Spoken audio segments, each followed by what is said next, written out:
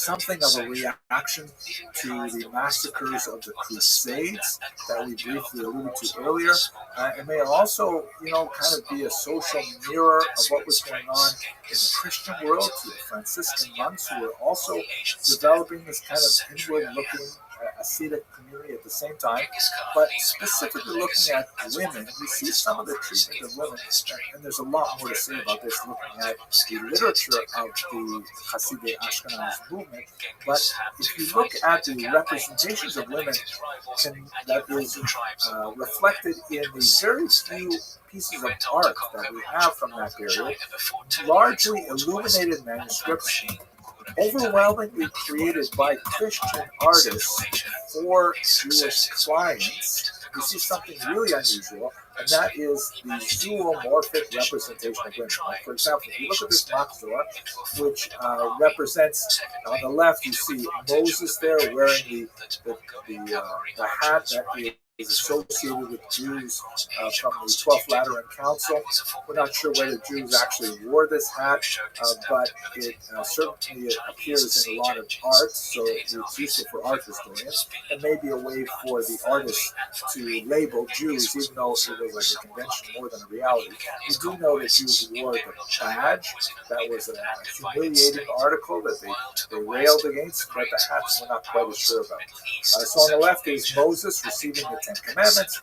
On the right, you have his brother Aaron, who is wearing a distinctly Catholic-looking popish hat, but that's, of course, because he was a high priest. Then they are followed by a group of male Jews. You see, once again, the youth with the Jewish hat. And then look at this. In the back, you have Jewish women, but they have these distinctly animal-like heads. It's important to note that the animals are not ugly or repulsive. They are sort of, cute, puppy-like. They have eyes which are disproportionately large for the size of their head, which is associated with cute animals and things like that. So it's not meant to be repulsive, but there's a distinct hesitation to represent women's faces in this Hasidic Ashkenaz artwork. It is something we'll see in other pieces with men as well, but the Hasidic Ashkenaz seem to be, hesitant to portray men, humans in general, but the women in particular. You can see here's another example from the period. You can see on the left, there's a female figure, second from the left. This is the figure of Solomon on his throne. There's demons there and things like that. But notice all of the men are also represented, except for Solomon himself, who is represented without a face, which is also something of a disfigurement or a hesitancy to portray a human figure. Here's another example, however, where Gemini, the twins, both males, are portrayed with animal heads. On the left, you have what appears to be Solomon again, this time with a face. So it's really very confusing. And here's perhaps the most famous example from the period of Hasidic Ashkenaz. You have the bird's head Haggadah, where almost all, but not all, of the figures are represented with birds' heads. This is a scene at a bakery where on the left is a Jewish man, in the center appears to be a Jewish woman who has been kneading and preparing the matzahs. On the right appears to be a Jewish boy who is poking holes in the matzah so they bake properly. On the left, the figure holding up the matzah, I always think of him as saying something like, "What? $50 a pound? You've got to be kidding me." But at any rate, this is another example of the Hasidic Ashkenaz and their hesitancy to portray the human form. Okay, so much to say, but I've got to move on. I want to thank you, though, very much for watching this video.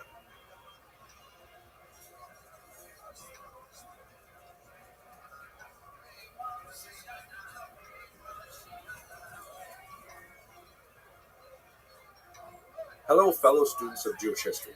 So we've had a chance to look at the communal structure of the early Ashkenazi community, and then we looked a little bit about the family structure and gender in Ashkenazi society. Let's now look at the internal, intellectual, spiritual, religious life of Jews in Ashkenaz in the High Middle Ages. So in order to do that, let's first place it into its larger context. One of the most basic ideas of Jewish intellectual history, traditionally speaking, is this notion of the decline of the generations. Theologically, there is this concept that there was a high moment of sensitivity and closeness to God at the revelation at Sinai, and then every subsequent generation represents kind of like a step down as we move in time away from that great event. And for the purposes of scholarship, rabbis have tended to divide these generations into kind of big chunks that corresponds more or less with the major works that they engaged in during their lifetimes and the major kind of activities that they did. So let's look at them, for example.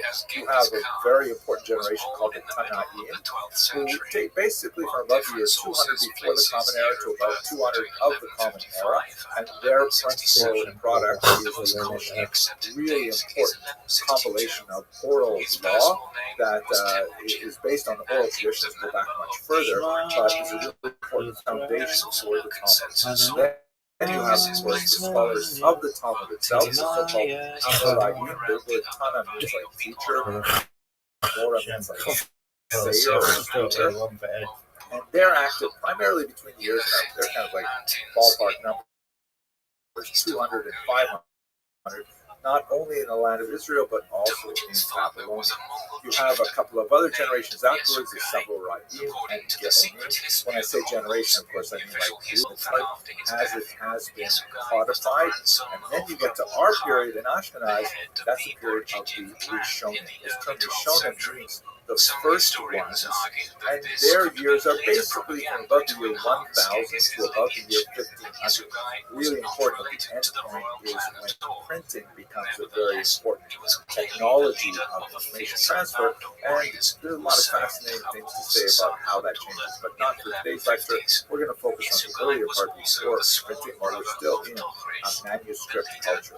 So there's the first ones, they're followed, by the way, by the Acharonim, the later ones, and they're basically up until 1900. I'm not exactly sure what we call people after 1900, post-Acharonim, maybe late Acharonim. But anyway, let's focus on the Rishonim. What primarily were these Rishonim, who were very heavily invested not only in Ashkenaz, but also in Spain and Italy? What exactly were they doing? So there's three basic categories of activity that correspond to the activity of the Rishonim. First, there were those who were commentators. The greatest of all of them was certainly Rashi, who lived in the 11th century, and he is a commentator par excellence, who basically goes to the text of the Bible.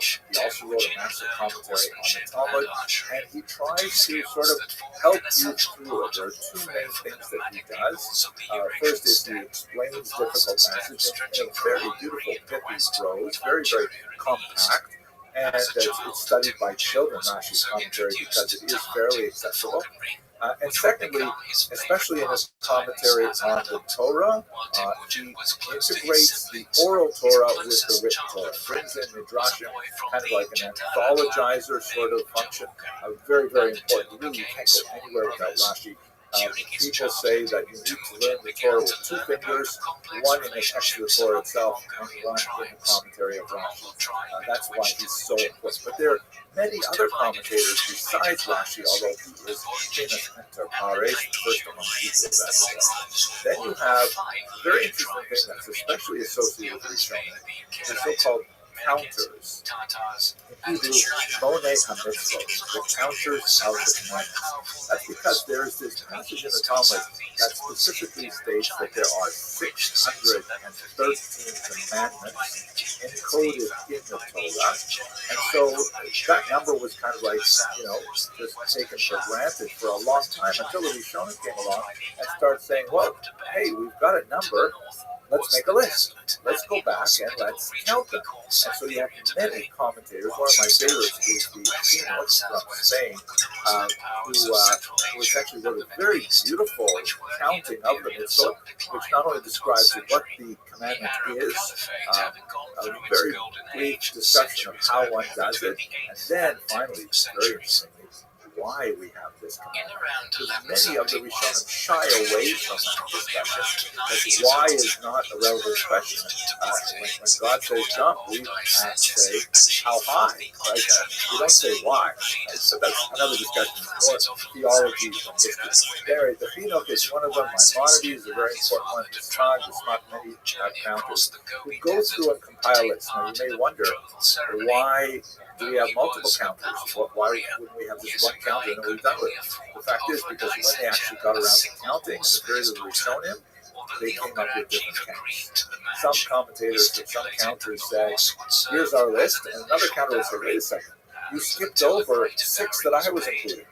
And you have several that I don't even think are mitzvot, and not even commandments. And so there's a certain amount of dispute between the counters, and that's why we have multiple lists of counts. But they're not hugely different. If I had to say a ballpark figure, I'd imagine the difference is probably 3 or 4% of the total of 613. But the vast majority they agree on. It is a commandment not to murder, for example. It is a commandment to honor your parents. But there are maybe distinctions. Maybe they break into multiple commands. Third, and this is kind of something that grows out of the counters, are the codifiers. Because up until this point, Jewish law was basically scattered throughout the Talmud, and then later decisions called responsa that are compiled by later rabbis. And if you wanted to know the answer to a question in Jewish law, you basically had to know the entire thing. You had to know all of the Talmud, which is 2,711 folios. That's 2 sides of 1 page. So we're talking well over 5,000 pages of text. Very difficult, coded, analytical text. And you had to know what people had written after that as well. So to know anything in Jewish law, you really had to have a massive training in Aramaic and in the Talmud and in the responsa to know whether or not a given chicken is kosher or so. So around the time of the Rishonim, shortly after the counters began their work, some of the counters actually became codifiers. They said, okay, let's organize all this material. We're going to put it into books, we're going to put it into chapters, we're going to put it into numbered paragraphs, and we are going to make a law code out of the instructions that are embedded in the Talmud and elsewhere. It's an extremely important activity. Rabbi Yaakov ben Asher was the author of one of the most important early codes. We have others like Maimonides, who we'll talk about later, and they culminate in the great Shulchan Aruch, the prepared table of Rabbi Yosef Karo at the very end of this period of Rishon. So these are the 3 basic areas in which many of the Rishonim were quite active. Specifically in Ashkenaz, we should also add one more really important thing, which I think if we had to put it into those 3 categories, I'd include them in commentators, but it is an especially important group of commentators because it was so pervasive throughout Ashkenaz and beyond, and it had such a massive impact. This is referring to the commentary school called Tosafot, which means basically additions. And these are specifically commentators on the Talmud who take a very different approach than Rashi and similar commentators. Have a look at this page here, and you can see I've sort of broken down a color-coded page of the Talmud. This is actually the first page of the Talmud, and it deals with the laws of reciting a particular prayer, at what time may it be recited in the morning. You see in the pink, you have the Mishnah. You recall that's associated with the Tanaim, the earliest generation. And then below it in the sort of goldenrod, you have the Talmud itself, also known as the Gemara, and it is a commentary on the Mishnah. So the Mishnah is set to writing sometime around the year 200. The Talmud takes another 300 odd years, and it is a commentary on the Mishnah. And basically, you turn the page, and you'll always have in the center either a bit of Mishnah or more likely a long discussion of that Mishnah that is the Talmud.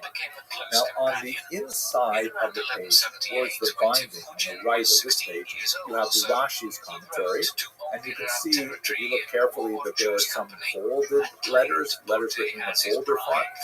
Those are the opening words quoting from either the Mishnah or the Talmud.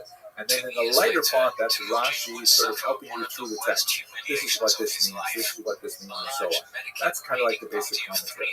Tosafot, on the other hand, they're in the green big column on the left, and this is a huge school of several hundred rabbis active throughout Europe, all the way from England to Kiev in Ukraine, that are doing a very different thing with the Talmud.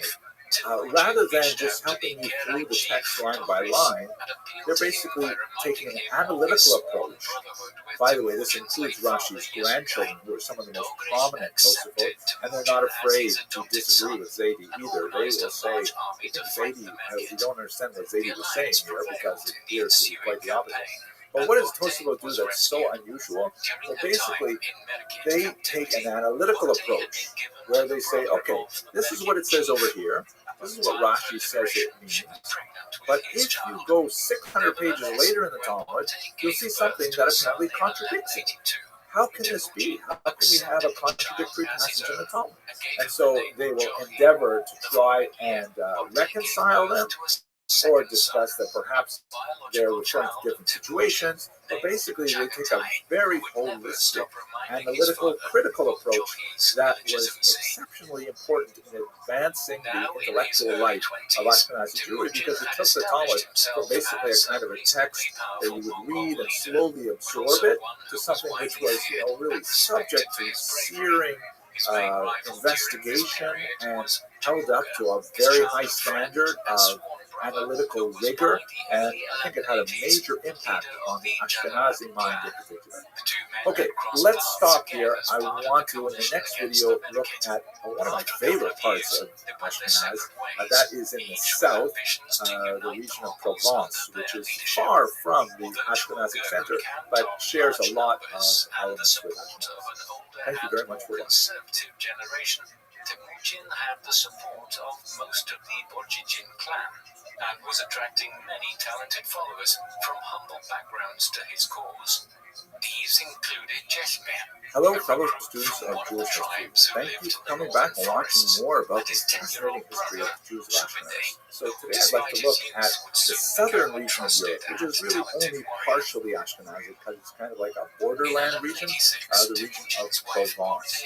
And it basically follows the Rhone River that extends basically from Lyon down to Marseille.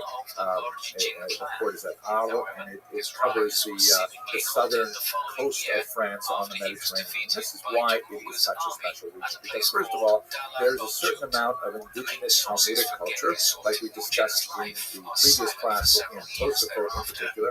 That's kind of like the French school that's active in this region of Provence. But you also have a significant number of Spanish migrants who are making their way over the Pyrenees Mountains into this region and bringing with them a very different approach to Talmudic study, quite distinct from Tosafot in a lot of ways, a great attachment to the legitimacy of the girsa, of the text itself, and a critical method of saying, well, this must be a typographical error, or I should say typographical scribal error, and things like that.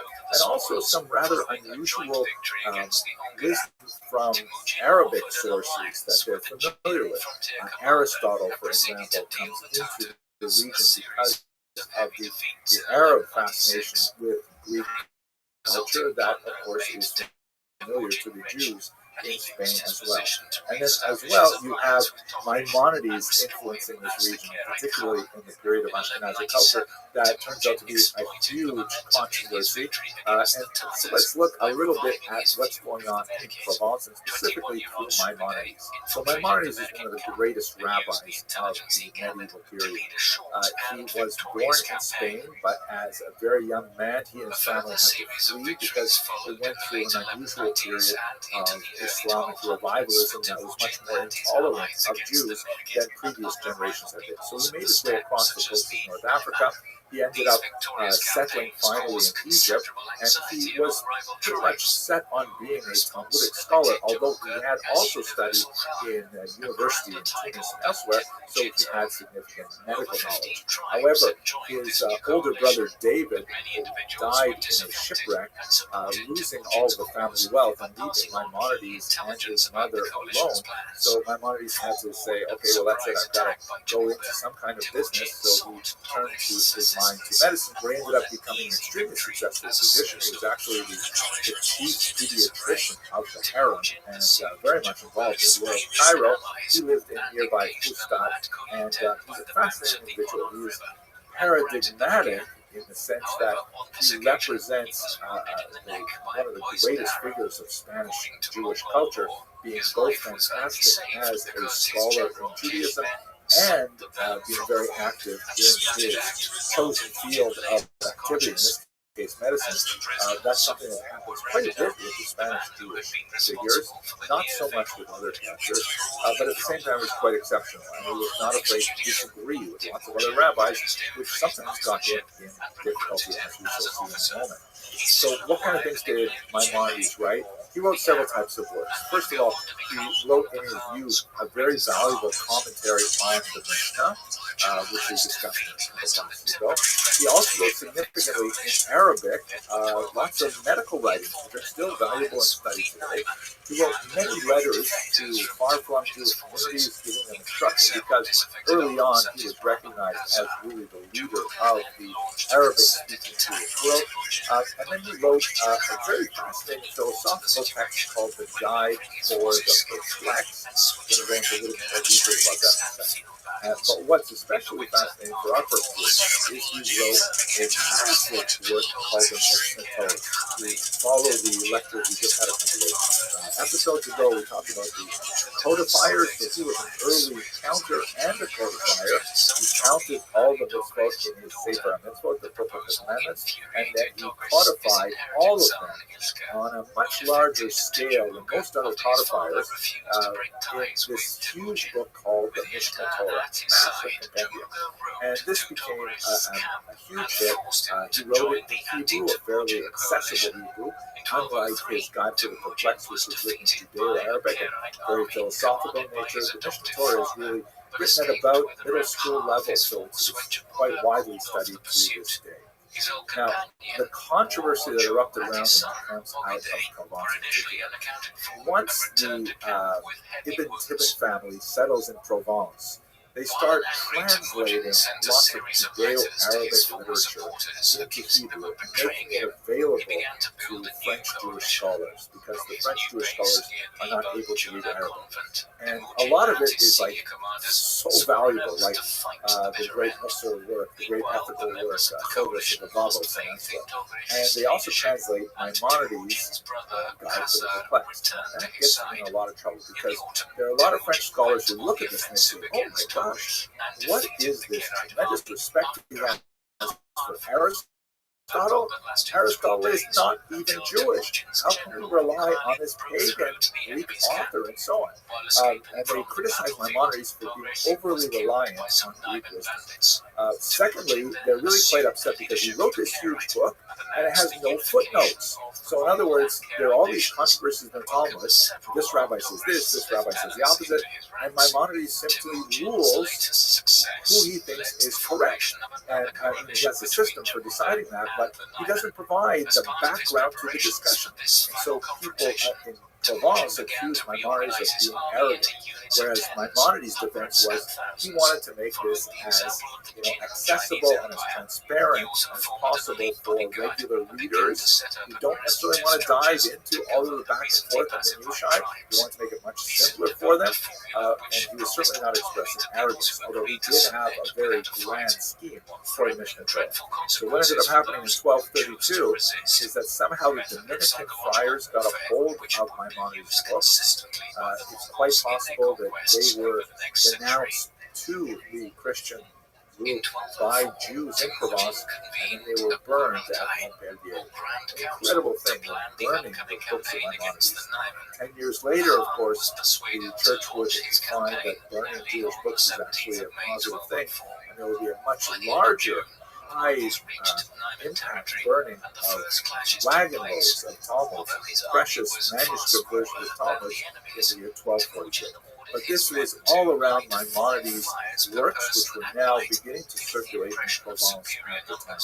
And the controversy kept going for a while. Was it okay to study Maimonides? Was it not okay to study Maimonides? And eventually the rabbis came to a compromise where they placed a ban on studying philosophy until a person reaches the age of 25. That was considered the minimum level of maturity before a person would study these things like Aristotle or Plato without being turned aside from traditional views.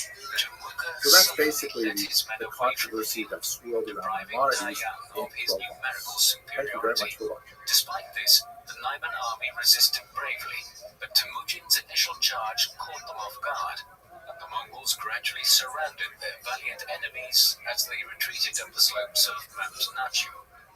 Hello, fellow students of Jewish history. Let us conclude our discussion of the inner mind of the Ashkenazi community by looking at a very unusual indigenous movement called the Hasidei Ashkenaz.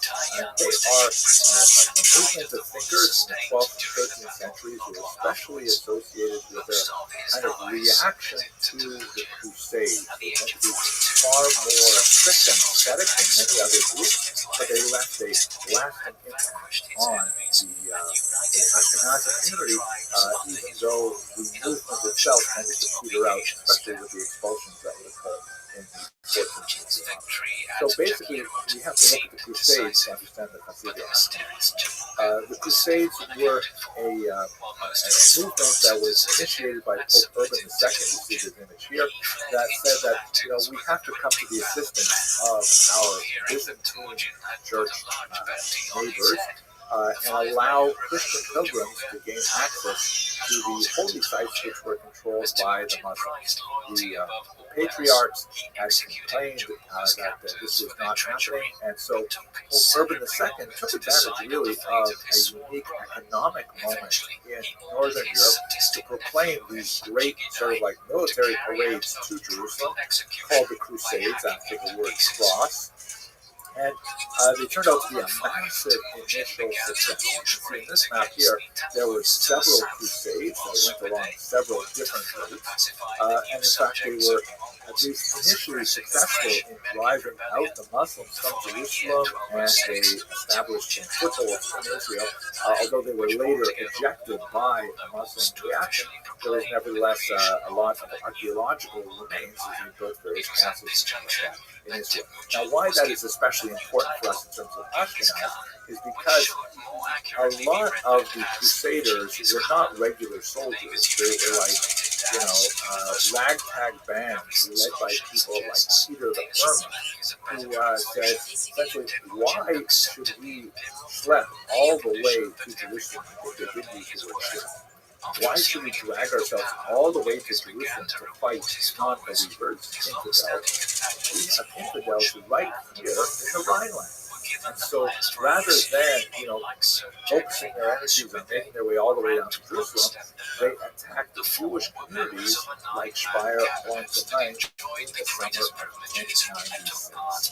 These were absolutely horrific massacres.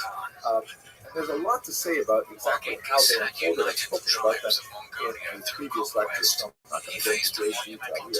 But these were massacres that came out of the blue, and they actually had a remarkable impact on the community there with horrible stories of Jews committing suicide rather than submitting to baptism, of horrible entire families dying under these circumstances or burned alive in synagogues and so on. And it left a lasting intellectual scar on the spiritual life of Ashkenaz. Now, how that was expressed in terms of thought is what we see primarily in the activity of the Hasidei Ashkenaz. So let's turn to that, and I refer to some of my earlier lectures on crusades if you want to get more into that specific aspect of it. But for now, let's focus on the life of the mind. What were the Hasidei Ashkenaz all about? So perhaps the most important document of this movement is this one here, the Sefer HaChasidim, the Book of the Pious. The word Hasid means pious one, and it actually has been borrowed all the way since the biblical times to refer to groups that follow an additional level of stringency in the religious observance. Yehuda HaMaccabee, for example, in the Maccabean revolts, his followers were called Hasidim. And this unusual book, Hasidei Ashkenaz, is attributed primarily to Yehuda the Chassid, who lived between the years 1150 and 1217. It's a fascinating book, and it would be great to go into much greater detail because it has all kinds of really cryptic stories that have a lot of realia in them about the life of Jews in Ashkenaz, relationships with non-Jews, and really surprising things about what Jews did and what kind of trouble Jews got into sometimes and so on. But the major themes in this book of freedom include self-denial and martyrdom.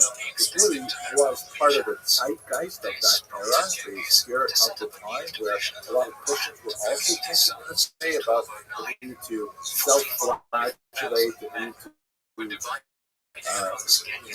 achieve atonement for sins and so on.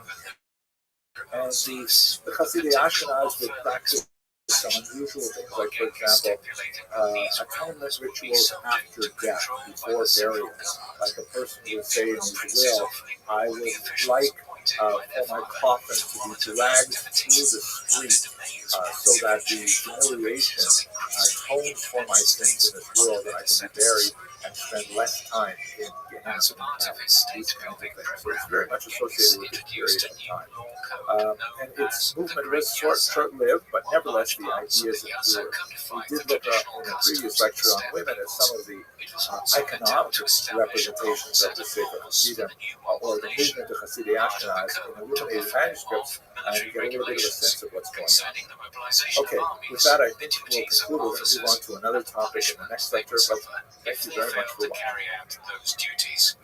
With regard to taxation, Genghis gave generous exemptions to religious leaders and foreign merchants, while the Khan maintained his Hello, fellow students of Jewish history. Let us continue our discussion of the history of the Jews of Ashkenaz by looking at the impact of the church, particularly in the crucial 13th century. This is a period when the church was ascending in its conflict with temporal powers and their jockeying for power. The church begins to really get a major leg up in the 13th century. The Crusades were a major step forward for the church's authority and power and its ability to unite all of Europe under a single cause. Of course, that's all of Christian Europe, which is basically all of Europe. The Jews were not necessarily so thrilled with the Crusades, and then there would be other issues as well. But for the most part, the notion that the church should have authority over kings was something that really showed its peak in the 13th century. How does that relate to Jews? Well, let's just have a look at a couple of pieces of art to illustrate this, and then we're going to look at liberal theology and specifically look at the reign of Innocent III, somewhat ironically named Pope of the early 13th century. This is a classic representation of what's called the Ecclesia et Synagoga depiction, the church and synagogue. This is an example from the Notre Dame Cathedral before it was burned down, and I wonder what it looked like when they restored it. But basically, this is a piece of monumental architecture, which was essentially a kind of visual text for illiterate peasants who would be able to come to the cathedral and would be able to understand something about the nature of the church and its relationship to Jews and Judaism. This was in many ways a kind of a visual expression of something called the doctrine of witness that we've discussed in previous classes, but let's go into a little bit more detail today. So you have two figures, symbolically representing on the left the church and on the right the synagogue. The reason why the church is always on the left, which is normally the weaker side in Western thought, is because these images are often placed in the context of a view of the crucifixion, the passion scene. So the crucifixion happens in the center, and the church, which is on our left, is actually on the right of Jesus, and the synagogue would be on the left. So that's why the left is representing weaker, and so on. So here you can see on the left the church, and there's a few key features. She has, for example, her crown is on her head, properly installed. She's holding on to a chalice. She's got a staff that represents authority and power. And contrast this with the synagogue, who is typically without a crown or a crown falling off her head. She is typically blindfolded, meaning she's unable to see the truth of Christianity. In this image, she is dramatically blindfolded by a serpent that covers her eyes. Obviously, harkening back to the original sin and the book of Genesis. Her staff is broken, indicating that her powers are failing. And she is holding the commandments. It looks like there's actually quite a few more than 10 here. I see 4 tablets, which makes me think there's like 20 commandments. We have enough, I think.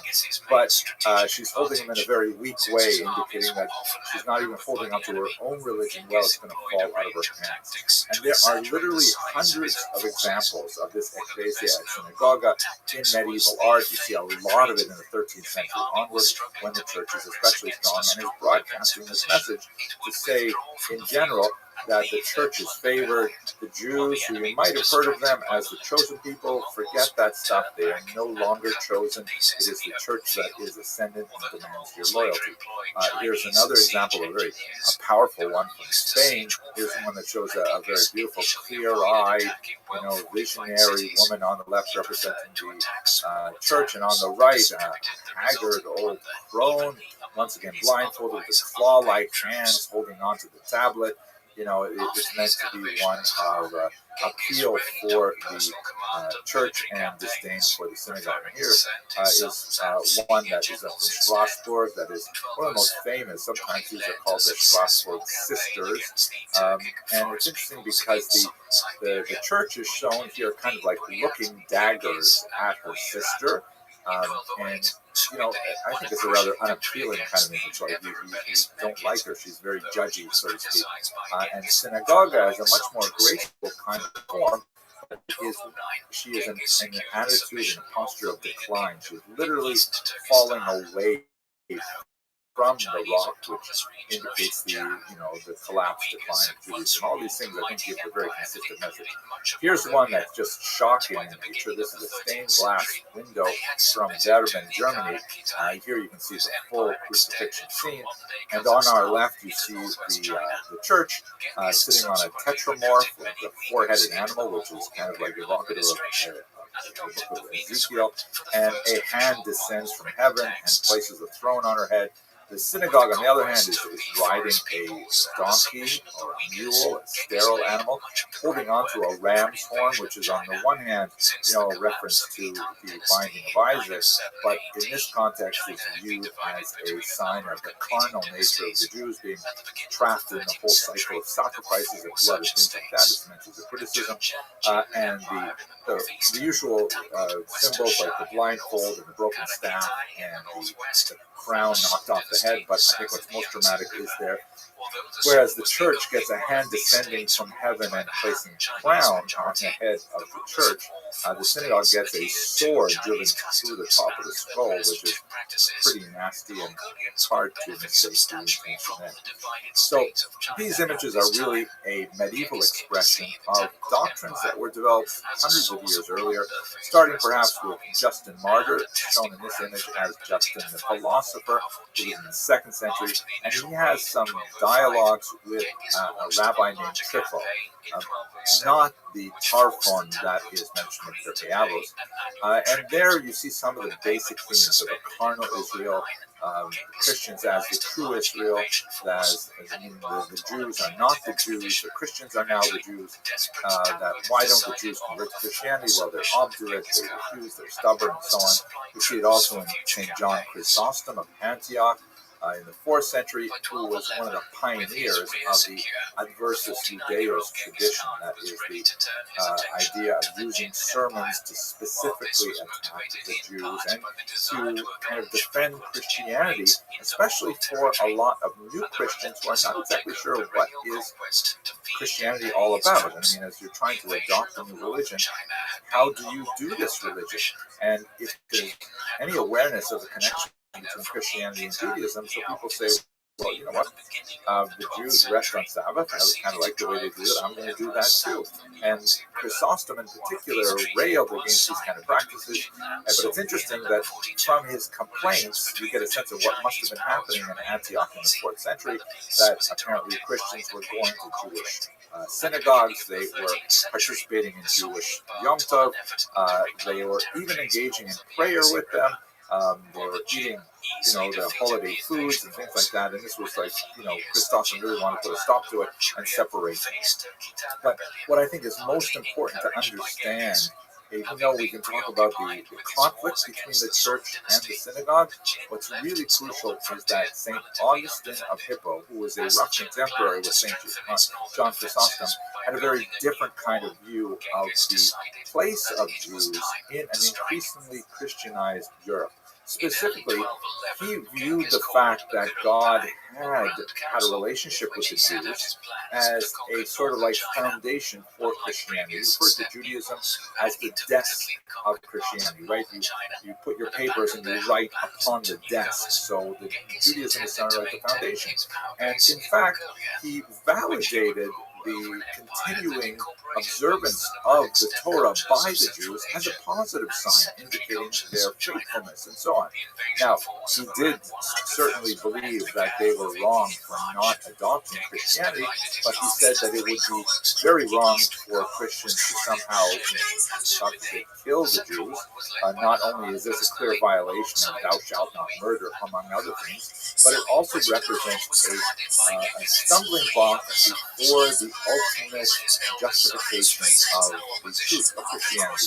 That's the idea of what he called the doctrine of witness, which basically means the Jews must be kept alive until the second coming of Jesus, so that the Jews, who were the original Jews, the original people to whom Jesus preached, would be able to somehow confirm that, yes, this is the Messiah that we have been waiting a long time for.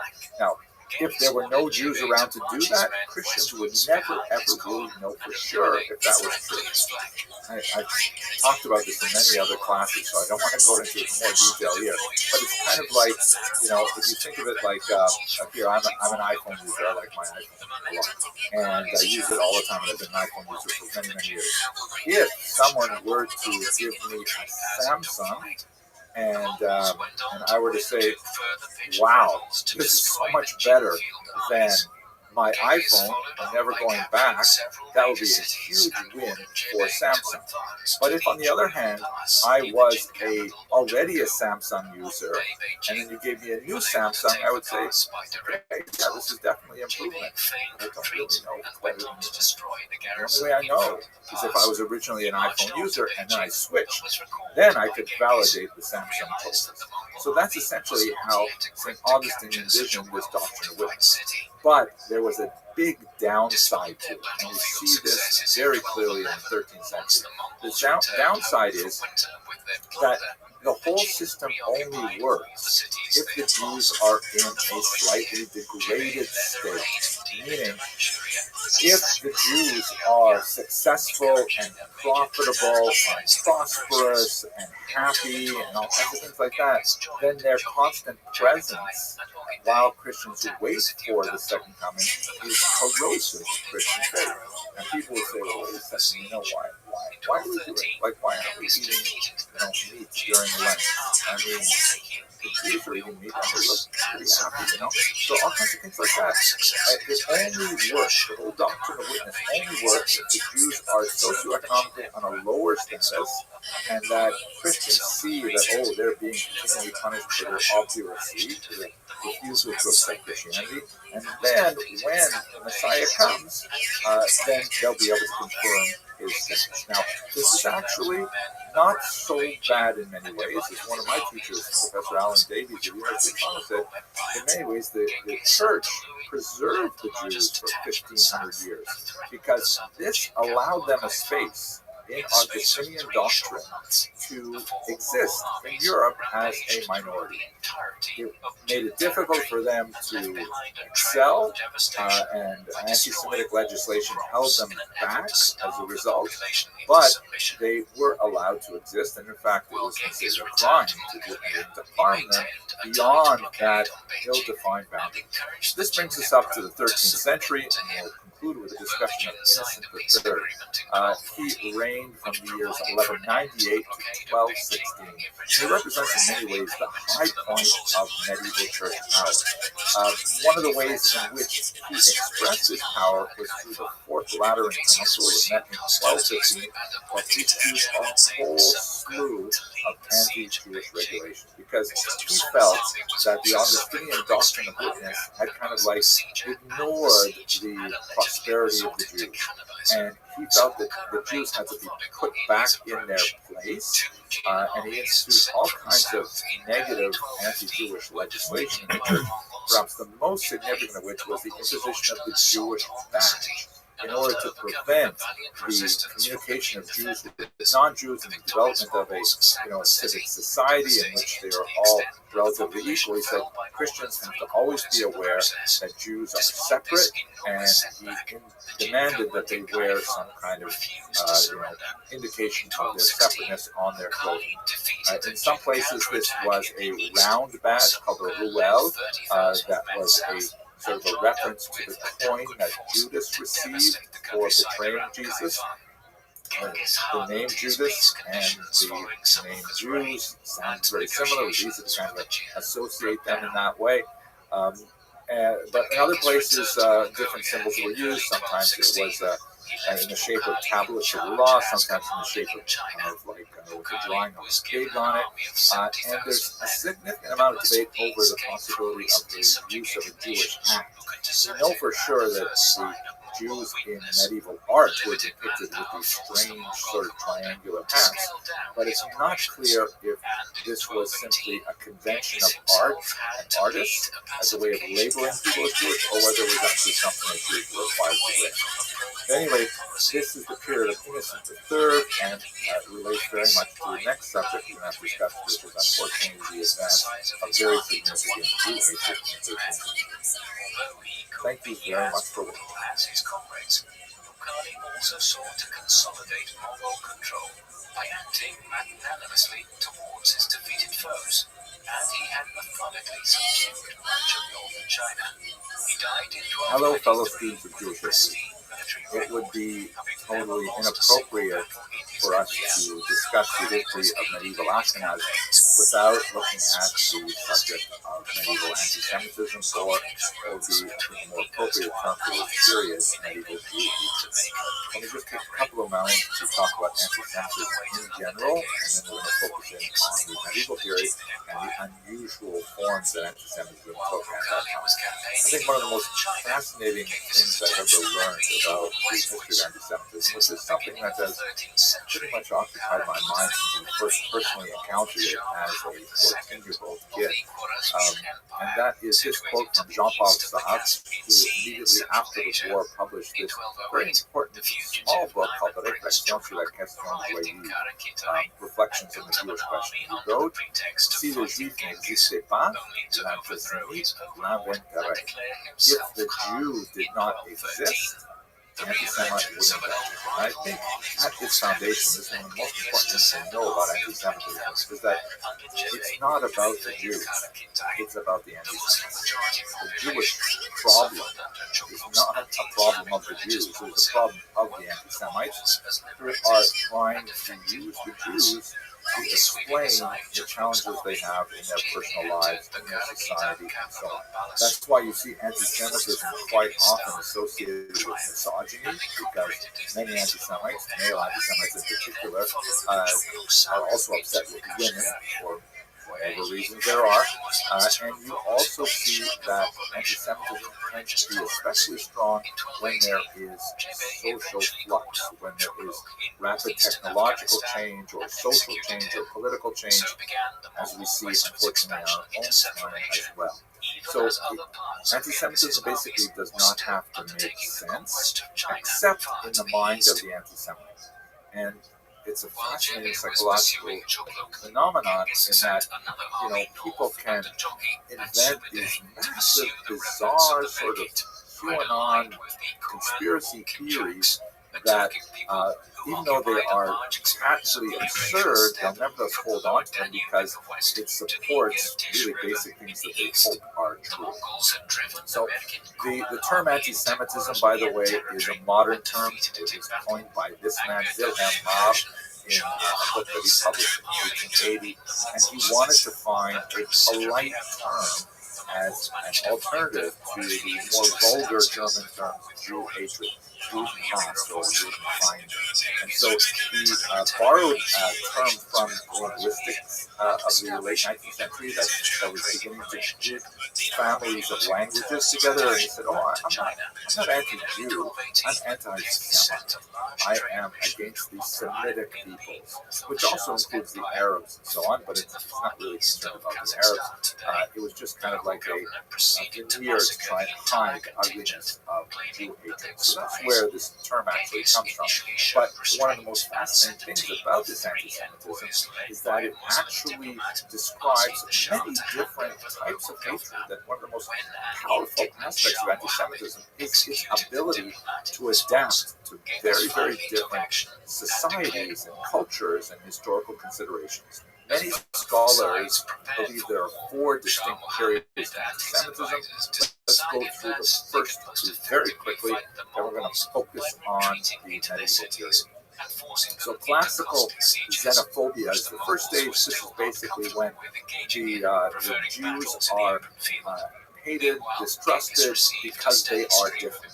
And what I think is especially interesting about this is that although it's not nice to be hated or distrusted or so on, it's pretty normal. It's something that all human groups experience as, people try to categorize the world around them, and they'll make these grand sweeping assumptions that all people who look like this, who come from this place, who speak that language must be bad, must be good, must be better, must be worse, and so on. And so Jews are, victims of that just as they are undoubtedly perpetrators of that. This is kind of like a basic, normal human phenomenon. You see it, for example, in the Arch of Titus, which was a big memorial arch that the Romans erected to celebrate their victory over Judea in the First Roman-Jewish War, and it depicts Roman soldiers carrying off spoils from the temple. So, it's not nice, and it's not really complimentary to Jews, but it's not really like a pathological kind of hatred. It's, all societies, when they win a war, tend to create monuments to celebrate their victory, and the losers simply have to put up with it.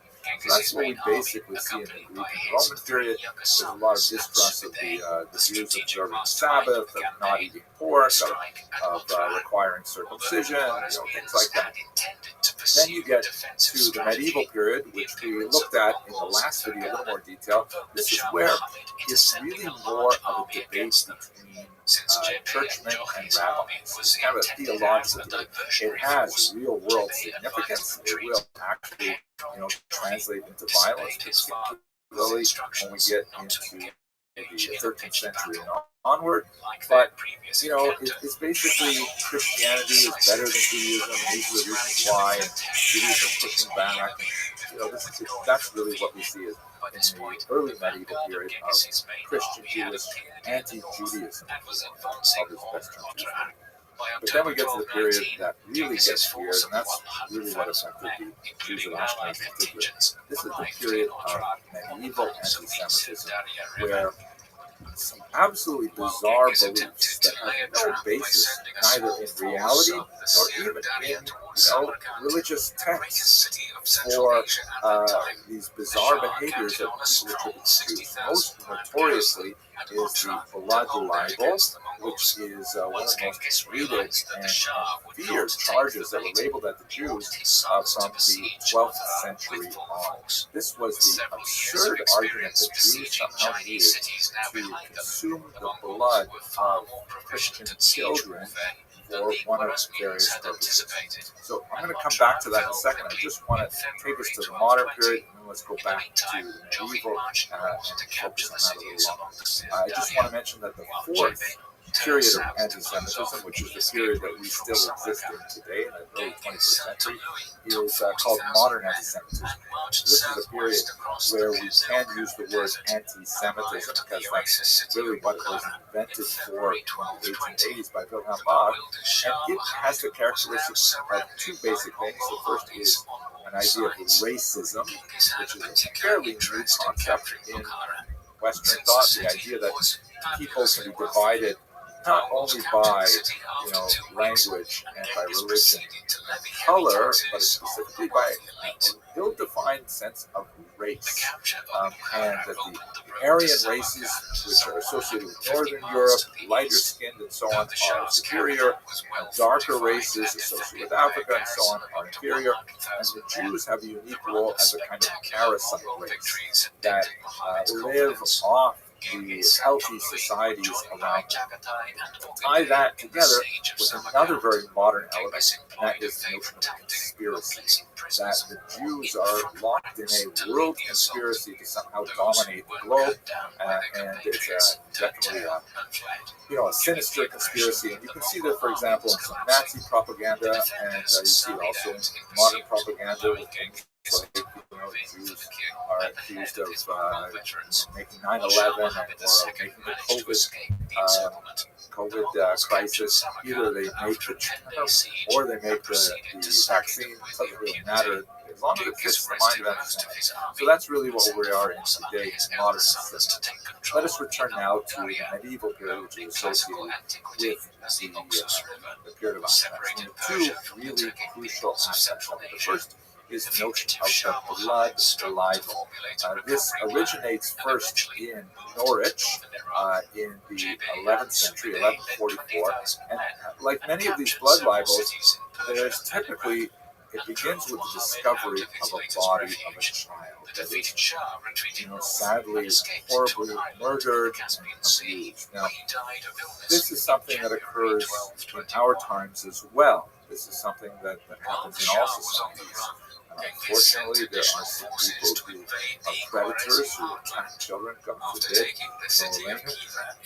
and the population, when they find the body of a child, they're justifiably upset and enraged, and they look for a victim. And quite often, in the medieval period, beginning in 1144, there was this charge that, the Jews must have done it.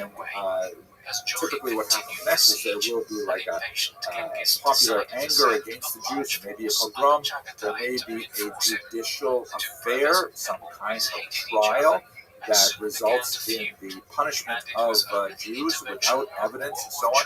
And in fact, in some cases, like in Blois in the 12th century, sometimes there's not even a body, but nevertheless this rumor goes around and people get this idea in their head and they go out and attack the Jews.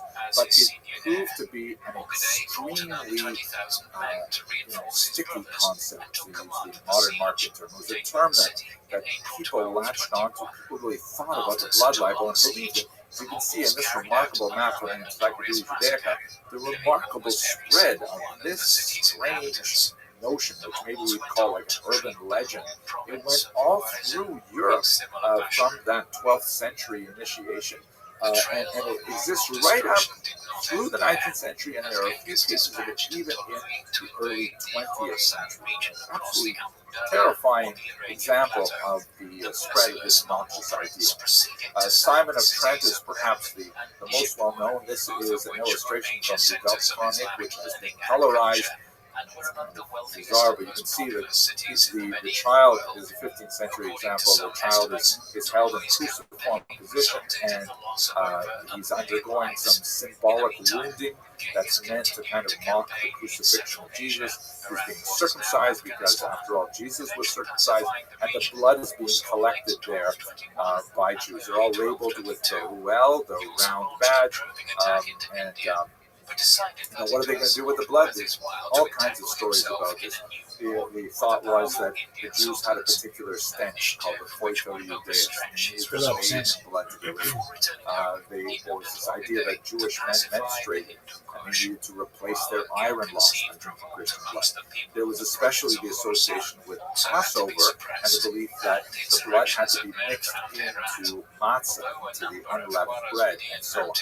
And these things are, of course, all absurd. I think one of the most fascinating ones is the idea that the Christian blood was a fertility ritual that actually, ensured that women would conceive.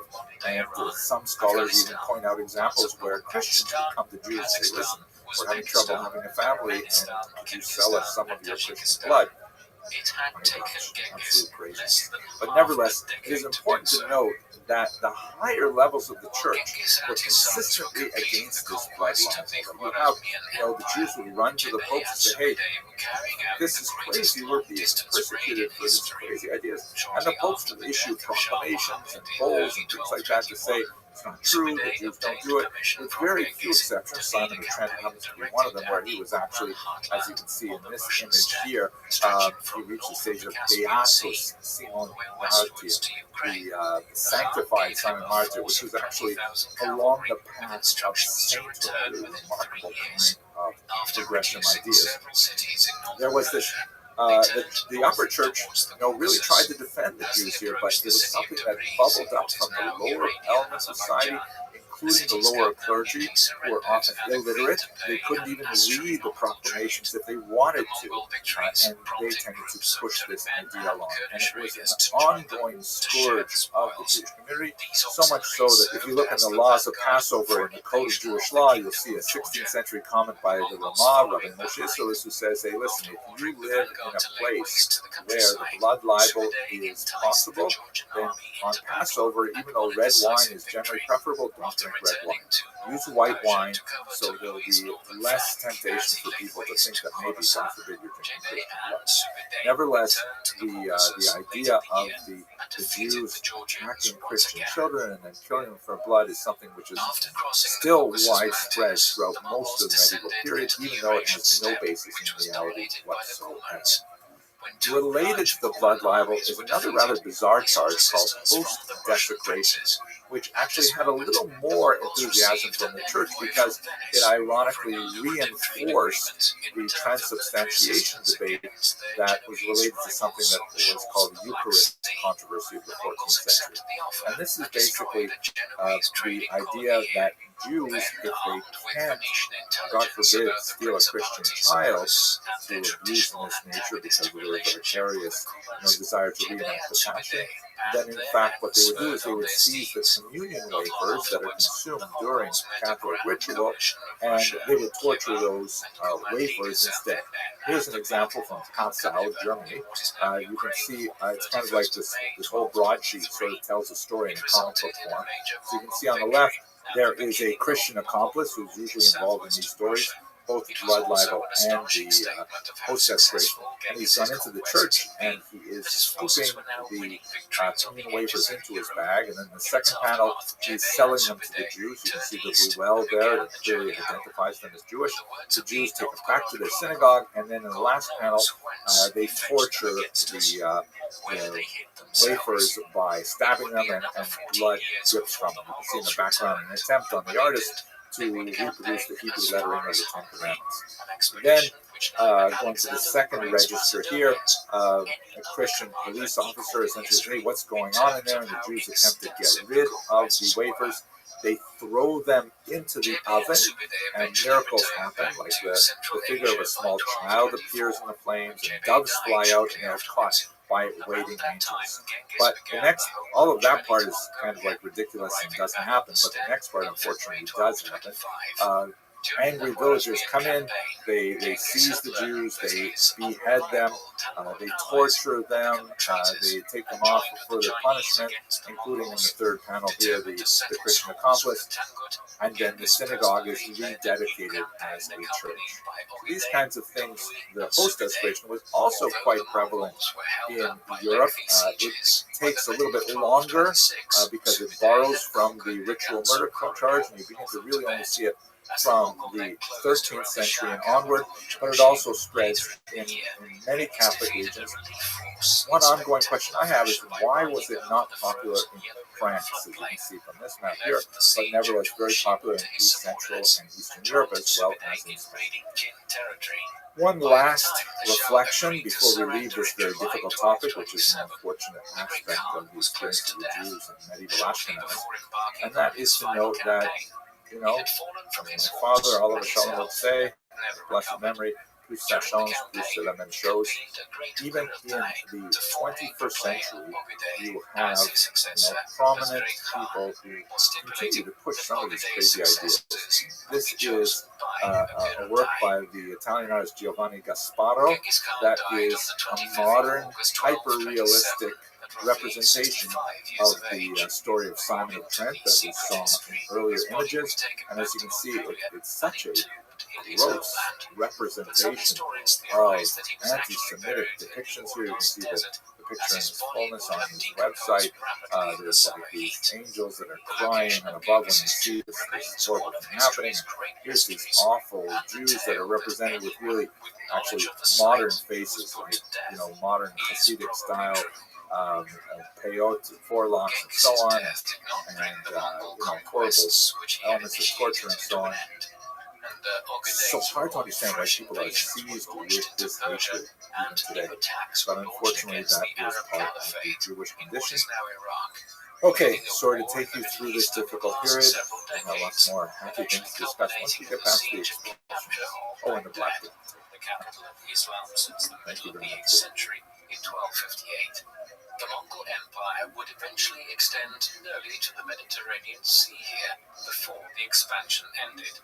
To the east, Ogedei also launched the Hello, first fellow students of Jewish invasion history. of the Korean So, Peninsula. as we near the end of our discussion of early Ashkenaz, the main feature that characterizes the 14th century on is the movement of Jews from Ashkenaz primarily to the east. This is partially a negative phenomenon as Jews are driven out through the rise of anti-Semitic motifs that we saw in the last lecture, and the Black Death in particular, but it's also a kind of a positive movement in that Jews are welcomed, even invited into Poland, and we discussed that in the last lecture. So as you can see from this map here, there are repeated expulsions of Jews from many regions. Look at France, 1182, 1306 is the largest expulsion, 1321, and then 1394, very large one as well. You might ask the question, wait a second, why are you expelling people twice?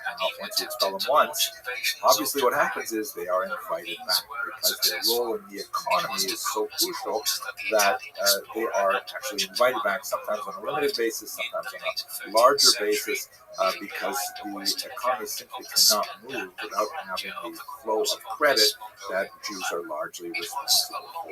So this is a phenomenon that really proceeds apace in the 14th century in particular. Now, you might wonder, what changed? Why is this different? Why did this all of a sudden happen? So here's a remarkable depiction of the expulsion from France in 1182. You can see the Jews who are identified by the Ruel there have worried expressions on their faces as they make their way to the east. And on the left, you can see the king there, who is kind of like he's got this very evocative gesture of please run along now, but this represents in particular the 12th century expulsions of France, which really set a tone that would be followed for the rest of the century. What changed? Why expel them now? Why didn't we have expulsions before, but now all of a sudden we have an increasing the number of them? One reason is certainly the influence of the church, which expands dramatically over the 13th century, in particular, as we saw under Innocent III.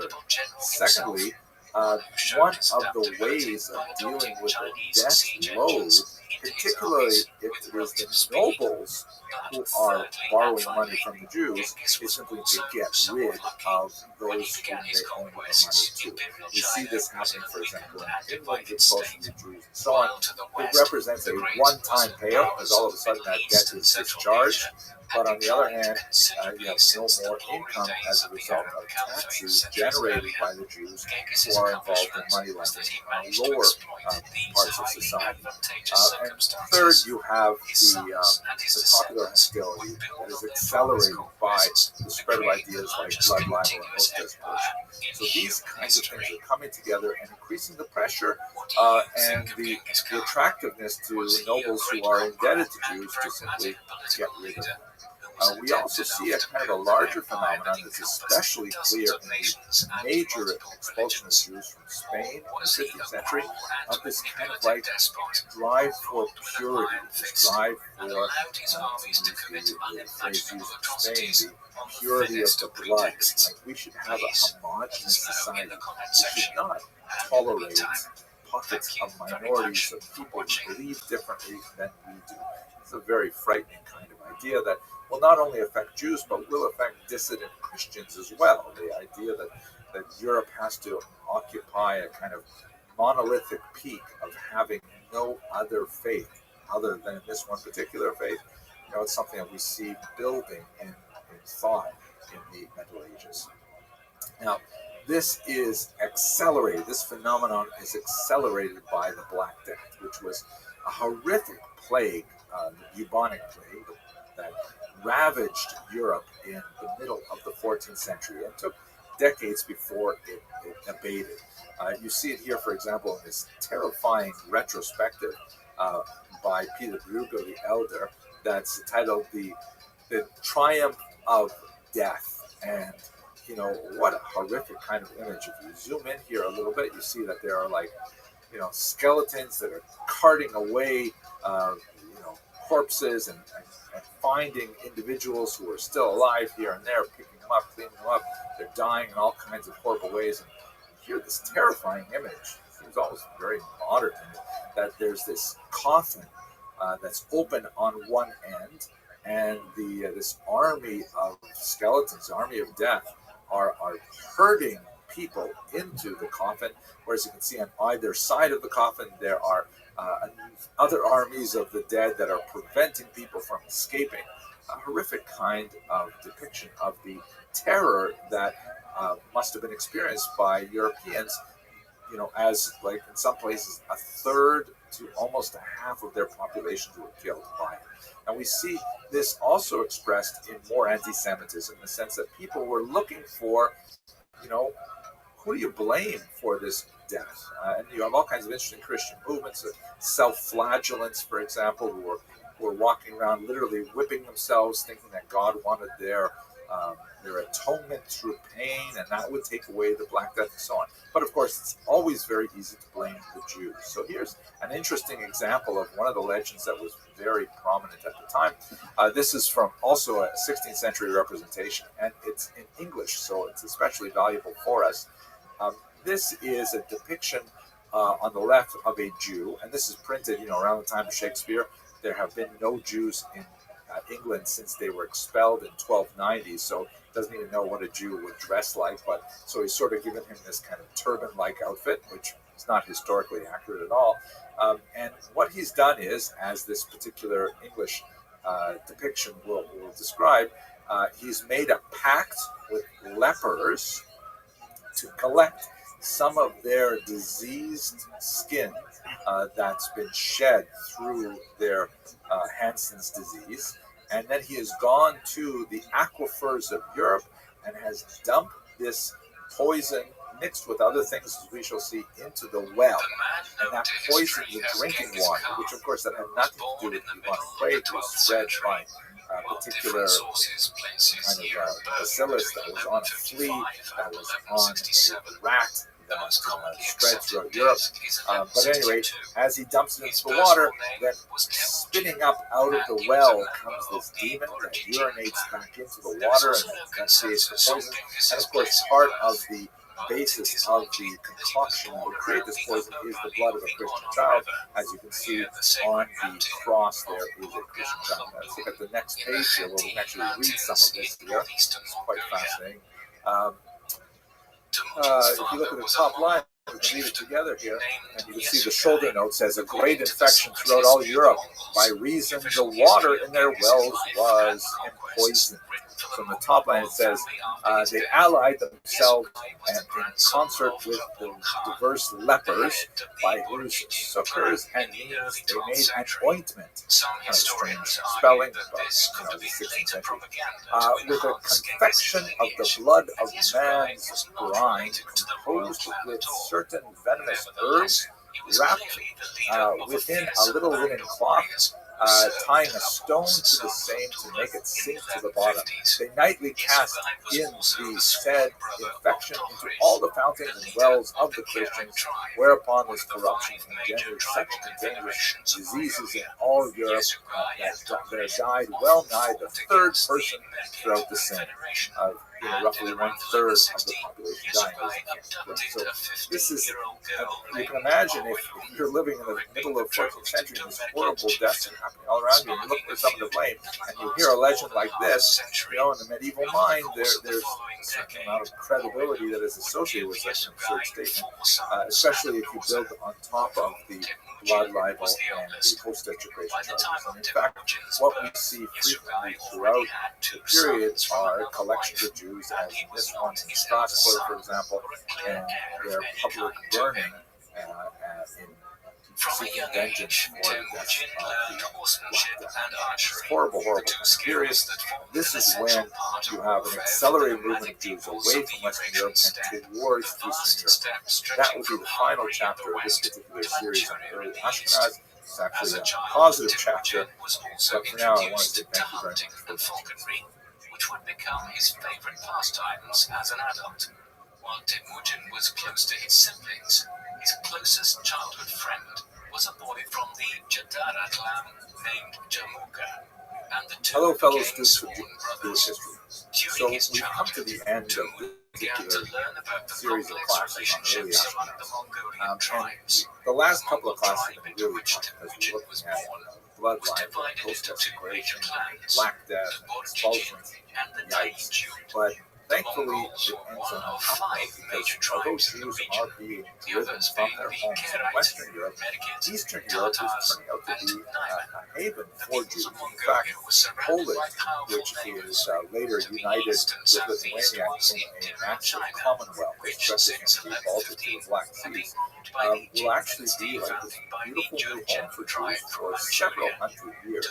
And Jews will sort of riff on the term Poland in Yiddish, Hebrew, as Polin, which means in Hebrew, here we will rest. Here we will rest. And this is because whereas in Western Europe had all these negative things going on, in Eastern Europe there was a recognition of the value that Jews had to initiate the economy, and so they were actively attracted into the Polish-Lithuanian commonwealth and offered the possibility of settlement there to engage in various economic functions to which the largely agrarian population was not well adapted. And we see this, for example, here's a beautiful example of a Jew, kind of like a Jewish family, really coming to Poland and seeking the refuge there. And the king who's up on the stairs is magnanimously saying, well, why don't we let them in? I mean, they seem like nice people, right? So this is especially noted in the various charters extended to Jews, like the Statute of Kalis, which is shown here, 13th century statute. This is actually a remarkable a representation of it by the great 20th century Polish Jewish artist Arthur Szyk, who was saying, like, look how amazing it is that the Polish king actually viewed the Jews positively and would invite them to the region. Jews were heavily involved in the early economy, and some of the earliest coins that come out of Poland actually have Hebrew lettering on them, like this one here, which says Meshko Karo, or King Meshko, written right on the coin, because the Jews were the early vintners, as well as engaging in all kinds of other economic activities. So by the time you get to the 18th century, you see in this map here, large populations of Jews throughout Poland, and it would constitute really the bulk of Ashkenazic Jewry going into the modern period. Although Jews in Poland would still retain the definition of themselves as Ashkenazic, which harkens back to Germany, they would nevertheless be overwhelmingly concentrated in the East, far more than they would be in Western European countries. And at the pinnacle of their activity there, which goes beyond the time frame that I really set for this mini course up until about the year 1400, they would create something absolutely fantastic called the Council of Lands, sometimes called the Council of Four Lands. This was basically a uniting of all of the Kehilot, all of the communities, the municipalities of Jews throughout the Polish-Lithuanian Commonwealth in a single coordinating body, which in many ways allowed the Jews to function on a meta level, almost on a state within a state level, making sure that they regulated their internal behavior according to Talmudic law that was particularly occupied with things like commercial law and marriage law, and ensured that men who did not give their wives a get were still under the authority of the overarching Council of Lands. This is a page of minutes from the Council of Lands. And according to many historians, following the thought of Shimon Dubno, shown here, a great historian from Eastern Europe, this represented really a high point of Jewish civilization as a whole, because the Jews had sort of evolved to a point where they could exist as a society, fully participating within the diaspora environment without having to have a state of their own. Dubno, of course, was non-Zionist. He lived at the time when Zionism proved to be an extremely powerful phenomenon, and most Jews actually supported Zionism. But he thought that Zionism actually was a step backwards for the Jews. That the Jews had already evolved past the need for a state, that they could maintain their communal existence without connection to a state. Sadly, Dubno himself was killed by Nazis, along with most of the people who did not see the value in having a Jewish state, at the very least, as a refuge for Jews in the face of anti-Semitism. But nevertheless, it's fascinating to think about what the Jews could achieve within their diaspora environment under the Council of Lands. And that takes us to the end of this particular section of classes. I hope you found this mini-series useful, and I wish you tremendous success in your journey studying Jewish history. Thank you very much for watching. Enabling the pair to get away safely. Over the next few years, Temujin and Boer or Jew would build up a band of loyal raiders. During this period, another gifted warrior named Borukul joined Temujin and became a close companion. In around 1178, when Temujin was 16 years old or so, he rode to Bulgaria territory in Boruk's company and claimed Borte as his bride from his proud father-in-law, Daisajan, having been away for several years. 2 years later, Temujin would suffer one of the worst humiliations of his life. A large Mennonite raiding party of 300 horsemen descended upon Temujin's camp and scattered them, although Temujin managed to escape with his brothers and his mother Oilun. I want to express our appreciation at Jacob, Jerry, Madeline Eisenberg, first of all, good not to you on the recent wedding in your family, but tonight and this series is being sponsored by Jerry and Madeline, commemorating the 10th birthday of our dear friend and member, Evelyn Saxon, actually more about Yeshua and Bishop. She passed away on the 6th night of Hanukkah, and those of us who actually do that with us that they continue to trust on memory of her, both as a constant presence of light and beauty and grace, and the capability to help forth the serve for her family for so many years. But also as a lifelong artist, as someone who was always present in my personal year and in the year that brought together her lives through her model.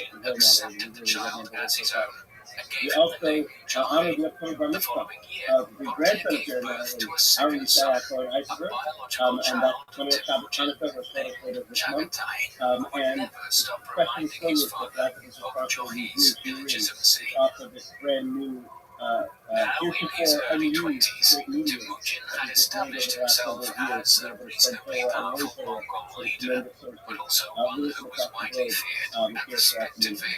I want to just start off with a quick introduction for Dr. Henry Eisenberg. Here at Dr. Aiken, we feel like we're one of the family. Even from afar, in the theorem and the history that you shared with us. And this particular topic, not only is it timely, but it's so important because the nature of our community is really fascinating. And multifaceted of each, with so many different backgrounds and so many different identities come together for the assist and unity of the Jewish people.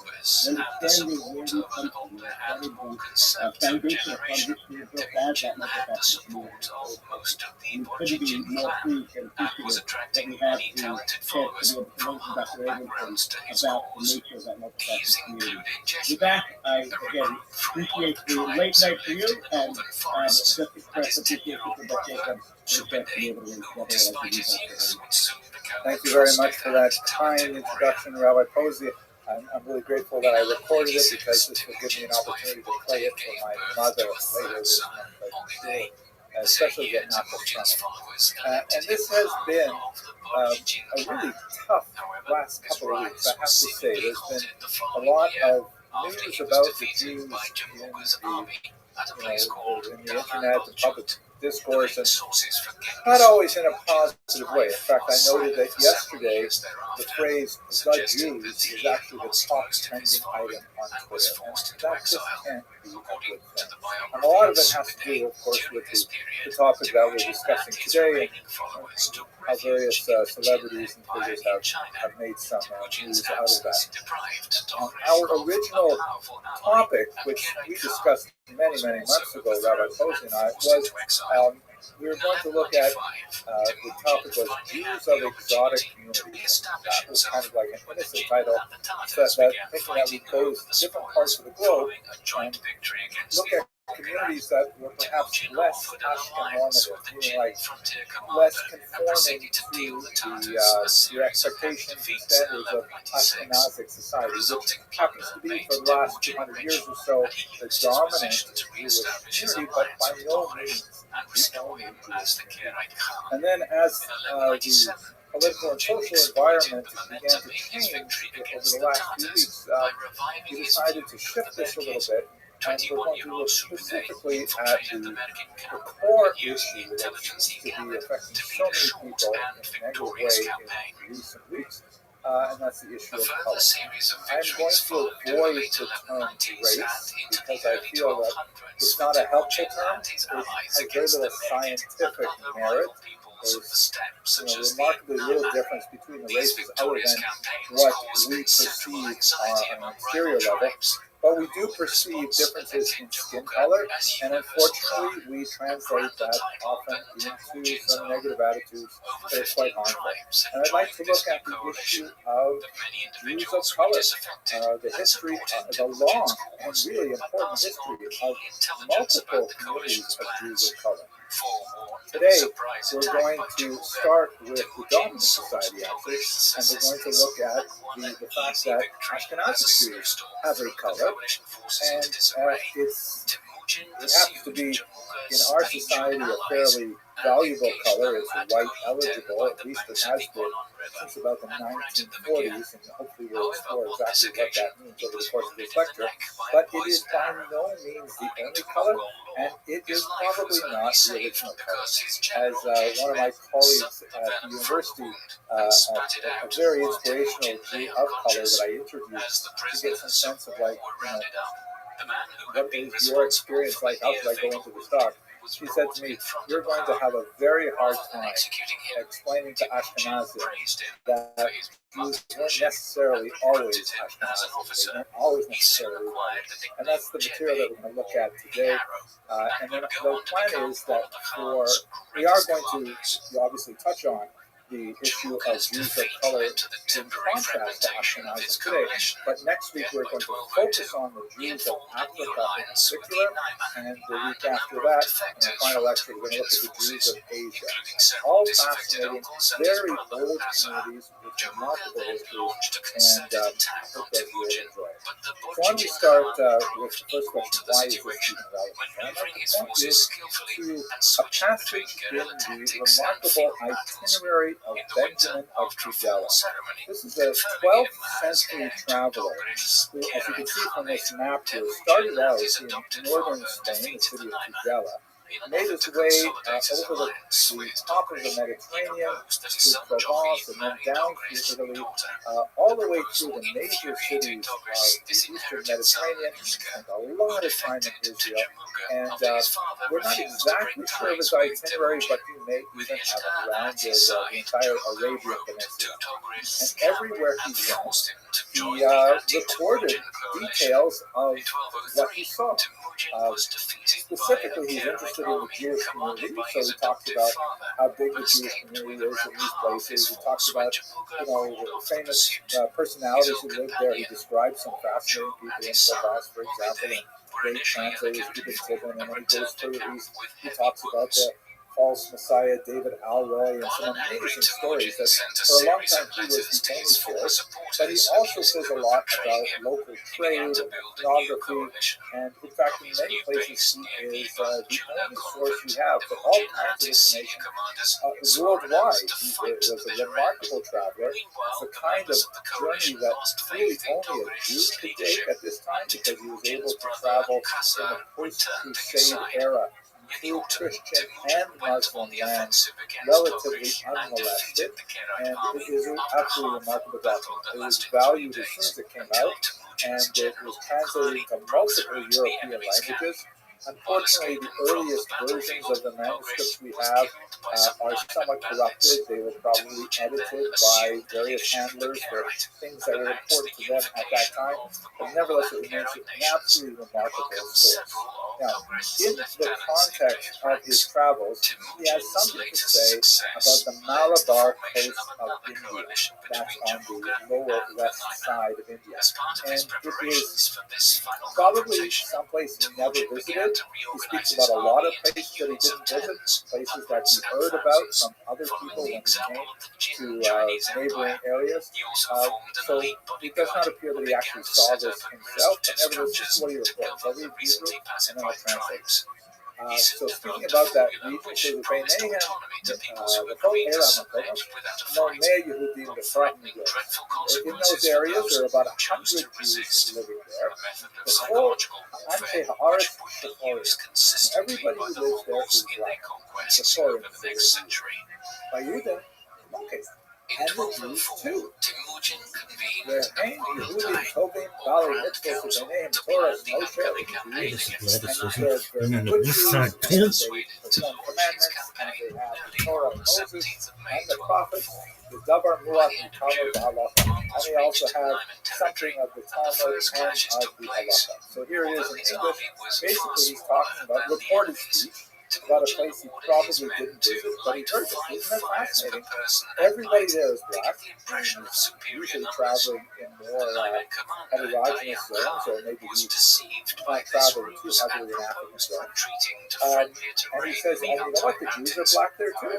And the next thing he says is, like he says about every single community that he visits, what's the quality of their Torah study, how observant are they, and he just puts them in the same kind of category as everyone else.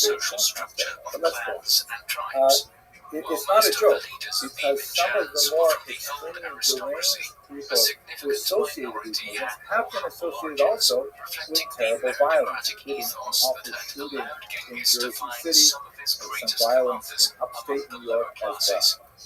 Beyond the violence, we should note that there are many Israelite congregations that have very good relationship with other Jewish movements, even if there's still disagreement about who is Jewish and who is not.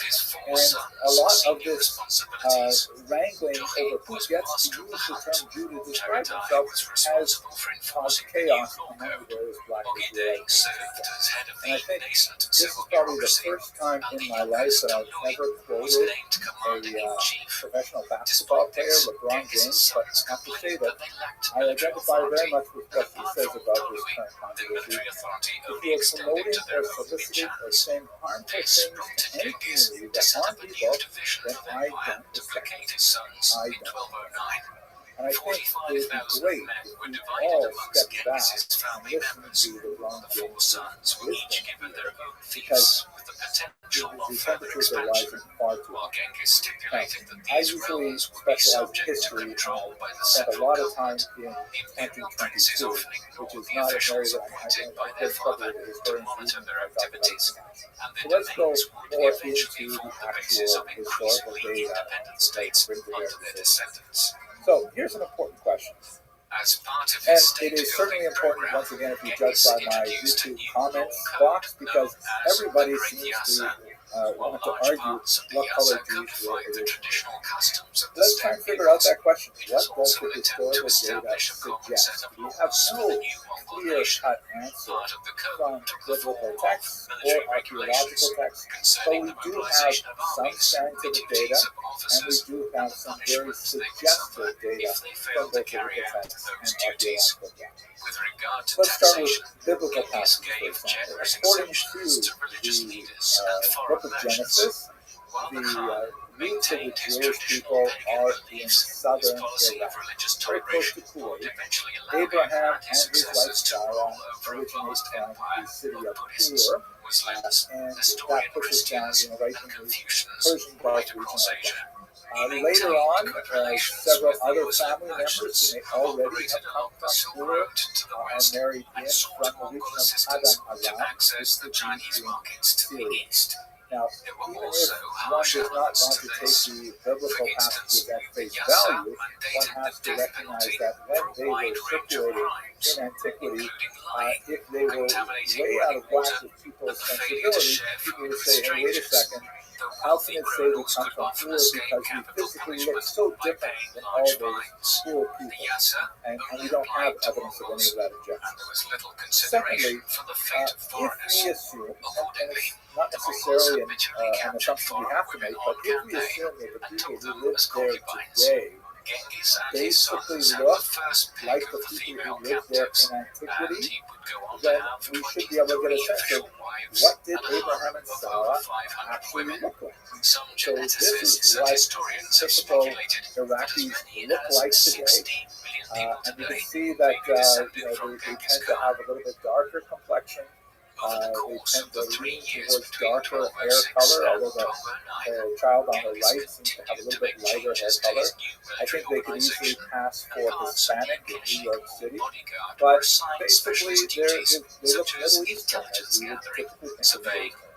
If you look at Syrians, they're the same kind of more or less family of complexion, eye color, hair color, and this is probably based on a reasonable assumption that people back then sort of look like the people today who come from the same place. As this is probably what Abraham and Sarah looked like. Now, there are other peoples living there, of course, and Israel in particular is at a crossroads between Africa and Asia and Europe, so there are lots of possible mixings. Let's get to that. But let's look also at some artwork that we have from history as well. This is a really interesting painting.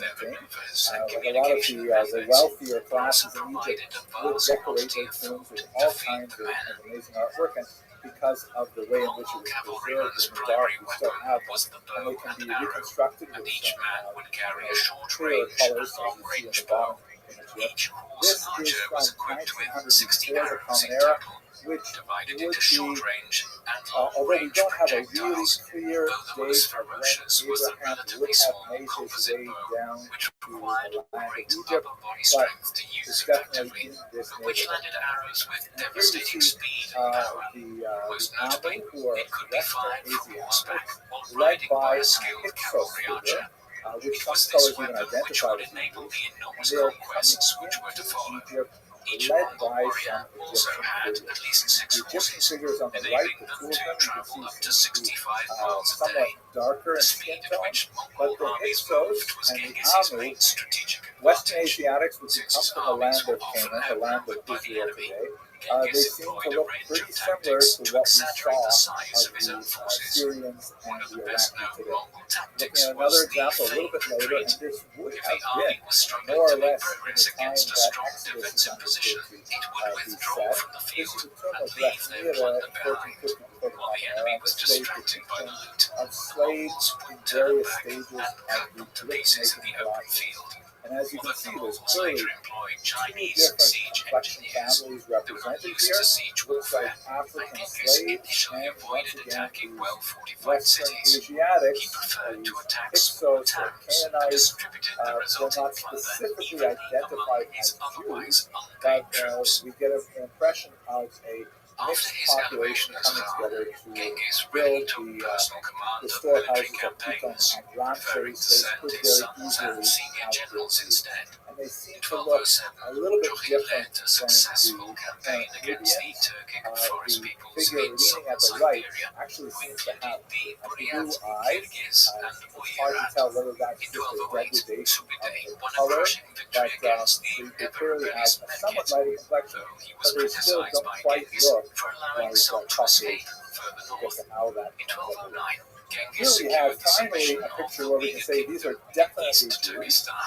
Now You the can tell Chinese because rule all has their reached luggage they got Xinjiang. wholesale.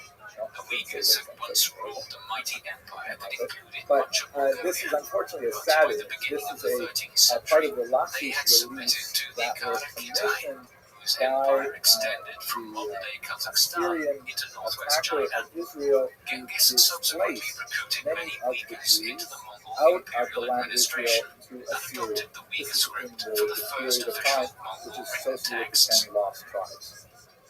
With It's the very conquest poignant. of the There's a whole forest family peoples here, and the including submission of children the and Uyghurs, mothers are Genghis riding laid on much of these the groundwork wagons for holding an invasion of the China.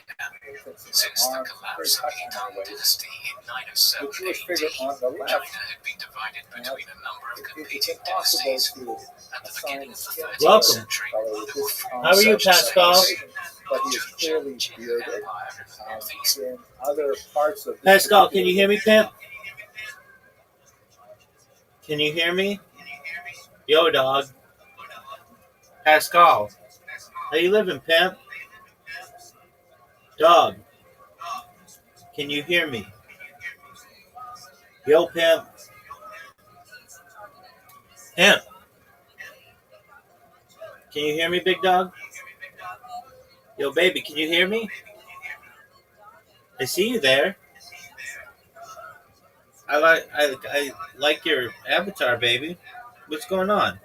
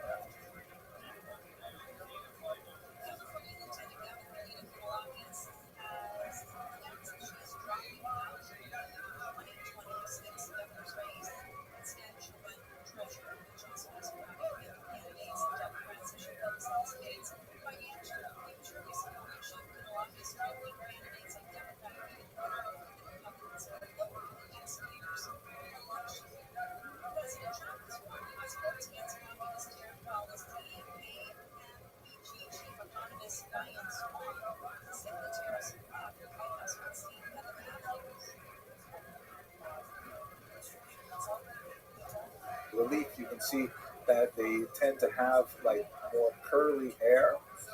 Interesting. But it's still impossible to determine specifically what color they were. But I think we can say with some, assurance is that the preponderance of the evidence suggests that they were not white like Caucasians were. They weren't like, Scarlett Johansson kind of white. They looked a little bit more like, I don't know, I'm trying to think of a famous Hispanic individual in popular culture. They look probably a little bit more like Middle Eastern people.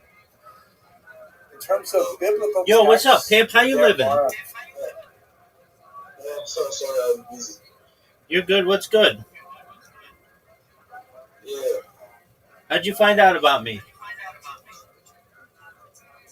I was actually listening to the song. You were what? Yes. I was in the server. I know. was listening to the song. How did you find out about me?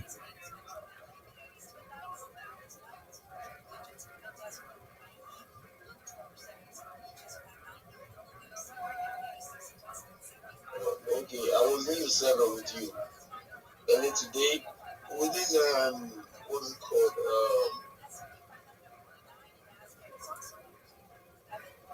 Can you hear me? Yeah, baby. What's up? I was in the server with you today. I was listening to the song. Those sounds, the relaxation sound that was dropped in the server today. Okay, very So I cool. saw a video of you. Okay, very cool. How's your day going? Oh, nice. Excellent. Well, Nice. I'm just watching Jewish history lectures. Feel free to enjoy, okay? Okay. Okay. Very nice. few kind of interesting passages that refer to possibly darker skin in the sense that they were at some level understood to be other, but at the same time they're also part of the community as well. Moses, for example, in Numbers 12, there's a whole discussion of the fact that he married a woman from Cush, Cush being the ancient term for Ethiopia.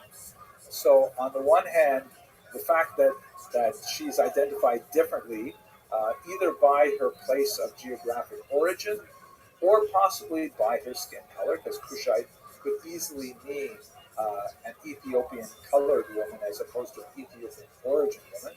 But at the same time, she's Moses' wife. I mean, you can't get much more into Jewish royalty than marrying Moses. So even though she is identified as somewhat other, she's also intrinsically the same. And you also have this passage in Song of Songs, which is a highly allegorical representation of the communication between God and the Jewish people. That's how it's understood in the rabbinic tradition. And this passage here, the figure representing the Jewish people says, Shechora ani v'na'avo, which is translated, I am black, but comely, or but beautiful.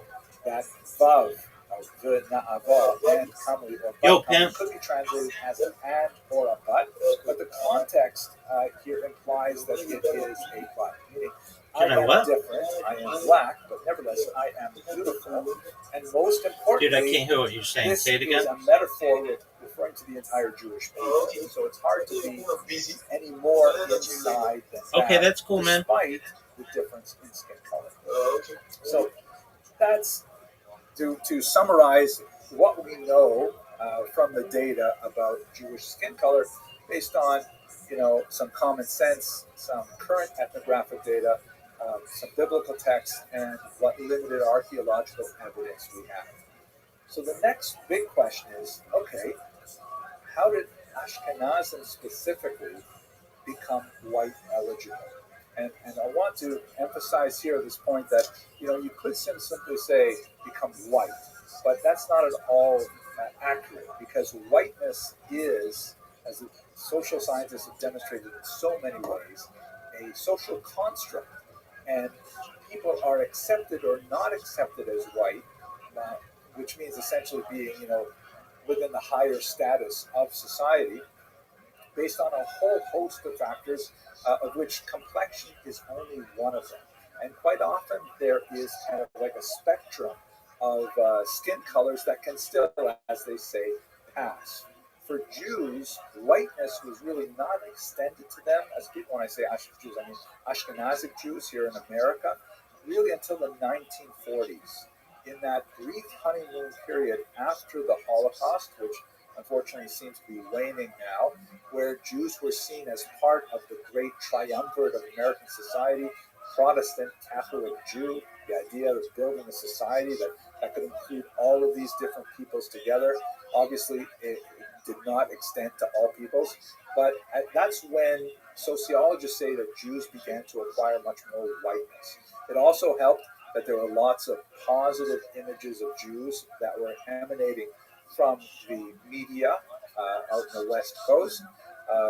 Everything from, I think it's A.B. Loves Rosie, to various permutations of Jews being accepted in society and acting as comedians, things like that.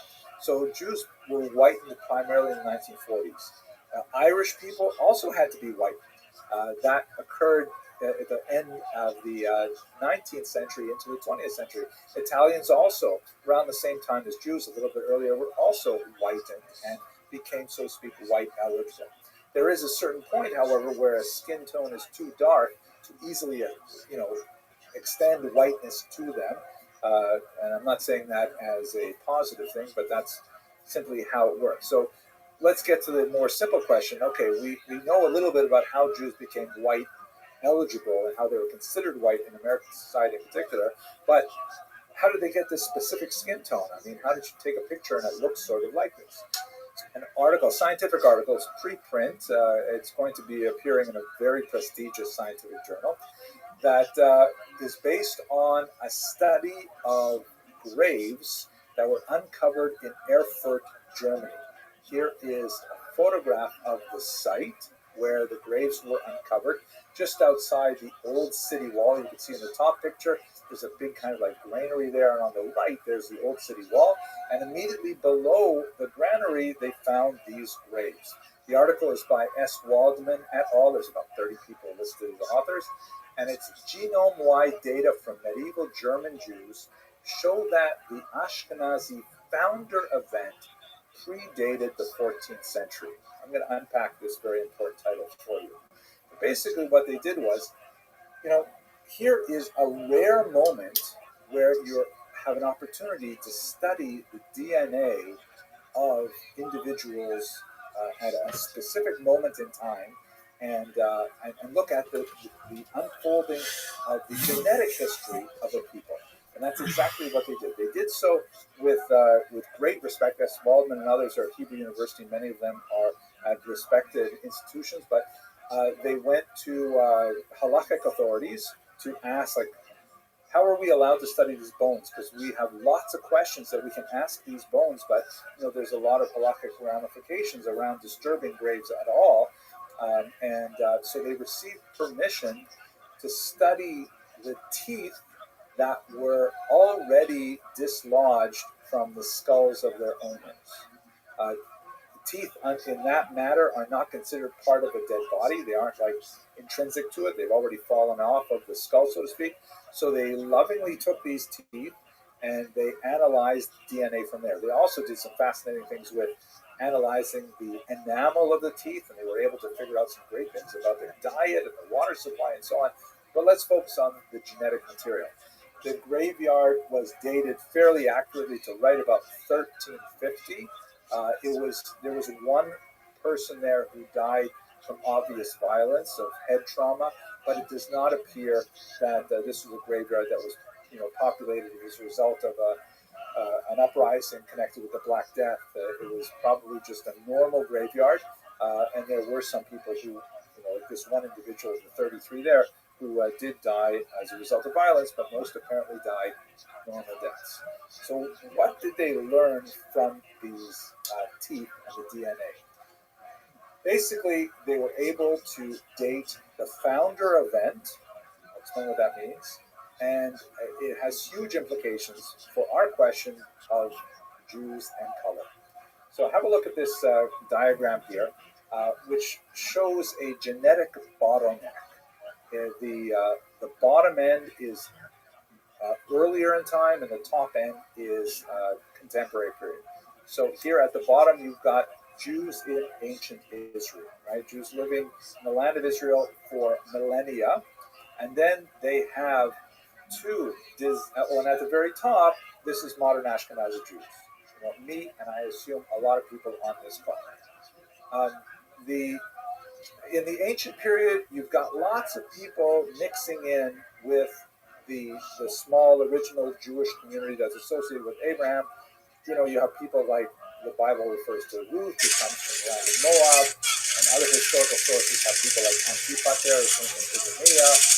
You have Helena of Abiambene. These are just famous, well-known people, but obviously there are thousands of neighboring people who end up marrying in this small group that trace their lineage back to the Exodus and beyond. So they're living in the land of Israel, slowly incorporating other people in their genetic stock. And then you have two disastrous wars with Rome. The Great War of 66 through 74, which resulted in the destruction of the temple, and a massive number of Jewish slaves shipped off to Rome. Josephus, who was our primary source for this period, he often exaggerates numbers, but many historians think he's probably pretty accurate in this period. He writes about 97,000 Jews being shipped off into slavery. And then 60 years later, you have another revolt, the Bar Kokhba rebellion, and in 135, the land is once again denuded of people, particularly in Judea itself, and Jews are shipped off to Rome for the slave markets, or also in Asia Minor and other places. So you've got now a big population of Jews living in Rome. And by the way, there was a population of Jews living in Rome that predated the war. There's references to it in a lot of the rabbinic literature that goes back well into the 1st century before the Common Era, even some scattered references to the 2nd century before the Common Era, when Judah Maccabee first made a pact with the Romans. And we have corresponding evidence from Cicero and various other Roman authors. So now we've got a big population in Rome of Jews, and they become free after some time, and they're significantly mixing, just like they were in Israel. There's South Italians, and then there's North Italians, and then you have the founder event. And this is something which we actually have described in Jewish literary sources. So this is not like a new surprise to us at all. Sometime around the year 800, a small group of Jews left northern Italy, even though the names of some, the Colonna family, for example, they left their homes in northern Italy and then made their way up to the Rhineland in contemporary Germany. And did those people form the nucleus of Ashkenazi Jews? This is attested not only in the literary record that we have of the origins of Ashkenazim, but we also have some interesting DNA evidence that predates this particular study from Erfurt that even shows that roughly half of Levites who come from Ashkenaz are descended from just 4 women. 4 presumably Italian women who married Jewish men. And Judaism is matrilineal, so and these are going to be, the central representatives of rabbinic culture. So we assume there was some conversion going on there. But anyways, let's go back to where we are here. The founder event happens in around 800 CE, and the remains that were studied in this particular paper come from Erfurt, a good 500 years later.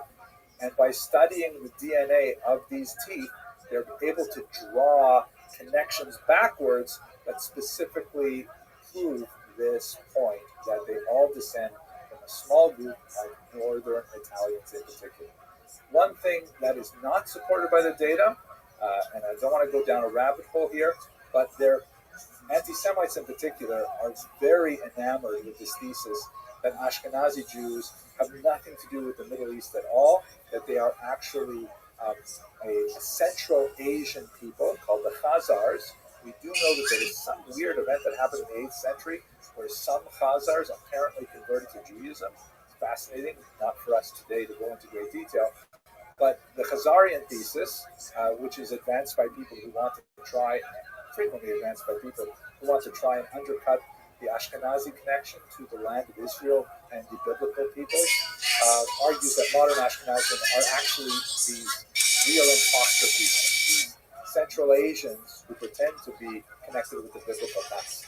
The DNA data in this study and in many others simply does not support that at all, along with linguistic data doesn't support it, and ethnographic data and historical records.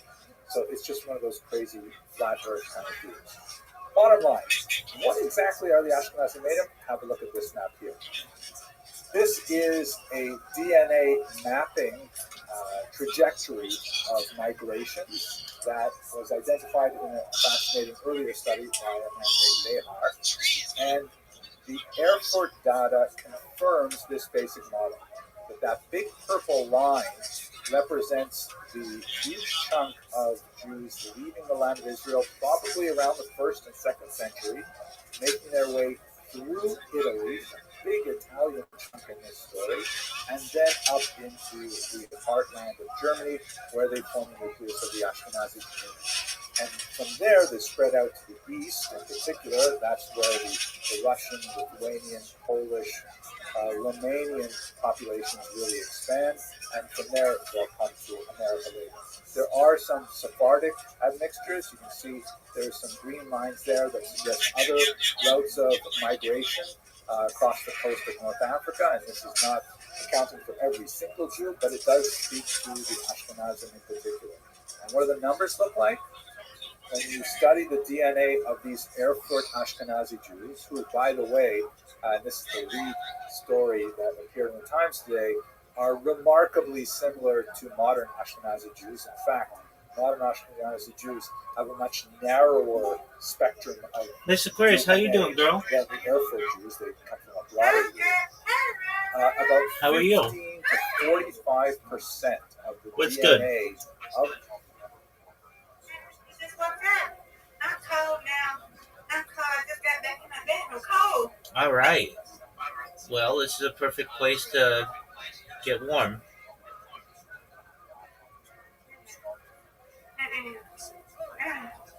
I'm cold. Are you going to take a nap? I took one earlier. Yeah, I might take another one. I'm not got to eat. I'm just cold now. Well, that's good.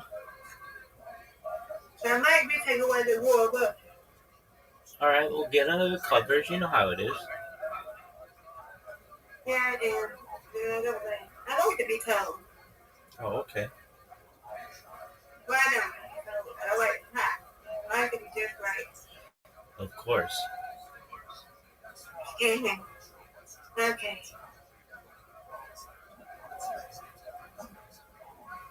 Okay. I'll be back later so we can play a game, okay? Sounds like a plan.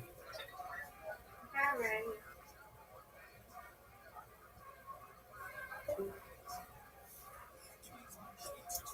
of those Jews in 1350 was from the Middle East.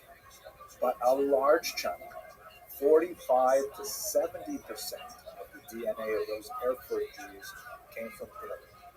Slightly different balances between South and North, slightly different proportions between the two communities of Jews that are represented in Erfurt, but this tells the whole story about the lighter complexion. Ashkenazi Jews look lighter skinned primarily because they passed through Italy over the course of 800 odd years before they decided to make their way up to Germany. Once they got to Germany, they basically didn't intermarry at all, or a very, very small number of them. Huge level of endogamy that resulted in the white complexion. And there you go. That's basically the story of how Jews got to be white eligible. Ashkenazi Jews got to be white.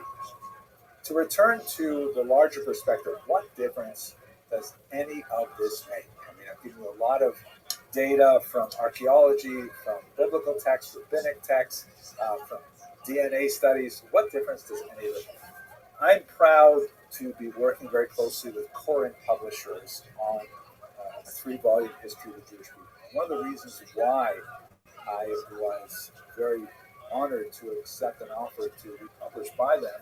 Besides the fact that they have some amazing people that I look up to, Rabbi Sachs, Rabbi Steinsaltz, of blessed memory. I love it that they think in a broad sense about world Jewry. And here you see one of the projects for which they are most proud, the production of the world's first Amharic Siddur and Chumash.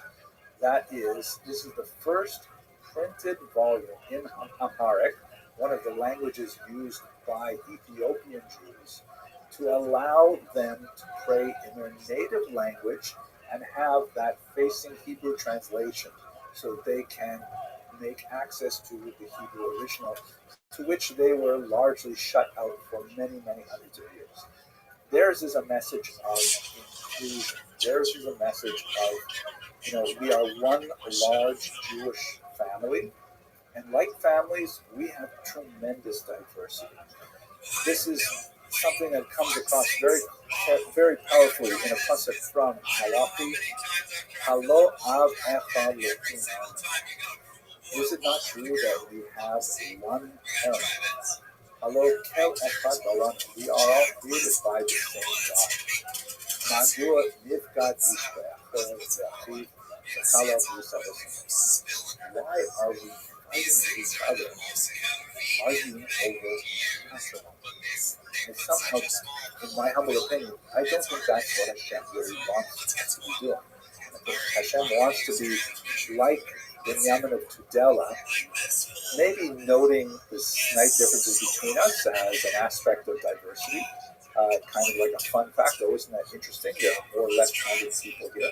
But really, we should be focusing on the things that mean something to us. The final thing I'd like to get across here is that in doing my research, I came across this wonderful channel, the House of Laid, that is run by a beautiful couple who have the last name Hart. And so that's the Laid, this person Hebrew is the Hebrew of the word heart. And when you go on their channel, they're very charming and articulate and straightforward. I highly recommend you check them out and subscribe. They're talking about things that mean a lot to them. They're talking about things like marriage and elevating the family unit. And I look at this and I just say, wow, they're so excited about Judaism. I want some of that Judaism excitement to rub off on me. And I don't want to spend time thinking about hating others. And I wish that other people would feel similarly. With that, I want to thank you very much for your endurance and for the patience that you've shown by listening to this webinar. I'm going to stop talking now, and I'm going to turn it over to Rabbi Posey to direct me to any of the Q&A.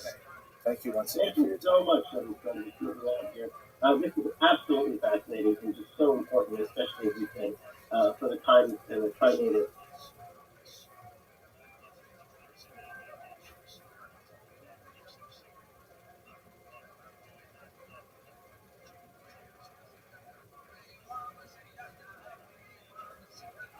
Hello, everyone. I hope you are all doing well. Thank you so much for all the positive feedback I received from last week's lecture. I hope that we'll be able to cover some similar ground tonight as we look specifically at the Jews of Africa. To try and actually encompass that topic within a 1 hour lecture is absurd. It's like saying, who are the Jews of Europe, or even who are the Jews of Israel? It's an extremely complex and very, very diverse topic. Africa is a huge continent with thousands of ethnicities and languages, and Jews are similarly diverse within the continent. My goal for tonight is to try and give you a very broad overview, focusing specifically on the Jews of Ethiopia, about whom we know the most, and then we're going to come back to North America and talk about the populations of Jews from Africa in America. So that's the plan for tonight. But here, have a look at the satellite photograph of Africa. We've got Jews in Africa from the ancient period. Ahead of the biblical period, we have Jews in Elephantine. We'll spend a little bit of time looking at that location. We've got Jews in Alexandria, Egypt, a very important site and location of Jews in antiquity. Hauran, Carthage, Jews in Ethiopia, by the way, I'm putting these up kind of like in chronological order of when we believe these communities were first established. Lots of Jews in Algeria and in Morocco. And we have several West African regions that support Jewish populations. Much of the background historical information in these is largely lost and very difficult to filter out, but the entire continent is represented. And of course, if you go to sub-Saharan Africa, I forgot to mention Fustat, which is, of course, the home of Maimonides, just outside Cairo, major Jewish center. But if you move to sub-Saharan Africa, you have, of course, South Africa, which has lots of Jews. Most of them are immigrants from Lithuania. So they would be Ashkenazi Jews who transplanted themselves in the 19th century in particular to that region. But they're all African Jews, really quite diverse. You'll notice, of course, that the largest section of these blocks is in the northern part of the country. That stands to reason because it's always been basically an ancient highway for Jews making their way along the coast up to Spain and then further on into Europe. And we have lots of archaeological evidence and literary evidence of Jews who are living in the northern part of Africa, really since antiquity. Moving further south, it gets a little bit more complex. Now, before we actually look at some of these populations, I want to touch on a few things that are important for us to bear in mind as we explore the history of the Jews of Africa.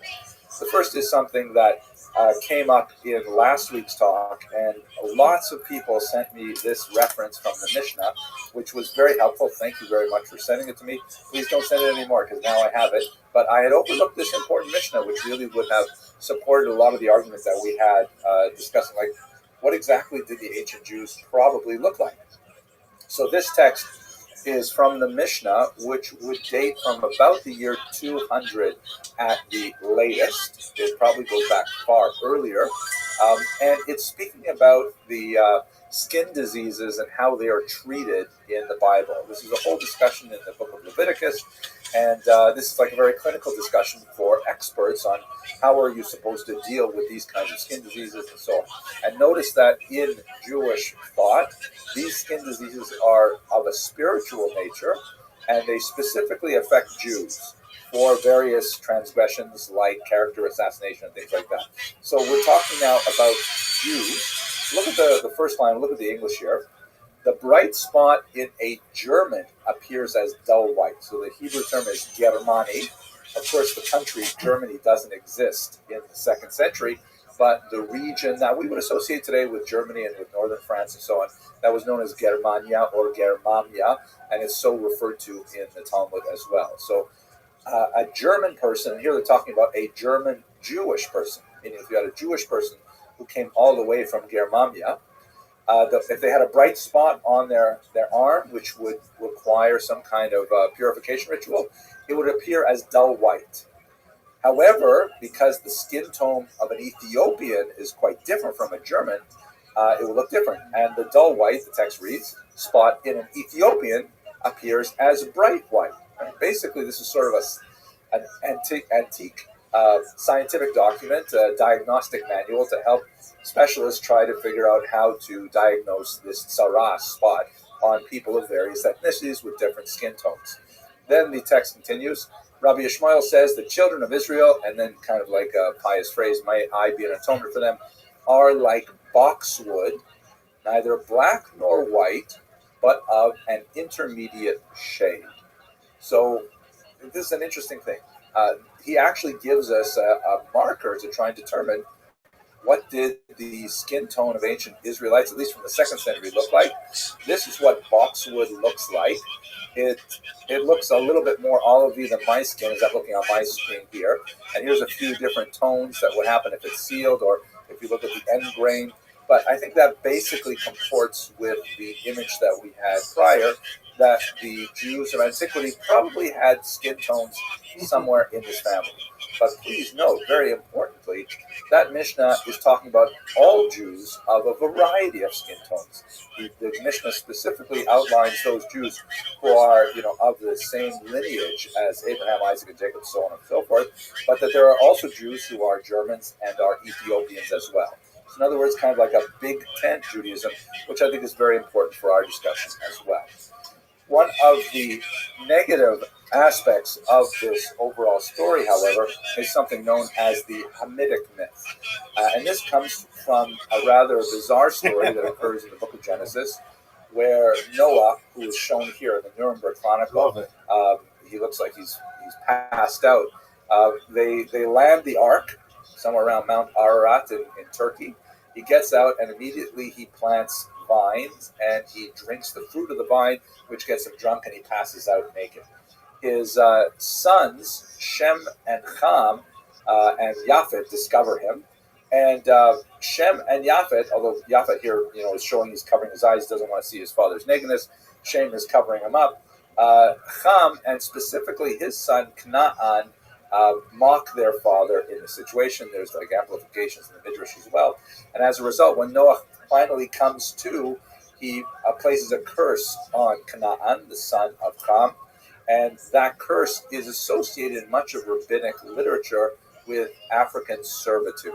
And that's a very hard thing to sort of dislodge from much of the subsequent 2,000 years of the literary tradition. If we had more time, I would go into the various apologetics to try and understand how that can, work with the more inclusive model that most of the texts provide for us. But I think the best way to understand this is the way Ephraim Goldberg, Rabbi Goldberg from Boca Raton, once says that this particular midrash is just a great example of why you shouldn't teach all midrashim to children. That some passages really have to be saved and studied later and so on. But nevertheless, there is this Hamitic myth, which runs as kind of like a scarlet thread through any discussion of Africans in the Jewish tradition, and it's often a rather negative one.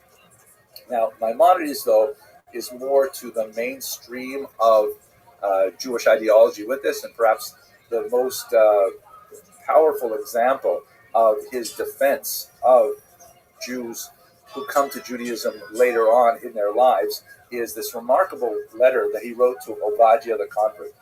Maimonides, like all the great rabbis of history, would receive all kinds of letters, she'elot, questions, that would be sent to them asking them, what is the halakha? In this case, what does Jewish law require in this case, and so on. And this one Obadiah wrote to Maimonides and told him that this is just an excerpt or part of his Maimonides' response. He said to him, where I live, there are people who tell me that because I converted to Judaism, I cannot read the same prayers as all the other Jews.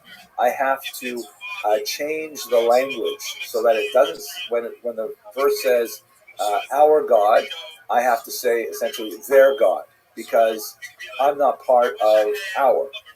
And especially phrases like God of our fathers, which is an extremely important phrase that occurs frequently in the text, Elokeinu, Elokei Avoseinu, the God of our fathers.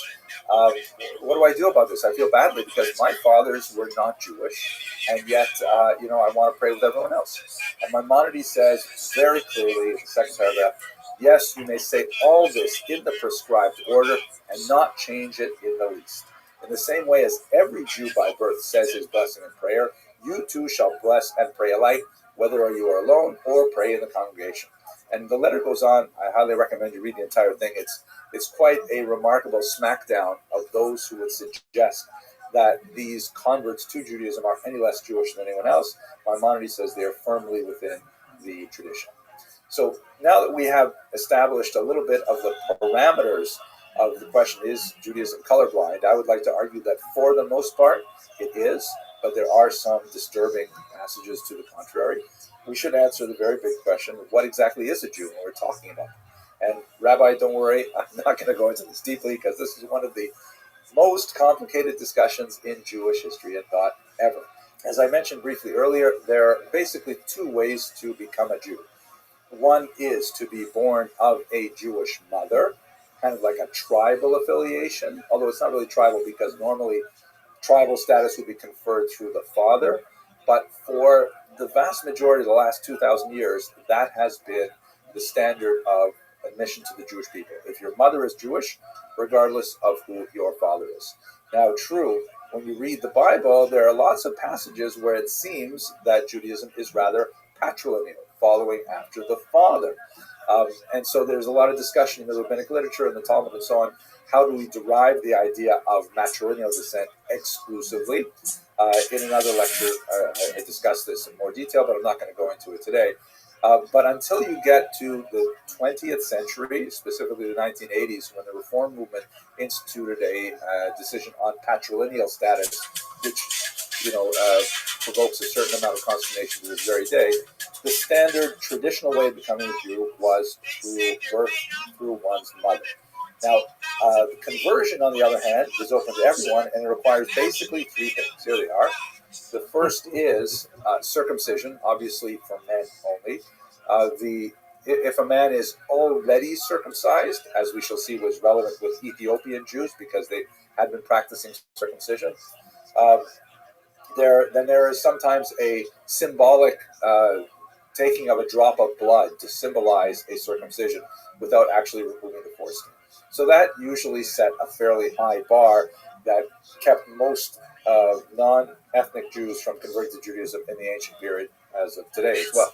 Second thing, immersion in a mikvah is actually much easier. A mikvah is sometimes translated as ritualarium. It's basically kind of like a pool, sort of a spa-like pool that has special restrictions on where the water comes from. It can't be like tap water flowing from the city. It has to be water that comes from the rain or from the ocean without traveling through metal pipes and things like that. But basically, immersion in the mikvah, pretty easy. And the third one, which is the cause of most of the controversy then and now, is acceptance of the commandments. So what exactly does acceptance mean? Since following the religion of Judaism involves a lifelong dedication to the study of the commandments, how can you accept them before you have studied them all? And furthermore, we are imperfect as human beings. We may accept them now, but what if we have a crisis of conscience? And what if we just eat a cheeseburger or something? Like, what happens to a person who converted and then, has a moment of weakness? So this is where the rabbis get involved, and this is where I basically step off the train. But these are the three basic things that allow a person to come into the Jewish community. And as we shall see, it's especially relevant when we get to the Jews of Africa. Okay, so much for the kind of introductory material. African Jews in antiquity. We actually have quite a few African communities in antiquity. What we can say with some confidence is that they are not based on the so-called lost tribes, which is in itself sort of a misnomer. The Bible describes the population transfer policy of both the Assyrians and later the Babylonians that wreaked havoc on ancient Israel. The Assyrians in particular in the 8th century removed huge swaths of Jews from the northern part of Israel and shipped them off to regions within their large empire, largely as a way of trying to control popular dissent. It was like essentially a divide and rule strategy, where if you take away especially the young males and you remove them from their homeland and you send them very, very far away, then there won't be anyone to rebel in this territory, and it will act as a break as well on uprisings far away, because they won't necessarily be able to have the same connection with the population where they moved to. The Assyrians also moved other peoples into the land of Israel. That's a whole discussion of where the Samaritans come from, for example. So where, and by the way, the 10 tribes that were living primarily to the north, it's a misnomer to think that the north was completely denuded of Jews. There were still Jews who remained in the area. Many of them fled south to bolster the populations there, but it's not like a modern operation where you can actually conceive of something like a Judenizing environment. This was a heavy population loss, and so much so that it deserved mention in the Bible, but it certainly does not mean a complete evacuation of all the Jews of the north. We know where those Jews went from the biblical description, specifically in the region of Hamath, Gozan, and the Median Empire. And they're shown here with these three circles, these three red circles. If we put that into a modern map, most of those 10 tribes, or the people that were displaced, were sent to what would be the borderlands of Lebanon and Syria today, or northern Syria, perhaps the Kurdish areas, and then further east from Mesopotamia, northeast of Baghdad. And it's quite possible. We do have archaeological evidence of Jews in those areas, which is really quite fascinating. There is a long period where they do try to retain their Israelite identity and so on, but ultimately they just merge with the population as a whole. But that's where the 10 lost tribes end up, as best as we can tell. We don't have any indication of them making their way south to Egypt, but we do have lots of other Jewish populations in Egypt. One of the most fascinating ones, I think, is the Jewish population in Elephantine. You can see here on this map, it's in the Upper Nile. I know when you look at this map, the Upper Nile is in the lower part of the picture. That's because the Nile flows from south to north. So the higher elevation of the Nile is in the south. And there's this settlement there that was discovered in the 20th century that actually has a Jewish temple there. Amazingly, it was kind of like a rival temple to the temple in Jerusalem. And we just tantalized and clues as to what the Jews were thinking in Elephantine to have a separate temple besides them. But we also have, the ruins of the temple have been excavated. We knew they had a lot of conflict with local Egyptians. The temple was ultimately destroyed by the followers of Num, another Egyptian religion. And we also have a significant number of documents, many of them stored right here in the holy city of Brooklyn, that are Aramaic documents of communication between the ancient city of Elephantine and Jerusalem. And it's fascinating to see how they communicate with each other. Where did this community come from? Most scholars believe that this was originally a military colony of Jews that was set up during the period when the Persians dominated the region in the 6th century before the Common Era. We're talking about a very, very long time ago, a very significant Jewish population in the Upper Nile region. And we don't know what happened to them after their temple was destroyed. It's not impossible to imagine they may have some lasting effects in the local population because it's not that far from Ethiopia, which will be a major part of our story. If we go to the lower Nile Delta in Africa, you see the very important city here called Alexandria. Alexandria, established by Alexander the Great, 4th century before the Common Era, also very, very ancient, had a huge Jewish population that is actually recorded in the writings of Philo, also pronounced Philo, and others. We know that they had a very large population in a specific Jewish quarter that occupied quite a good fraction of the city. We know that they had significant conflict with their neighbors as well, and there was actually a series of attacks on them in the context of larger political forces at play.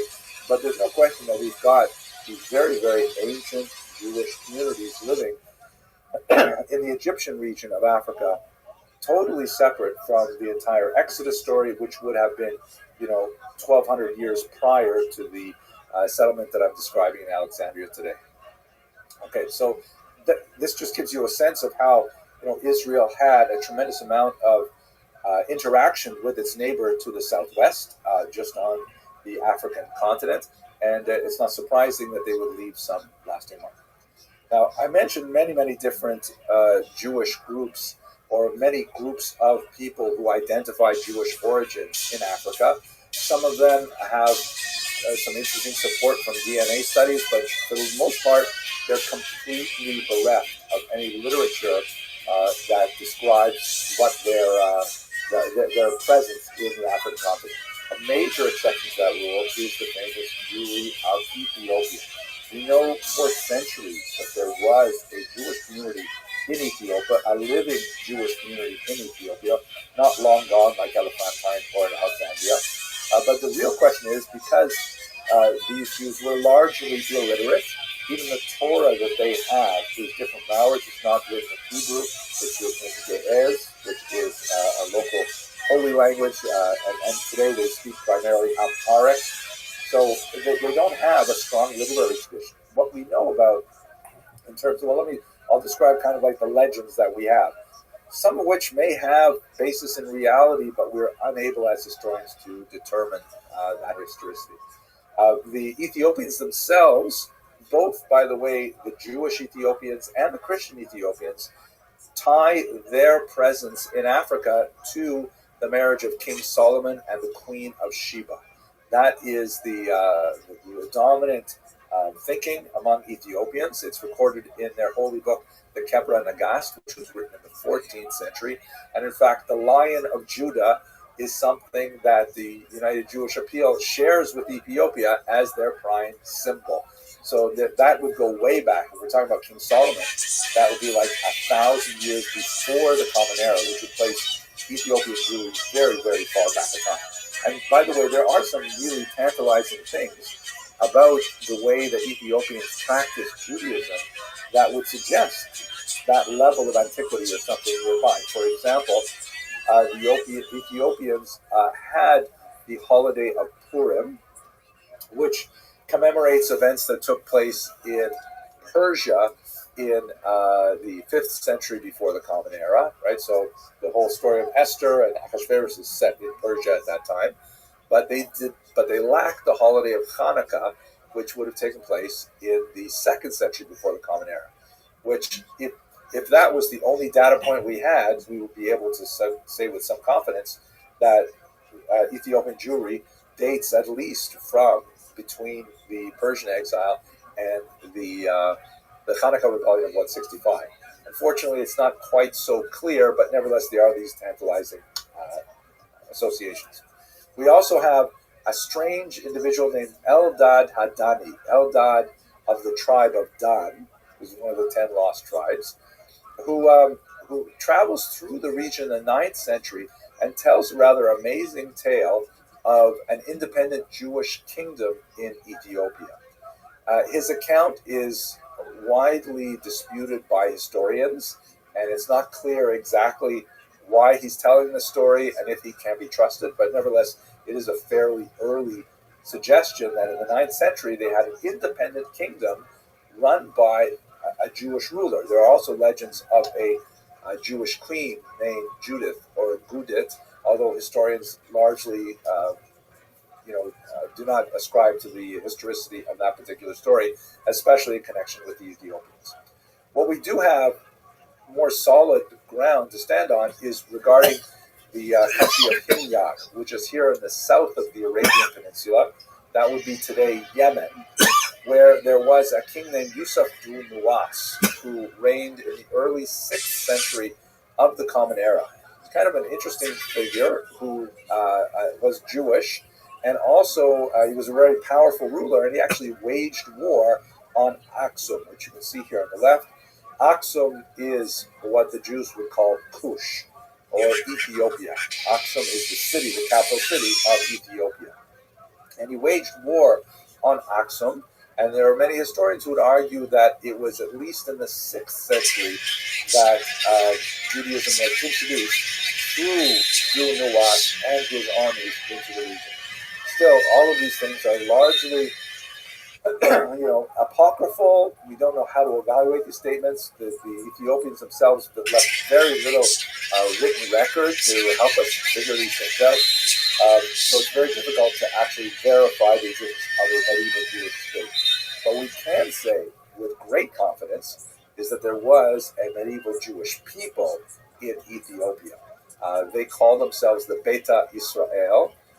They used to be called in Western literature the Falasha, but that is a derogatory term which they prefer not to use. But that's the people we're talking about. Beta Israel means the house of Israel. That's what they would have called themselves. The rest of the Jewish world knows about them largely through various travelers who make their way around the Mediterranean basin and further south into Africa. One of them, not a Jewish traveler, James Bruce, published this work in the 18th century that was extremely popular, and he really, gave voice to the widespread awareness that there was, in fact, this ancient Jewish people living in Ethiopia. But we have many, many other sources besides James Bruce in the 18th century. We have, we mentioned him last week, Benjamin Tudela. We have the great scholar Rabbi Ovadia of Bertinoro. That's a major commentator on the Mishnah, known simply as the Rav, the Rabbi, and he encounters and interviews Ethiopian Jews. And so there's lots and lots of examples, Pataki of Regensburg, many others, who attest to the fact that, yeah, there's a Jewish community within Ethiopia. They're different from us in a lot of ways, but they are, in fact, there. So, but with James Bruce's popularization of their account, this sort of brought unwanted attention to the Ethiopian Jews because it was a primarily Christian proselytizing efforts that was directed at them, because there's something special about finding an ancient Jewish community and turning them over to Christianity that must have appealed to a lot of early, convert seekers. And so there was a renewed attention from Europeans on the Beta Israel from the 18th century on. In the 19th century, the organized Jewish community gets much more involved, and they begin to have delegations going to the Ethiopian Jews, working with them and working to reintegrate them into the larger Jewish population. But this attention from outsiders did not improve their local situation in Ethiopia. It's believed that at this time, that's when they acquired the name Falasha, which means something like outsider or wanderer. And they began to find themselves the ironic, it's not really ironic, it's the Jewish condition, but they began to find themselves the targets of anti-Semitism. So that's one of the, the downsides of being Jewish, I guess. But at the same time, if in the halakhic literature, if a person insists on his Jewish identity despite persecution, it's another argument to validate his claims of Jewish identity, because why would anyone want to go through that? The Ethiopian Jews make a huge change for themselves in the 20th century in particular. Over the course of the 20th century, when some important figures like Yosef Halevi and his student Faithlovich come to the Ethiopian Jews and begin to give them Hebrew literacy, introduce them to many texts which they had never seen before of the Jewish tradition. And many organized Jewish communities begin to form linkages with the Beta Israel. And especially after the establishment of the State of Israel, there's increasing demand that both from the Beta Israel themselves and also from the large Jewish world to bring this long-lost sibling of the Jewish world into Israel per se. That eventually happens with tremendous success in the last decades of the 20th century. But let's understand a little bit of the roots of determining with absolute clarity that, in fact, they are Jewish. Perhaps the most important figure in this debate is Rabbi David ibn Zimra, known as the Radbaz, who was an extremely important rabbi who lived in Cairo at the turn of the 16th century. He interviewed Ethiopian Jews. Again, Cairo is not that far from Ethiopia. He interviewed them, and he laid down a very important psak, or a very important decision, which reads as follows: those who come from the land of Cush, right, that would be Ethiopia, are without doubt of the tribe of Dan. And because there are not among them scholars, masters of tradition, they seize unto themselves the literal meaning of Scripture. They are like children who were kidnapped and have been raised among non-Jews. So this is a huge statement that had tremendous ramifications for the Beta Israel.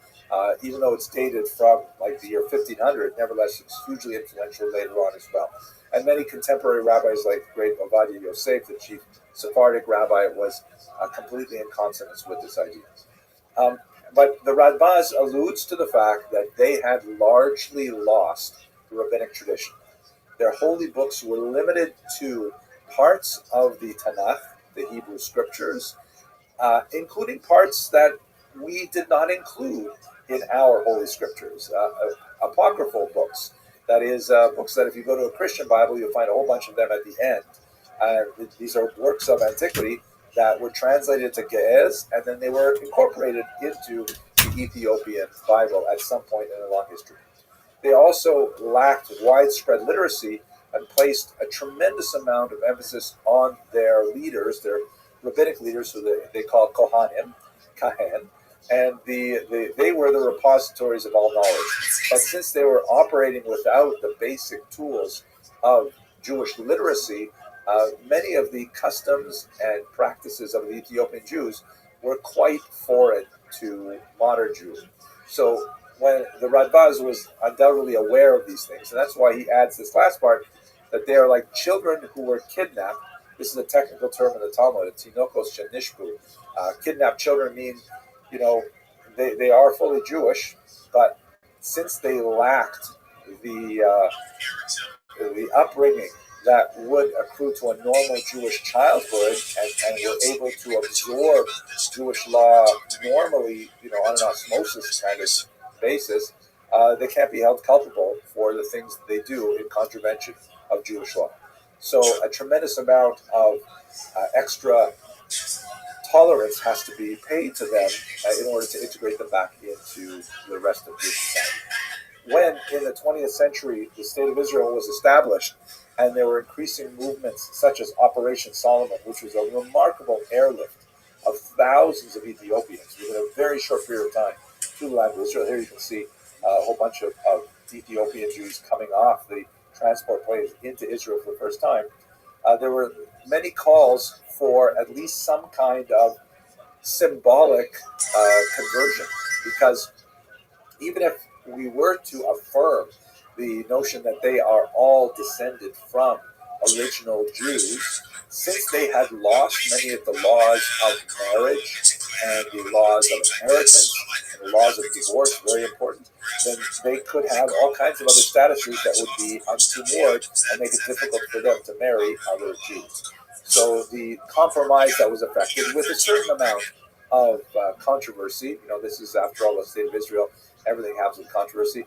They created something called a chidush hayahadut ceremony, which means a renewal of Judaism ceremony, commitment to Judaism, which was more or less like a formal declaration of invasion of mikvah to, without a tremendous amount of effort, but nevertheless a token amount that the Ethiopian Jews accepted at first.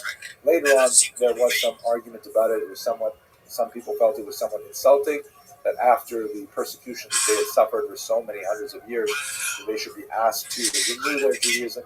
But nevertheless, on the whole, the process worked, and society was able to accommodate them without too many challenges. There were, in fact, challenges. Ethiopian Jews do suffer a degree of discrimination in Israel, as one might expect, perhaps, for such a foreign new community coming into the land of Israel. But on the whole, their absorption has been successful. Today, there are about 160,000 Beit Israel that live in the land of Israel, about 2% of the overall population. And so that's kind of like a great story, I think. Now, let us move to America. As I suggested, we're going to bring this home to this country. Well, the American experience with Africa, of course, is heavily tainted by the experience of the disastrous, horrific transatlantic slave trade, which brought millions of Africans against their will to these shores and those of South America, and put them into forced servitude for the rest of their lives. It's impossible, especially in the space of a short lecture like this, to encompass the degree of human suffering that accompanied this kind of massive displacement.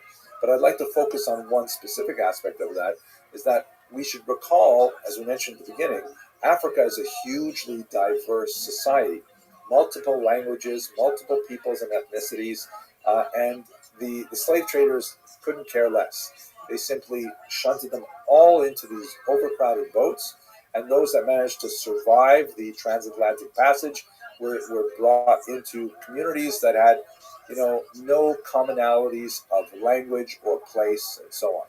And they're left essentially to fend for themselves without the tremendous support of a cultural community. And that's one of the aspects that's really genocidal of the transatlantic slave trade, is the removal of the cultural glue that held together these peoples. And so in America, to a large degree, Africans, even after slavery ended in the late 19th century, there's still this legacy of, what are my origins? If they can't trace themselves back to a particular place in Africa, a particular language, a particular culture, they're kind of like historically separated from their roots. A horrific kind of eventuality, which thankfully Jews never had to deal with in the same way. Now, what about the question of Jews involved in the slave trade?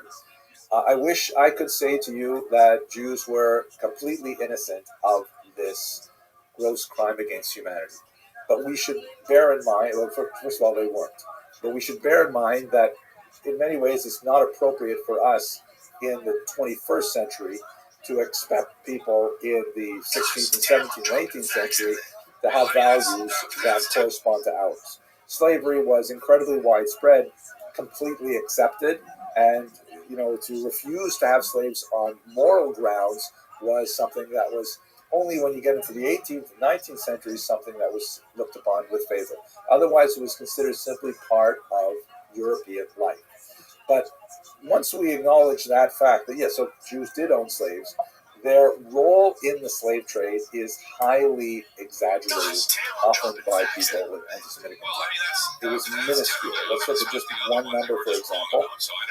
In 1830, the American South had about 45,000 people who were slaveholders that held 20 or more slaves, right? 45,000 people in America South had 20 or more slaves.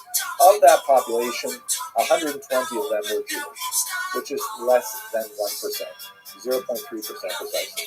So yes, there were Jewish slave owners, but you have to put it in proportion and within the cultural moment.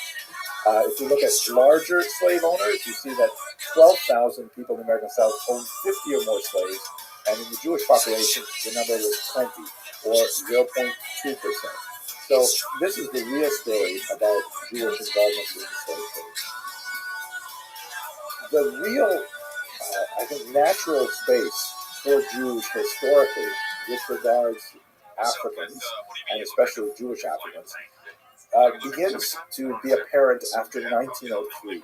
That's when there was a horrible pogrom in the city of Kishinev, and it received widespread attention in the Western press. Many Jews were completely enraged that a pogrom of this nature. Pogrom, by the way, is like it's a somewhat spontaneous, say semi-spontaneous attack on a Jewish civilian population by a combination of sometimes people in arms, sometimes gangs of hoodlums, sometimes the local population rising up. It's sort of a generic Russian term used to represent that kind of attack on a civilian defenseless population. So that particular pogrom in 1903 motivated a lot of American Jews to look beyond the narrow parochial nature of their Jewish concerns and to look to any other oppressed peoples. And of course, the greatest example that anyone can see in the United States of America were the Africans. So the NAACP was founded largely with very strong early Jewish organizational support, and this is just one of the many examples. This is really where Jews felt themselves at home over much of the 20th century. Another example of this would be Abel Meeropol, who was a poet who, after encountering the horrific cases of lynching in the American South, composed a poem that was later hauntingly rendered as Strange Fruit by Billie Holiday, which was able to capture the grotesque nature of the American cruelty to Africans in a way that was, in my humble opinion, uniquely Jewish, and in fact even had a kind of prophetic voice to it. You also have, in the civil rights era, this is where Jews broadly wanted to join with their African neighbors in promoting their civil rights. The terrible story of three northern teenagers, or two northern teenagers in southern, who went down in the Freedom Summer to protest segregation in the South, and they were kidnapped and then murdered by the Klan.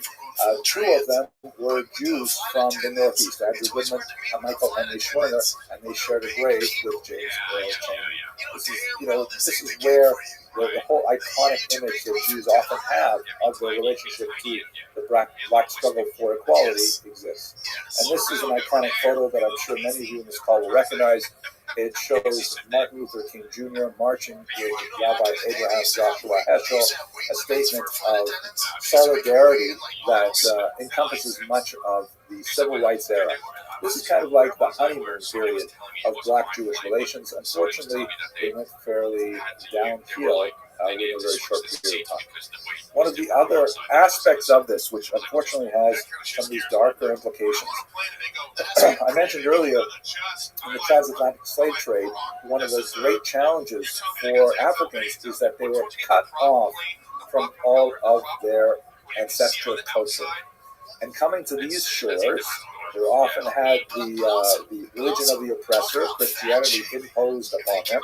For some of them, the church was a refuge, and they were able to transform it into an institution that was able to express their desire for freedom, largely through re-envisioning the Exodus narrative for themselves.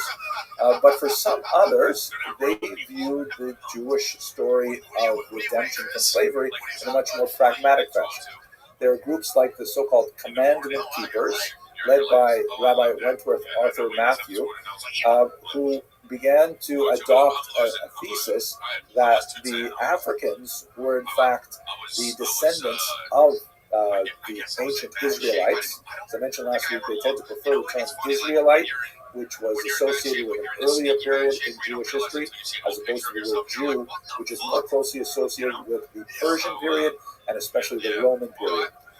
But many of them argued that the Africans were in fact the true Israelites, and they had adopted from the late 19th and early 20th century a whole slew of movements and churches that were very syncretic in nature, adopting some elements of Judaism, sometimes some elements of Christianity, and sometimes even demanding conversion to have membership, which is sort of like, for many groups, a litmus test of whether or not one actually is a Black Israelite, whether or not they went through something like the conversion process we described earlier. And these are, perfectly accepted religious views. In America, we try not to make value judgments regarding what other people believe. And in fact, as the great 19th century Jewish thinker Rabbi used to say, most people worry about other people's spirituality and their own materiality, when really what we should be doing is worrying about other people's materiality, and we should worry about, do other people have enough to eat, do they have shelter, do they have health care, do things like that, and worrying about our own spirituality, like not worrying about what they think in terms of their religious values, think about what they need on their table instead. So we have lots of these groups that are perfectly benign, and they go back over 100 years in American history. However, there is a much darker version that especially gains traction in the 1960s and after the Crown Heights riot of 1991. This is a period when, the goals and ideals that were articulated in the civil rights movements of the 60s began to show some weakness, as the slow pace of societal change began to exacerbate a lot of racist beliefs, both from African communities and from Jewish communities. And this exploded in a major riot in Crown Heights, Brooklyn, that was emblematic of kind of like the last break between, I shouldn't say the last break, but a very important break between two communities that lived then and now side by side in relative peace and harmony. But ever since then, there would be more tension. And one of the groups, or a series of groups that contributes to that tension, are groups that the Southern Poverty Law Center identifies as radical Hebrew Israelites. This is not a specific church, but the name of a movement. As you can see in the text here, they're distinguished from other Black Israelite churches who do not espouse the dangerous beliefs. But radical Hebrew Israelites take the view that, okay, the Africans are actually the real Jews. So who are those other people who are claiming to be Jews? Those must be imposters who are usurping our identity, who have stolen our patrimony, stolen our heritage, and so on. And this movement has given cause to a certain amount of consternation and concern among many people, because it can sometimes become violent, and that's beyond the pale. That's really acceptable for religious movement. If you spend any time at all on social media, you'll see people taking advantage of the current moment with certain celebrities, saying outrageous things, to then go out and also say outrageous things and be captured on TikTok and things like that. And if any of those people are watching right now, and I want to say, I know that a lot of you watch my YouTube lectures because I get plenty of hate mail from you. But just ask yourself before you say something like Hitler should have killed all of you. What would your mother say about that? I've heard so many amazing things about the African American community and the power of its motherhood. How mothers have such a strong role in shaping the identity of their children. What would your mother say if you were to tell people Hitler should have killed all of you? Anyways, that's where we are in 2021. I just want to conclude by looking a little bit at the statistics for African Jews in the United States of America. And they are surprisingly perhaps numerous. This is the Pew Research Center's famous study of American Jews from 2020. And as you can see, depending on how you ask the question, at least 8% of Jews in America identify as Jews of color, either Hispanic, Black, Asian, or of a multiple race. If you change the question a little bit, that number can go up as high as 17%, which is really significant. And also, if you look at it broken out by age, here this chart shows you how they answer depending on how old they are. You can see that the number is changing dramatically. Looking at those who claim Hispanic, Black, Asian, or other race or multiracial, those 65 years of age and older, only 3% will identify like that. But those aged 18 to 29, 15% will identify as such. So in other words, the complexion, but the complexion of American Jewish society is changing, and we should, in my humble opinion, embrace the diversity and learn to absorb the wisdom of the many people that come together to make up the Jewish people. With that, I want to thank you so much for your attention, and we've got a few minutes for questions. Crack their head open, and then a possum walks up and pisses on their face. That has to happen. As long as time keeps going, it'll happen. It's not because the possum's haunted. It's not because your face is haunted. It just happens. Yeah, but if that happens, hopefully you can hear me. It doesn't look like you can see me, but this is a new person from Jacob. I want to thank everyone once again so much for joining and supporting our phenomenal series that comes to a close this evening.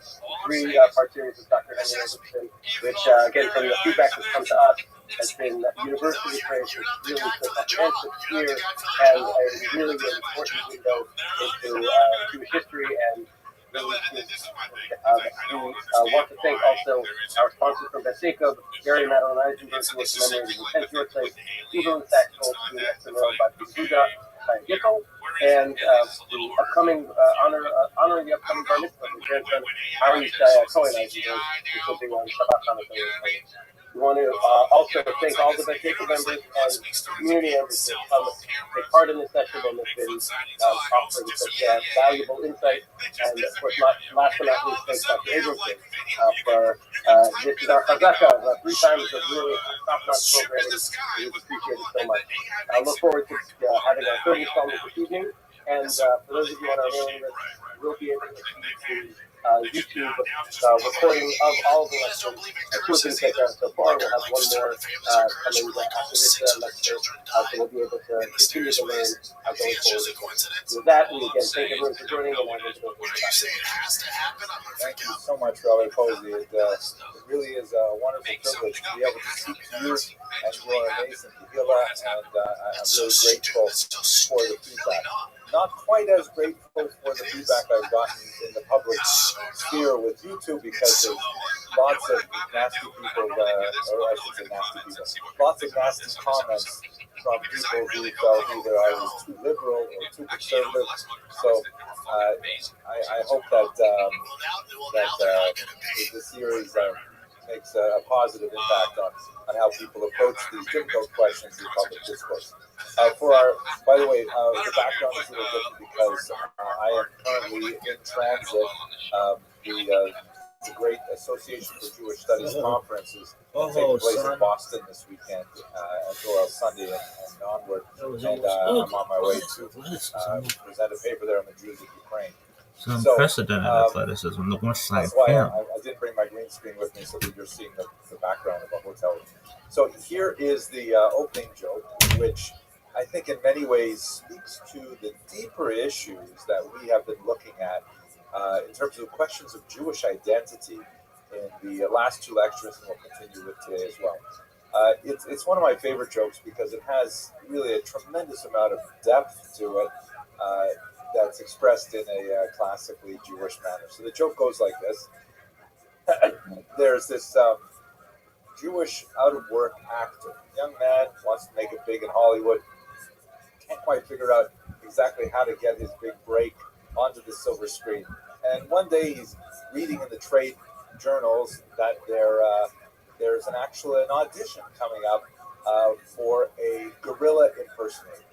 And, he's tired of waiting tables, and although it's not the kind of great role that he's always been hoping for, he thought, maybe this will be something anyways, better than working in a restaurant. So he goes to try out for this role, and he actually gets the part. And it appears that the Los Angeles Zoo had recently lost one of its beloved gorillas, and while they're waiting for another one to arrive from Africa, they need an impersonator to, take his place inside the gorilla enclosure so that he can keep attracting and pleasing his patrons. So, he takes a job and he goes into the gorilla enclosure, and he finds that at first, although it's somewhat humiliating, he starts getting into the role. He's a Stanislavski method actor, and he finds he thrills with delight when the children squeal at his antics, and he beats his chest, and the parents are smiling. He's actually really enjoying his new role as a gorilla impersonator. One day, when he's really deeply into the role, he's swinging from vine to vine in an unusually violent manner, and he accidentally finds that he swings right out of his enclosure and lands in the neighboring lion's den. And he gets himself up from the ground. He looks up into the face of a ferocious lion. And he realizes, oh my gosh, this is the end of my life. I'm about to be devoured by this massive feline. So, because he is, after all, a big Jewish boy, and he remembers what he learned back in Cheder, that at the end of a Jew's life, he or she is supposed to pronounce the great statement of God's unity. And so he covers his eyes and he says, Shema Yisrael, Hashem Elokeinu, Hashem Echad. Hear, O Israel, the Lord our God, the Lord is one. He takes his hand off his eyes, and the lion says, Baruch Shem Kavod Malchusho L'Olam Va'ed. And then from next door, the giraffe says, Shah, you'll get us all fired. I hope you enjoy that joke. It's hard to tell because I'm speaking in a hotel room through a laptop right now, and I realize I've never told this joke to a blank screen, so I'm hoping you're laughing at the other end. But I think this joke is especially useful for us because it points to the degree to which Jews will manipulate the parameters of identity to learn how to adapt to the varieties of societies in which they live. In this humorous example, this out-of-work actor, he impersonates a gorilla, and then he later realizes the lion is also a Jew impersonating a lion, the giraffe is also a Jew impersonating a giraffe, and so on. And this is something about the Jewish tradition. You should recall that, we are a minority people, with the exception of the land of Israel, and only in recent decades, since the beginning of the 20th century, in the middle of the 20th century, really, we've never been a majority in any land that we live, with the exception of, course, the ancient world. And, as a minority, you're always vulnerable. You're always at the whim of larger societal forces. And one of the things that Jews have to do is to figure out how to negotiate between the extremes of assimilating into the body politics of the outside society, and on the other hand, hewing closer to the tradition, which exposes them to being so different and foreign and sometimes threatening to the societies in which they live. And so many of the stories that we've looked at over the last 2 weeks and we look at today also speak to that negotiation between the Scylla and Charybdis, the opposite dangers of assimilation and isolation. It's also important to note, perhaps, before we get to the material itself, is that at this time of year, the December dilemma, where we have the holiday of Hanukkah, which, although it seems to be a holiday of religious freedom, and Yehuda Maccabi stands up for defending the Jewish tradition, in reality, it represents a huge cultural struggle between the forces of assimilation, the Hellenistic Greeks who wanted to adopt the outside mores of Syrian Greek society, and the ultra-traditionalists who wanted to go back to, the pre-Greek era of life in the land of Israel. And so this is a perennial dilemma that, Jews experience even to this very day. But let's not get too far away from where we're supposed to be addressing our comments. Let's look specifically at the identity of the Jews of Asia. So I hope you can all see my screen all right. I'm going to focus really on two major populations of Asian Jews. We're going to look, again, this is just a 60-odd minute lecture, so it tends to be somewhat superficial, but we're going to just survey the birth and experience of the Jews of Southeast Asia, specifically India, and then we're going to look at the Jews of Eastern Asia, specifically China. There are many other Jewish pockets in all of these areas of Asia, but I think these two major sections, the subcontinent of India and the massive landmass of China, will be sufficient for us for today. So let us try to understand how do these Jewish communities come to be. Most important element is the route of the Silk Road. This is not really one route, but actually multiple routes that essentially carried valuable goods from east to west and vice versa. In the west, which means essentially the Mediterranean basin, tremendous desire for certain luxury goods that were produced in the Far East, like silk, which eventually would be moving further and further west in terms of its production. But the Romans in particular loved silk clothing, something really, as today, considered a huge luxury item that was heavily sought after. And also, this is sometimes called the Spice Road, because the India in particular and China as well had a tremendous number of preservatives that could be added to food to preserve the flavor and sometimes to mask the putrefaction that would occur as a result of the lack of refrigeration. So in other words, they needed spices to make food more palatable, especially because they didn't have ways of preserving foods other than smoking or pickling and things like that. So bringing things like that from the west and from the east, and bringing from the west often manufactured goods, weaponry, swords, things like that. Later slaves would be a very important part of this trade, and it extends from the ancient period right up until the 15th century with the discovery of the Americas.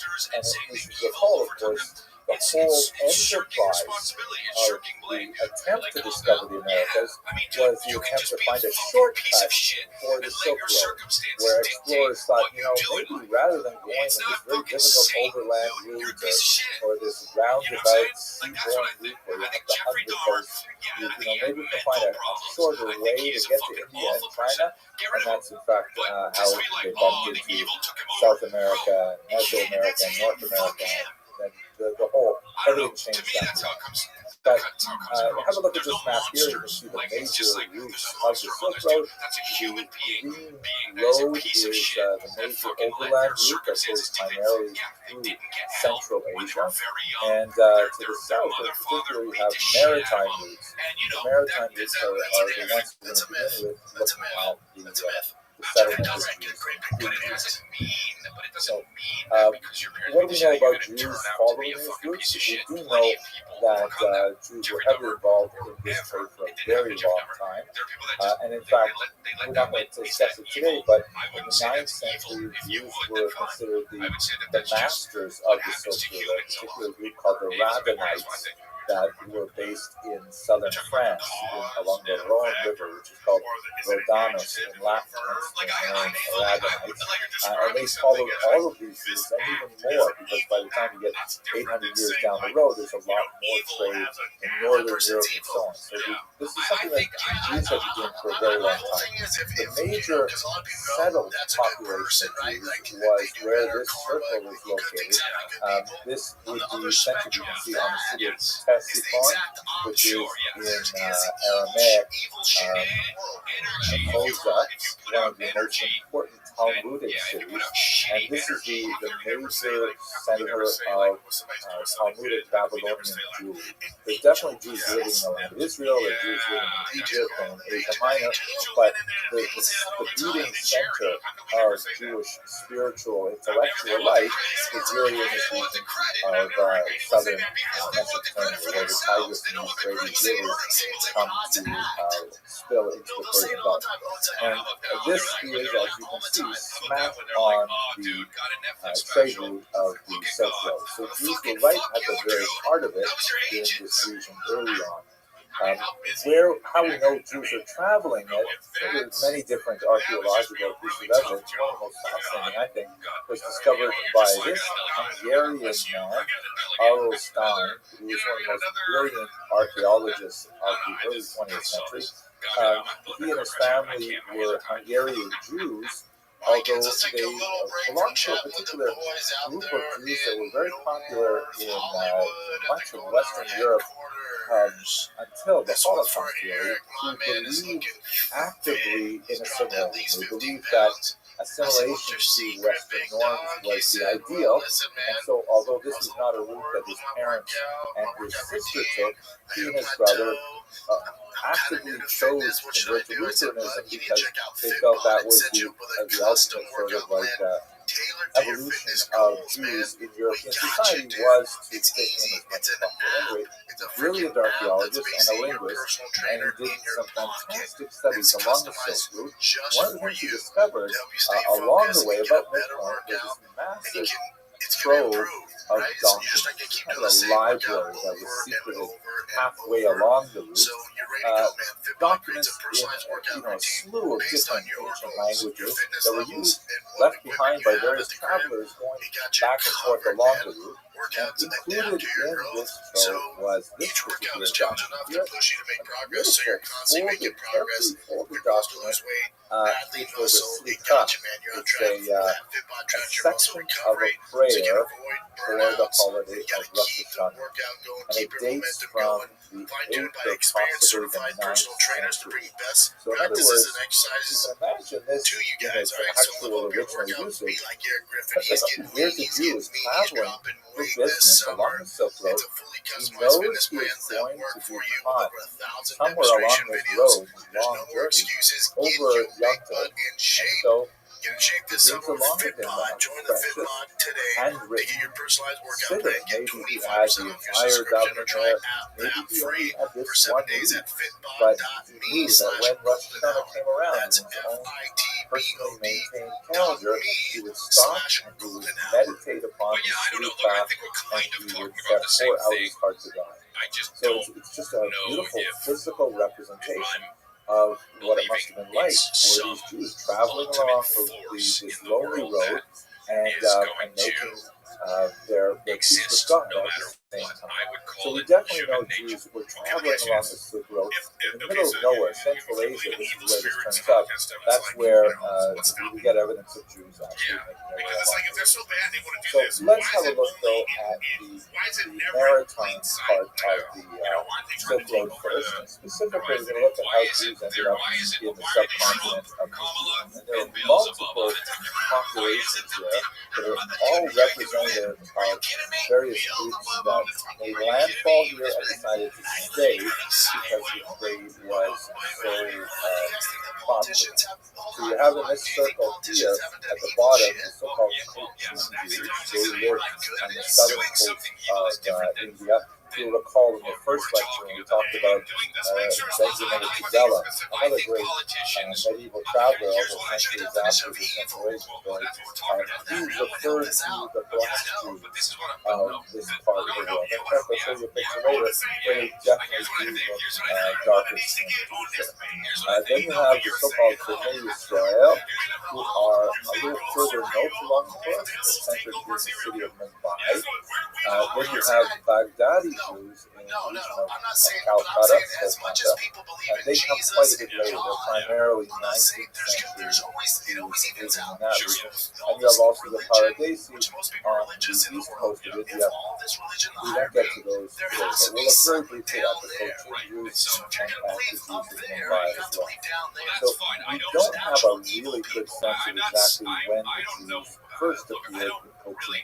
Legends, of course, place it back in the very distant past. Legends of Jews making it there after the destruction of the temple, the first Roman-Jewish war, and so on.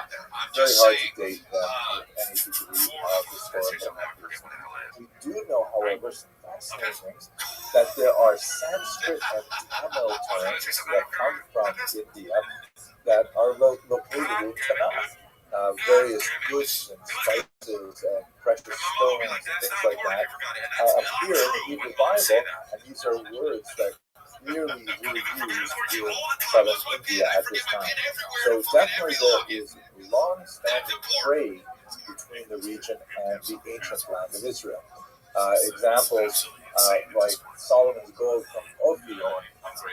One opinion, scholarly opinion holds that perhaps this mysterious location was in fact a place at the mouth of the Indus River, which would have been in the northwestern part of India, like maybe north, beyond our country. And as I mentioned earlier, the Radhanites, it's not surprising because Jews would likely have been making landfall here with many other international traders, as they had historically, and they would they would be distinguished for it as you get all the way into the 19th century. One of the most fascinating artifacts of the earliest period of Cochin is this remarkable looking copper plate which exists intact. And I can't possibly read it. It is written in the Malayalam language, and to make it more difficult, seeing a Vattelutsu script. Personally, I can never read anything in the Vattelutsu script. I can only read it in the old, Times Roman script. Otherwise, I don't know if you're laughing. I'm enjoying this, but at any rate, what is this strange copper document? I mean, it's made on a sheet of copper. It purports to be a charter to the Cochin Jews from a local king. It's not dated, but it most likely comes from the 11th century. It's amazing, the year 1000. That goes so far back. Charters are actually a very common medieval phenomenon in Europe, where Jewish communities would receive documents from the king that would outline their privileges and their responsibilities for living in a particular location. And these things were connected with something called Magdeburg Recht, where Jews would have the right to maintain certain monopolies, the right to protect themselves with a wall around their community, all kinds of different things. And this appears to be in that same family of ideas. It praises the Jews and one particular leader for visionary understanding of how they could live happily in this land. And in fact, the Jews of this part of the world claim that they experienced no anti-Semitism, which is hard to believe, but it's actually something that's far more common in Southeast Asia and in Asia than you would find in Western Europe. The many fascinating customs that we have in India include, for example, this beautiful custom that a bride's skirt would later be incorporated into the parokas. Like the special ceremonial dress of a bride would then be actually used as a kind of a covering for the Torah in the synagogue. A very beautiful kind of connection of the elevation of the dignity of woman and its connection to the protection of the Torah. Beautiful things. Also customs that on Friday evening they would have a kind of a shamus go around, kind of like a functionaries go around and light candles on the outside of the homes of Jews to let them know that the Sabbath is coming and to provide light for the streets and so on, things like that. You can see that there's a sort of an oil lamp sticking out of the doorway there in this particular house. Really unusual customs that you don't see elsewhere in the Jewish world. By the time you get to the 13th, 14th, 15th century in particular, that's when you begin to see the Portuguese showing up. Here is a depiction of the Jews of Malabar that were described by Benjamin of Tudela, we spoke in first class, as black Jews. And in fact, here they do look more dark-skinned in this particular representation. Jews were especially associated with the Portuguese landfall in the southern part of India. Portugal, of course, was one of the early maritime seafaring countries that took advantage of this international trade to great advantage. And Jews were frequently employed as translators. Not necessarily that they would end up knowing, come there knowing the local language. This was true not only in the Far East, but also in the Americas. Some of the very first people to get off Columbus's boats were Jewish translators or Jewish translators who had been converted to Christianity, and they would walk out there and speak to the local population and try every single language they could think of until they finally were able to create some sort of common vocabulary. So one of these great Portuguese Jewish translators was someone who later took the name Gaspar da Gama after his patron Vasco da Gama. He was actually a Jewish guy who spent a lot of time in southern India as the primary go-between between the Portuguese colonialists and the indigenous population. Certainly helped to promote the Jewish community. They have some fascinating things there, like these conical synagogues, really unusual synagogue architecture you don't see elsewhere in the world. And they have this famous synagogue in Cochin that actually has a Hebrew clock that includes Hebrew, Roman, and Indian numbers on it. This is the Hebrew side. So that's just a very quick look at the Cochin Jews in particular. Move up the coast a little bit, you have in recent by the Bnei Israel, totally different group of Jews. They do not regard themselves as Jews ethnically connected to the southern Indian Jews of Cochin. This is a beautiful 19th century representation of the baking of matzah by the Bnei Israel. I believe the language used here, besides the obvious Hebrew part of it, I believe this is Marathi. And it's interesting to me that they're doing this thing either on the floor or close to the floor, but nevertheless they're going through the whole process. And on the very bottom right, after they finish it, the woman on the right there, she's just marking up the slices way beyond what she really should be putting to matzah. And that's what it's supposed to do. We don't know exactly when these Bnei Israel began, just like we don't know when the Cochin Jews began. The Bnei Israel don't have a similar doctrine like the copper plates, but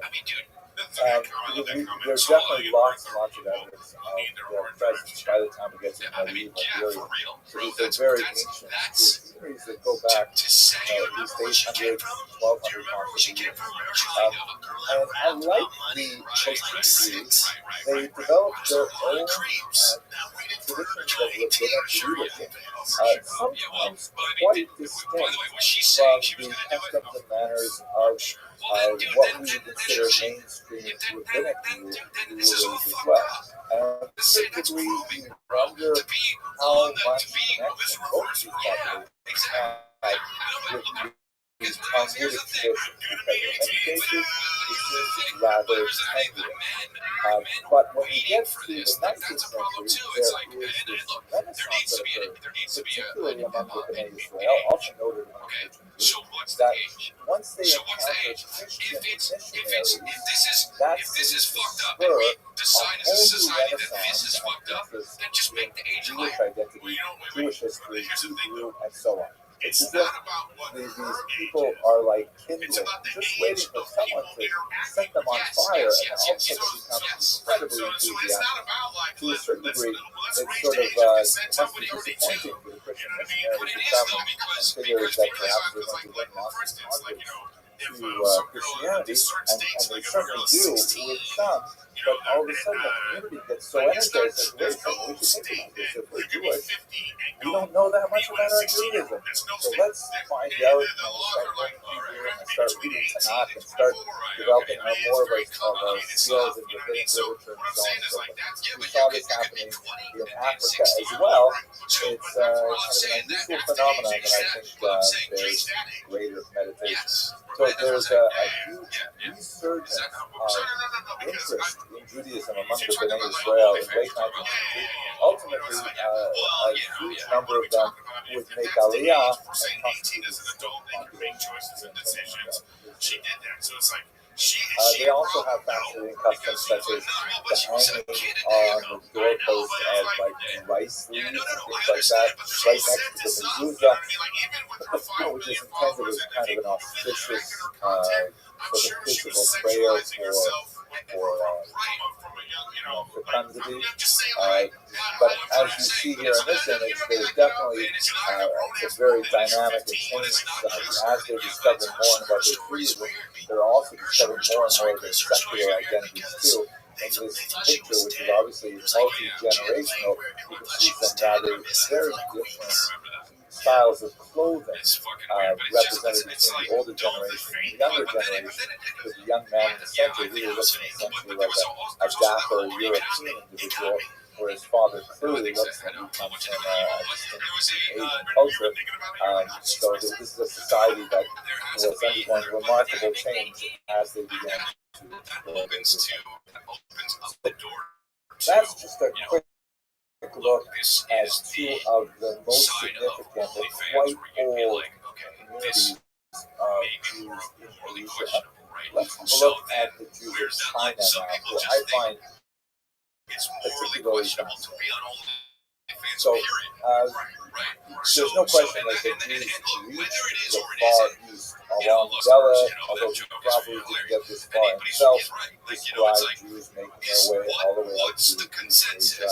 And we have the Rabbinites who also traded all the way out here. And we can track specific communities in many locations. If you look at the numbers next to or underneath the names of these locations, that refers to the century in which we know the community was established. On the far left in China, you have Khotan. That's where R.O. Stein discovered the tefillah, if I remember correctly. That's already in the 9th century. And then further to the east, you've got on the coast places like Canton, also from the 9th century. But you also have to go all the way to the north, Chaldean. That's actually a very important population of Jews that was established in the very early 20th century, primarily because, in fact, only by this much did I miss personally growing up in Chaldean, because the reason why this community had an explosion of Jewish settlement in the year 1904 was because the Russians were locked in a quixotic and desperate battle against the Japanese. And remarkably, even though you think of Russia geographically, it's a massive country, 1/6 of the Earth's landmass is Russia, fighting against this tiny little series of islands called Japan, and Japan would ultimately win that war, the War of 405, the Russo-Japanese War.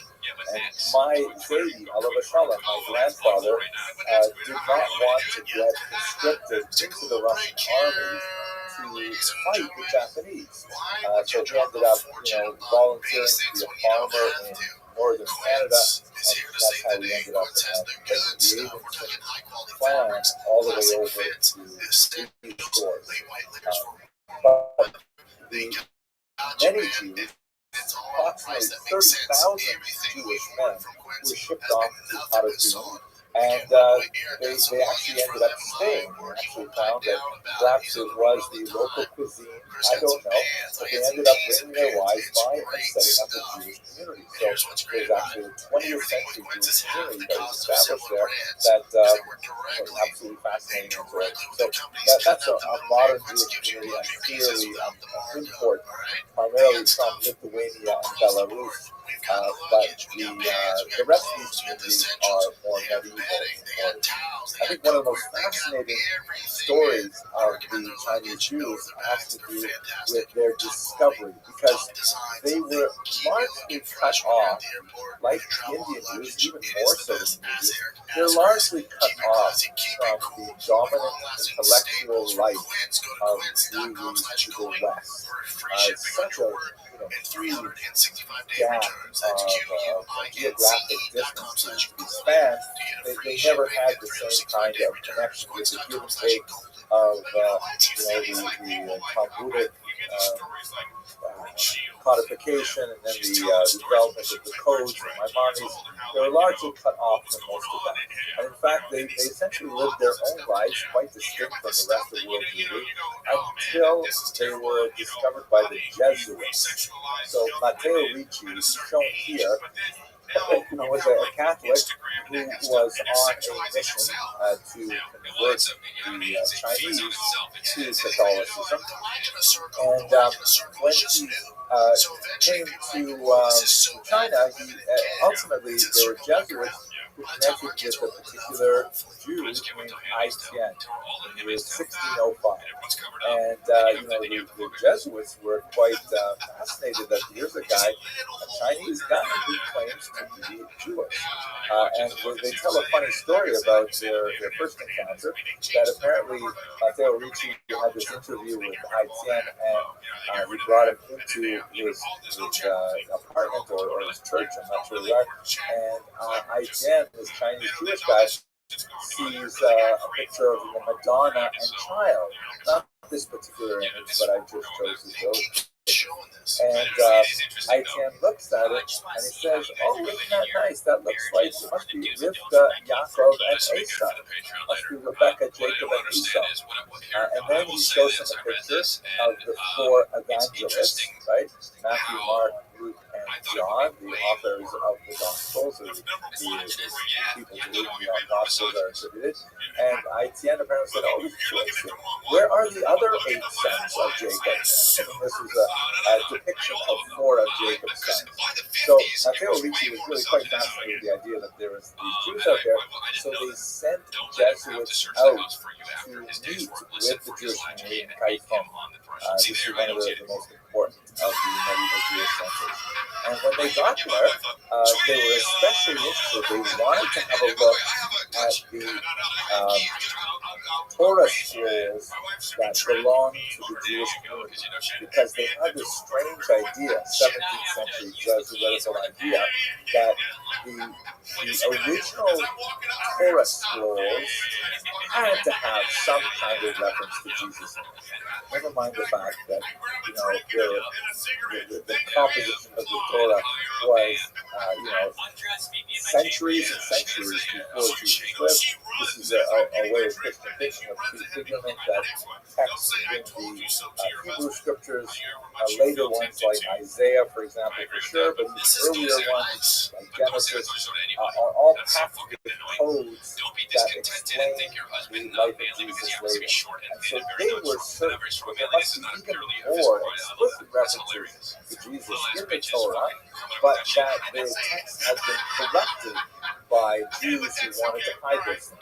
But if they went to China, and they thought that perhaps the Chinese Jews were actually pre-exilic, maybe they got to China with the Babylonian exile, or maybe the Assyrian exile from either 600 or 700 years before the Common Era, they would talk to them. They could look at these Chinese Torah scrolls. They would discover that Jesus was in there. They were wrong. They didn't find anything like that. But they did find Torah scrolls. They found beautiful synagogues. These are actual drawings from Jesuits who visited the Chinese synagogues in Kaifeng in the 17th century. Gorgeous, multi-pillared institutions with all kinds of fascinating and rather different architecture than you find in the West. And also this amazing picture of Chinese Jews with the top-notch nose reading from a Sephardic style Torah. That, like unlike the Ashkenazim who keep the Torah in cloth coverings and lay it flat on the table, the Sephardim put the Torah upright in these sort of spherical or conical boxes, but then they open up like doors where they stand upright on a table, and then they're read while standing like that. And this could be Sephardic guys reading a Torah scroll, but they clearly are Asian. So they brought back all this amazing information of these Jewish communities thriving in the central China. Really quite fascinating. Now, what about their Judaism? It definitely was pretty funky compared to the Judaism that you'd find in, let's say, Germany around the same time. And the dates are difficult to establish with clarity. One of the oldest artifacts of the Chinese Jewish community in Kaifeng in particular dates to 1489. And these are stelae, meaning like big obelisks that have writing on them that talk about the nature of the community. And these stelae talk about the people who donated money to build the synagogue, because this is another example of how traditional Jewish communities are, that you're always going to find plaques. In fact, some of the oldest surviving archaeological evidence that we have from synagogues all around the world, well over 2,000 years old, are plaques that say so-and-so donated the Aron Kodesh, so-and-so sponsored Kiddush last week, maybe not quite that extreme, but you definitely have plaques that specifically name who gave money in order to support the community. And this is a very, very old tradition, older than gefilte fish by far. And the Chinese have it as well. So in their stelae from 1489, and then repeated later on that, they clearly have reference to the rebuilding of their synagogues after a few natural disasters that places them squarely within the Jewish tradition. They also have a memorial book that lists the famous names of many important Jews, and unlike Western society, in Asian society at this time, last names were assigned, and only certain names could be used by people of certain stature. And many of the Jews actually had some of the most, high quality names, like Jew, which apparently means golden, and indicates that the emperor himself was pleased with him. We can say three basic things about this group, which I think is quite important. Let me just make sure I remember each of them. Yes, right. The first one is that, they're not exactly practicing rabbinic Judaism the way we would necessarily recognize all of it. A lot of it seems definitely, moving in a different direction. But they are extremely proud of their attention and fidelity to Jewish vision. when they have concrete knowledge of it. For example, they are referred to by other Chinese as Tiao Jin Jiao. I have no idea if I pronounced that correctly or not. The group that excises the sinew, which is a reference, of course, to a passage in the book of Bereshit, which we've just read, about how, you remember when Jacob is wrestling with the mysterious angelic being, and he's wounded in the thigh, and then the Torah says that therefore Jews do not eat the Gid Hanasheh, the sinew, the sciatic nerve, to this very day. And that's, in fact, what the Chinese Jews were doing when they would, slaughter a cow. They would practice nikur, they would remove that particular sinew. Or like Ashkenazim, they would simply sell that part of the animal away, and they would not even try because it would be very difficult for them. So even though a lot of the Jewish things they're doing don't seem to be, comporting with mainstream Judaism, they nevertheless were very, very proud of their tradition. Secondly, like the joke that we began our discussion with today, they attempted to adapt to Chinese society and its idiosyncrasies in some fascinating ways. For example, Chinese society has a tremendous amount of importance placed on external demonstrations of respect.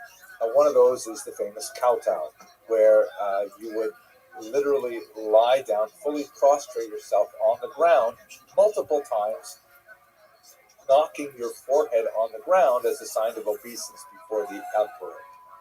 And one of the emperors was fond of placing his name at the top of one of these obelisks, and since he couldn't be everywhere all the time, he ordered that people should bow down to his name on a rock. And this is, if you know anything about Judaism, this is totally forbidden for Jews. Jews are not allowed to bow down before any kind of, inanimate object. That's just too close to idolatry. So it would be too aggressive a move to refuse to bow down before this symbolic representation of the emperor. So what the Chinese Jews did is they would write the Shema prayer,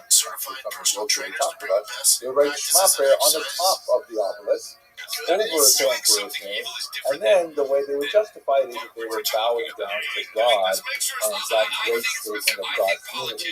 It happens also on the way. The emperor's name is there. Everybody knows, won't bother him. Well, that's kind of like an amusing adaptation to the necessities of Chinese culture. But they definitely were assimilating heavily. And in the 20th century, under communism, they basically disappeared. They certainly had,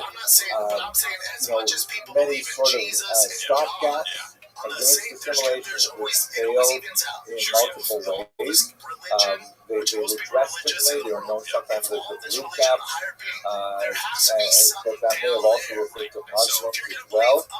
There are 50 million Chinese Muslims, by the way, 50 million of them. Remember that there are about 15 million Jews, 1-5, right? So I've never, ever met a Chinese Muslim, although of course you read about them.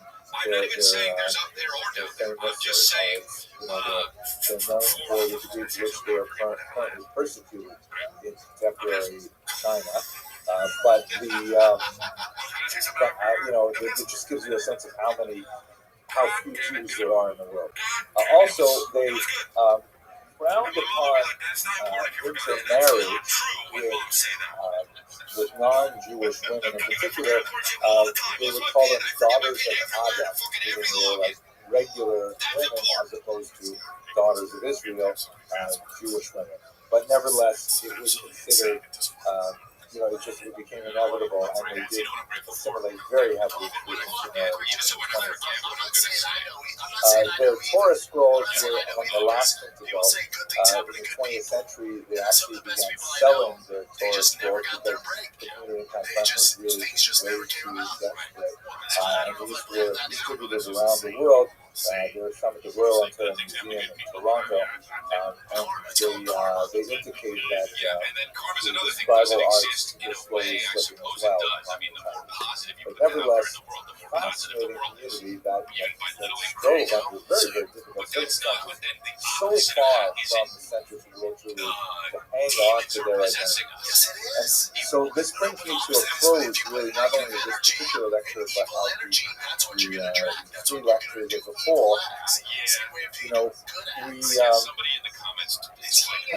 this time of year, when we're deep in the December dilemma, as I began our discussion with today, it's time that I personally like to reflect on the question of Jewish identity and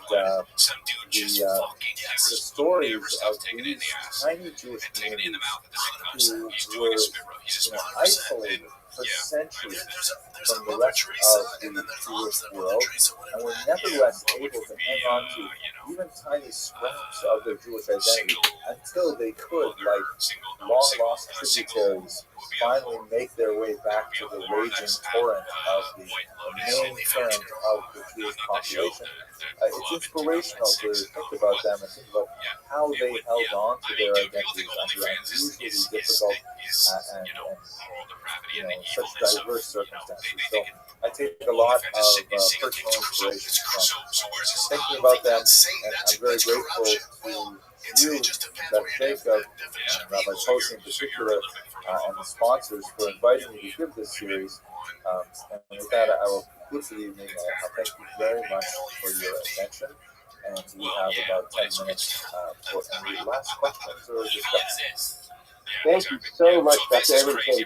First of all, I will just let you know that I did get your jokes, and at least that you were laughing. So you don't have to worry about your breakthroughs. I wanted to, similar to your recap, ask sort of a recap kind of question, which is sort of lessons learned, specifically about things like attrition assimilation that you noted a couple of times over the course of tonight and others as well.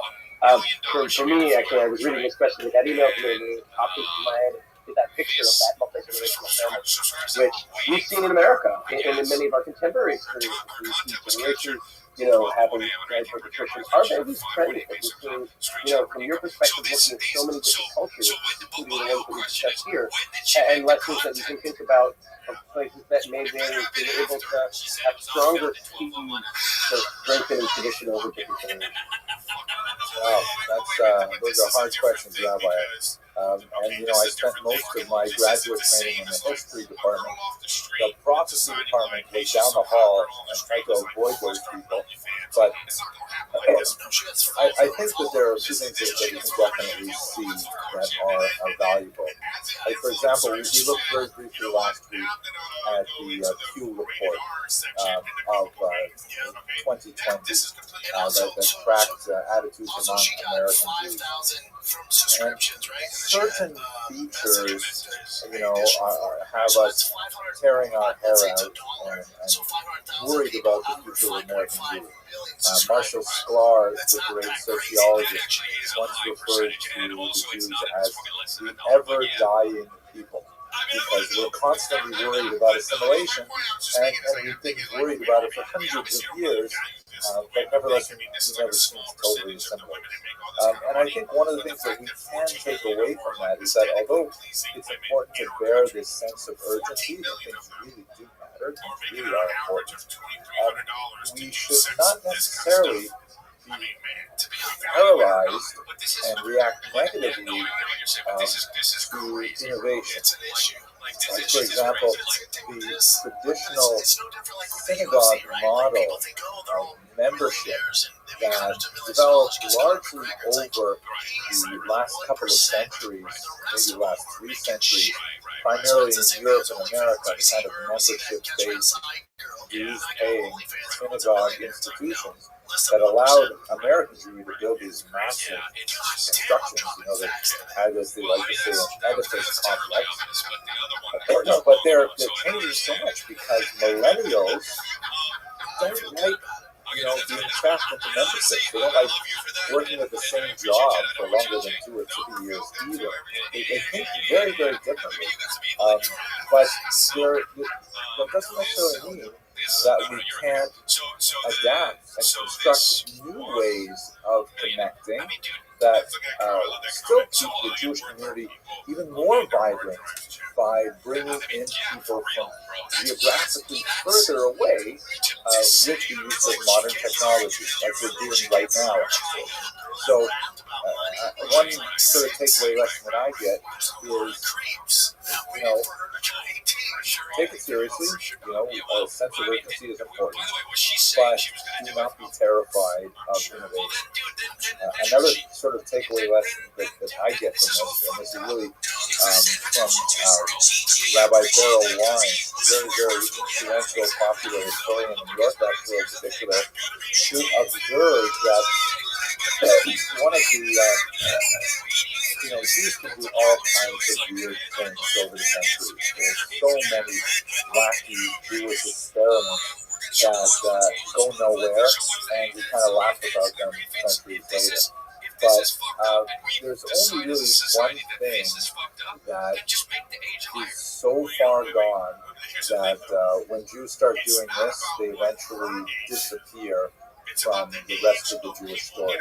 And that is when we mess around too much with the question of who is a Jew. Groups that made decisions about counting people in, contravening the basic principles that had been adopted, not as ancient necessarily as we'd like to think, but nevertheless very well established principles, like the matrilineal descent principle.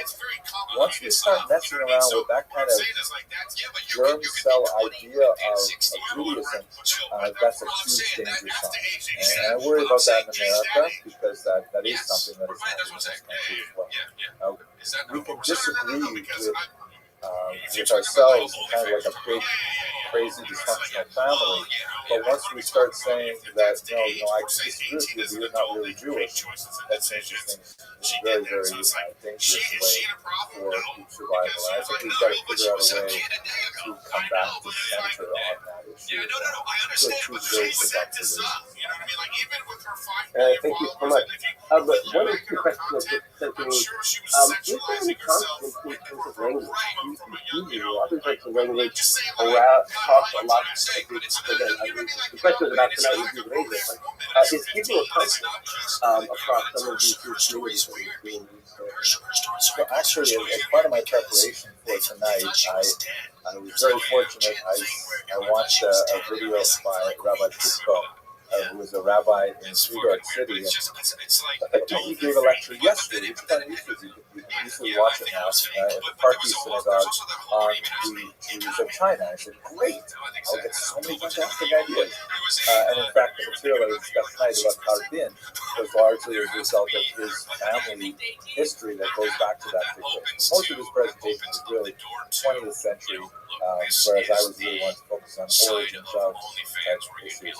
At any rate, one of the things that he offered in his lecture was that in order for a Jewish community to survive, it doesn't have to be widespread Jewish Hebrew literacy, it doesn't have to be widespread, but you need to have at least one person who can be Hebrew. When you lose the rabbi, you need someone who is kind of like the keeper of the flame, knowing, okay, this is what it says in the Torah, and I can read it to you, and I understand it, and I can explain it. You have to have at least one person like that. What he derives from his analysis of the Chinese situation in the 20th century is that once they lost anyone who could read Hebrew, the community completely disintegrated. And I think that there's a lot of value in that particular thing. I forgot to mention one kind of amusing thing, by the way. When the Chinese community was in decline for centuries, and even when Matteo Ricci's Jesuits went to Taiwan and they met with the rabbi there, the rabbis there, they never met anyone Christian. Christian was something totally new to them. There were no Christians in China until the Jesuits arrived. So they're having a truce with this Jesuit, and they're impressed. They say, wow, this guy really knows Tanakh. He knows all these stories, Stephen Amela and stuff like that. And at a certain point, the elderly rabbi said to him, listen, maybe you would like to be our rabbi after I retire. He suggested to the Jesuit, he said, I think you would make a great rabbi. The only thing is, you definitely have to be circumcised and you have to stop eating pork. Those two things, and you'd be fantastic, it's pretty much stellar. Turned them down.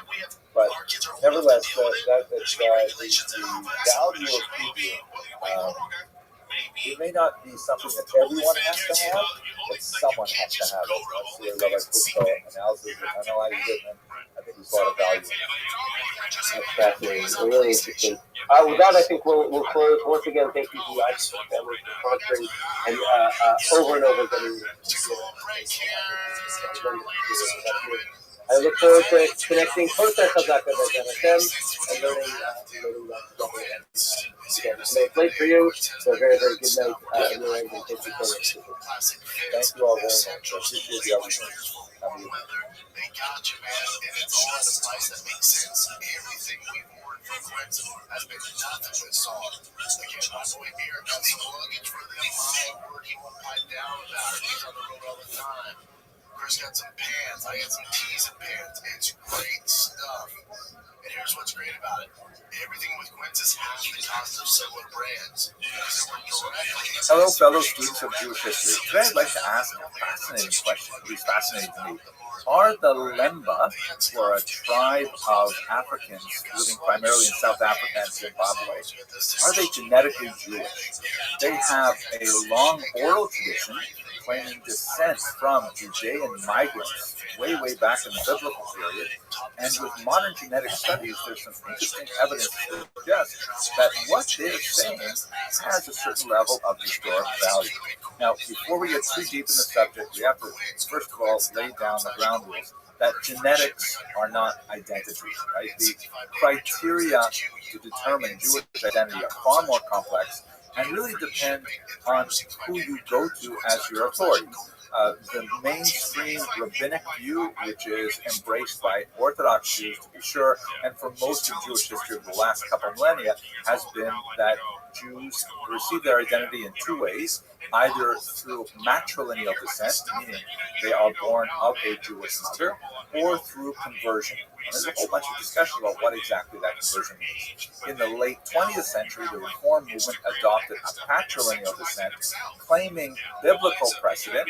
And in fact, when you look at biblical texts, there are some really interesting things that suggest that it may have been patrilineal in the biblical period. But, this is not a discussion for this point. You can see I have another video on it. It did definitely switch sometime in antiquity where Jews began to turn to the matrilineal model. For Orthodox Jews, it is the moment of Matan Torah. For others, historians look at different points. But at any rate, most Jews today regard it as matrilineal. I should say certainly Orthodox Jews. Jews from other denominations may have other definitions. What we don't have is the notion of bloodlines or of conformity to specific prophecies to say that a person is Jewish. I'm mentioning this because I got a lot of hate when I gave a couple of lectures on the history of the Jews of Africa. Boy, there's so many people who are upset about, you're not a real Jew, you're actually a Khazari convert and stuff like that. We're not going to go into those things, but I will say that when we look at the Lemba, and we look at genetic information, we can say that at least based on that kind of material, there's strong evidence to suggest that there is a Jewish connection to these people. This is something that has only been available in the late 20th century with the sequencing of the human genome. Let's go through some of this material. So first of all, who are the Lemba? They are Bantu-speaking Africans. There are 70,000 of them. They're primarily living in South Africa and Zimbabwe. They have an oral tradition that they're descended from white men who came from a place called Senna by boat. And the Senna might somehow be, they don't know exactly where it is. It might be Judea. It might be Sana'a, which is a place in Yemen. Then they came onto the African continent and they built Senna again, possibly in Tanzania or Kenya. and then again migrated and built it a third time, possibly in Mozambique, before they were engaged in the massive project of building Great Zimbabwe, which is this huge archaeological ruin that really indicates a massive civilization in southern Africa. At some point in what we would call the medieval period, they broke Jewish law by eating mice, not kosher, and then they were exiled throughout South Africa. If it was me and this was my one opportunity to break the laws of country, I don't think mice would be my first choice, but at any rate, that's how it went. Now, what's Jewish about them? Well, they claim this Jewish descent, and in fact, they have lots of Jewish beliefs and practices. For example, they are monotheistic. They practice circumcision. Now, these two things are common also for Muslims in the region. But the Lemba also practice animal sacrifice, which seems to be more connected to a biblical past. They do not eat pork. Again, Muslims don't eat pork too. But they also don't eat milk and meat. Furthermore, they have other smaller practices that are very congruent with Jewish history, like they pay a lot of attention to the lunar calendar. So basically, their story is that they were led by a particular clan called the Buba, and they made their way from somewhere in the Middle East into Africa and eventually ended up primarily in South Africa and Zimbabwe. Now, what does the science say? So to understand that, we have to go back a little bit to look at the so-called Cohen gene. This is something that was discovered at the turn of the 20th century. Geneticists who worked on this major project and wrote a book about it called Jacob's Legacy, A Genetic View of Jewish History. Very fascinating and really a very pleasant read, too. I was laughed out loud at some points because he has a real great sense of humor. At any rate, what Goldstein and his extensive team did is they swabbed self-identified Jews and self-identified Kohanim to look for genetic patterns. They swabbed Ashkenazim and Sephardim. They did a lot of these swabs, for example, on the beach at Tel Aviv, but in other places around the world as well. And the bottom line in their research was they found that well over half of Jews who claimed to be Kohanim had a similar genetic feature, which they ended up calling the Cohen modal haplotype. Let me just back up for a second. I realized that maybe I didn't say it.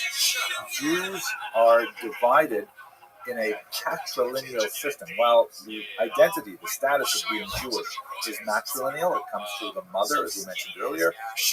Tribal status, on the other hand, is derived from the father. Right, so the 12 tribes that are described in the Bible and so on. But there's one tribe, the tribe of Levi, which was divided in two. There were brothers. One of them was Moses, i.e. the Moses, and the other was Aaron, who also the Aaron, who was the first high priest. All the male descendants of Aaron were called in Hebrew Kohanim, or priests. And it goes through the male line exclusively. Now, thinking about genetics, and of course you're aware that women have two X chromosomes, men have an X and a Y chromosome. There's a lot more to say about differences between these two, but not for this video. But that means that all men receive their Y chromosome exclusively from their father.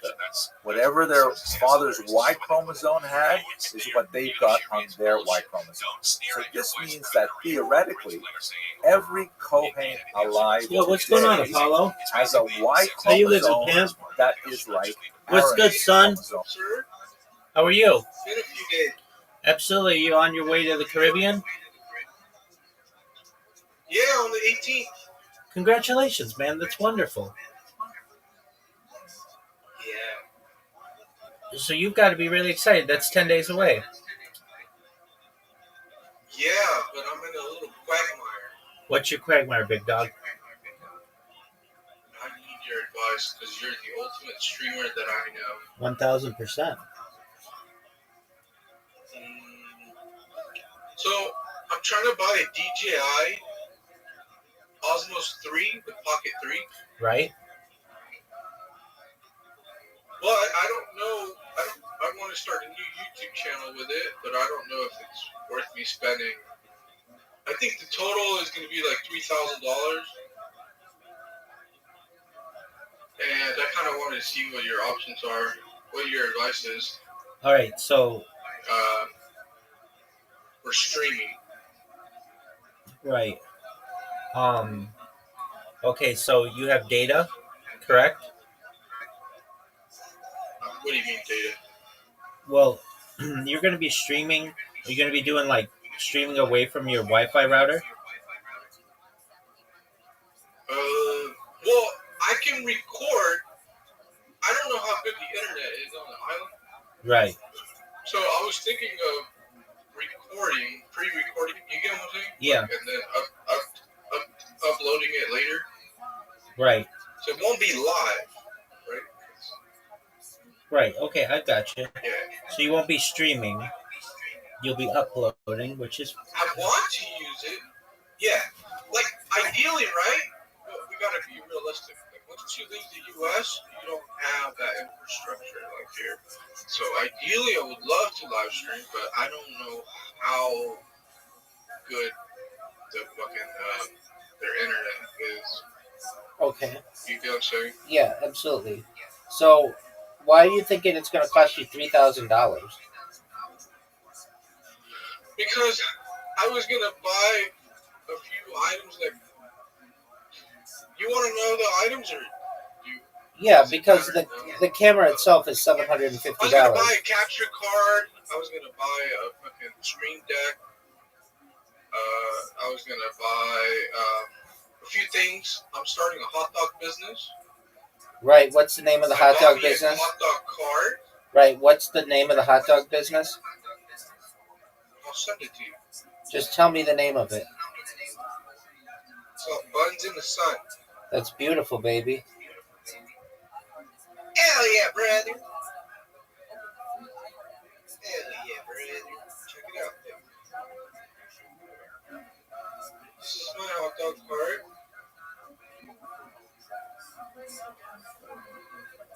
Hell yeah, brother.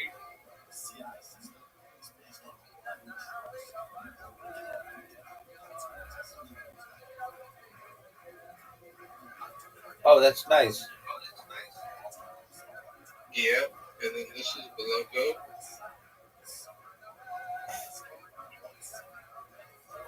And it's a tricycle, so I'll be pedaling around. Right. Now, does that really translate to Spanish? No. So, Buns in the Sun. right, it doesn't translate in Spanish. So, isn't that going to be an issue? Yeah. No. Why? Well, wouldn't you want to put, like, the Spanish name? No, because this island, the majority of people speak English. Oh, okay. Okay, that's good. Excellent. Yeah, so it's not like a, you know. Yeah. Did you have AI design your logo? Yeah. Okay, it looks like it. I'm not saying that's a bad thing, but there are going to be some people who don't like that. It's a kind of a busy logo. Yeah. It's not. I'm not going full corporate here, you know. I got you. I mean, if it's just going on the just side of the supposed to thing. be. Yeah. Do you need a business license? I don't know. Until I get there, I'll figure it out. But it shouldn't be hard. Okay. Have you thought about putting an electric? I know it's kind of odd. I know it's kind of odd, but I could literally, you know what I mean? Yeah. It's not going to be that expensive. It's not going to be that expensive. I understand. Maybe like $5 or so. Okay. So back to the DJI Osmo Pocket 3. It's a great camera. Okay, so where? It's going to have face and object tracking, which is really cool. And okay, so that's $750. Then what else are you going to buy? Just a list of other, like, capture card, Steam Deck for live streaming. What else? Some air tags. traveling, you know what I mean? I can be able to check my luggage. What else? Some AR glasses. They're for streaming content on the glasses instead of using a television. Okay, so What like else? the Wave Bear, the Ray-Ban Meta glasses. No, they're different. These ones are different. I'll share it with you. Look, let me see if I can share it with you. Jeepers creepers, where'd you get the peepers? Peepers. You know who Jeepers Creeper is? I know that song, and it's Jeepers Creepers. Where'd you get those peepers? Yeah. Peepers? Did Yeah. you say peepers? Yeah, it's like a old-fashioned way of saying eyes. Yeah, I listened to the guy that sings the original song. Okay, so a Stream Deck is like what, $200? Yeah, it's about $200 for the glasses. Okay. How much is your capture card? Capture card's about $150. Okay. Let me see if I can go to my account. So I'll take a screenshot of the order. And you already bought all this stuff? I need no the payment. Like I need to get, so I need to update my payment on here on Amazon. You know, like to finalize it. Right. So I wish I can. All right, so the first thing that you're going to need, and I really would just advise you this, I wouldn't buy anything until I got there and I saw what the setup is, meaning how good your internet. Yeah. The biggest question that you're going to have there is how good your internet. You don't need a DJI Pocket 3 yet. Not saying that that's not a good thing, but you don't need it if you get there and they're like, yeah, our internet can't support that. Oh, okay. Well, then you just blew $750. So you basically have to get your internet set up there. Then once you know your bandwidth and stuff, that's when I can advise you and say, all right, you're going to need this kind of camera. You want this kind of setup. Are you going to just do one camera or multiple cameras? Are you going to be doing IRL streaming or just desktop streaming? Like what kind of internet are you? Have you Googled what kind of internet is available in this city? They don't really say. That's the shitty part. No, of like, course. There's no way to fucking. There's no way to like really Google it. Even if you try Googling it, like you just never. You know what I mean? I don't agree. Because they have different companies, and I don't know really. You know what I mean? I don't agree with that. So we have Roatan Honduras offers several internet service providers, catering to residents and visitors, though speeds and reliability can vary significantly.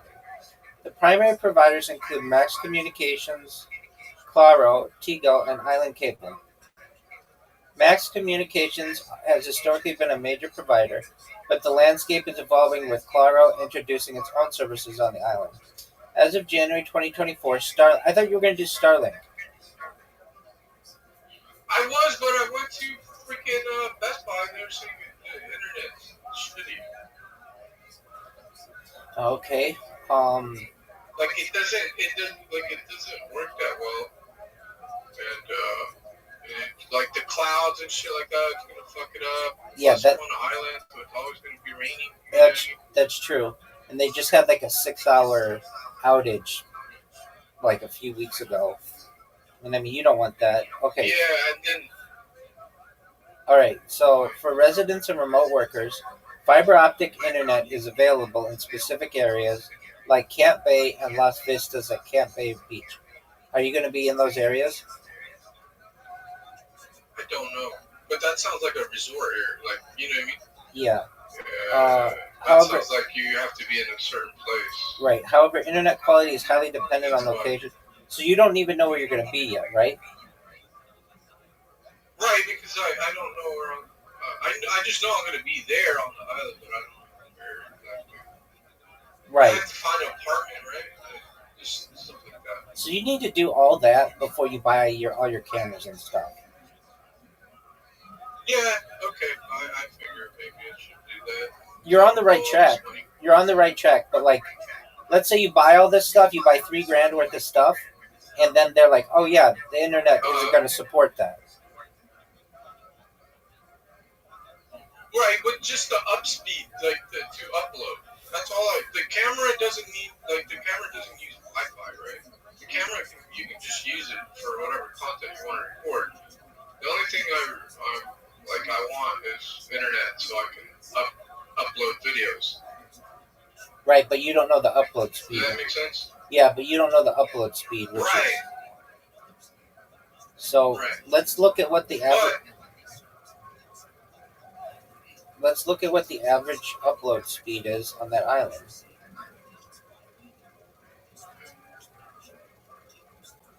this is why it's great to have you around. But Well, I'm here for you're you, the big only dog. one that can really.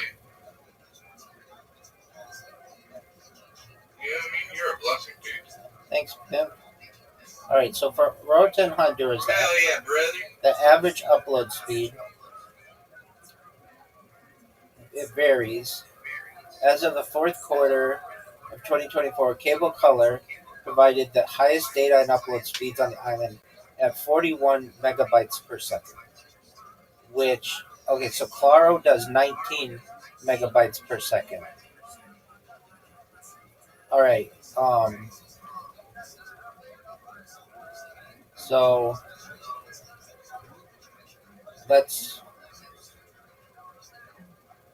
let's compare that to what you're going to get. I know it's not going to be exactly like the United States, and it all depends Right. on your um, on your provider.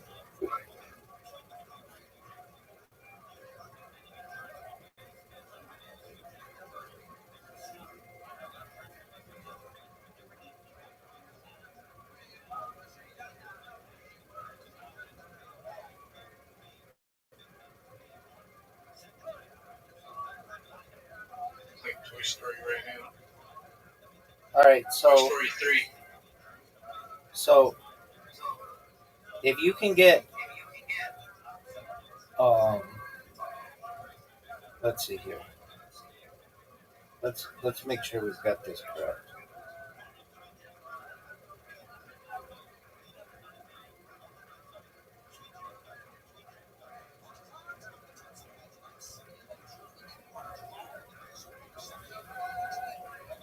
Um, Amazon delivers there, right? I don't know. Okay. I gotta Google that too. So, Claro is the fastest fixed broadband provider in Honduras, with a median download speed. That doesn't really matter. 47 megabytes per second. Median upload speed at 10 megabytes per second, and that's the fastest. Tigo has a median fixed broadband upload speed of 6.3. So that's not ideal. Let's Right. What is your upload speed like for yours? 45. Holy fuck. Yeah, and that's with like all kinds of stuff already like uploading. So let's see what the average is in the United States.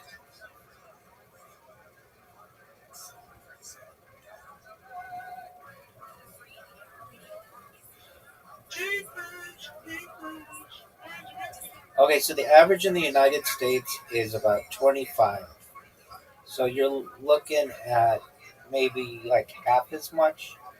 Um, okay, but that's also not necessarily that was for Honduras, not necessarily on the island. which I imagine an island's going to be less. All right, let's see if anybody has talked about this on YouTube. Like, I'm sure somebody is a streamer out there, and they're like, Well, there's people that upload content, right? So that's why I was like, how to. yeah, but that's different. That's different. They're not live streaming. So, like, if you're just uploading content, it doesn't really matter the speed if you have the time to just let it upload. But what you want is to be able to live stream. And if that's what you're going for, then it has to be fast, or else it'll just always say buffering on the other end. They shoot Love is Blind from there. You know the show Love is Blind? No. It's like it's a show on Netflix, and they shoot from that. Oh, they're out of Roatan? Yeah. But they don't live they don't live stream. Might be on set. Yeah, exactly. Right. Live streaming webcams are available for several okay, so they do have some live streaming capability.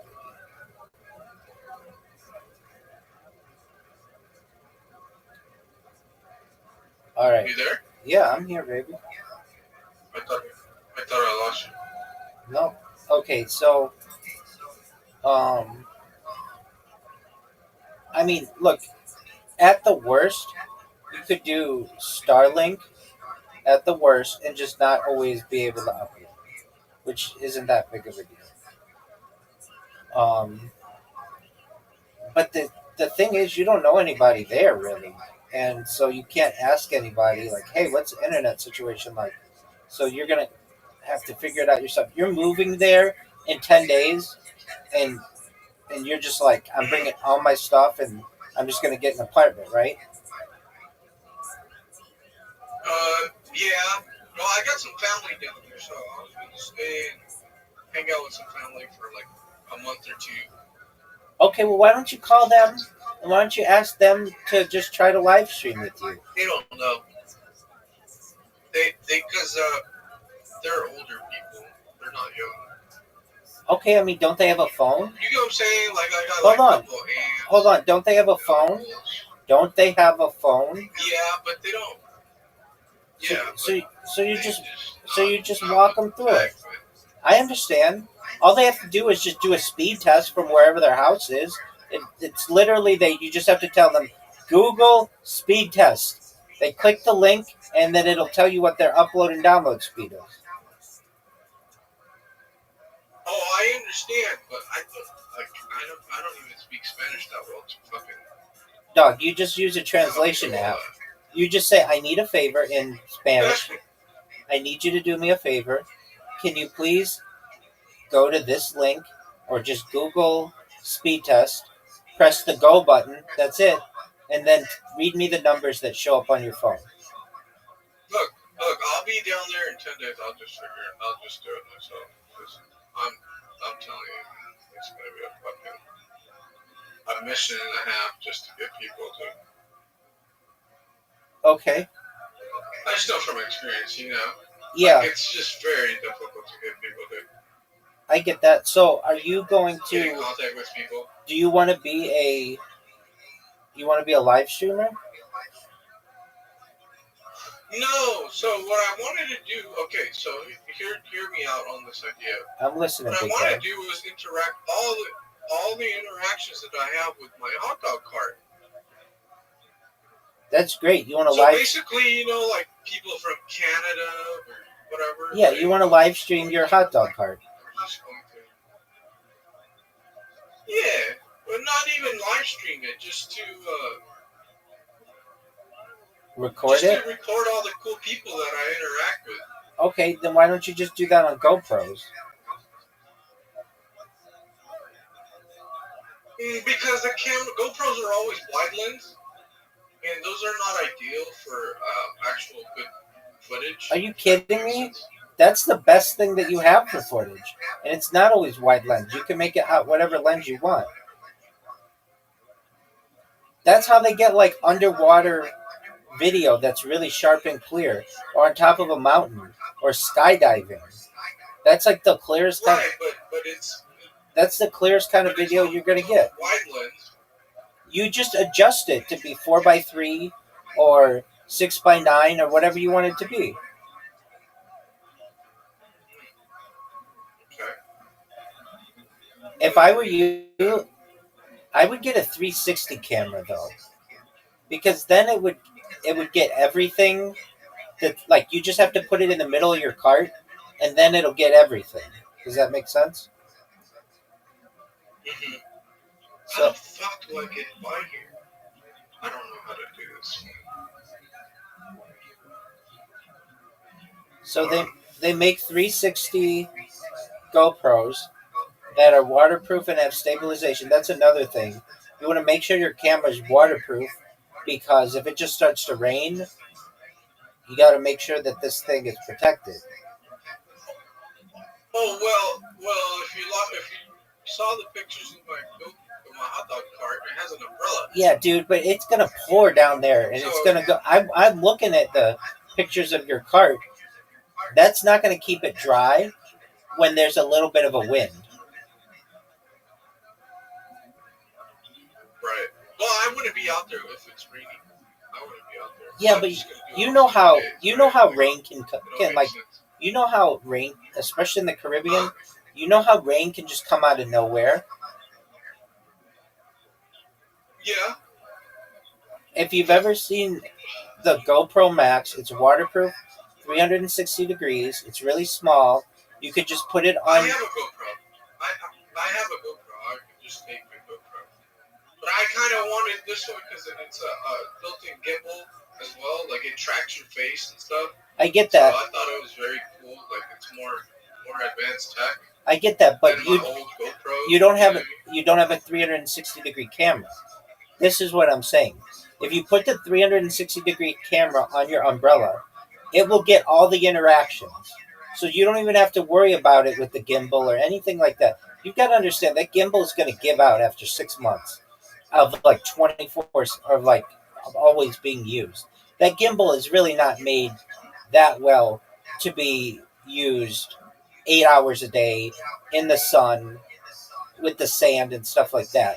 It's made for some limited usage outside, but mostly a lot of people use them for inside as well.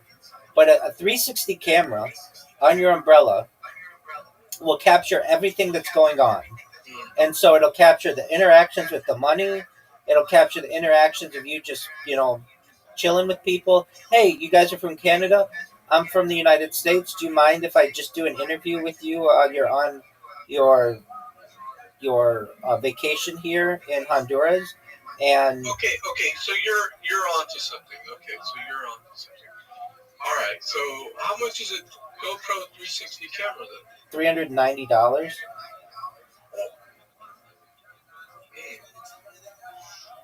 And DJI just released a brand new one as well. What's the price on that? It literally just came out like last week. Because the Pocket one. Yeah, something. It just came out, so it's kind of cool, Yeah. Okay, so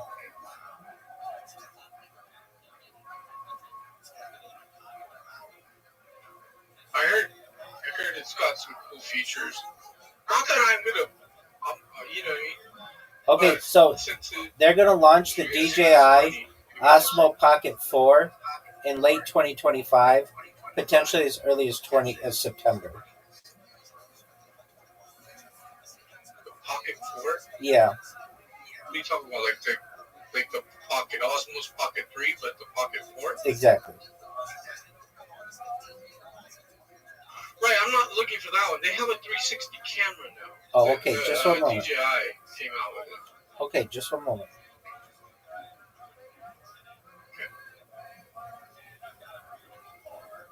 Okay, so the Osmo 360. Um,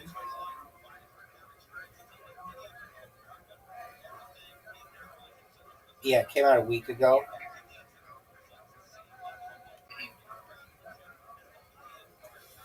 Okay. Um, this one's cool as fuck. I mean, I would say this one's great too. What is it? What? It's got a screen on it. What features does it? It's got a screen on it, and the GoPro does not. And it comes with 3 batteries, and it's not rated that highly, but it's really new. It's $700. I do like that it has a screen on it. That's tight. Comes with a selfie stick and other stuff.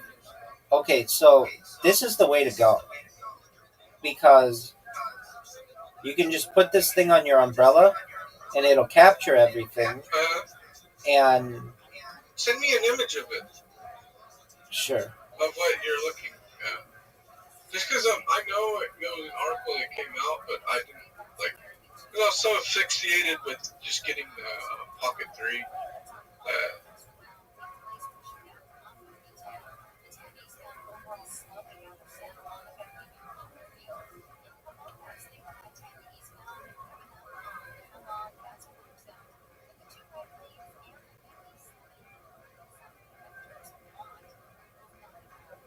Fuck.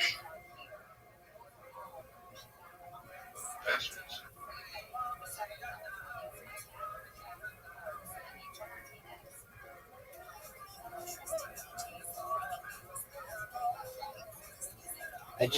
I just sent you an image of it. Okay. Let me take a look. Okay.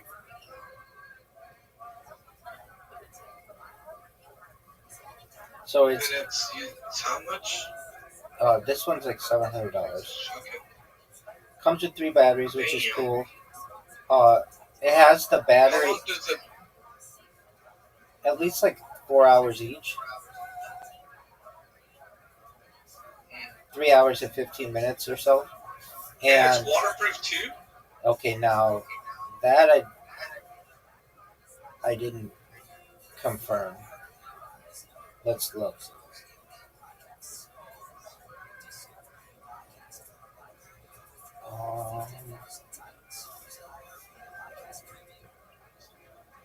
I don't think it's waterproof. Oh my god. I don't think it's waterproof. Well, I have my GoPro, so at most I don't need to spend the money, right? Like I have the GoPro, and I can just create I have a new YouTube channel that I wanted to put to work. Yeah, they say it's a top-end 360 camera. I mean, people are putting these things on drones. Okay, so you take that camera. That's kind of crazy. Why would? Huh? You take this camera and you put it on your umbrella, and then it's gonna get all of your. Where on my umbrella? On top of my umbrella, or like? I think you can put it just on the pole. Base? You can put it right on the pole. I mean, if you want to do it from above, you can too. But I would just put it on the pole, and it'll do like 360 around the. Or you could just put it on its own little thing. Now, if I were you, I'd be worried somebody could just come up and steal it. So you're gonna have to be careful about that. Oh, yeah, ain't no one touching me. I'll fuck him up, dude. Yeah, I get that. I'm not worried. I'm not worried about shit. You could even put it on the front of your. Now that's a cool thought. Putting it on the front of your cart, and then it's basically done like a dash cam as well, and Now, like the 360 imaging is really cool, but I don't know if it's like the view you're gonna want because it kind of distorts things sometimes. So Well, that's what I was saying. That's what I was saying about the GoPro, but no. So you just have both. You put the thing on there, and when you want to make it not a 360 view, you just change the setting so that it's just like a normal video recorder. yeah. Oh, you know what? I'll have to get in contact with you. I'm gonna put that GoPro to charge because it's been years since I used it. I only used it on my last trip when I went to Honduras, so it's been hella long. Okay. Hella long. But I bought it. I bought it at REI, and I literally only used it on that trip. And then from there, bro, I just stowed it away. Never used it again because I was driving trucks. You know what I mean? Right. I don't have time. And then the GoPro is not ideal for a truck. So Right. there's no image stabilization or anything back then. You know what I mean? Right. And since the roads are a lot of the roads are shit, the camera would just be bouncing up and down. So that's why I never really utilized it like that. Right. Looking at the image quality, this is still perfect for what you need. Like, it'll be really cool. I mean, if that's what you want to do. And you can edit with your phone. Right. So I wanted to capture videos So of the girls I talked to. Right. Exactly. So let's talk about that. With this, you've got your 360 thing going, and then if you have an interaction with some chick, you can just go on your cell phone, and so long as you have like cell phone service, you can just edit right there. Like, you don't have to wait to go home and upload it to your computer. You can just edit it right there and upload it immediately. Right. So does that make sense? Basically, there's some chica walking down the street, and you're like, "Hey, you want a hot dog or whatever?" She's like, "Yeah," and you're like, "Oh, this is really great." And she's like, "Hey, what's that camera?" And you're like, "Oh, I just record everything that I'm doing." And you'd be like, "Hey, you want to do a shout out for my Buns in the Sun?" She says, "Oh, shout out to Buns in the Sun." And then you can just go on your phone and just take that segment and then upload it to your website or your social media or whatever, or just to your drive.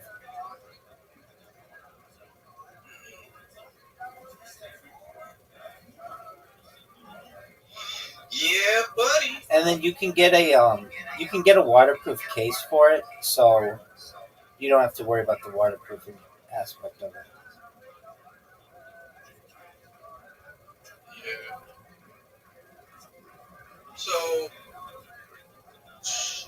So what? Okay, so you said that you don't want to be a streamer, at least not initially. You just want to have content, and that's totally cool. And this will give you that ability. And then when you go back to your apartment or whatever, if you want to upload the whole day, you certainly could. I mean, that's a really cool thought. People, I think, would love that.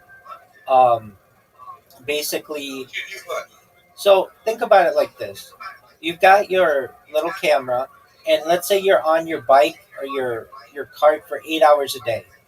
So once you get home, you just upload that data to your like YouTube channel overnight, and then it'll publish, and so people can just know what you were like, follow your day, but just in 8 hour increments. So you'd have like day one of you selling hot dogs, day two of you selling hot dogs, day three of you selling hot dogs, and you can always edit it in case something happens that you don't want in there or whatever. I don't know what happens. You throw up or something, whatever. If there's any part of it that you don't want, but then I think you'd get pretty famous because you'd be like a tourist attraction. Like, hey, if you're ever in this part of Honduras, go check out this hot dog cart because they have a really popular YouTube channel. Yeah, well, that's what I was trying to say. I was trying to promote my business on the hot dog cart, right? Like, hey, welcome to Rotown with, Right. Well, but check out Buns in the Sun, right? And I would just be like, people all around the world. It would attract business. I understand that. People that want to be on a little, you know what I mean? Yeah. What I'm saying though is that whenever you're selling this stuff, you just upload that to YouTube, like at night, if you want. You could live stream it as well, but you're gonna have to worry about connectivity and all the other things we talked about. Yeah. Or you just record it and then upload it at night. Maybe you don't upload 8 hours of it or whatever you're working, but maybe just an hour a day, and then that's your content, and people can just literally in like paradise have like a front row view of your hot dog cart and your interactions with tourists. Yeah, I would love that.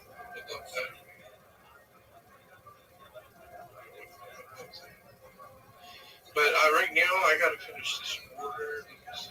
How do I finish it? Because what happened was something happened with my order, and I have to get it fulfilled.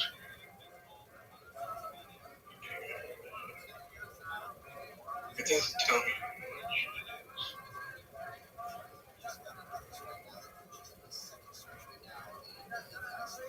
is. Yeah. So yeah.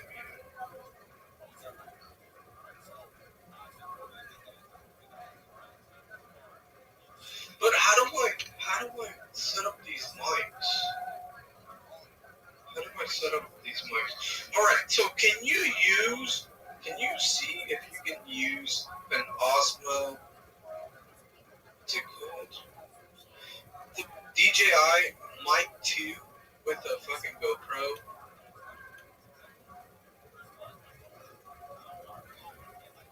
Is it possible to connect both of them? That's the problem. Is like DJI, or if you have a Sony camera, you can hook up the DJI, what should we call it? But Yeah, so the the Mic 2, whatever. yeah, it's inconsistent and problematic. Is it? Yeah, it officially supports it, but people say that it's inconsistent.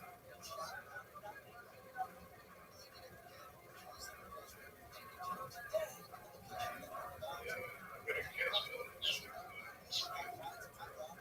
Okay.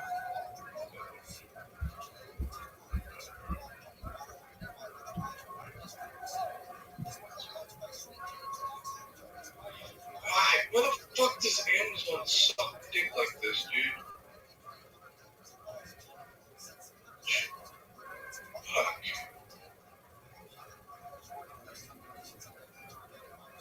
I canceled all of them. Dude, oh my god.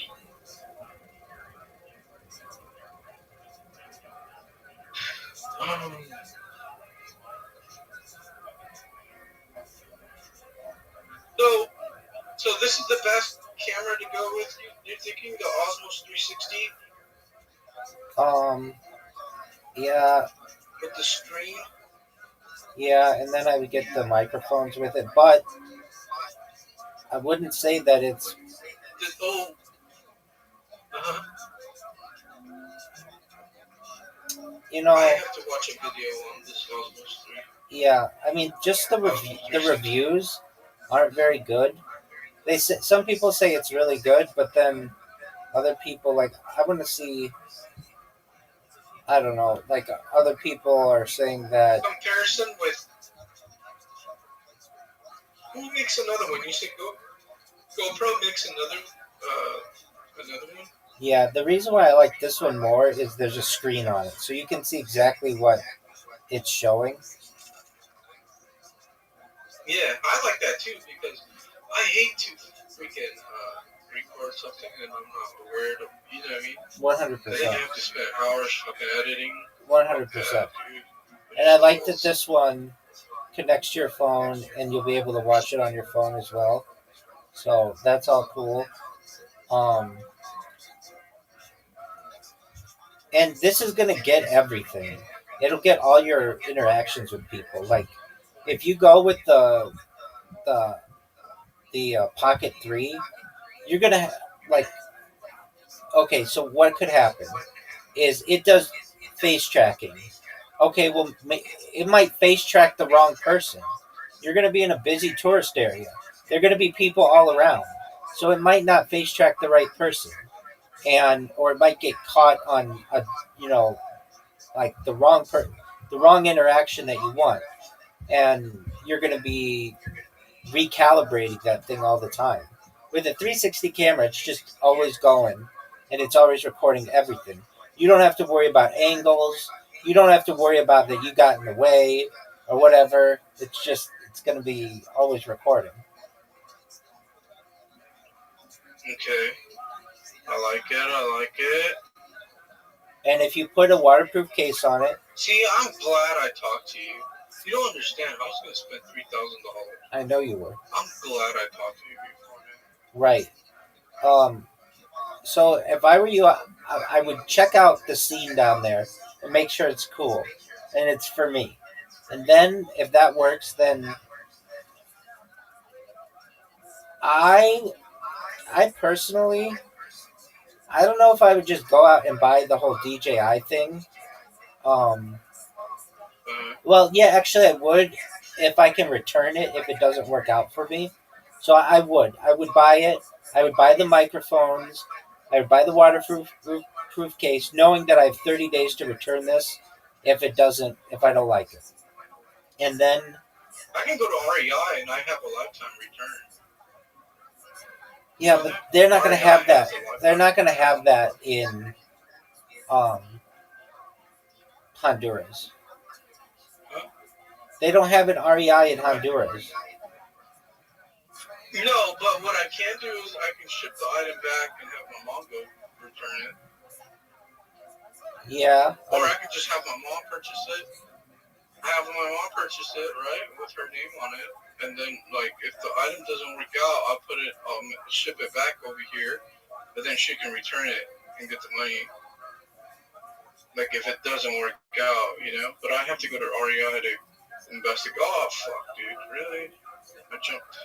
I'm playing Toy Story 3 on my PS5, and I fucking jumped off a building as Woody.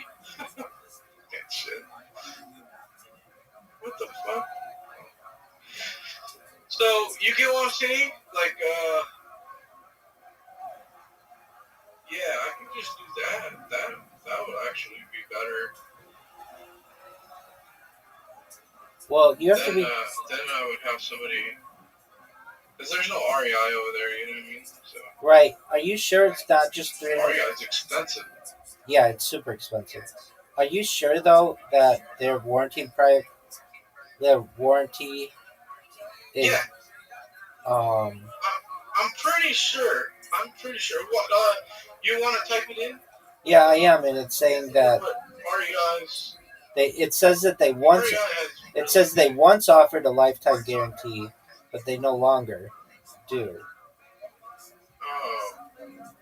Okay, so when I bought my GoPro, right, it was like almost 8 years ago. Like they offered some shit like that. Okay, well they said they changed their return policy in around 2013, and so they no longer offer a lifetime warranty. It does guarantee customer satisfaction with its returns for 360. It seems like it's 30 days for eligible items purchased. Outdoor electronics would be 90 days. So you're looking at 90 days. Okay. 90 days sufficient. Yeah, right, on an island. you just buy it at Amazon though. It's gonna be cheaper. There's no middleman. Amazon has a program that you can't sell it cheaper than Amazon offers it, or you can't put it on Amazon. Hmm. But let's see if you can. Okay. I mean, the only reason why I say I would just make sure it works on your little thing on your cart, and make sure the video quality is what you want and all that other stuff. Um, and then you're just gonna have a lot of data, and it's up to you whether you wanna um, how much you want to upload to YouTube. I want to upload every day, if I could. Yeah, but Just a new episode. I know, but 8 hours. You know. Okay. No. I would do like 30 minutes. Remember, most of the videos, like if you ever, like, what I'm trying to say, if you ever have like checked what is the lifespan of like a video, like how much a person actually watches, it's usually around 15 minutes. If that. 15 to 16 minutes. Anybody that's if that. Anybody that watches for longer than that usually don't. You know what I mean? I get you. Okay, so So what I'm trying to say is, like, I only need 20 minutes of content, really. right, but then you're gonna 20 have to 30 minutes. but then you're gonna have to edit that. No, I would just do it all raw. Well, I get what you're saying. Okay, that's fine. Okay, if you're gonna just do that, then you really only need to record for 30 minutes a day. Yeah. But, okay, now I see what you're saying. Yeah, I would have to edit because, of course, you know. Yeah, like, and that's if gonna a hot chick in a bikini came along. exactly. So and, then you're gonna be yeah. you're gonna be I spending. don't know how to. Is there an AI edit? Is there an AI edit program? We're close to it. I fucking hate editing. Everybody hates editing. It's the hardest part I of fucking hate editing. content creation.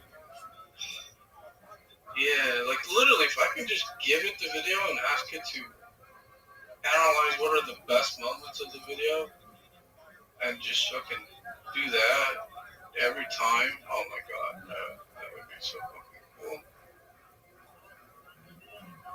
Yeah. So you should create a bot or an app. they already have that, and it does it for YouTube videos. So it'll take your YouTube video that's like 8 hours long, and cut it up so that it only has the like 20 minutes where you're talking with someone. What app is that? It's a website. Do you use it? No, Which one is it? I have, but I don't use it because I want the long content. I know that people in the future will appreciate even the. You should use it, especially if you have YouTube Shorts. Imagine how many viewers you would get with all your hours Zero. of streaming. Zero. Like it's. You would get 0 views. Yeah, I mean, I do it on Instagram, and I get like just a few, not that many people. I do get some people, but just not that many. But yeah, I mean, you can do it with YouTube videos, but then you have to upload all the everything into it, and you're not guaranteed that it's going to have all of the instances that you want.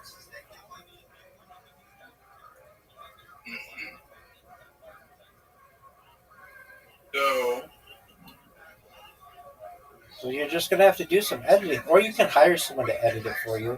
But even then, you're going to have to upload all the data to them so that they can edit it.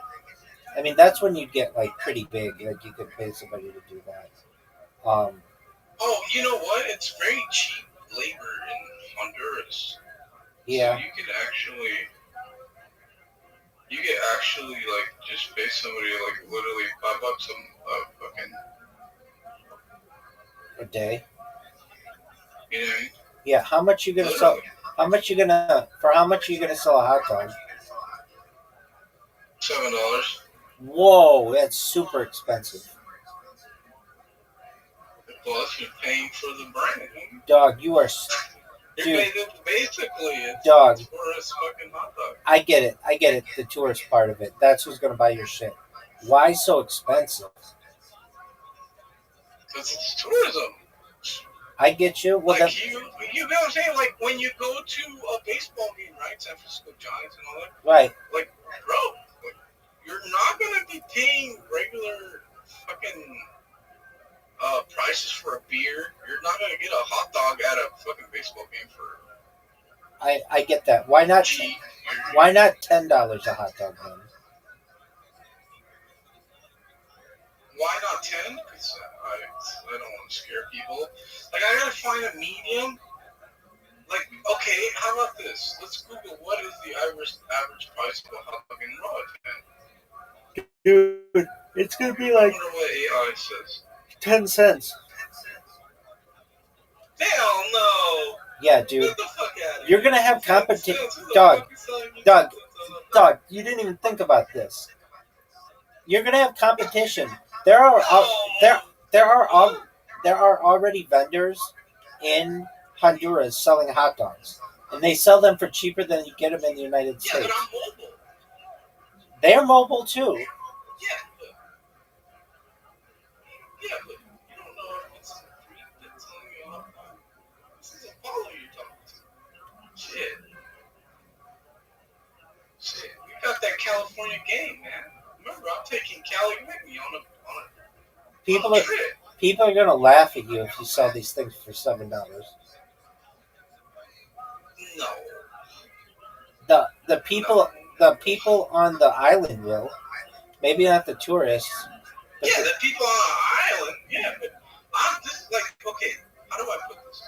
Majority of people that are going to be eating hot dogs are people that don't want local foods that think they're weird, right? Like, if I'm on a trip and I can find a hot dog or a cheeseburger, and I'm like, I can actually and I like glizzies, I like hot dogs, you know? Like, I can literally hang out on the island, come talk to Apollo, and he speaks English, and he's fucking, you know what I mean? Like, you're just there. And he has a cool little hot dog car. I'm going to be playing music. I was trying to put LED lights on my fucking hot dog car. So yeah, that would be. nighttime, I have, like, lights and shit. That, you know what I mean? That would like, be cool. It's not like, you get what I'm saying? Not some hole in the wall where you're going to get fucking your asshole ripped out once you shit the hot dog. Yeah, it says even in the United States, average is like $2 to $3. No, there's literally, you can go to Wiener Schnitzel. I spent like $30 on fucking 6 hot dogs. Okay, well that's $5.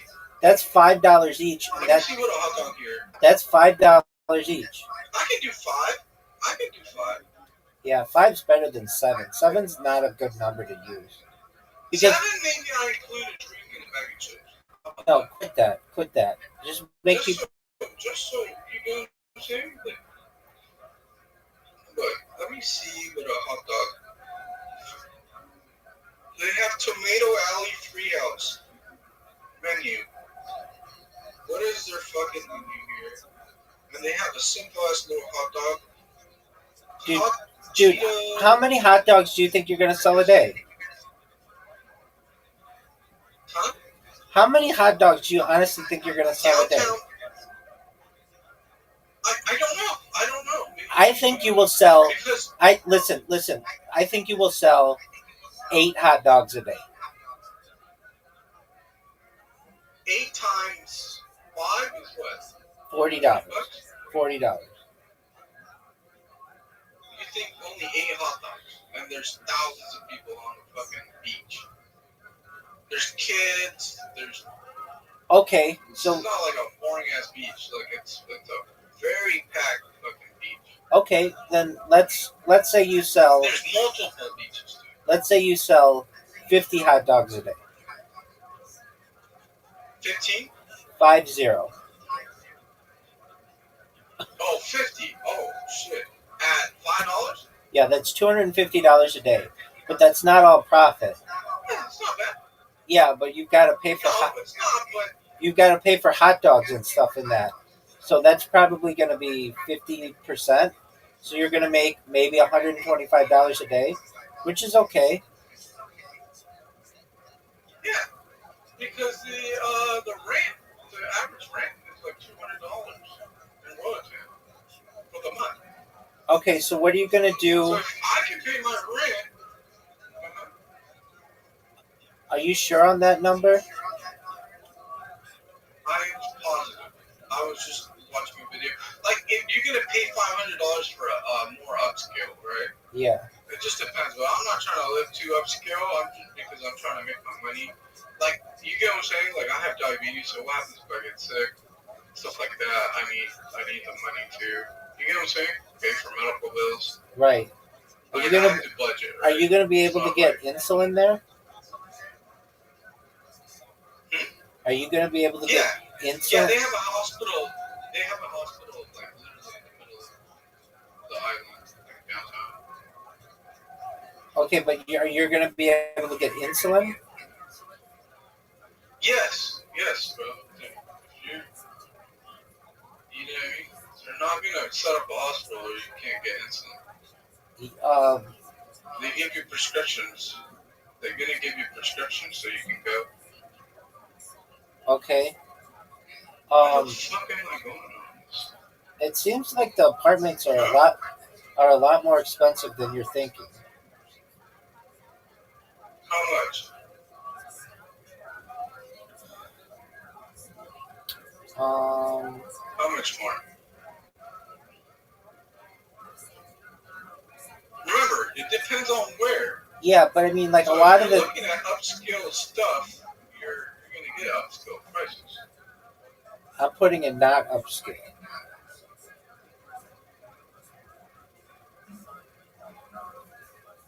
Okay. Do you know where French Harbor is? Yeah. Okay, it's so like Conex Hole. It's $270 a month. Conex Hole is the name of a pirate. Okay, you mean $270 okay, great. You keep saying Conex Hole. Do you mean Coxon Hole?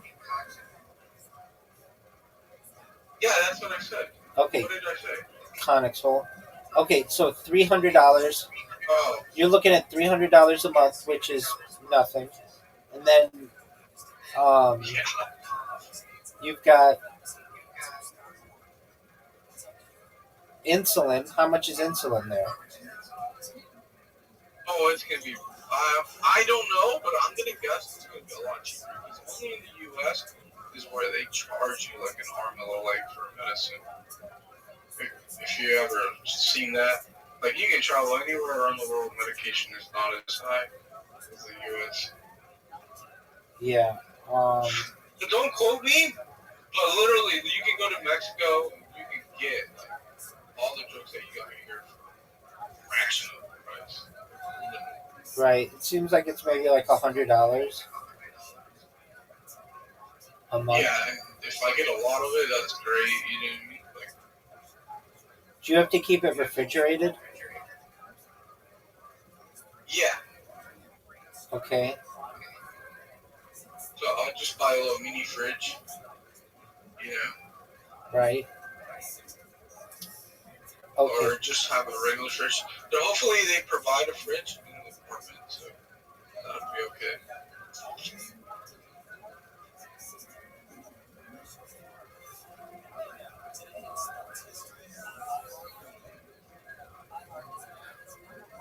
Why are you so set on... Hell yeah, brother! Why are you so set on hot dogs? Because it's food that can't get you sick. Unless if the hot dogs have already, like, out of the Yeah. processing plant. Why don't They you? come with, like, Oh. they're already like salmonella or something, you know. I get But that. you can't get sick. I You get eat that. A hot dog cold or I hot. get. Yeah, you Like can. the Yeah, you can. actual. Yeah, you can. But I get that. Why And don't? Why don't you do ice cream? Why don't you do ice cream? I don't. I already bought the hot dog cart. No, because I already bought the hot dog cart. Where is it? There's no wood. It's gonna be shipped. I bought it on Alibaba. Oh man. Like it's not like I. That's what I'm saying. Like it's not like that. But I'm not gonna do ice cream because the electricity goes out very frequent in Rotterdam. Like you have, you know what I mean? Okay. And there's no way that I'm gonna be able to fucking do it. Okay. There's no way. You got even when I'm not working, you have to keep the freezer on, and it won't. Unless if I have like backup generators like that, like it ain't gonna happen. And I can't sleep with all that fucking noise. I get it. Okay. Imagine, like you're gonna be running. So $5. You can only buy fuel at certain times. I get it. So $5 per hot dog. How many hot dogs do you think you're gonna sell a day? $7 for the meal. Quit with the meal. Just I don't know. Hopefully I get some good kosher hot dogs. that's gonna be higher. You know, I don't know. It depends. Like, I've been looking at videos of the beaches. If you type in Rotan beaches, like they have West Bay, right? I think it's called West Bay or West End. Like, that's like one of the most popular attractions. They have a hotel right on the water near the sandy beach. Like, there are hundreds of people out there every day, and I figure like you're gonna need in between food, right? Even with kids and tourists. Like you, as a tourist, right? Your goal is to eat a good little breakfast. Then, if you need snacks, like you don't want to go inside the hotel or inside a restaurant to pay large amounts of money for food. A lot of these You people, want though. something that you can just grab sometimes. I get that. What makes you think that you're gonna just be able to sell or to just have a hot dog cart there? One, presentation. No, not what I mean. Two, Not what I mean. Not what I mean. A lot of these resorts and things don't want other vendors there. They only want their vendors on their property. Oh, well, the beach is public, so good luck. So you're just gonna be on the street? Huh? You're just gonna be on the street or like the sidewalk? Yeah, that's why it's on wheels. It's a tricycle. How much was the cart? $3,000. Holy shit! Yeah. Does it come with the? $2,600 for the actual cart, and then $650 for shipping. Holy shit! And it's gonna get shipped to Honduras. Is it going to your family's house? That's nothing, bro. Yeah, it's going to one of the ports over there. No, but 3,000 in shit, bro. I used to spend more in trucking than. Oh my god! I literally the last time I left, it was $5,000 something. no, I get that. Shit, remember the oil in the water? Yeah. Okay. And I didn't get shit for it. That was just to fix the fucking thing. Right. Okay, I'm looking at the beaches, and this at least I have the cart. I'm looking at the beaches, yeah. and they're like nobody's there. Get out of here. Come on. I mean, I'm sure they're trying to make it look like it's like a desert island or whatever, but this Are you is. sure you're looking at the right beach? I mean, I'm looking at a lot of beaches. This is not like spring break. Right. No, but they have a lot of tourists there, and every week, new Canadian people, new people from Canada, new people from the U.S. arrive. Okay. You know. So, like I said, man, I've never had a problem in business. you know, like even in trucking, people don't Okay, ask me, like, so are you going to make any money? here, Blah, blah, here, you know, I here, still make here's money. what people say. I Roatan still beaches. make my money. Let I me would cheat. just listen to me. Remember, I was driving day and night. My man, listen to me. When people weren't fucking making money, I was making money. My man, this is what people are saying. Roatan beaches. What are some of the best beaches to visit in Roatan? We're looking into the big and little French Keys. Can we catch a taxi from the port to one or both of those? Not necessarily looking to book an entire excursion, just for a beach day. I read another post saying that you can just get off on the dock and there's a beach. Are there any other beaches worth traveling to or paying for? We are looking mostly for a lounge day, maybe some snorkeling. We don't drink, so bars or open bar is not appealing to us. So the first person says West Bay. We went back to Little French Key in December. While beautiful, it was like a ghost town. It's always been popular, so it was eerie.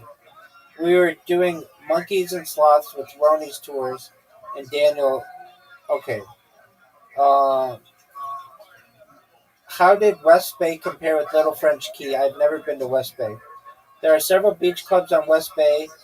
We went to Bananarama. Pretty, but difficult to get a drink, and we're not offered a menu. Not super friendly, but this was like 10 years ago. Okay. Next person says, whenever we go to Roatan, we usually do the Jolly Roger catamaran snorkel. It's a good time. We snorkel for around 45 minutes, and then the catamaran does a slow sail back with the drinks and food included. Hey, aren't you going to be doing. Why do you need this cart? I thought you were going to be doing, like, booking or something for that company. No. So things have changed. Okay, what happened Right there? now, the trucking market is fucking terrible. What happened with that? Well, they never said anything back. They said they were gonna kind of wind down, Wait, and you know what I mean? okay, let me get this straight. You had said to them, hey, I want to be a scheduler for you and work remote. And they said, that's great. We want you Yeah, to do that. And then they just never got back to you? yeah, yeah. It looks like the market has just gone worse. That's what I'm trying to tell you. Like the market here in the U.S. has gone worse for trucking. It's not that advantageous to. You know, they never said that they were gonna like. They haven't contacted me, but I can just figure like it's gonna be a while, or it might be a couple of years until the market gets back. Because all this, like jobs are coming back. The market's great. It's fucking bullshit. I've gotcha. Okay, so the one thing that may And be then, good for you is that this island is a drop off for cruise ships. So you'll get like random people every day from that.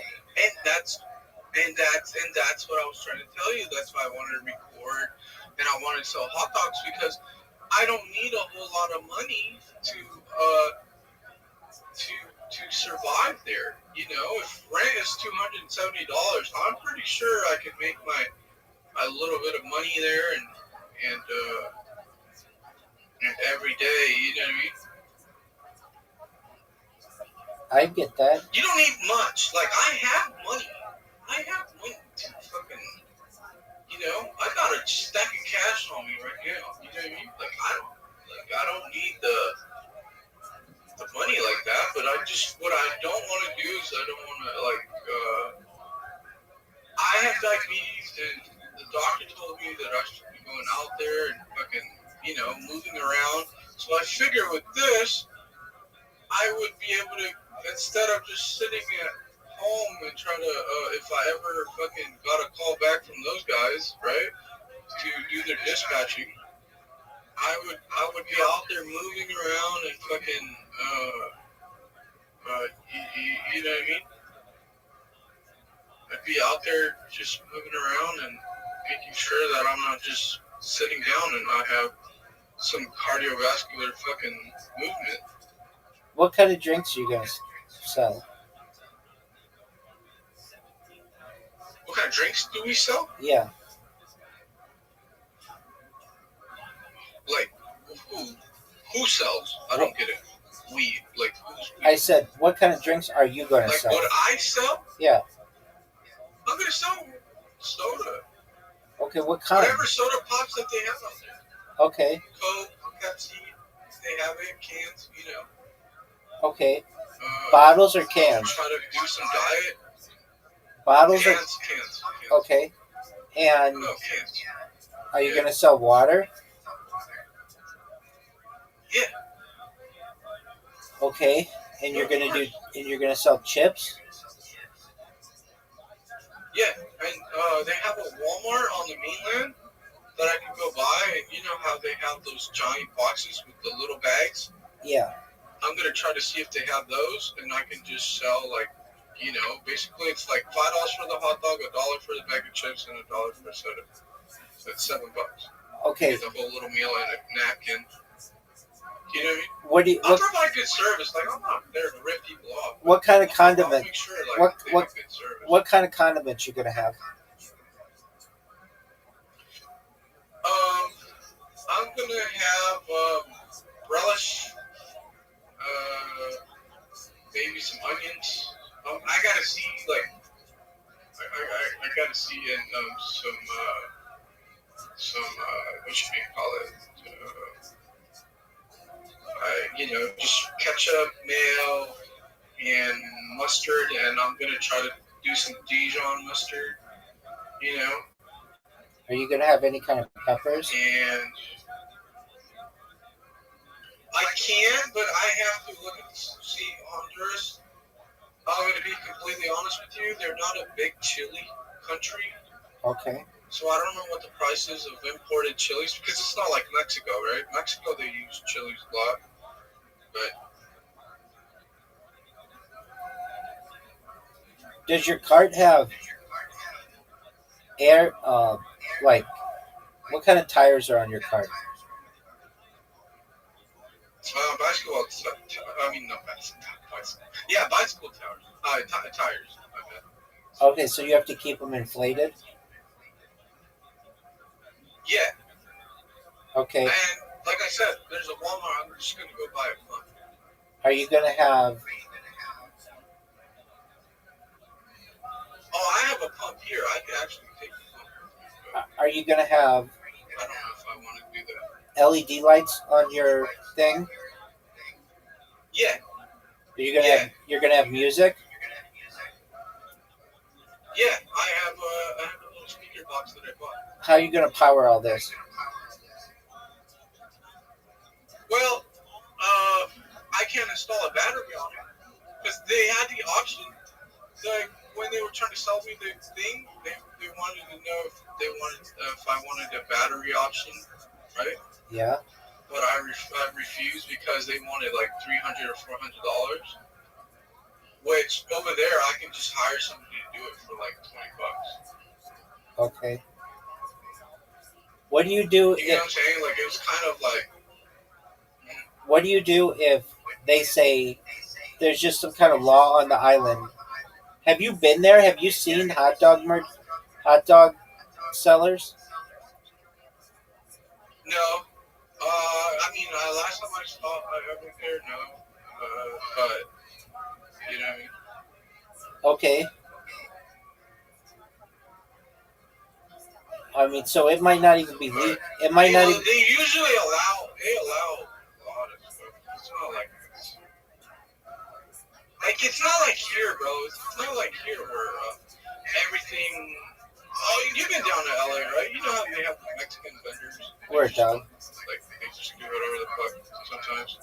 Like it's like that. Like it's not saying that I'm gonna be that, but it's like there's no real like. People are not like assholes like here in the States where like, oh shit, like, you know. Right. Like you just set up your own little business and you're good to go, you know what I mean? Here in the States, like everybody wants permits, do this and that, and there's a lot of red tape that comes along. And it kind of sucks for business because like that's not how, you know, business is business and I'm not saying like people don't need to follow like certain laws or whatever, but it's just yeah, it's just too much red tape fucks up shit. If that makes sense, like you're not gonna get very far. Did you talk to your family and Does that ask? make sense? Did you talk to your family and ask like, hey, do you think I'd be able to do a hot dog cart there? Yeah, they're not on the island. They're mostly on the mainland, so they don't know much. But I've been to the island, so that's what I'm saying. Like, And you said that you didn't see anybody selling hot dogs. right, because I didn't pay attention to that when I went there. You have to understand, this was like almost 8 years ago when I went. So it's not like I went there and I was like, oh shit, I want to open up a hot dog business, Like, the only reason why I opened up a hot dog business is because, or I wanted to move, is because shit here is just going nuts. You can't afford shit at Costco anymore. Like, everything's so goddamn expensive. The trucking game has went to shit. There's just numerous stuff that I'm not happy with. I'm not happy with the current politics as well. Uh, you know, there's just a lot, man.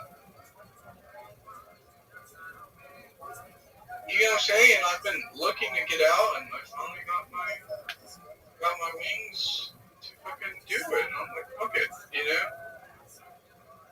Yeah, why did you buy the hot dog cart before going there? Because of the internet issue, and another thing I didn't know is they were gonna lock my cards out. Okay. So when you start going to different places, I know. This phone number that I have is gonna get canceled on the 18th.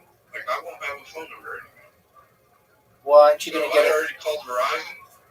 Aren't you gonna get a cell phone? Verizon, they already told me. Huh? They don't cover that area. Yeah, they do. That's what I'm saying. A lot of shit, man, changes. Like, just a lot of changes. I called Verizon because I have Verizon Business, right? Like, my phone number is an actual business number. And they're like, yeah, like, thank God you called us because there's no coverage down there. Yeah? Yeah. So I told them, like, hey, I need to cancel this account because I'm not going to be able to do anything with this. I'm out of the trucking business, so I can't write it off anymore. And not that I want to go back. I don't want to go back to driving anyways. This shit's going to fuck up my health, sure. I'm not going to enjoy any of my youth. So are you going to... You have to understand, man. I'm kind of, like, I'm at the point where, my diabetes, like, I've spent 20 years driving a truck, man, and I'm just like, fuck this, dude. I gotta go and enjoy life, or else you're gonna be fucking screwed. What cell phone company? I don't have any kids. What cell phone company are you gonna get? What is it, Tigo?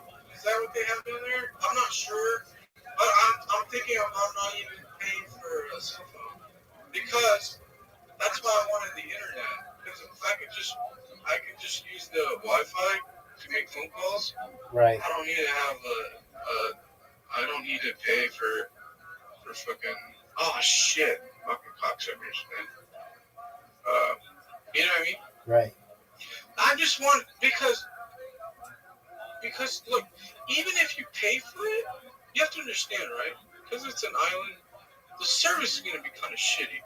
So I don't want to be paying fucking a lot of money for something that's just gonna be terrible service.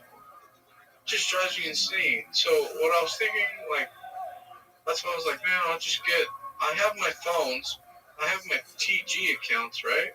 I can't just call my mom and my sister from WhatsApp or TG, and anything I need to be done, you know what I mean? I have Google numbers that just, that's just a Google number, but you just need internet. So it looks like I have a 209 number, I don't have a 916 number, but I can probably get a 916 number before I leave. And boom, you know what I mean? Right. So they're delivering. AliExpress is delivering this hot dog cart to where? Uh-huh. Where? To, it's called the Port of Cortez, Okay. Honduras. And they're just gonna hold on to it for you for free? No, they're going to give me tracking, right? Okay. When it gets there, I'm going to have my uncle go get it. Oh, okay. He's the, because check this out. So instead of them charging me crazy fucking fees, because, you know, I'm American, like, I'll just have my uncle, which he'll pay local fees. Because they like to butt rape you, dude. You get what I'm saying? Right. Like, they like to fucking, like, if you're a foreigner, man, believe me, they don't have that much money coming in. They're just gonna find ways to fuck you. Right. So, I figure with my uncle, he can just say, like, oh, it's mine, I ordered it, I had it ordered, you know? Boom. Like, cool. They're not gonna bust his balls. And then from there, I'm gonna pay for a tow truck to put it on the flatbed to haul it all the way to the town that he's at, you know, because it's gonna come in a giant crate.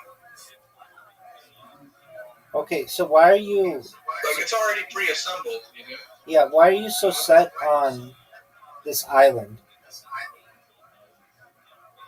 Oh, because it's beautiful. Okay, I'm but telling you, man, when I got there was nothing else that I wanted to live at. That's what I wanted to live. I made up my mind since the day I was there. okay. You have to, like, there are so many expats there. Like, people, like, you have to come and visit me. Well, If you would come and visit me, you'd be like, dog, like, okay, like, let's sell fucking hot dogs. all right. Well, when they have, I'm telling you, man, because, you know, it sounds crazy until you get there and there's, like, monkeys, there's fucking birds flying around. When they have, it's just nothing normal, you know what I mean? When they have live streaming capabilities, I'll visit you. Oh, brother. Like, I will literally, because the price of living is so cheap. Like, if I can really make it happen, I swear to God, I'll pay for your ticket. Doug, do you know that they are requiring face masks in Honduras again? Right now? 13 days ago. Okay. So what?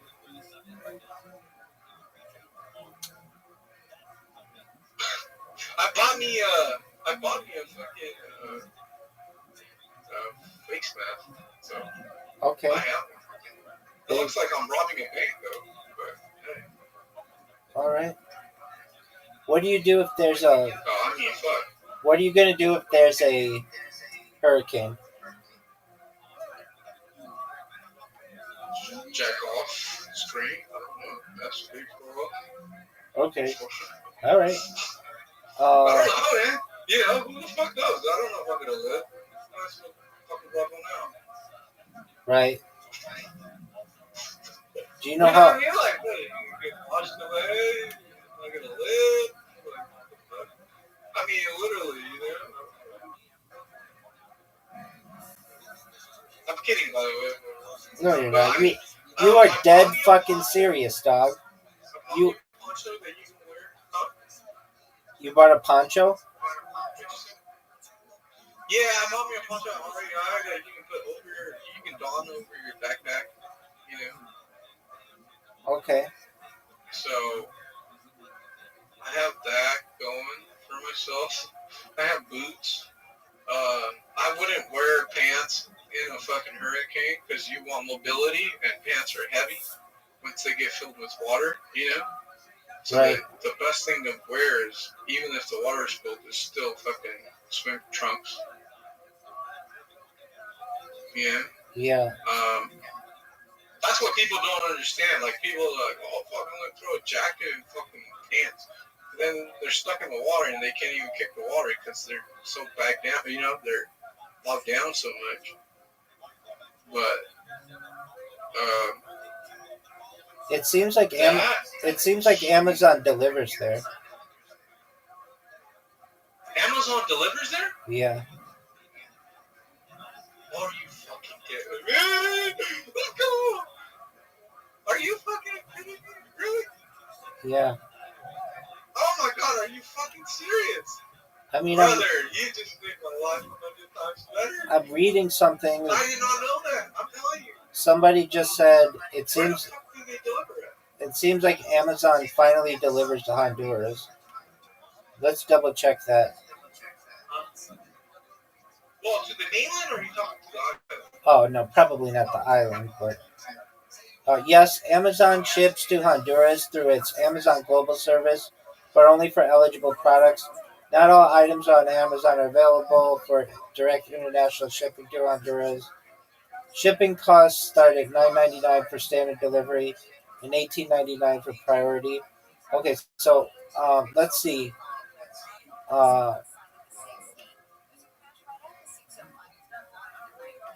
Can you send me this article? It's just Or whatever the fuck it is? it's just ChatGPT. Amazon does not offer direct shipping for most of items to Roatan. So they do the mainland, but I can just go get it at the mainland. yeah. I can just go get it at the mainland, literally. It's only like a few hour boat ferry trip.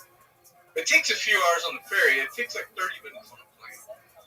Because they have a plane, you know, you can pay for your ticket to fly, or you can pay your ticket with the ferry. Since some people don't like to fly, you know, they rather just take the ferry. But I don't know what the prices are, the price difference to fly, but it's the same charter, basically. Okay? Right. But people all around the world come there, bro. Like, I'm telling you. Look, if I sell hot dogs and I'm fucking successful, come and live stream on my fucking Roatan. You know what I mean? Word, dog. Oh, fuck, dude, I felt. But I don't know if you would leave your room to come hang out with me. You know what I mean? Fuck yeah, if I went viral. Because that would mean. If I go Oh, viral. yeah, bro. I'll make you viral. Absolutely. Well, because there's so many girls there. That's what I'm trying to tell you. Like, you can literally talk to any, like, you know what I mean? There's so many people from Canada and the U.S. and You're obsessed with these other places Canadians. around the world. Huh? You're obsessed with these Canadians. No, I like Canada. You know, I like Canada. Canadians are good people to me. You know? Yeah, are you going to learn Spanish? I already know Spanish. Fluently? Bilingual. Huh? Fluently? Yeah, literally. Perfect. Fuck, man. That's why I chose, like, I'm telling you, like, that's why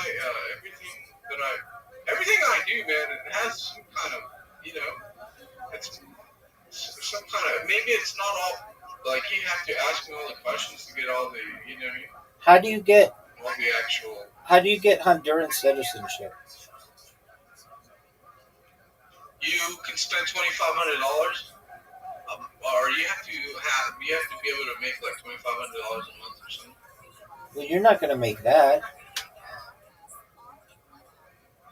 Yeah, I think I will. You're not making $2,500 on a hot dog. But at the same time, like, you don't know that, man. I'm telling you, I'm the master of making money. Okay, but let's say you can't make. You just don't know. Can't you get it through descent? See, Don't you have family that's Honduran? Yeah. So then can't you get it through descent? Yeah. Okay, so then why are you talking about having to make $2,500? Because this is for like, I'm just giving you game, right? Like, if you wanted to do it, say you go there and you're like, fuck, Apollo, you were right. All these questions I had, okay, now I understand why, right? And you're like, how the fuck do I make it here? And then I'll just be like, yo, you just need like $2,500 a month for your Social Security check. I think we'll cover it. Or I think it was like $1,500 a month, some fucking easy number. And like literally, if you have any little money, you can just buy a piece of property. That even they have properties that go for $5,000. Yeah. So why don't you do that? You buy a piece of property. Why You're eligible to fucking live there. Why aren't you doing that? Apartment at first, right? But what I'm going to end up doing is I'm going to invest my money from my business into property. Buy property so I can store my equipment.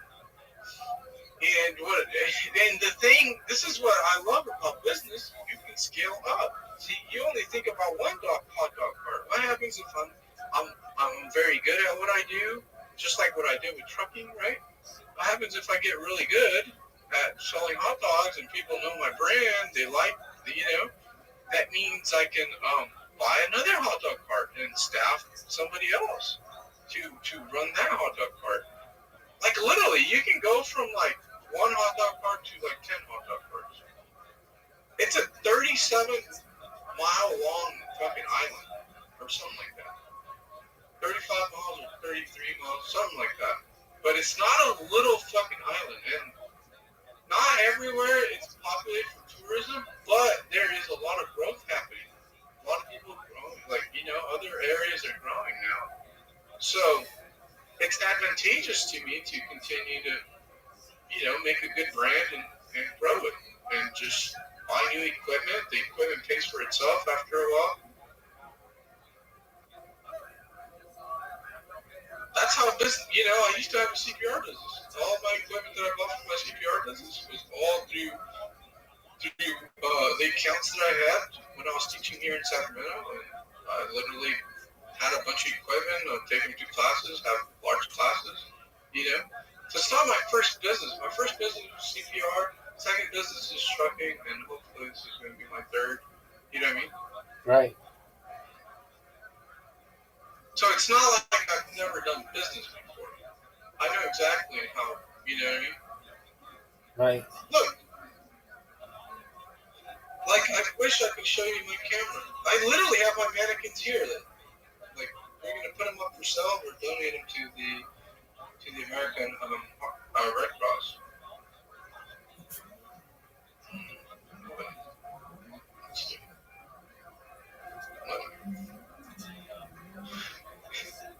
So,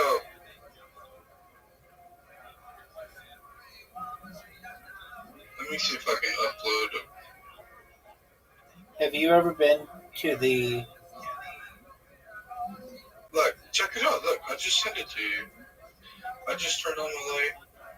You see the poster of my, there was one of my neighbors, he used to be a boxer. His name is Willie Jordan. He was the biggest boxer here in the town that I live. I have this poster. Aren't those things like $3,000 each? For what? Those little CPR dolls? No, so I paid about like maybe $300, $400 for like a set group of 4, but they're expensive now. They're literally looking around like $700 or something. And I have a bunch of them. Like, that is nothing. I have way more equipment than that. I have the AEDs and the EpiPens and the infant, you know what I mean? You ever take an EpiPen? Oh, I did on accident, bro. I was teaching at the American Red Cross one day, and there was like a fake EpiPen. Yeah. And then there was a real EpiPen, and I kind of mixed both of them, and I stabbed my thumb with the real one. Did you get adrenaline? And I fucking, hell yeah. Fuck yeah, dude. Was it? I was like, oh shit, okay. Was it cool? Some shit. Did you like it? I mean, it gave you energy. It hurt my thumb though because remember it was a large gauge needle. Yeah. EpiPen has a large gauge needle because it's supposed to go on the side of your thigh, right? On the outer side of your thigh. And I fucking, like I said, I took the back end cap because it has two caps. Where the needle comes out and then the one in the back. Because you take the one in the back and then you stab the EpiPen, that's where the needle comes out. The needle does not eject if you don't take the back end out. And I took the back end out because I thought it was just a fucking, it wasn't a real EpiPen, and I fucking ended up stabbing myself. I cut the shit out of the needle on my thumb. It hurt, it fucking hurt, but the adrenaline rush was mad crazy.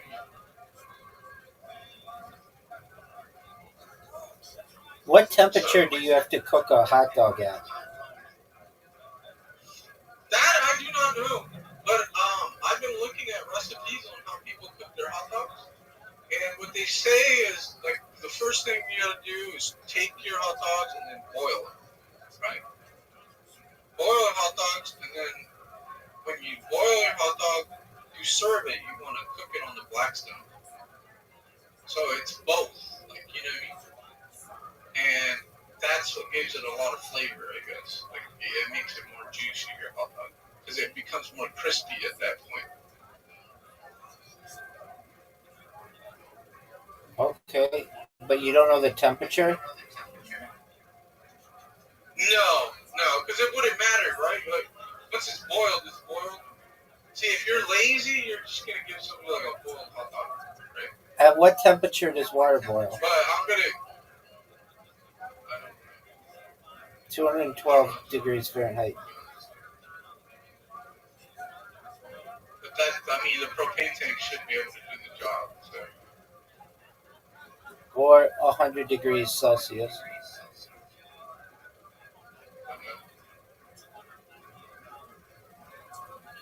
So at sea level, which is what it'll be 212 degrees Fahrenheit.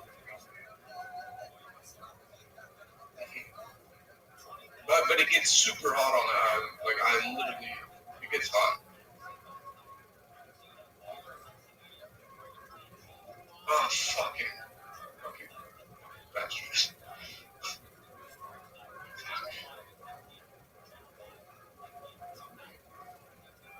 I really wish you could come see me, man. I'm not joking. One day, big dog. Hopefully one day. One day. I really want you to be okay, Apollo, I asked you a ton of questions because I wasn't sure. Now I see the light. All right, dog. Oh, fuck. Are you going to swim there? Huh? Are you going to swim there? Of course. Do you like I to... love the beach. You don't understand. If I wanted to go to a mountain range, I would be living in Tibet. I've already pictured. If I was to be one of those guys that like the mountains, I would live in Tibet. There's a esoteric. There's a guy that I follow. His name is Nicholas Roerich, and he used to produce a lot of paintings in Tibet. Because I told you, right? I'm a Freemason. I'm a Master Mason here in Washington Lodge number 20 in Sacramento. So am I. Los Alamitos, Lodge 672. Yeah, look. How do I put it? So that's why, for me, Nicholas Roerich was a Rosicrucian. He was from the Rosy Cross, and he used to hang out with the Vice President. I forget his name. He was during World War II, or I forget what it was, what his name was. But Nicholas Roerich used to produce a lot of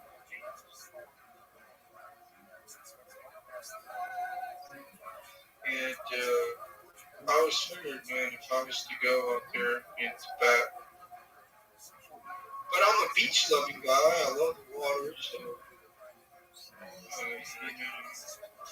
Do you like to fish? I never fished, but yeah, like here's this. Look, check it out.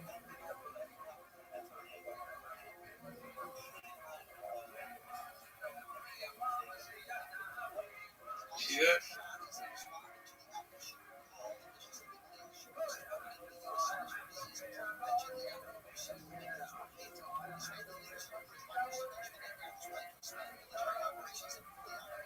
You there, Rabbi? Hey, I'm looking. Beautiful, my man. Yeah. So that's what I'm saying.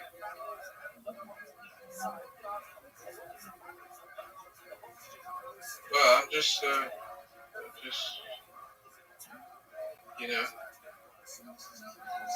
I'm a master that just likes business. So,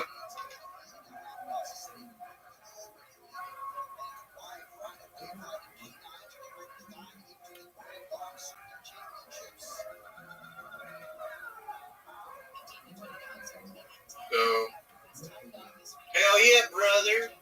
All right, well, keep me posted and let me know how it goes. And if you need any help, you can always come in here and I'll help you in any way I can. I'll probably in a few days hit you back up just so I can. You're saying that camera is more ideal for me. The which one, the GoPro one or this DJI one? I would read more. What do you think? The DJI one, you won't be able to get till September, at least through Amazon. Maybe you can get it REI. Oh. But I wouldn't worry about that until I actually got there and, checked out the scene. But if I were you, I would go with the one that has a camera on it or that has a screen on it. Yeah. I would also, if I were you, I would practice with my GoPro. Yeah. It's like the GoPro, I don't know how long the battery's going to last because it's been a while since I used it, and the batteries, they literally, they don't last forever, man. So, yeah, but it'll work enough. And then just go there like a tourist and then upload some shit to your YouTube channel, and I'll check it out. Okay. Most stuff. What's the name of your YouTube all right, channel? Brother, Crypto Degens. Oh, okay, but yeah. I might make a new channel. I might make another channel because I was trying to you content for my. You need a new channel for your. But I might. You need a new channel for. Yeah, I might just change the name. Yeah, I might just change the name and fucking put a new image. I wouldn't. Because I don't have any videos on it. Like, there's no content on it. I wouldn't do that. I just created it the other night. Okay, then do that. Yeah. So. Should I name it the name of the hot dog? Buns in the Sun? Should I name it that just because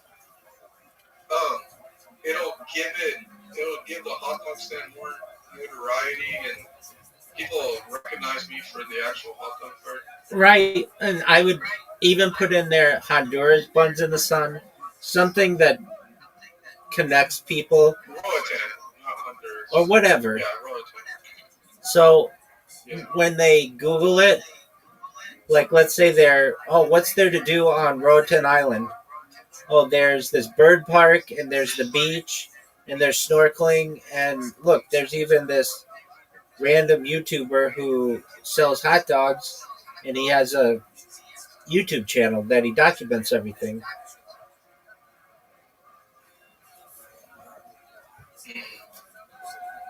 Are you ever going to launch your cryptocurrency? I launched one the other day and it fucking flopped. So I'm not so enthusiastic. I launched the Momo one. Nobody bought in. I asked Dumpstar to fucking buy in or do something, you know what I mean? Because he launched some fucking token called Poncho, and that shit flopped too. So, it seems like a couple guys just dumped the chart. Did they make any money on it? You know what I mean? I don't know if they did, but I just know that the chart got fucking destroyed. I had bought like $20 worth of it just to see, you know what I mean? What I was gonna get, and I doubled my money though, because I put like $20. I ended up selling it for like $40. You sold your own coin? No, I'm talking about Poncho. Oh, My okay. token, I haven't sold it yet, but I will because the project is kind of dead. You know what I mean? I have to relaunch it. Okay. I'm just gonna relaunch it, but because I had a friend just teach me how to do it, right? How to do it off Slurp. What is it called? Slurp tools or something. I had a friend teach me how to do it because I've never done it before, and fucking, you know what I mean? Word, dog. It wasn't like a prepared launch. It wasn't like a prepared launch. It was just me messing around. But nobody's got rug. I let everybody know they should sell it. But, you know, All right. there's only like a handful of us that got in. That was it.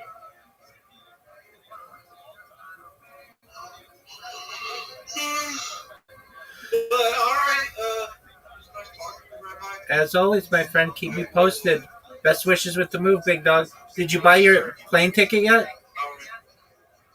Yeah. All It right. cost me $400. Not bad at all.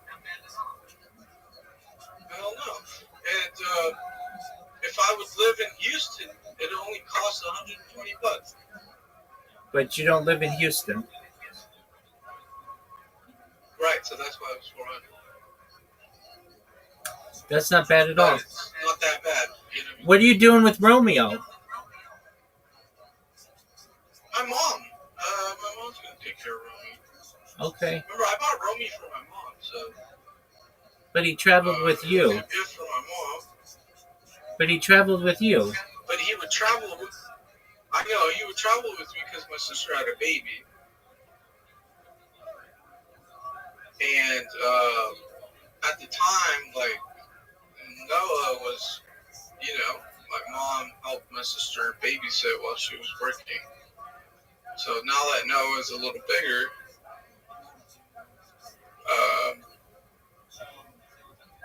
you know what I mean? My mom has more time for Romy. Huh, Romy? Oh. All right, that's tight. So,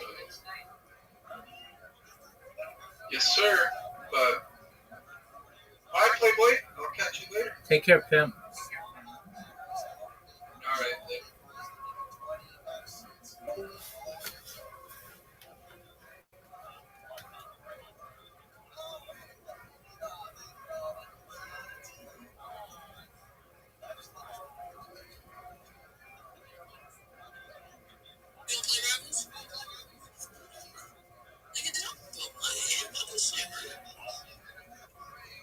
Never had. Put them glasses on.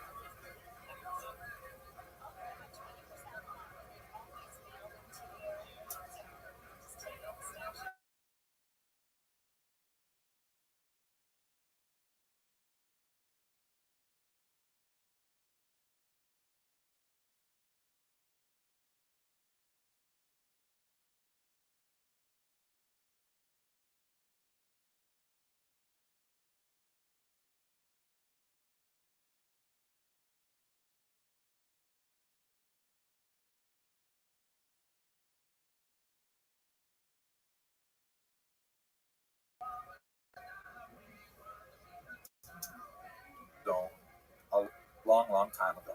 Now, that's a fascinating kind of thing to measure because, we know that a lot of people today who claim to be Kohanim probably aren't. Even in the 18th century, the great Vilna Gaon, who was a firstborn child, and if you're a firstborn, you have to be redeemed in a special ritual with a Kohen. He was famous for performing this ritual for himself with every Kohen he met, because you could be absolutely sure that the last Kohen was a real Kohen. Maybe this one's a real Kohen, so he would do it over and over again just to make sure that he did it right. Most firstborns, like myself, for example, only had it done once, and that's enough already. But nevertheless, this represents the possibility that many people simply adopted the Kohen identity. It has a higher status, for example. So maybe like when they moved from Eastern Europe to America and people didn't know them, they might say, I think I'd like to be a Kohen. There's a lot of great jokes about that. So we don't know really how many of those Kohanim really are Kohanim and how many others really do descend from Aaron. So when we look at this Y chromosome, when Goldstein and his team looked at these Y chromosomes, they found out that amazingly, well over half of the people who claim to be Kohanim shared this single genetic footprint called the Cohen modal haplotype. That's fascinating, which confirms that there is this long tradition of Y chromosome descent that was preserved among Kohanim. And even more fascinating, when you calculate how far back these people had a common male ancestor, it works out just about 3,000 years ago, a little bit more than that, possibly a little less, depending on how long the generations are, which essentially is the same as our sensibility of when Aaron the Kohen lived. So wow, it was an earth-shattering discovery. Lots of people were really interested in it. There is also fascinating material we discovered about the mother's descent, which is a little more difficult to measure because, of course, both the father and the mother contribute an X chromosome. But there is a thing called mitochondrial DNA, which is exclusively from the mother, and through the DNA in the mitochondria, it is possible to determine interesting things about women and their role in the genetic history of Jewish people. We'll say more about that, God willing, in another lecture, but it is important to point out that we shouldn't be thinking exclusively about the men. One of the things that's really important about the Kohanim is that their wives maintain fidelity, meaning the sons of these women were in fact the sons of their husbands at the same time. Now, let's go back to the lemba, now that we have identified this Kohen gene, so-called Kohen gene. Several scholars working with Goldstein, including the great Tudor Parfit, a tremendous historian who's worked extensively in Africa, retrace the migration patterns described in the lemba tradition. They put that into context with the oral tradition that they have of descent from Judea. So we can first of all push aside the whole question of mitochondrial DNA, because when the lemba women were tested, there was no similarity to Jewish women or Middle Eastern women. Their DNA was primarily similar to the African Bantu-speaking peoples among whom they lived. It's useful to note that the Lemba are very, very strict about their patrilineal descent, but not their matrilineal descent. Men, in other words, cannot convert to become a Lemba, but a woman may. There's a lot of really rigorous, amazing kind of rituals that are associated with female conversion, including things like they have to crawl through an anthill, and they have to eat these horrible emetics that cause them to vomit, and that thus remove their impurities, and really bizarre things like that. But in other words, the bottom line is that all Lemba men are the sons of prior Lemba men, but Lemba women can come from anywhere and can join the Lemba clan. And once again, that underlines the fact that by rabbinic status, the Lemba can't be Jewish because they don't have a matrilineal descent. But what about the men? And what about the Y chromosome on the Lemba men? Here we go. This is really the answer to our question. They have a very, very high content of Semitic DNA, which is unlike the populations among whom they live, consistent with the idea of a migration from the Middle East. And more than that, they also have surprisingly high incidence of the Kohen model haplotype, somewhere in the single digits for most Lemba, but among the Buba clan that was especially associated with leading the Lemba out of the Middle East, it's over 50%. Wow. Meaning that if we say that people who have the Kohen model haplotype are in fact Kohanim, which we don't have to say that at all, but many Kohanim have that same genetic feature. If we were to say that, then the Lemba might not be Jewish, but they are certainly descendants of Kohanim. So this should demonstrate that genetics is certainly not the same as identity. The Lemba themselves, although they claim Jewish descent, they have no problem with participating in Christian life and in Muslim life and going to churches and mosques and things like that. But it does indicate that if you're one of those fans of bloodlines, the Lemba seem to have a paternal bloodline that connects them to the same people, the same man possibly, that provided the basis of many of today's Jewish Kohanim. Okay, I hope you found this fascinating. I know I did. And I look forward to speaking to you in further. Thanks very much for this. So you're in a public weird mirror. Those are real issues. You're in a public weird mirror. Okay? Then your song that comes out is I like. Hello, fellow students of Jewish history. I'm so excited to be here in Mexico City. I'm right now with Dean Daniel Fassin, who is the Chief Academic Officer of the Universidad Hebreca. Really impressive organization here in the middle of the Jewish community. And I'd like to ask him and take this opportunity to say a few words about the nature of the community and Jewish studies here, Jewish history in particular. So, Dr. Franklin, so nice to spend some time with you. Thank you very much. I'm very happy that you visited us. Oh, I have to say one sentence in time. Here we go. Okay. Yo estoy muy feliz de estar aquí con ustedes en Universidad Hebreca, in Mexico, conmigo. Excellent. What did I just say? You say only good things. Please tell us about this amazing community. Okay, well, Mexico City is a very special community. It's about 50,000 Jews, 95% or more in the Mexico City. In 4 neighborhoods, most of the people. This is a community which the first Jews came here as crypto Jews. With the Spaniards who came here and conquered Mexico. With them came the Jews and they built some communities, they came the Inquisition, and there were people who were killed in the center of Mexico City, they were volunteers in actos de fe. So that is I call the prehistory. The real history came, let's say, 120 years ago with immigration from the Ottoman Empire, from Eastern Europe, escaping pogroms, looking for new horizons with families and everything, and they began to establish different communities. One of the peculiarities of Mexico is that it is a community of communities. The communities are organized not like in the state by the religious, let's say, streams, called conservative order, but by the communities of origins. You have the Hallelujah communities called Magendarit, from Aleppo, then you have the Monte Sinai community who came from Damascus, then you have the Sephardic community who are from the Balkans and the Ottoman Empire, then you have the Ashkenazi community, then you have Betel, which is a conservative community with a Israel.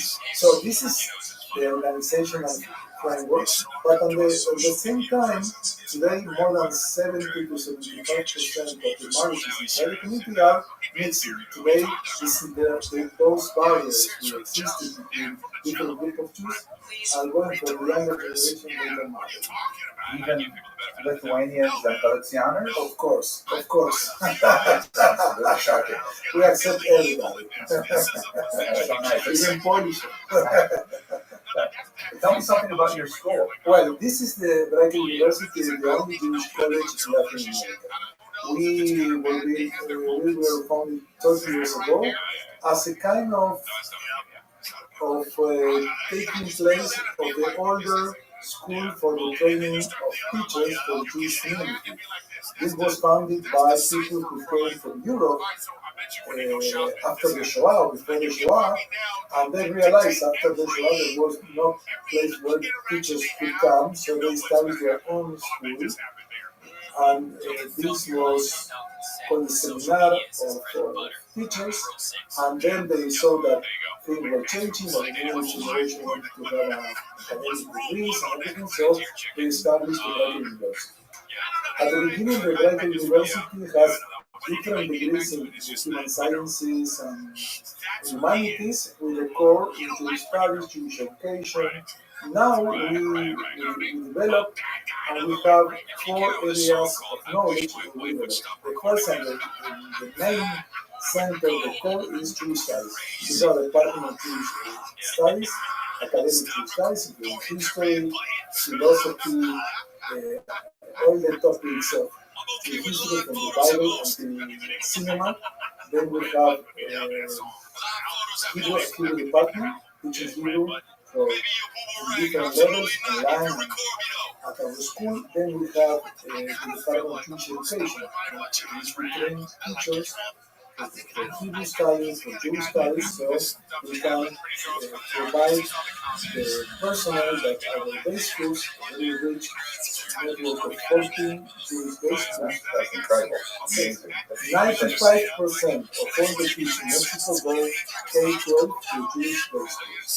This is something unique, and this helps to explain many of the indicators of Jewish commitment that we have. Here, I will say that 95% of all the kids go when they are at 9th grade to Israel for a trip, and then they go to their family. So I would say that when they complete the high school, they go for 1 year before university. Many people will take 1 year for what's called Shara, which is not necessarily the traditional Shara, so they go to Israel. So here, this is a community where 95% has visited Israel and Israel for 3 times in their lifetime.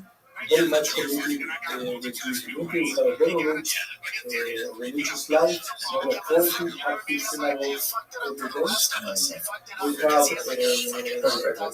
Reaching 50,000 people and 40 active synagogues. That's roughly 1 synagogue for every 1,100, 1,200 people. Yeah. That is amazing. And they are full security Shabbat, the area of Poland, because we are not in that area. But if you go there, you will think I am in Nebrak or I am in a Jewish place, because you will see all the people with drawers and the kids going out to synagogues and going to the synagogues. So we have most of the communities are formally at least Orthodox and some conservative synagogues.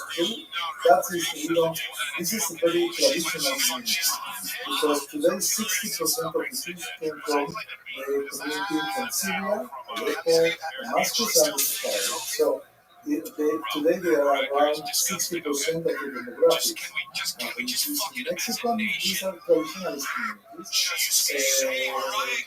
We have the Rabbi University, which is the only university, as I told you, in America. We provide GA and A degrees recognized by the state and worldwide. As I told you, we have the studies, we have education, we have well-being, we have programs in which we train people for the prevention and treatment of addictions. We have a program for intervention in social and natural catastrophes to train the leaders in these projects, together with Cadena, a very interesting Jewish organization. Then we have a traditional area that we established, which is more in the innovation and organization. That's our academic team. Very small place with about 250 students in the academic programs, and we have around 500 students in our continuous education program. That's amazing. I think I've heard it said that outside of Israel, this is the second best Jewish university in the world. I would say that's too much to say. We're a small college. It's the first, just in case you missed it, the first. Of course. Well, I would say that we are a small college. We do what we can with our limited resources. We have a nice program of visiting scholars that came overnight so we can have scholars from the States, from Israel, from other Latin American countries. But we are a small college. We have an MA program in peace studies. Very interesting because it's multidisciplinary, and I will show you the structure. And also we have it, you can see, learn here or online. One of the very interesting news about this program In Spanish or in in English? Spanish. Spanish. But Very we're nice. thinking opening one in English. Yeah. Well, you have tough competition. Okay, we cannot make a kind of champion. You know why? Because first the prices are much more cheaper than any other program that we can have in the States. I looked at the prices here. Everything is like 2,000, 3,000. I couldn't figure it out. No, but you have to stay 2 or 3 zeros to be translated into dollars. May I ask you a question? Could you please tell, I was fascinated by what you told me earlier about your emergency response training program. Yes, there was a student of us at our MA program which is studies, Benny Laniado, which he's from he's from a community from Aleppo. He's very much committed to Judaism, to Zionism, he's a very active people, and he said, I want to do something to help general society, but since a Jewish departure point of view, you have to love people, you have to help people, not just inside the Jewish community. But as Jews, we do that. So they established an organization called Cadena, which are the name means a committee to assistance in situation of catastrophes. What can you say the Spanish? Cadena. Yeah, but then how do you break it out? Sí, comité de asistencia entre trastorno, cadena, desastres naturales, something like that. Okay. And Natural disaster. yes, this organization was very active because it's trust. When you get money there, the things will go where they need to go. And they train themselves, they are professionals in non-harm to young people when there are destruction of buildings, Surfside, Florida. like in Surfside, Florida, etc. They are very active when there are earthquakes. They know how to organize the community. They have doctors, nurses, dentists. They have paramedics. They bring all kind of supplies, water. So they were very much fast. So together with them, we established this MA program, which now it's. You can have to come to Mexico to study, but we are working to have it online, so people will be able to study this program to train people, because we know for all the data that we have that in the next 10 years there will increase the number of natural catastrophes in the world because of the global warming, climate change, everything. So we need to have people who know how to act to build the resilience of the communities so we can deal in this situation, and we want to do as part of our commitment as Jews, not just the general organization. We are committed Jews who want to help the Tikkun Olam and help the Jewish world and the general world. This is a very nice program, and we are very proud of it.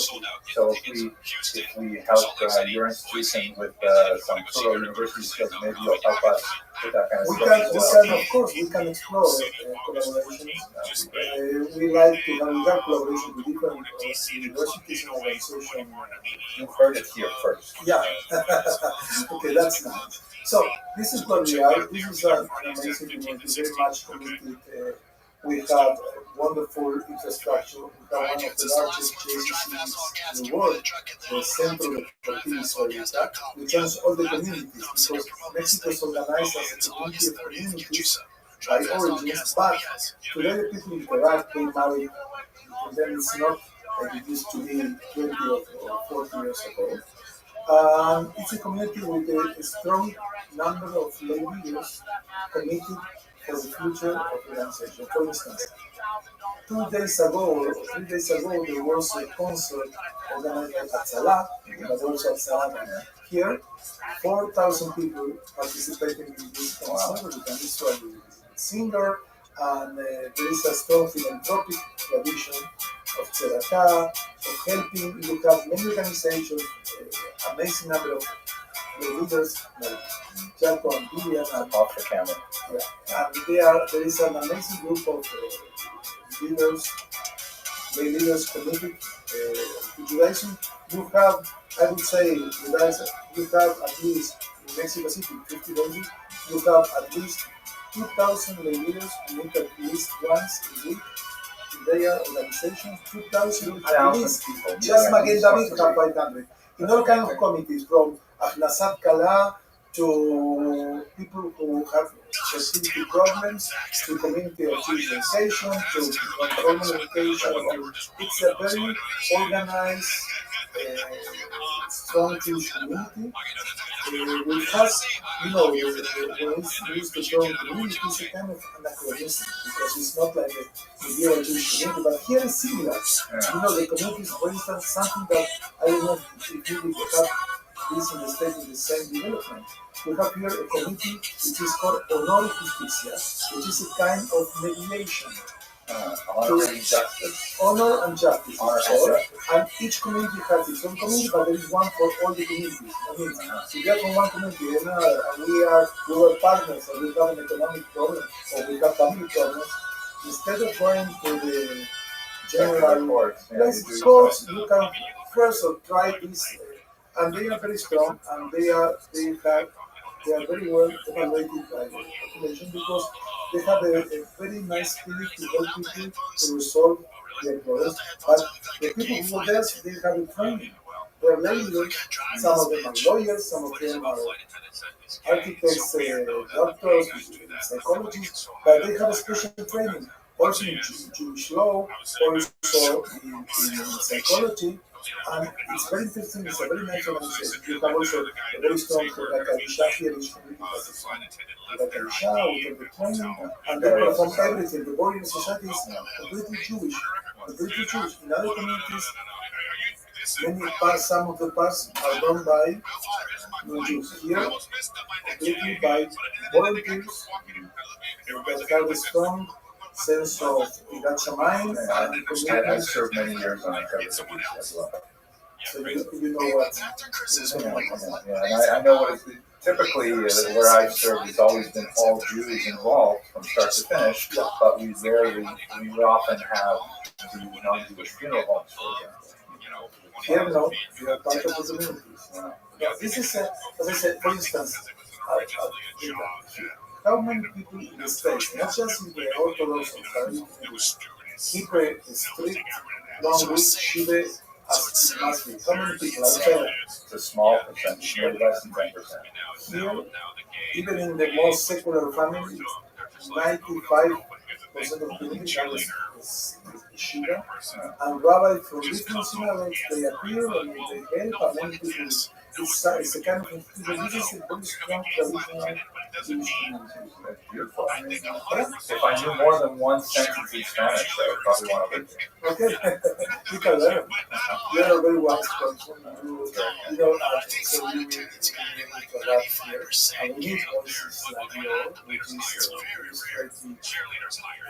traditional voice to try to combine the scholarship world with the Jewish tradition in an interesting way that it's making justice to both. It's very kind of you. I'm glad that there are people here who enjoy the I see them sometimes. I know that you have a very clear, very didactic, and very well researched, so I like the approach.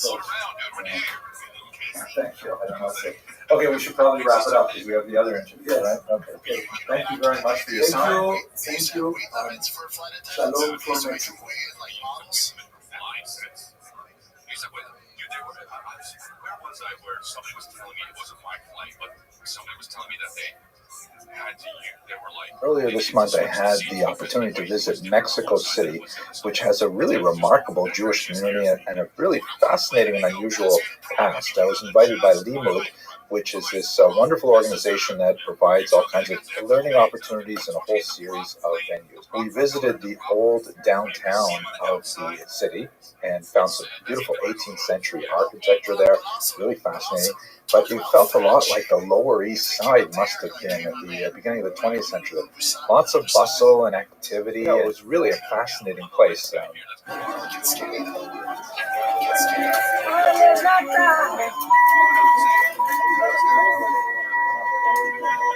was just a few days past the Day of the Dead when we visited it, so there were some strange kind of like shrines still around, especially on the old Jewish street, Calle de Jesus Maria, the Jesus Mary Street, which was unusual for the central core of the old Jewish neighborhood, but in fact there was a synagogue of Jesus Maria on this street, which is kind of ironic. But it's the textile region where there were all kinds of businesses tucked away in little tiny corner stores, many of which are still owned and operated by Jews. You can see mezuzahs in the doorposts of a lot of them. So, and why does Casa Mary decide to keep a mezuzah? It's really still quite an active place for Jews to visit and to work. And it has never stopped working because there are Jewish businesses in the area. So they live somewhere else, 1 hour from here, but when they come here, they work. At 2 o'clock they come, they eat a kosher meal, and they go back to work. One of the downtown synagogues was renovated at the early part of the 21st century. And my favorite part of the renovation is that the upstairs women's gallery is, perfectly fine and functional on one side, but in order to balance it out, they put an identical structure on the other side of the room, but there's no access to it, so it's purely for show. The second synagogue, just a few doors down, of course you have to have 2 synagogues on the same street, right? One that you daven in, one that you don't get caught dead in. But the second synagogue has a kind of like a sleeve-like structure. But they have this interior facade, this like patio, because every synagogue is also a social meeting place. And there are 2 buildings. The one that you saw, the office, and upstairs there was a kosher restaurant for some time. That all the businessmen or the immigrants used to come here.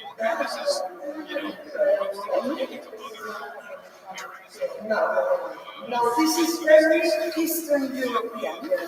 And it was a copy of a synagogue. I really thought these menorahs that flanked the Aron Kodesh had a distinctly Mexican feel to them. And afterwards, we spent some time looking at the modern synagogues in Mexico City, which are really quite gorgeous.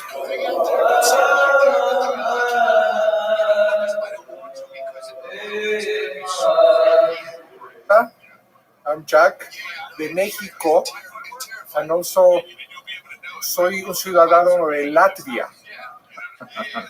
Que sigue a tu papá en YouTube. Muchos saludos. Bienvenida a México cuando gustes con tu esposo. Well, this is the Shara Shamayim synagogue from the Sephardic community of Mexico. It was built in the style and influence of the Sephardic communities and synagogues in Spain. It has a beautiful, you will see, I don't know, it's from North Africa and other places, which is with oil, not with electricity. Wow, beautiful. It's natural oil. Do you see? Yeah, I see. That's beautiful. It's not, look. Oh, wow. Look at that. Gorgeous. It's very active. This is a very active community. We're recovering from the pandemic, but it's a very active community. Thank you.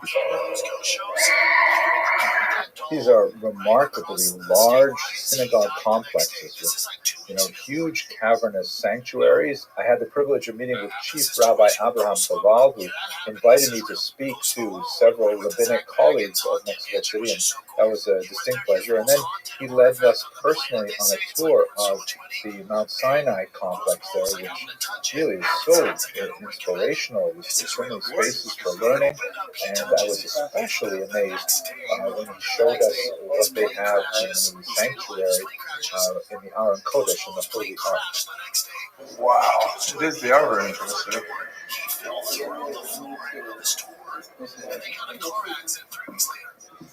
Chagall windows, These are Chagall windows. Yeah. Wow. 12 on this one.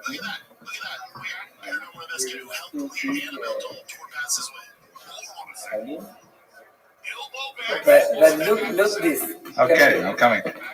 Maybe you never Oh my saw gosh. so big. This I've never seen. You Wow. need to see how many different are. Oh my gosh. This is Look at this one. beautiful. Look how many. These are all in one. In one. This is gorgeous. Look, don't have place. Or, It was really interesting to see a Mexican flag where normally we would see an American one. And these synagogues have like beautiful restaurants inside them that are they're really more like community centers, but they're gorgeous and they're all over the city. We rounded out our visit by going to the archives, which is housed in a beautiful facility right next to a renovated synagogue. And the director of the archives gave us a personal tour, which was really amazing. And they had actually curated a few objects for us to see. The first book of the Central Committee of the Jewish Community, as I told you, remember the date? Some of the last Jews that could go or escape from Germany. You know the J, the big J, wasn't really established by the Germans. This was an ask of Switzerland. Switzerland government trying incredible with supposedly neutral Switzerland asked the Germans to.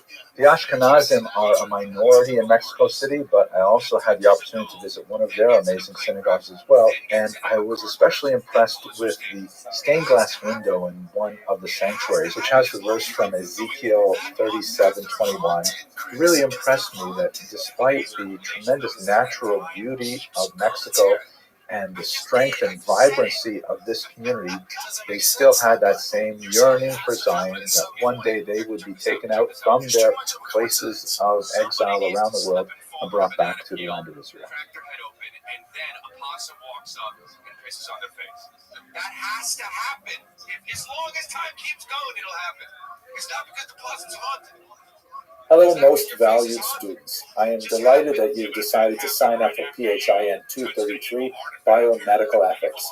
My name is Henry Abramson, and I'm proud to be your instructor over the course of this semester.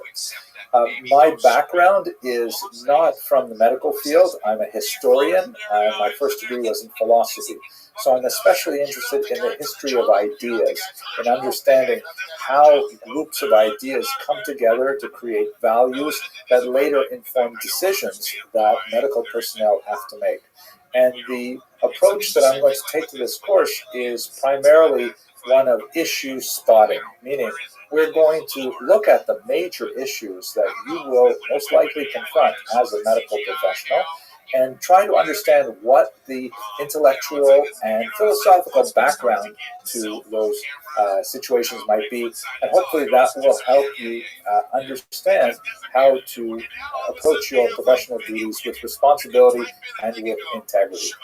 The emphasis of the course is therefore mainly to just sensitize you to the important issues rather than to provide definitive and final rulings on exactly how you're supposed to behave. Quite often, the technology changes so rapidly, and societal rules change as well, so the specifics of how you're supposed to behave in your particular professional environment will really depend heavily on what the ethics guidelines you need will consist of.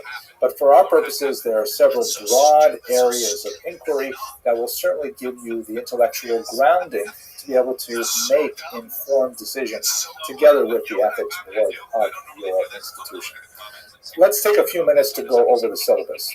The main textbook is this one here, Legal and Ethical Issues for Health Professionals, and it takes a decidedly secular approach, understanding the various backgrounds that come to bear on any given question that you may face, but we're also going to look at it specifically from the Jewish tradition.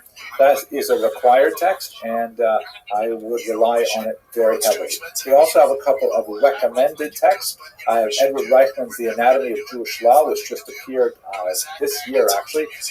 Very brilliant really a history of medicine, again from a Jewish medical ethics perspective, and then this classic 3-volume encyclopedia of Jewish medical ethics, which is absolutely fantastic, but it's long out of print. So we'll be reading it from the library copy and things like that.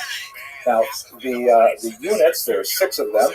We're going to start with foundational principles like what are biomedical ethics and how do we decide which ethical system we're going to use when we make decisions, things like that. Unit 2 is going to be on issues of health and illness, which relate to things like, the ethics of smoking, the ethics of organ transplant, and how exactly do people have priorities, things like that. Unit 3 is going to be a complex and very relevant section on reproductive issues. We'll look, for example, at the debate over abortion, and I think you may be surprised when you hear what the Jewish perspective historically on abortion is. Unit 4, of course, is going to be on end-of-life issues, so these follow kind of a trajectory from birth to death, and we'll look at things like euthanasia or assisted suicide and so on. And finally, Unit 5 is going to look at emerging technologies, things like pre-implantation, gestational screening, a lot of genetics information, and so on. And I hope to look also at some of the issues surrounding vaccinations, public mandates, things like that. Finally, in Unit 6, we'll have a summary issue where we'll talk about ethics for health professionals today in a rapidly changing technological environment. Now, how do you get an A in this course? So it's basically 2 big things. The first is attendance, and what that means is coming to our sections prepared to discuss the material. I hope to create much of the material for this course in advance on a recording, so you'll be able to watch the lectures in advance and then come to the discussions, and we can dispense with simply going through the material and just focusing on those areas where you might have questions, or I might bring case studies and you might analyze them and things like that.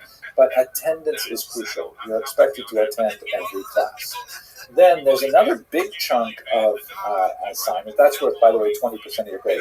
Now, the other 80% of your grade is made up of one big assignment that's divided into 3 parts. And this is an area where, here we go. The first part is a paper proposal in which you are going to write to me in 250 words about a topic that you would like to research for the rest of the semester. A list of suggested topics will be posted on Canvas, as will all kinds of other things about this course, but you will also have the opportunity to suggest something totally new as well. And that is due on December 8th, and I'll give you back some feedback on, oh yes, this is a great topic, don't forget to look at this issue, you might want to look at this book or this article and that kind of thing. And then you're going to start working on that. And then at the end of January, you're going to present your research in progress to the class in an oral presentation. It's going to be accompanied with a PowerPoint or a Prezi. Let's say you want to write, for example, about public health issues, such as the controversies that erupted over vaccination mandates. And so you'll do a lot of your research. You'll write to me in the paper proposal saying you want to talk about this. In your research, you're going to do all kinds of materials and looking at how they responded, and how doctors responded, and how the public responded. And then you put together a PowerPoint, and then you're going to present a 15-minute presentation to the class of where you are at in your research. It's not a final product. It's not a finished product. It's just designed to let the class know what you're writing about and get their feedback. And in our discussion, you'll get some ideas about, hey, maybe you should concentrate on this, or here's another question, hey, maybe you should consider that question. And you'll get all kinds of ideas from your peers. And then finally, with the last 30% of your grade, you will submit a final research paper, which is 1,500 words and essentially puts your research and proposal presentation into prose, incorporating the kind of ideas you received from your peers, and that's the whole course. So there's no exam in this course. It's just those 4 elements: the attendance, the paper proposal, the research in progress presentation, and finally the research paper. I think it's a really great course, and I think you will enjoy it. Okay, I'm going to stop here, and in the next video we'll talk about some of the philosophical underpinnings of medical ethics as a whole. Thank you very much for watching, and thank you very much for joining this course. If the evil that you're talking about is, somebody lets the bad thoughts and shittiness overcome them, then sure, I believe that. But I don't believe it's like some spirit. Hello, most valued students. In this first video, we should take a few moments to think about what exactly are ethics, where do they come from, and how do we determine them, and most importantly, how do we use them in making our decisions when it really counts. Now, this is not something we're going to get to the bottom of in a very short lecture like this, but nevertheless, let's just explore some of the philosophical underpinnings of the very concept of ethics before we get into much more detailed specific examples. First of all, what is the term ethics? What does it mean? It comes from two related Greek roots. The first is ethikos, which means like character or quality of morality, speaking to a person's essence. A person is ethical, it says something about who they are, but what exactly does that mean? And then perhaps more relevant for our purposes, the term ethos, which means custom or habitude, meaning the way people regularly behave. Not necessarily as a kind of philosophical conscious decision as to why one might choose one course of action over the other, but rather, that's just the way it's done. This is our regular system of behavior. So ethics, in a certain sense, really speaks to derech eretz, the way of the world, the way in which people conduct themselves without necessarily having a firm philosophical foundation. The implications of these two related roots are that there's something about ethics that is deeply personal, that every person has to have some kind of system of ethics, hopefully something they've thought about in advance, and that's why you're taking this course, hopefully to get you working through some of the big ideas and to develop your own position on many of these ethical dilemmas. But they are nevertheless constrained by the cultural values of the society in which we live. And ethics is very much colored by the history and the religion and the philosophical orientation of the outside world. So regardless of where you personally may come from, you're affected from the outside, and when you are placed in a situation where you will regularly have to make very serious life or death ethical decisions, it's really important to sort out these things and get a solid foundation for your own peace of mind. This image, by the way, which the original exists here in New York City in the Met, it's the Apology of Socrates by Jacques Louis David, very important Jewish painter from the 18th century. Shown there in the center is Socrates, who is the great early Greek philosopher who was condemned to death by the Greek ruling powers because he was corrupting the youth by getting them to ask questions, essentially. That's the Socratic method. And the method in which the death was carried out, was he was to drink a cup of poison. Are you ready for me? One of his students handing him the cup, and clearly the student on the left and the red is very depressed. And Plato is shown, that's his primary disciple, sitting at his feet with his hand on his knee, and Socrates is saying famous lines. If you were winning in Monopoly, and then you decided in 20, I don't want to play this game anymore, I'm ahead of everyone, I'll have a child, and I will let my child play Monopoly in 20 years to beat these people. Then you go back to gaming in 20 years. Does the child have more of a chance of winning the game? I don't understand your question. Can you elaborate? Alright, imagine you play Monopoly. Okay, right? I'm playing Monopoly. Okay. You stop playing Monopoly, you're about to have a kid. Okay. Right? Yeah. You're winning the game with Monopoly. You're absolutely dominating the game with Monopoly. Okay? Okay. You're about to have a kid, so you stop having the game. You leave the board there. With all your assets. The board is, you have owned like so many properties. There's 3 players left in the game. you're in front by a landslide, right? Okay. Okay. You forget about the game for 20 years. Your child comes back to the game and takes over your spot. And then he tells everyone that was playing the game to come back. Okay, you have an invitation. Does your child have a better chance of winning than everyone else in the game? You were absolutely destroying? Yeah. And nothing changed about the game? No. Yeah, seemingly they have a much better chance. The only difference is you can't play, only your child can play the game now. Have they ever played before? Yes, they played other games. No, have they ever played Monopoly before? Yeah, they played Monopoly before. Yeah, then they have a better chance to win. Did you know that you have an invitation to Match Monsters? So why don't most people do that for their children? I don't understand. Why don't people do that for their children? What, play Monopoly and then don't play for 20 years and then play? Well, Monopoly in real life. Buy assets for their children in real life. They do.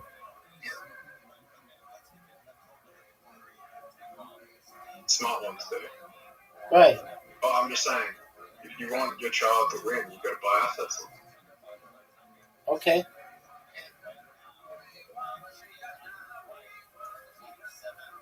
Oh, Rabbi, I have the advantage here. Let's see you win, big dog.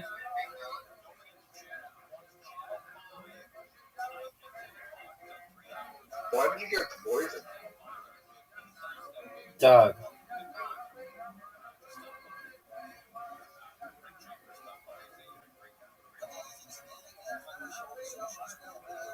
Oh, you drained 2 mana from me.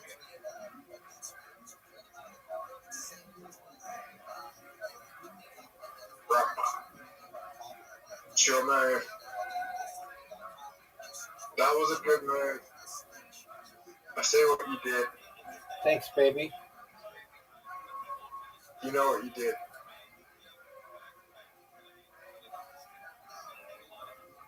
Oh, good move, dude. Oh, yeah, it was a great move. You know what? It was a great move. Yep, I see it. I could do it. Oh, you did really well, dude. That was amazing. But I helped you. You made a bad move. Okay, that was decent. Rabbi, you can do a lot of damage to me right here.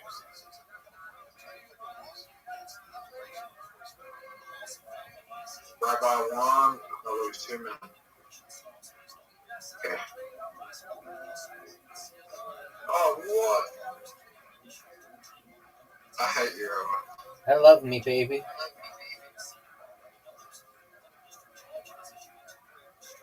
No way. You know what? You know why I love that one? Why?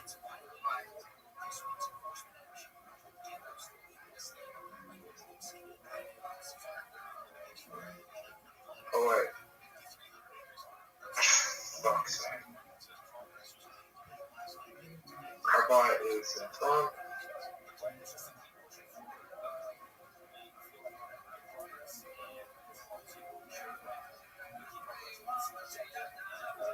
What is time to shuffle the...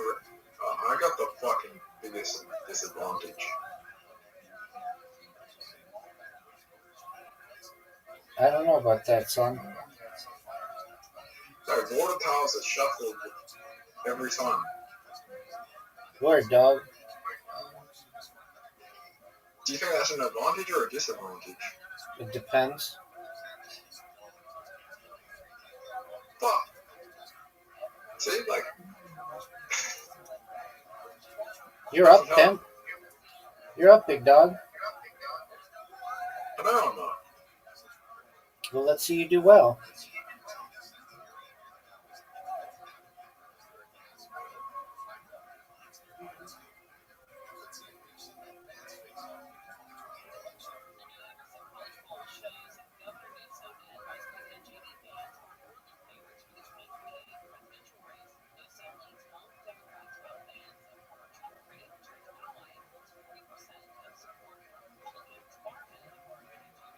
mean, fuck you. Look at all these moves. Fuck. Fuck.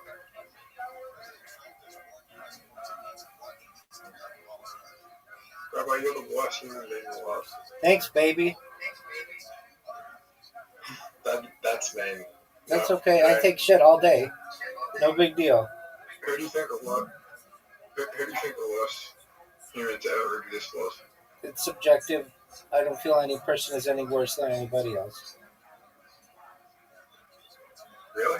Yeah, they don't all have the same opportunities, so it all evens out in the end.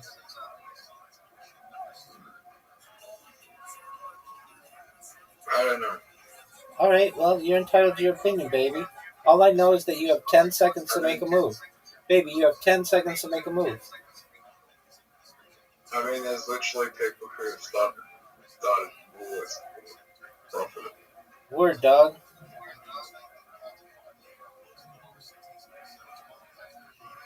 Look at this move. Which is still happening. Look at this move. Which is still happening today.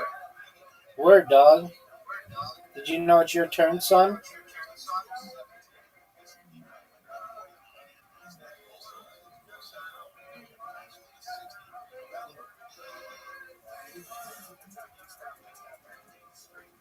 Look at you. Look at you.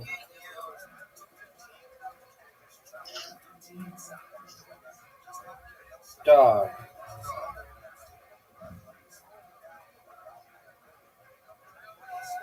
I mean, there's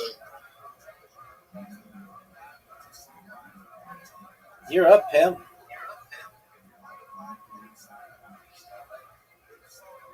oh, fuck.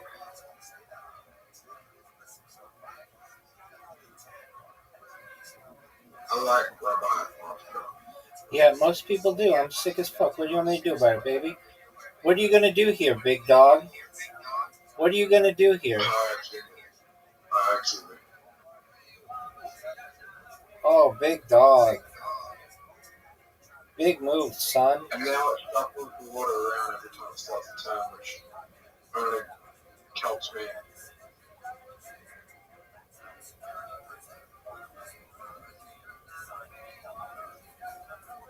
Oh, you know what the best part is when you did the psycho part? I had no mana anyway. Are you proud of that? Yep.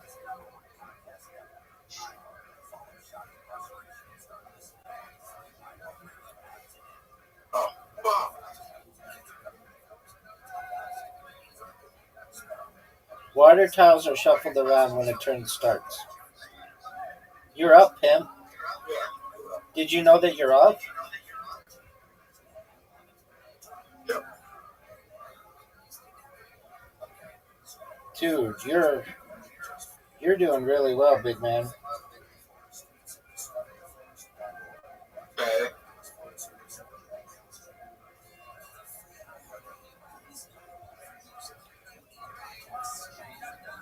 I don't think that was a good move. Okay, well, you're entitled to your opinion, big dog.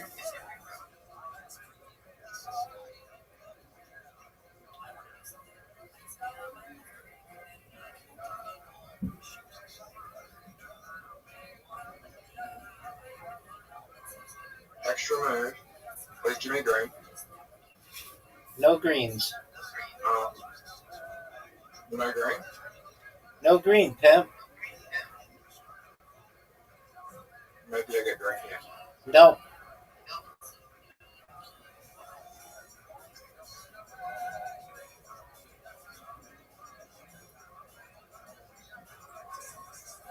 This will do a lot of damage to me. And I'm about to. Oh, Rabbi, look at this. Oh, fucked up. You're up, pimp.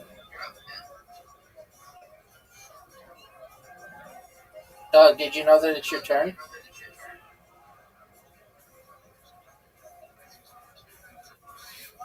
Yeah. Big dog. Well, I don't know about that move. Oh, what a great move. Dog, there's an obvious move. I don't know why you didn't do it. There you go. Big time. I'm gonna just help you. It's very easy for you to evolve that.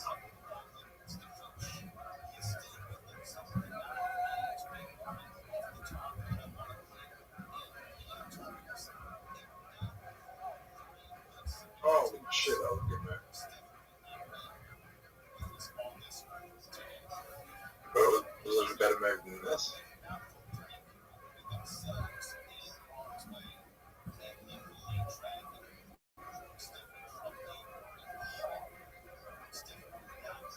Rabbi is behind a little bit.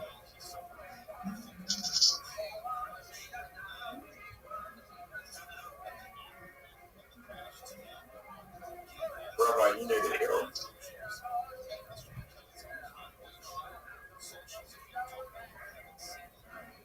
Big dog. Oh, you just want. Big dog. You might just want here.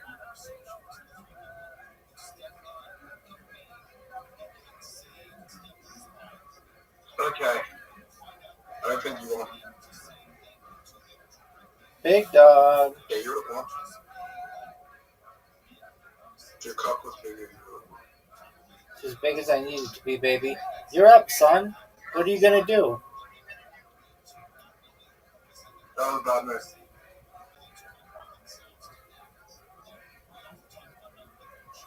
Oh, what was a bad move? Yes, it was. Oh, you fucked me. With that water shit. You want.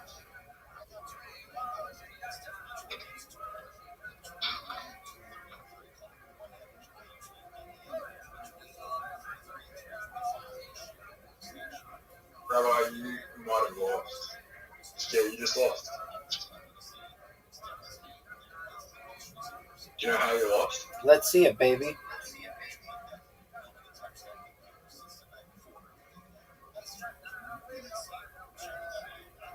No way. You just lost. No way.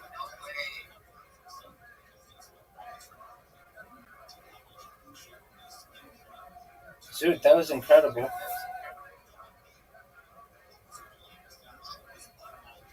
That was a good play. That was beautiful. Let's go again. Nope. We're playing something different. Monopoly? We can play Monopoly after this.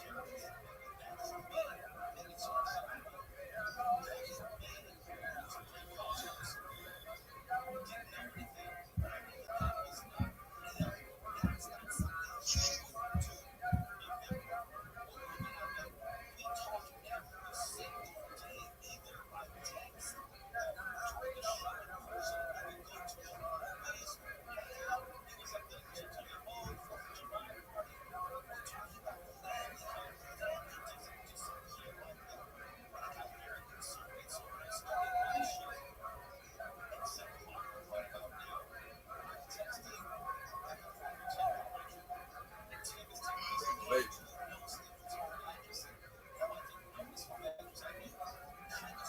Greatest shot you've ever seen. Yes, sir.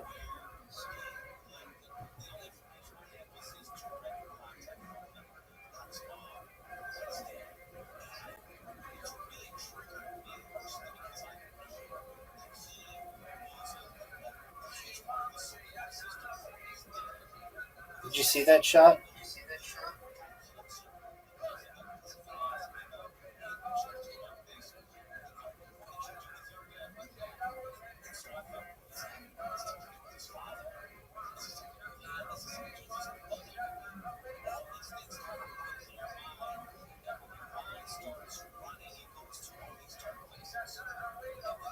What are you gonna do?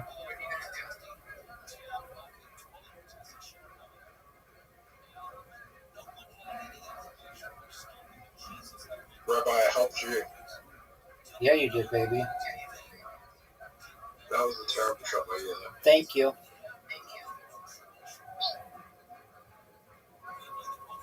Also a terrible shot by me. But I don't think you have like much of a shot anywhere on the board here.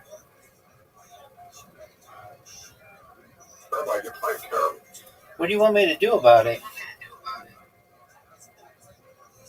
I mean, I'm playing just I'm playing better than you are. no, we got tied. We're tied now. Okay. If I shoot you there, I'm just going to help you, right?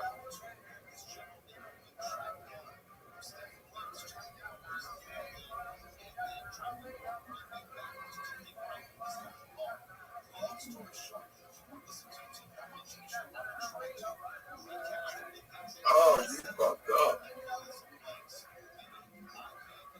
Rabbi, you know you're meant to hit the black, right? Sorry, the black.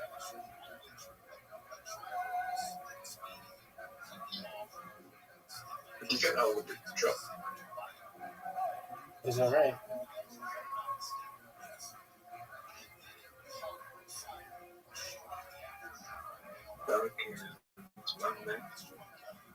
What's your favorite song? All of them. Depends on my mood. Depends on the day.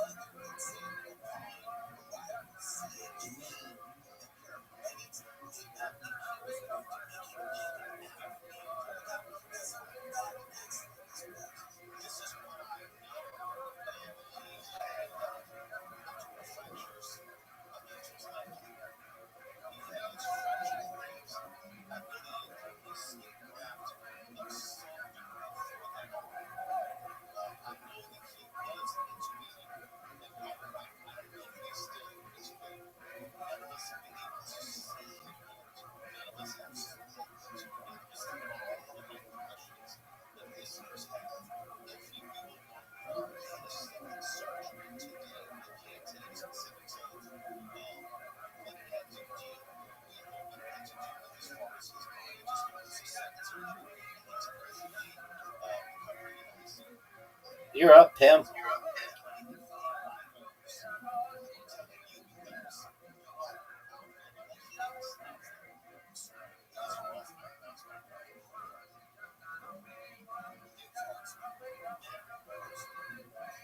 Did you see how good a shot that was?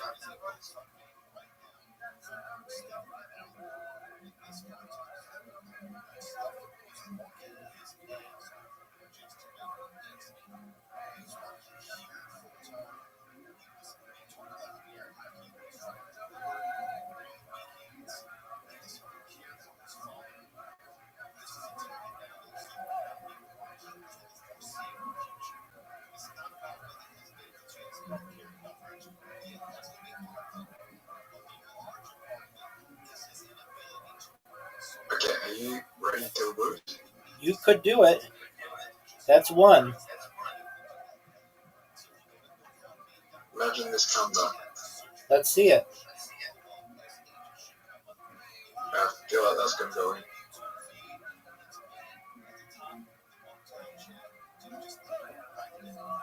Do you get like an extra shot for me fucking like? I feel like you should get an extra shot for me fucking. No, they add a disc to the board for you. Oh, they do? Word, dog. Oh, that sucks. Well, what do you want me to do about it? What was my fault? Oh, baby. Oh, I nearly won you again. No, I would have had to hit the red one in. No, Yeah. I think it would be good. No, it doesn't. Would it give me a number 4? No. I think it would put it back on the board. What? Oh, no. Dog. Are you ready for this, Zoot? Zoot, I'm going to dedicate this shot to your comedy career. I want it to be successful. And the Bonnie Blue. Look at that, son. Zoot, you... By the way, Bonnie went all the way down to 10 yesterday. What? Did you lose internet connectivity or something? I said, yes, we went all the way to 10.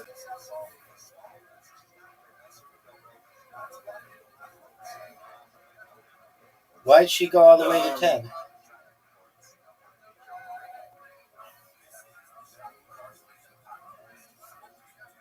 Why'd you go to 10? Yeah.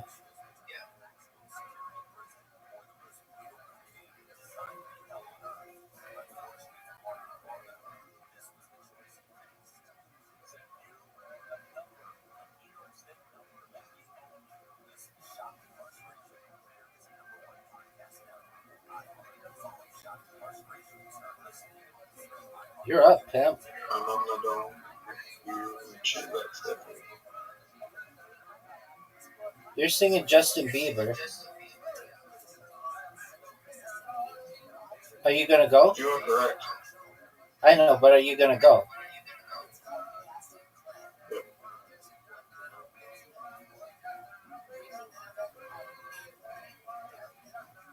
You just helped me.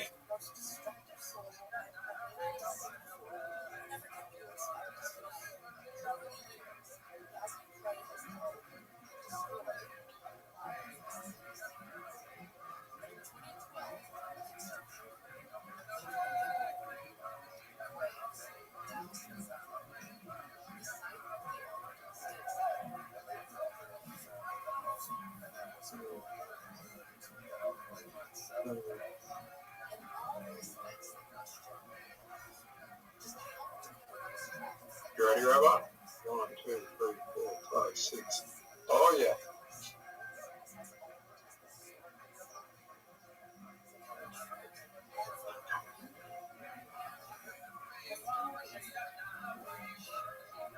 You didn't move the 8. I was going to take it. I know.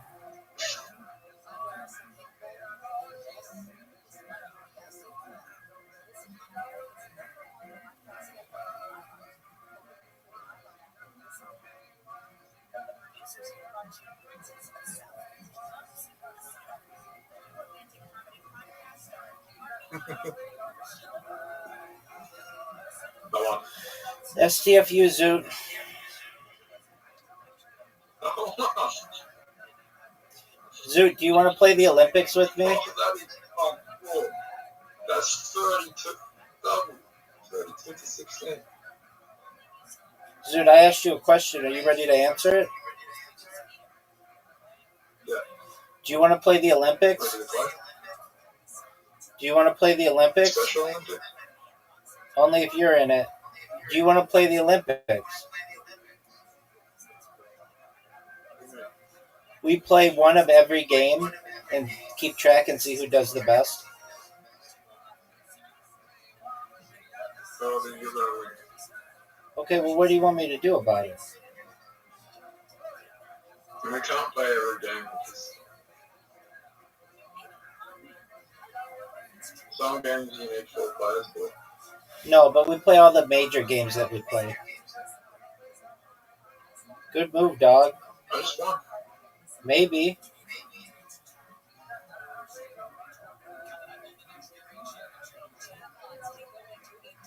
That was a good move. Thanks, baby.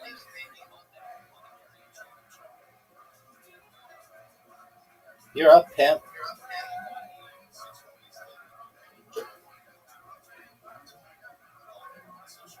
You have to move the 7 or I'll take it. Why would you do that? Why not? That was like what worst way you can make. Perhaps.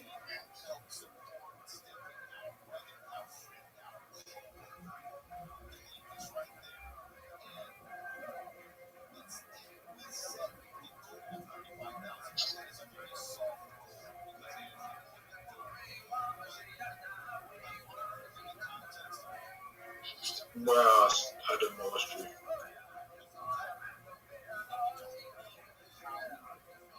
What are we playing after this game?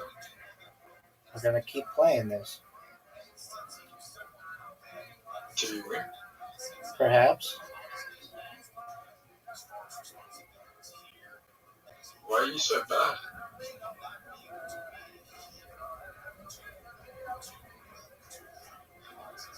Maybe I've let you win.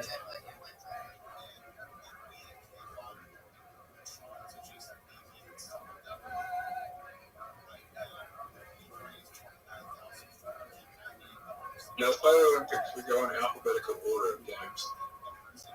Is that what you want to do? Yeah.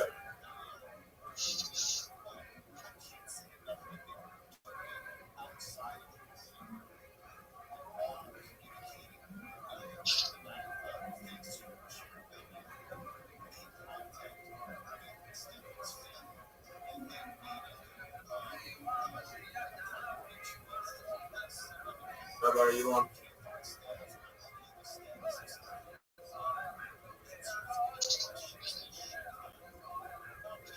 All right. I don't know if we play them in alphabetical order, but we'll play them from top down. So the first game is Ocho. Now, you can't just leave in the middle of this. You recognize that, right? Give me a sec.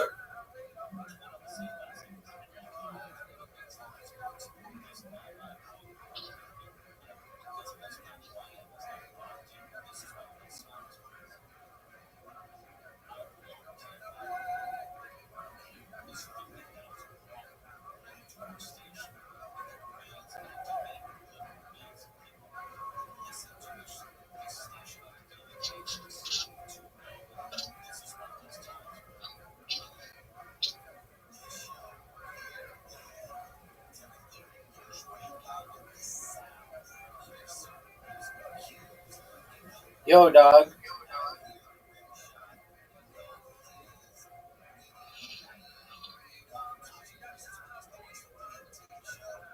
Dog.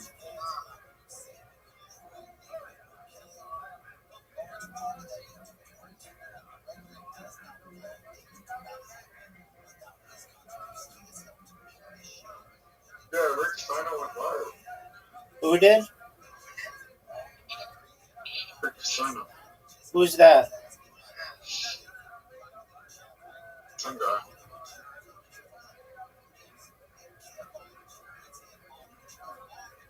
Right, did you send the invite? Are you ready? Yeah. So you're not just going to leave in the middle? No. We're not doing alphabetical order. No, we're doing from the top down. So Ocho, Paul, Crane, Carmen, match monsters, ball quads, mini golf, table soccer, donuts, bowling, Roblox, box, disco, You're up, pimp. Ludo. You're up. Are we really gonna do bingo? No, maybe.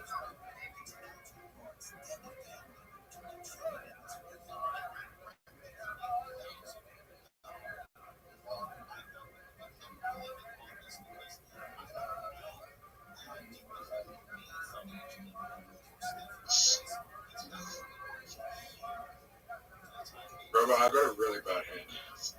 I mean, what do you want me to do about it, pimp? I mean,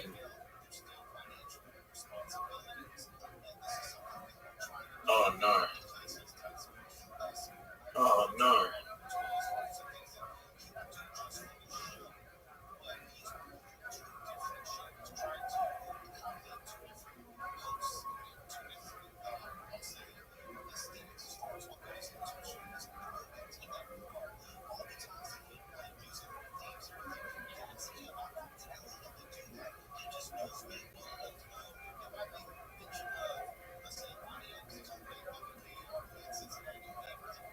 Baby, that's 1-0. Oh, 1-0. Rabbi's winning. well, Next is pool. yeah, you got one.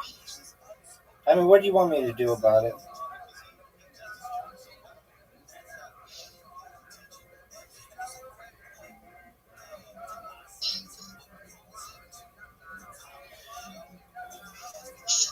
Alright, your turn will over, so this is gonna be easy.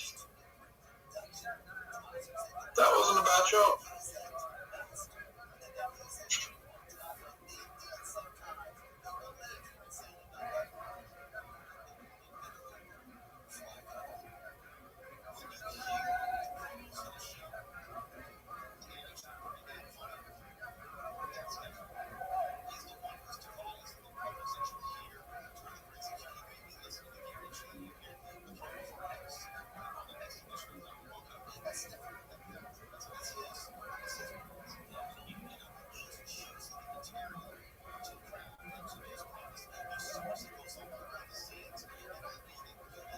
Look how sick a shot that was.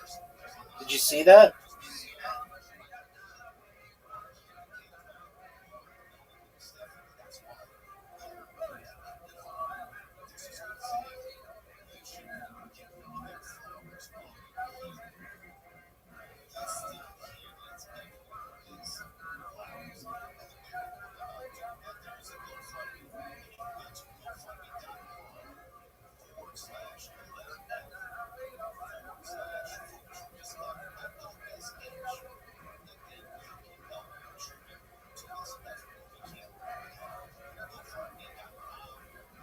Is that a good shot?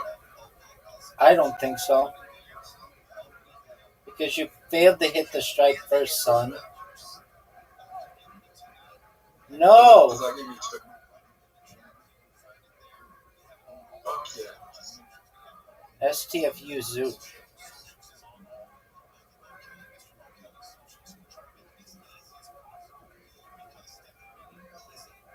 Good shot.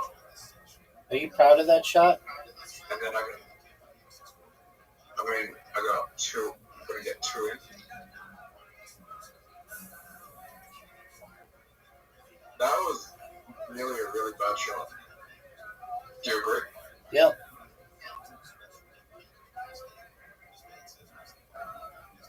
And this is a good shot. Oh. That was a kiss shot, a kick shot, and a bank shot, dog.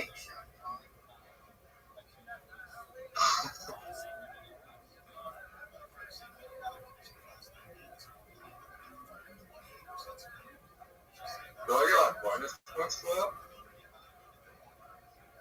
In some types of games, but not this one.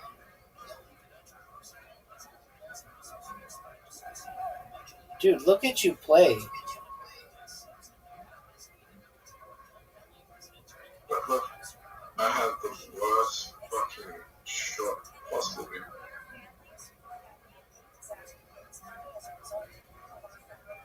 I don't think I'm gonna hit the ball, bro.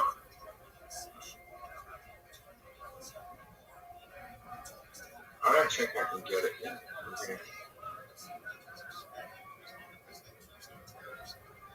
Time's running out, son. I'm gonna do that.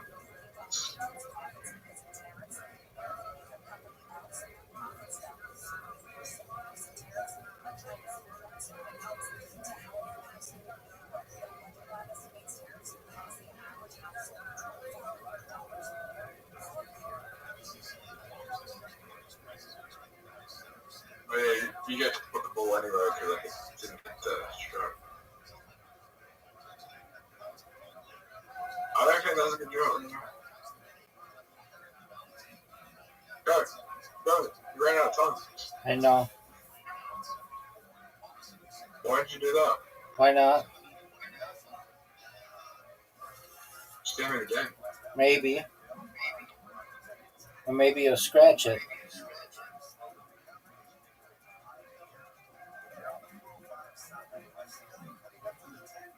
I mean, this is a hard shot for me. Oh, You scratched. Zoot, you scratched.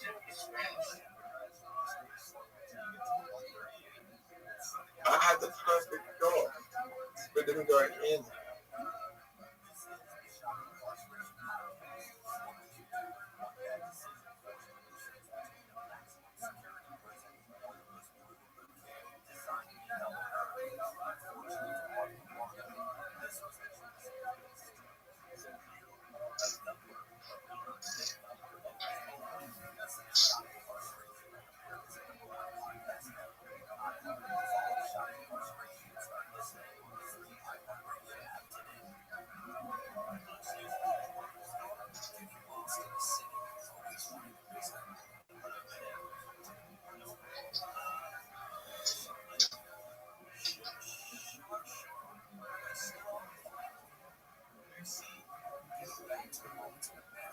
I want.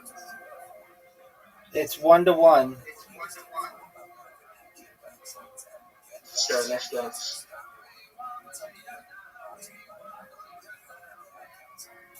Oh, fuck.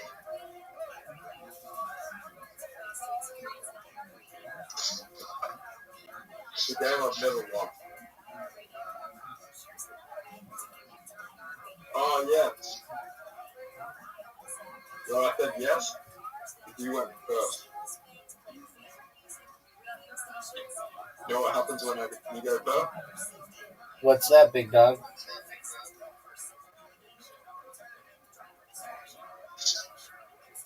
You don't get it in if you go first.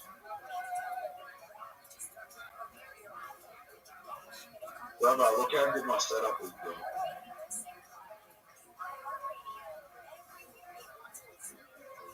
I've watched. I know, Zoo.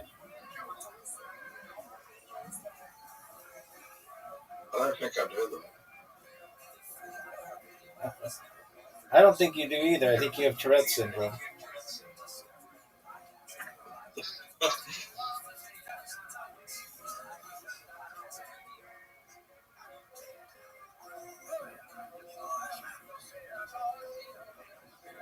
All right, Zoo. Here's your turn. Start taking some leads.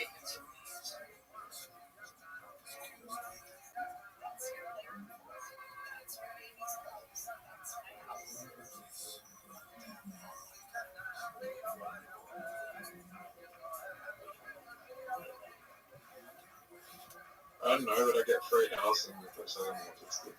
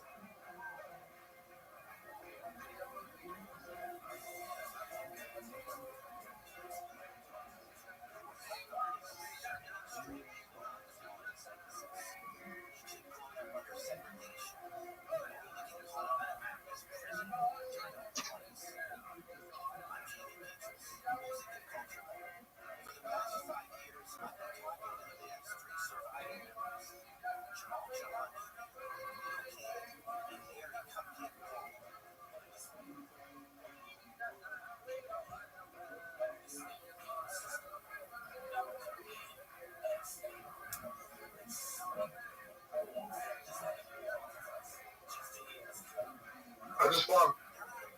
I love hearing you say that.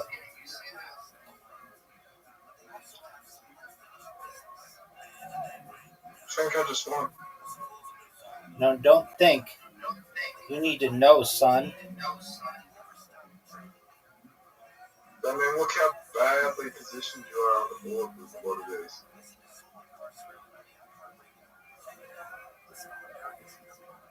Bad to get them.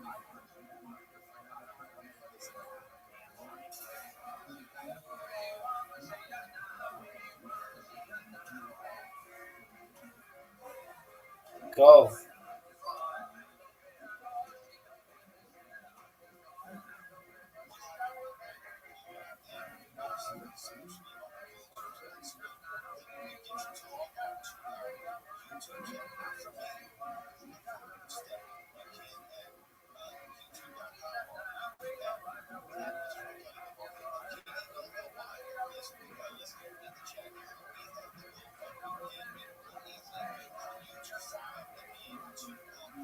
What an amazing shot.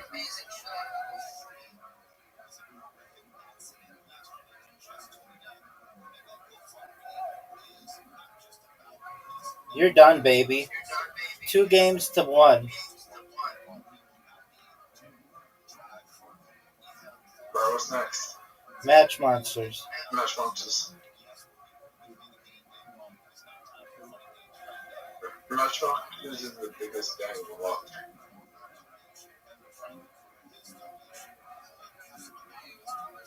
I mean, if I bought a DLC character, you'd be fucked. Then we wouldn't be playing. You have to play fairly. Are you gonna pick your other guy? Oh shit, I selected. What? I keep selecting.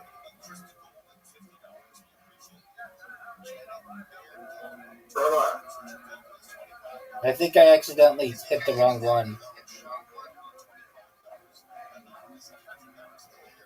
What is it? You're up, pimp.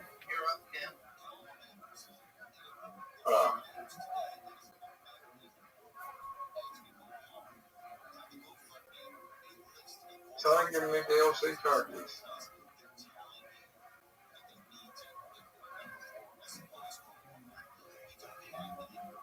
Okay. What's the battle? What's the bonus?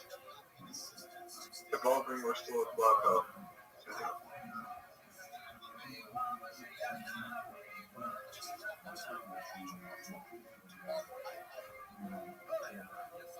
Rabbi, your turn. Hello, big dog.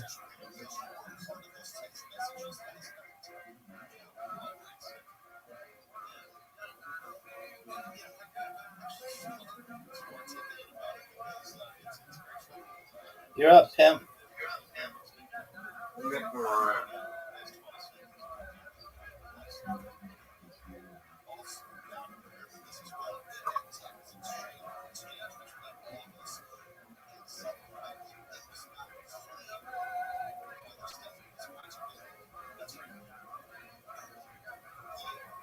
I got purple.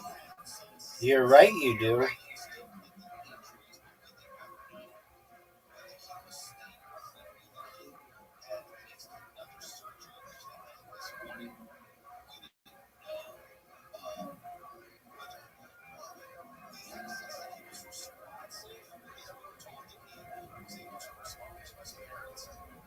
Oh, big time. Psycho Bite, bitch.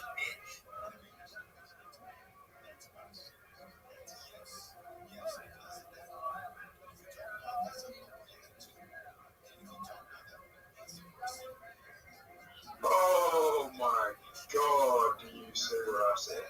Yeah, do it.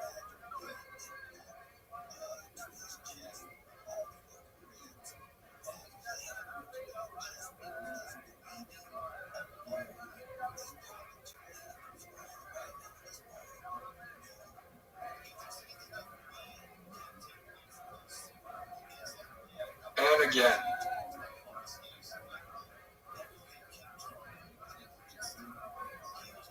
Have you ever seen anything like that before? Baby, calm down. What do you mean, calm down? I'm just doing my thing.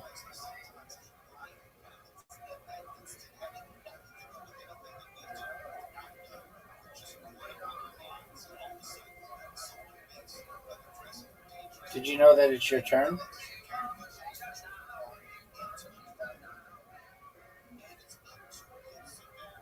Yeah.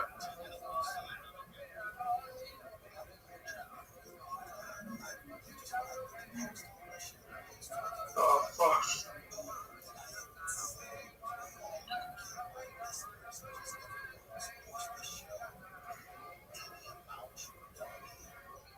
Why did you do that? Oh no. Oh no, you got lucky.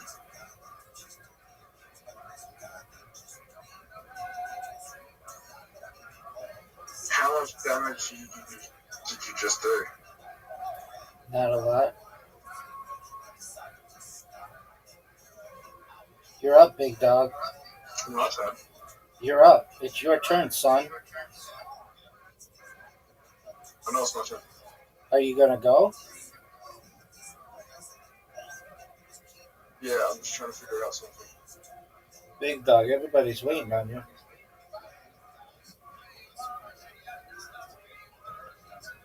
Yeah, I think I got it.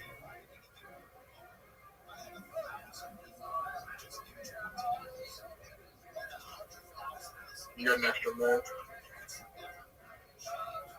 Why would you do that? Why would you get to the extra move?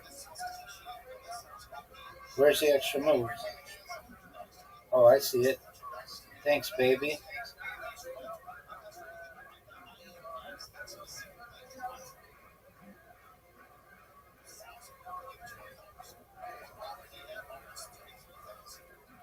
Yeah, we're done now.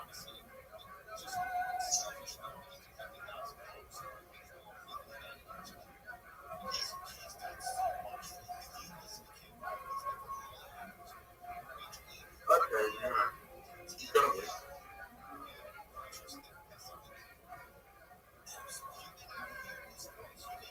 Good job, Zoo.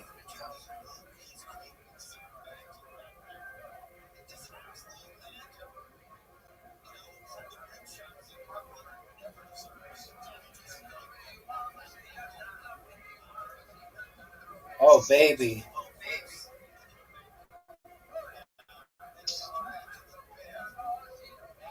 Touchdown. A bird. Shit from no.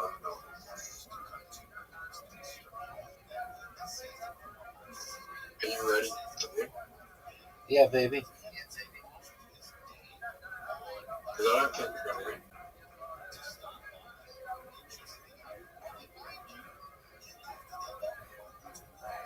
Rabbi. Yo, pimp. We just healed a little bit.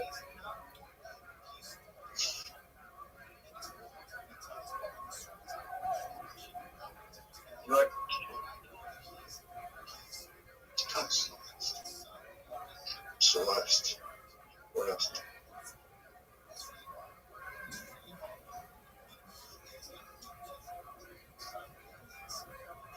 Yeah.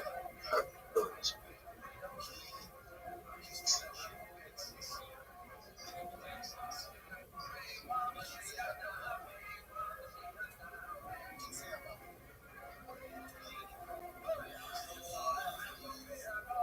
Are you gonna go?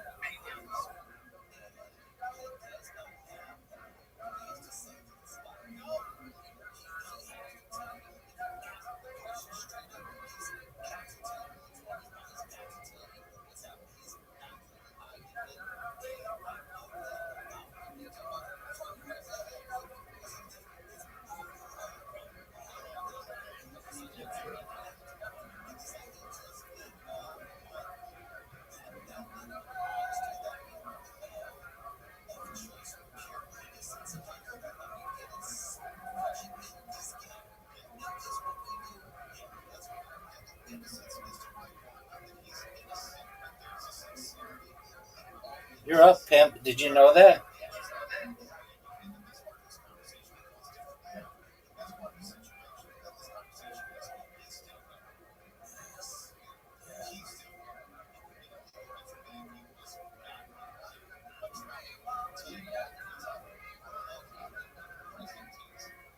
Do you think I can win? Maybe.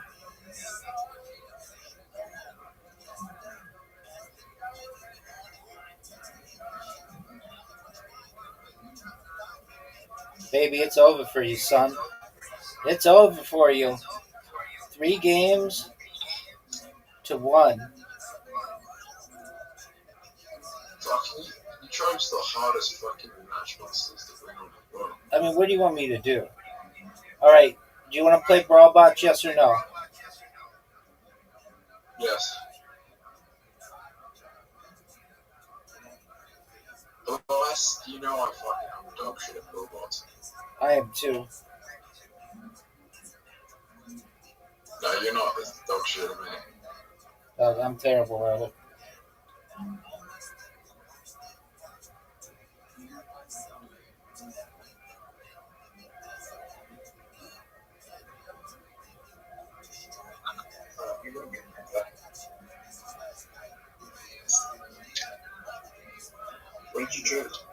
Raptor because I'm a pimp?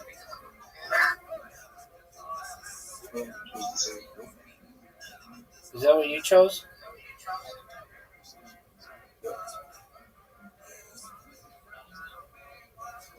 You're gonna walk into me.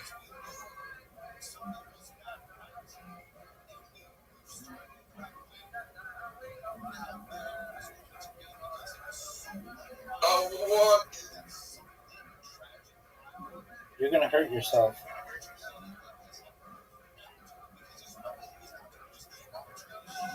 You just lost in one shot. That was incredible.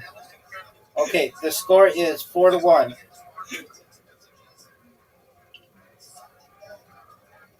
And I didn't even shoot it. That was your shot. No, you don't mean to go. It's 4-1. I'm gonna come back. There you go. You have an invitation and everybody's waiting on you. I'm gonna come back. Go, baby. Oh, you think that's a good shot?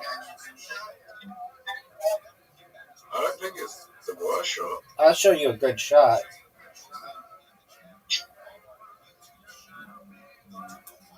Do you see my shot, Zoo? Zoo, do you see my shot? That's an incredible shot, but Thank you, baby. I don't think I have. That's that bad shot.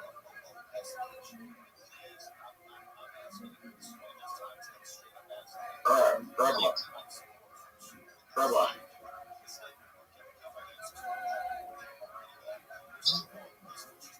Fuck.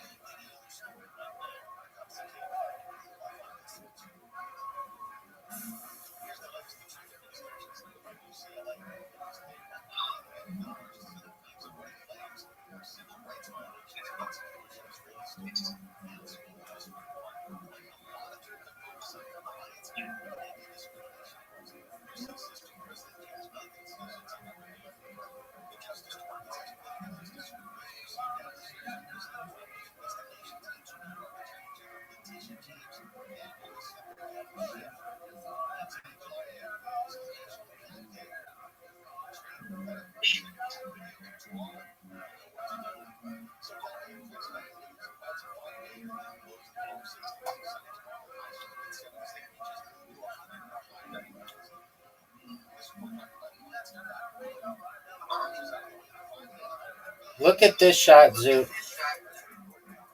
Are you going to be able to beat that?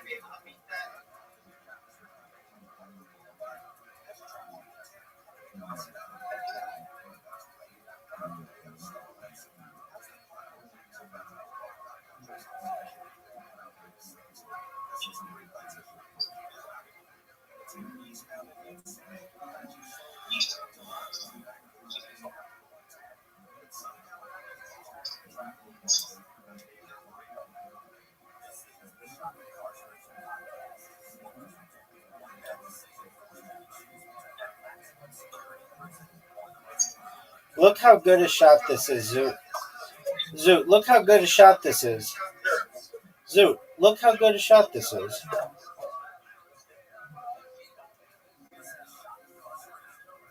Big dog. Big dog, that's way too hard. Way too soft.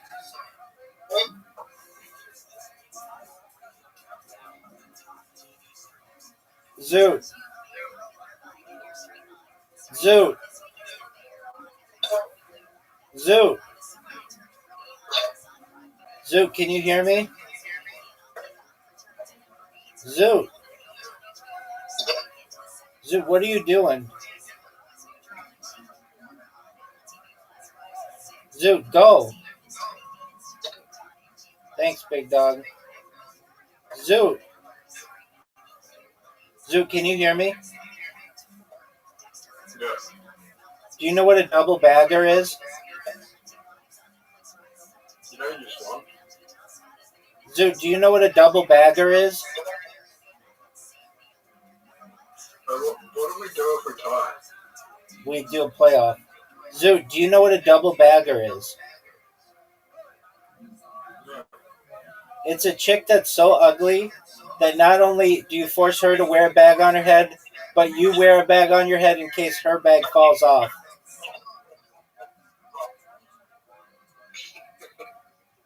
Isn't that funny?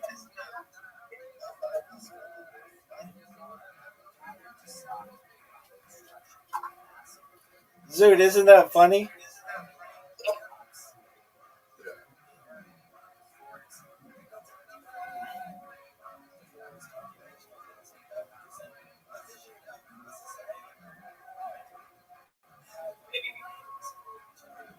Zoot, was that chick at the adult library or whatever a double bagger?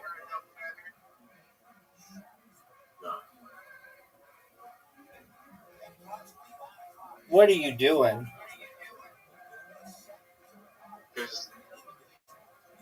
She was just a single bagger?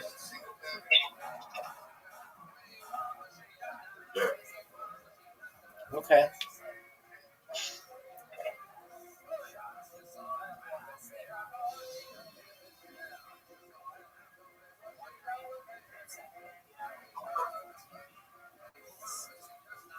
Look how sick this shot is.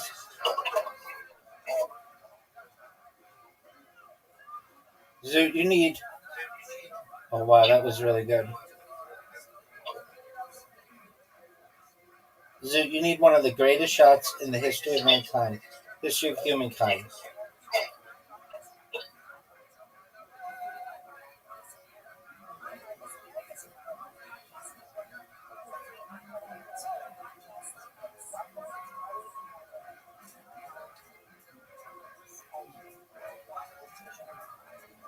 Zoot, it's over. It's over. You're done. Alright, that makes 5-1. I won the first. You won the second. Okay, so it's 1-1, 2-1, 3-1, 4-1, 5-1. Table soccer time.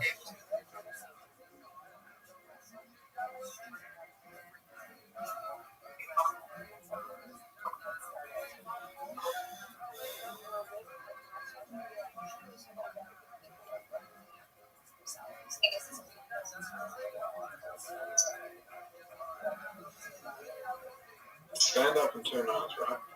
You got it. Are you going to use that joke about a double bagger? Why? It's funny.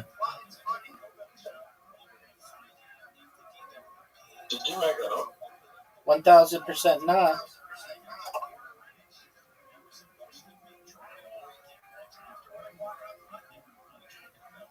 Baby, did you know that it's 1-0? You know that I got to do better than you here by doing this. Let's see it. You ready for the greatest? Yes. Greatest IQ movie of all time. Yes. Ready? Yep.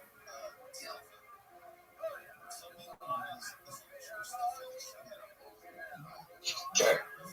Now you're in a really bad position where you're just going to give me the ball. Like, no matter what you do, you're just giving me the ball. Dog, what did you just say?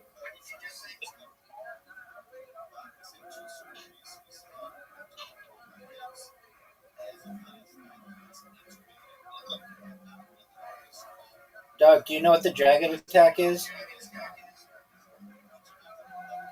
Give me the ball.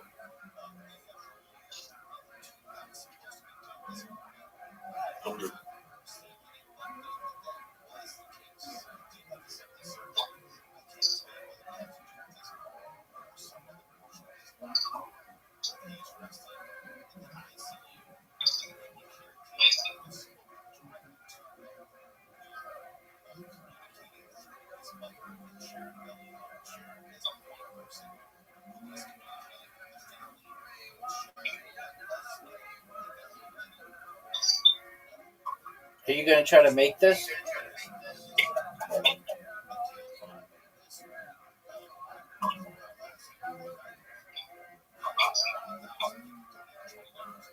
Rabbi, ROTHSCHILD misses the easiest shot of all time. Not at all. That was a difficult shot. easy.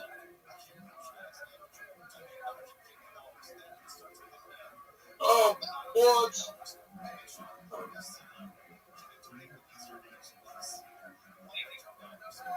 Rabbi, look at my defense right now.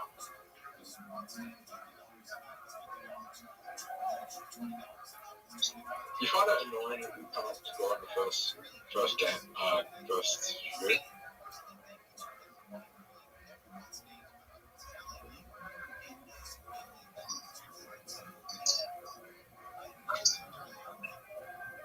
That's a terrible shot.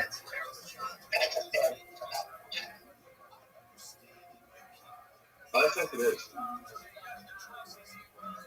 Baby, look at this. Zoot, look at this. Zoot, do you know what the dragon attack is, son? Do you know what the dragon attack is? I don't think you're going to score. Anyway, I'm going to do better. Then I'm going to do this. Ready?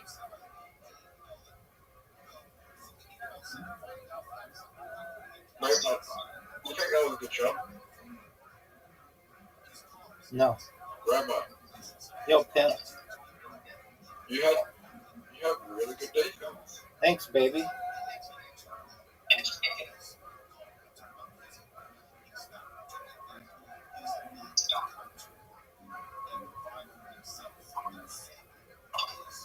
No passes, baby. Oh, make it. Dog.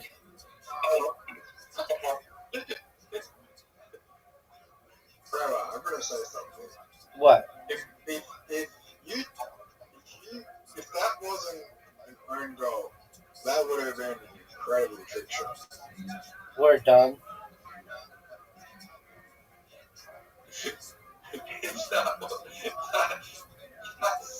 But doing that intentionally, that video intentionally, that is fucking difficult.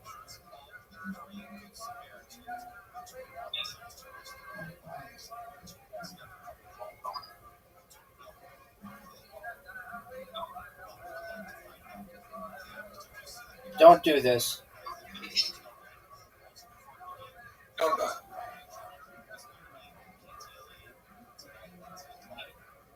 Imagine the comeback.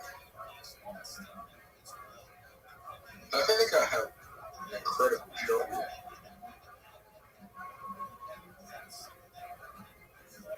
That was a good trick shot. Watch this move, Zoot. Zoot. Do you know what the dragon attack is? Not hit the ball. Alright, what's up? What's the off the table? Baby, let's count it. 1, 2, 3, 4, 5, 6 wins. Bounce is next. Do you want to play easy, standard, or pro? We'll play standard. Football bounce? Yeah. Accept the invitation, pimp. How many do we got left? Like another 35 games. You're up, baby. No, the order going with 4 players. I know. I have a feeling I'm going to win here. Okay, remember that. Because I'm destroying you. You know, you're only 1 second from me.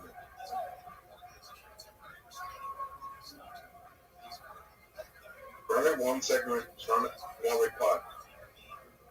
How did you fuck up this one? I'm not good at this one.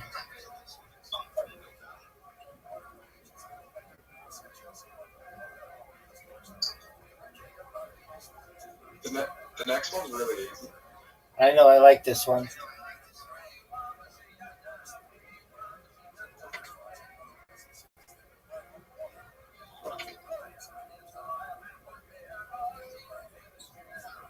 What up? This is a close game, Zoot. Oh. Fuck. I hate this one. Fuck. This one's so annoying. When we get the bonus, like when we get the color change, it just fucks you up.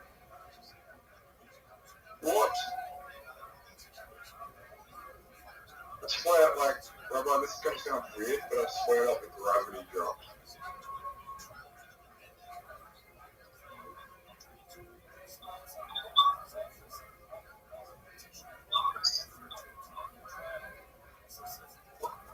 Rabbi, there's something happening on my screen. What do you want? You won? What? Did you win? No, something happening on my screen. Okay, well, what's happening on your screen?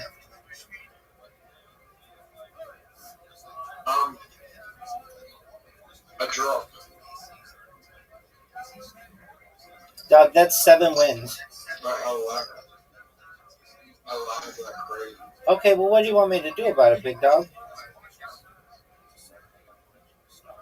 Do you have any better time?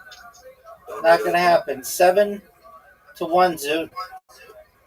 Now, it's bowling.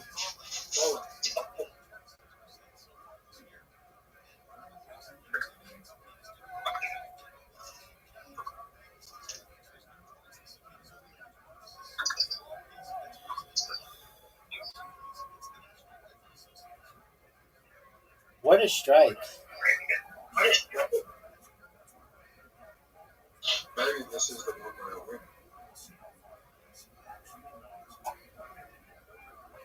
You know I'm terrible at bowling. Yeah. But you started off really well.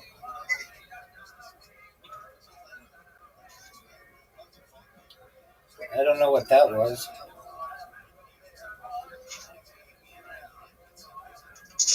Is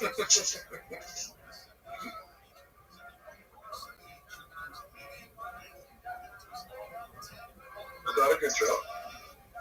I don't think so. What about that? It was okay. Is this one better? No. So I scored. You're 30. You're 10 points in front of me. Yeah, baby. Now I'm 26 points ahead of you. 48 points. 30 points. 50 points? 30 points ahead of you. Big dog. Big dog, I'm 30 points ahead of you. No.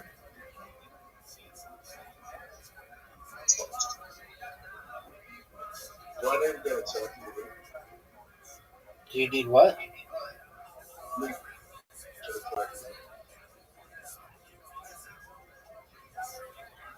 You said 72? 69. Get it, big dog. Probably not.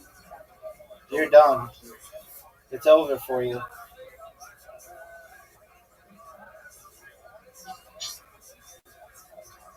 Oh. Almost.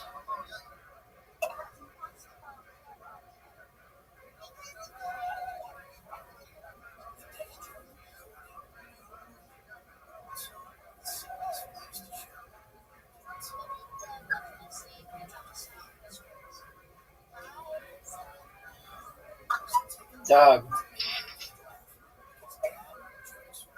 That's 8. I have an 8-point lead on you.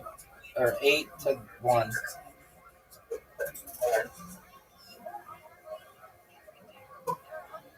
You're up, big dog. Everybody's waiting on you. It's 8-1.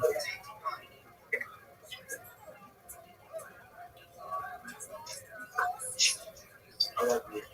I love me too, baby.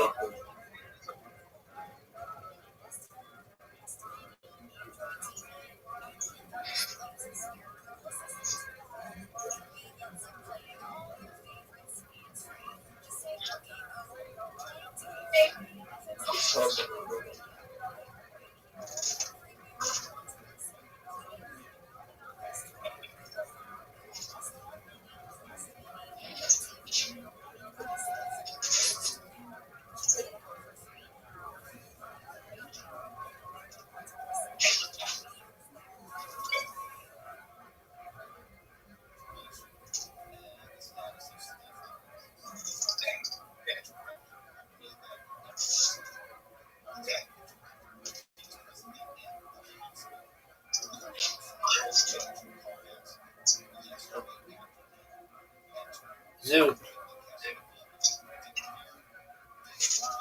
One more round, baby.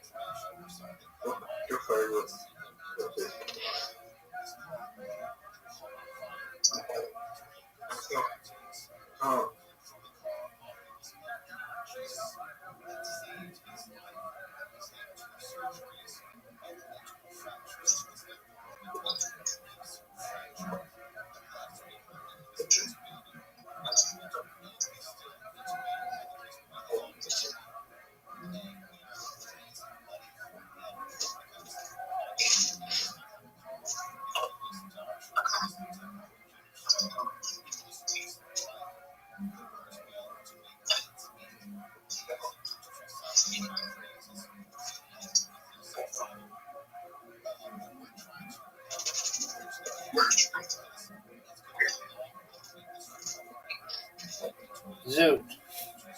You just lost another game, son.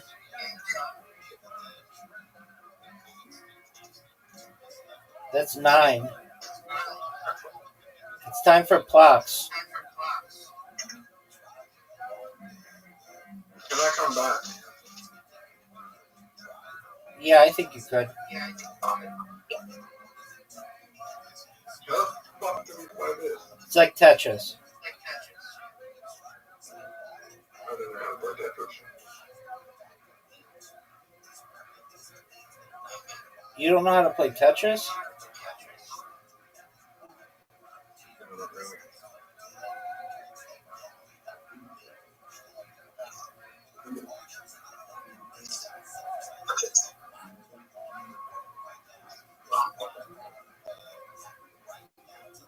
Do you know how to play Tetris? Word, dog.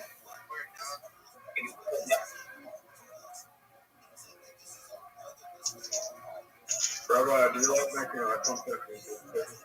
Yep.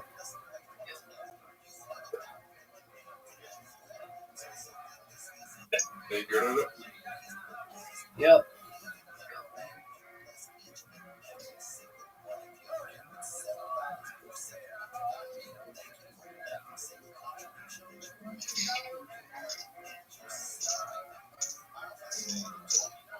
What do you think they would struggle with?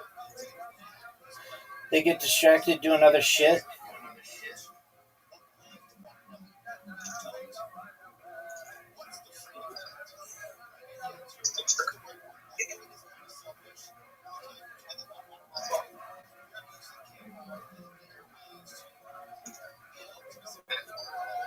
Do you know what they do? No.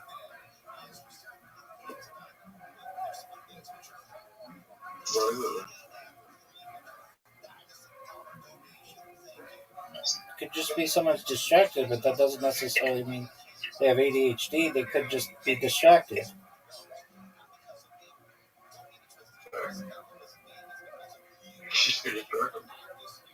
They're just doing other shit. They get distracted.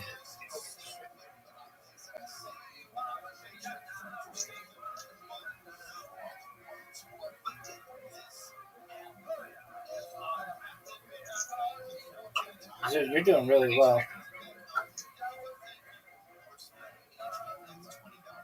No. For never playing before you are. What? For never playing before you are. I played Tetris before. Well, then you just lied. Alright. I played Tetris before. I just know I don't know how to play Tetris. I do really bad at Tetris. Because I don't know how to play. I don't really know how to play Tetris.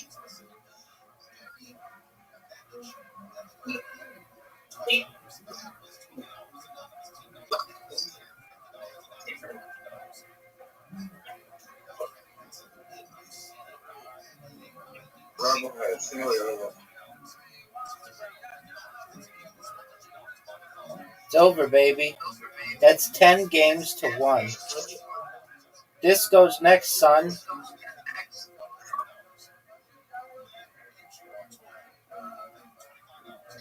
How'd you win? I just did better than you did. Do you know that you have an invitation? Do you know you have an invitation? I'm gonna take it.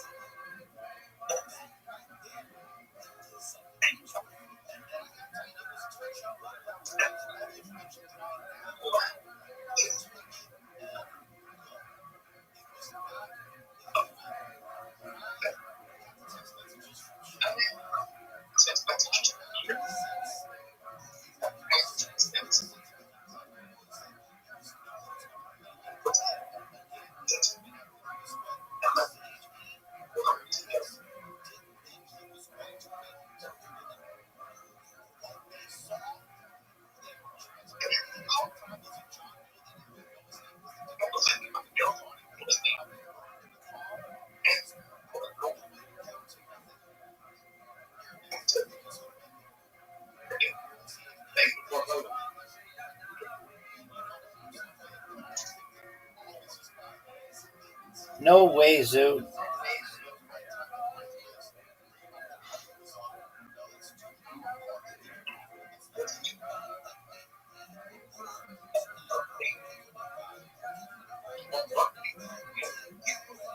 Playoff.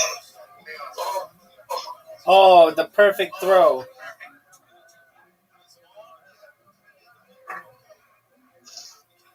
Zoot. What was that? Zoot. You gotta win. 10-2. Do you want to play Ludo, yes or no? No one knows how to play this, though. I don't have one.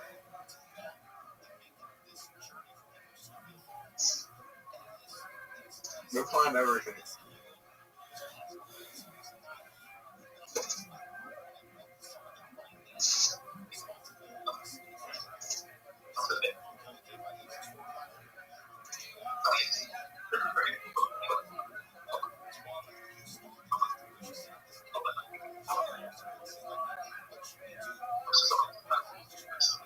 Different score 6.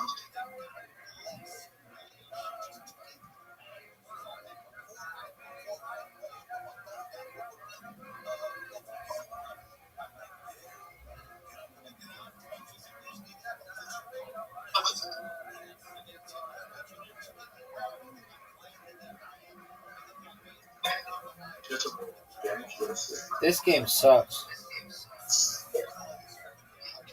Yeah, but I'm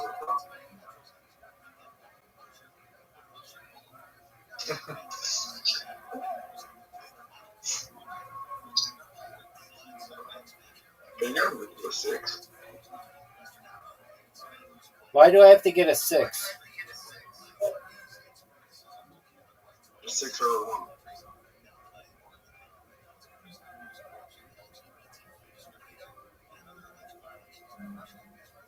Oh, you did it.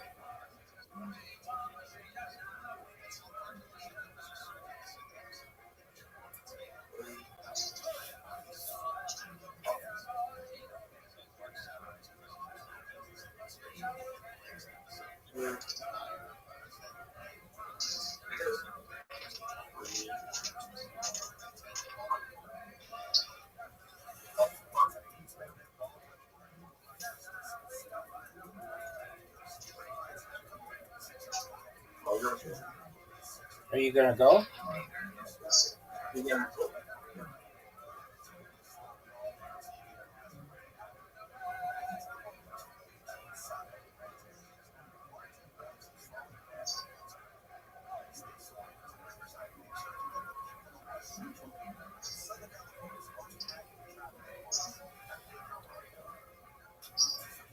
Are you gonna go?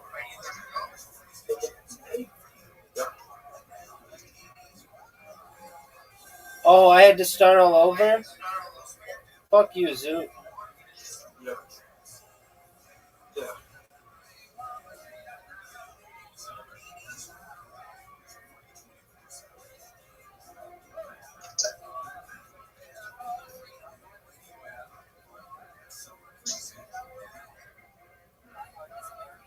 That's why I was trying to find it. There's no, like, strategy to this game. It's just roll.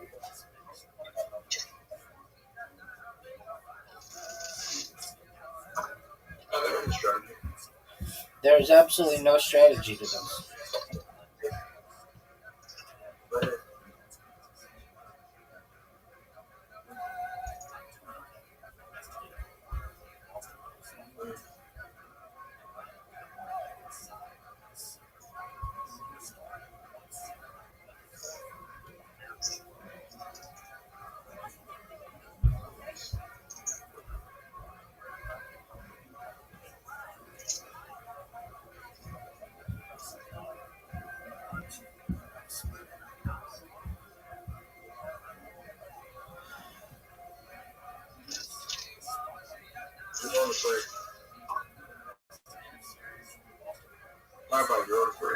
I know.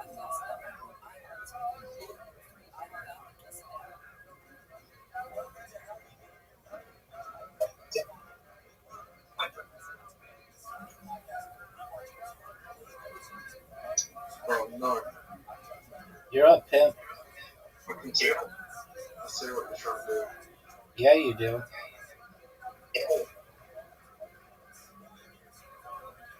Okay.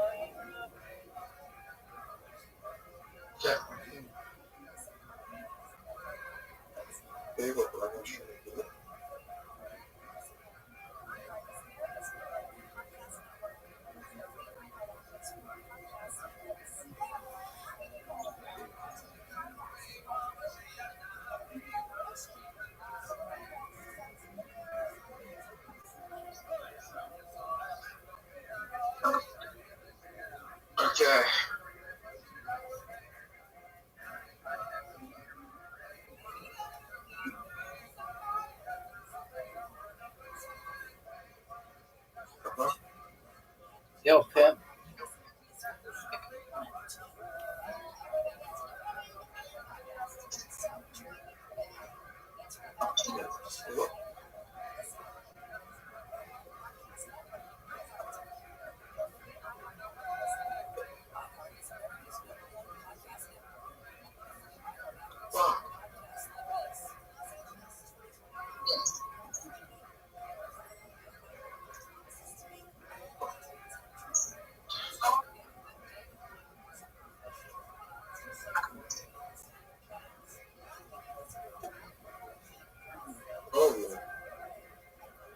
STFU, dude. This game sucks.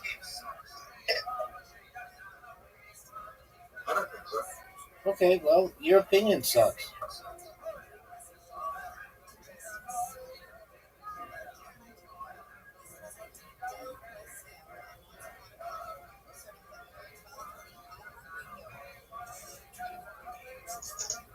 There you go, finally. You've won 2 games in a row. 10-3. Bingo time, son.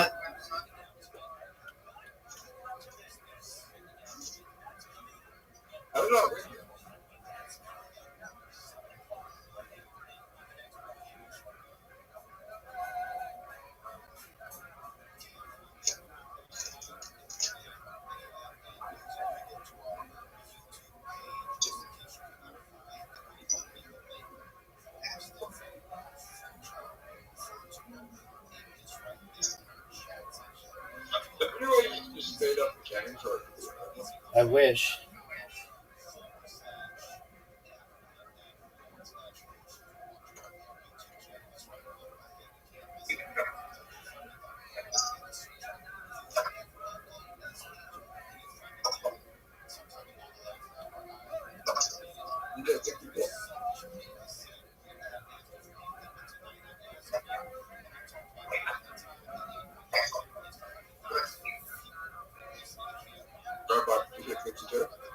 Nope.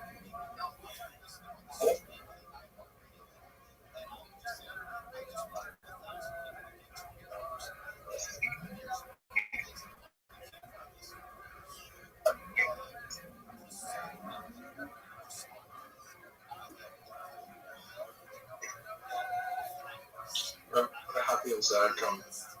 What a happy and sad haven't come.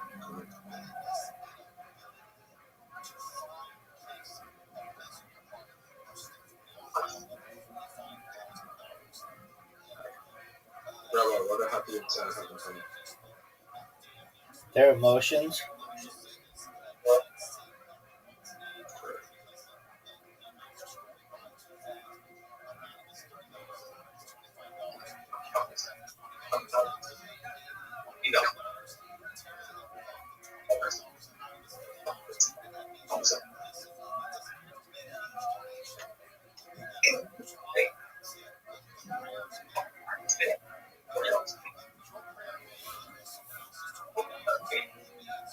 Big Dog, did you know that there are 59 balls left?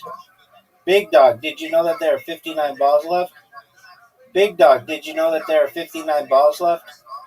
Big Dog, did you know there are 58 balls left? Big Dog, did you know there are 58 balls left? Big Dog, did you know there are 57 balls left?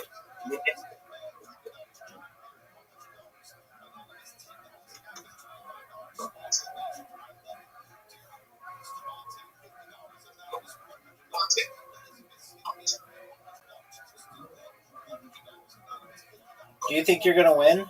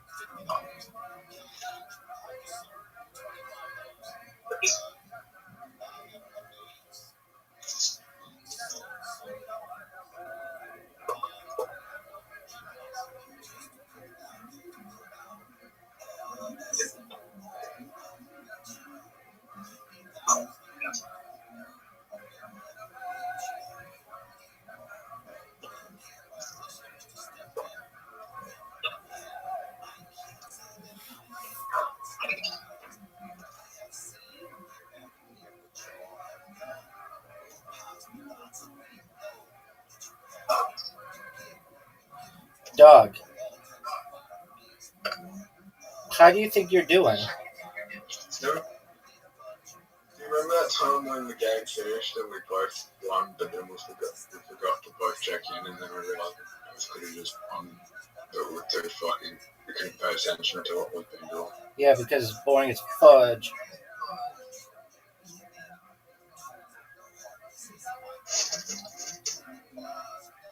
Has 69 been doing it? Not to my knowledge, son.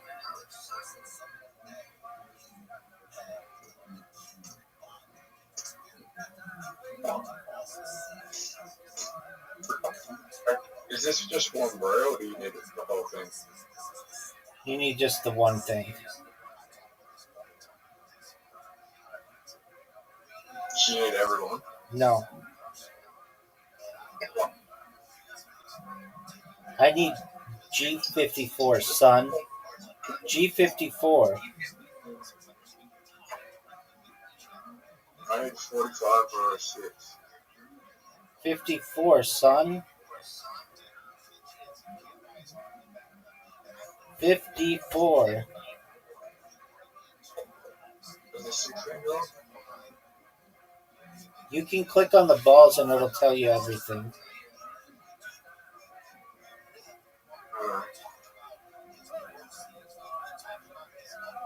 Honey full.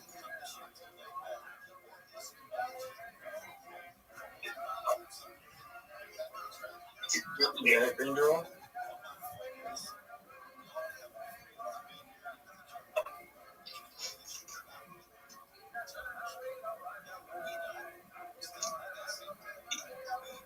I need 54, dog.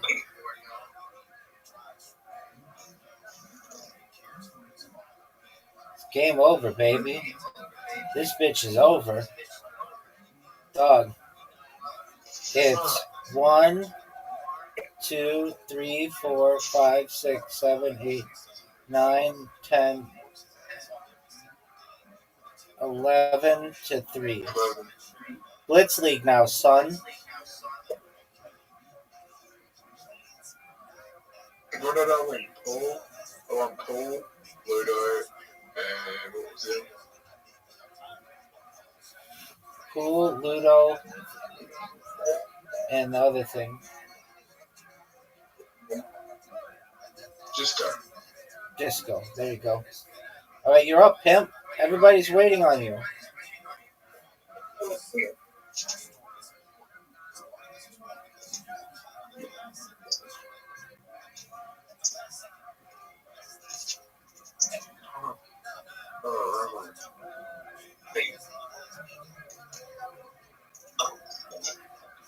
Rabbi, you are just wonderful.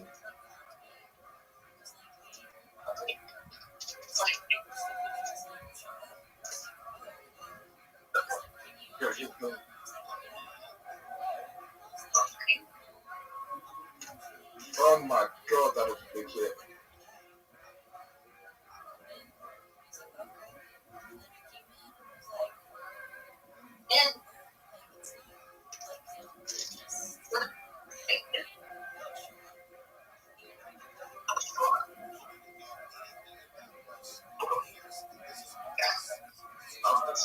I'm going to take that damage. I am going to take that damage.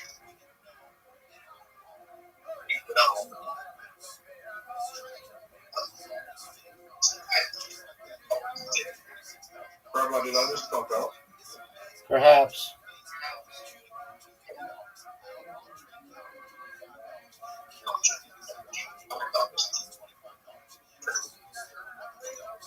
They've got mini bomb on them now.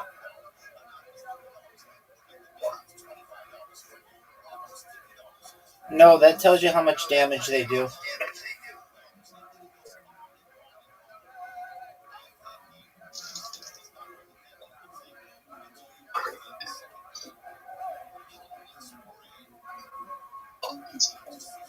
Rabbi, I'm winning.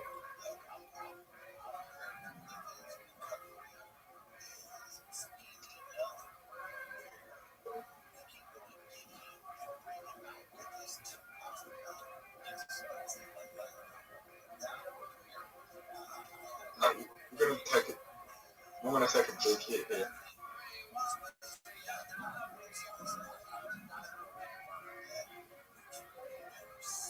Rabbi, what are my chances of winning?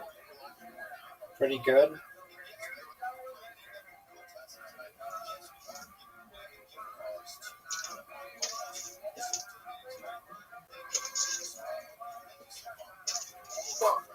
It's over for you now, though. This game is over, son. It's over. What's next? Archery.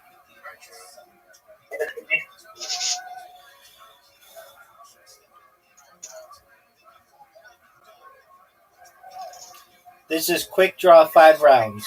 So you want to do it as quickly as you can.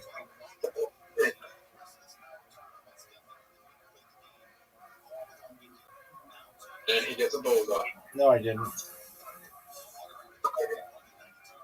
Bullseye hit. Nope. Bullseye hit.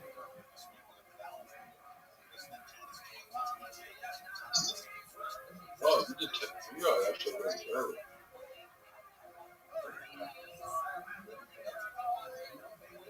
Oh, like, you're actually doing good. Let's see you do better, son. Look how long it's taking you. It's just so long. Oh, and you get a 2? Right off the bat, you get a 2? You get a 2, son? I'm in your head. I'm in your head. I'm living in your head on a hammock. I got a head hammock, baby. Head hammock. Head hammock. Head hammock. Dog, you want to make fun of how I do? And you can't even get 20?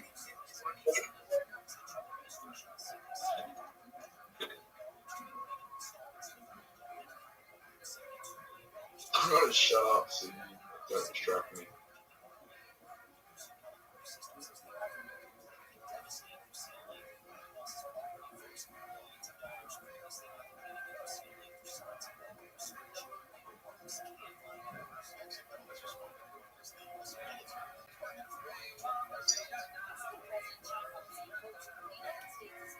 Bro, Dog.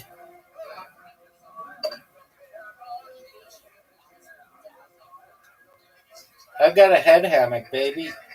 You are so bad at this.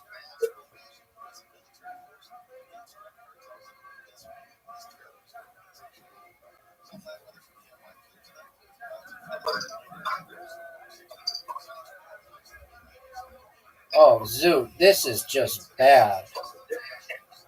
Zoot, this is just awful.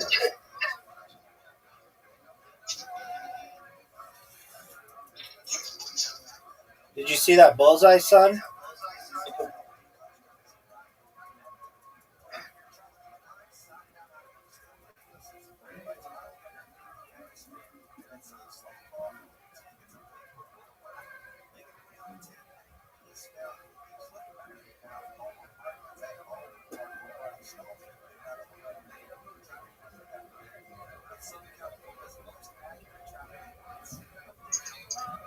Dog, are you even going to get to 100? Dog, are you even going to get to 100? You're taking so long on these shots. It's just ridiculous how much time you're taking. Just long, terrible shots. Look at this, how bad this shot is.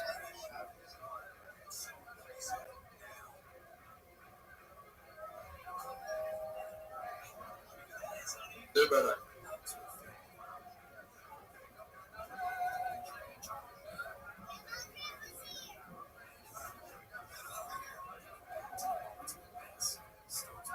That was terrible. 7? Baby, I'm destroying anything that you think is good.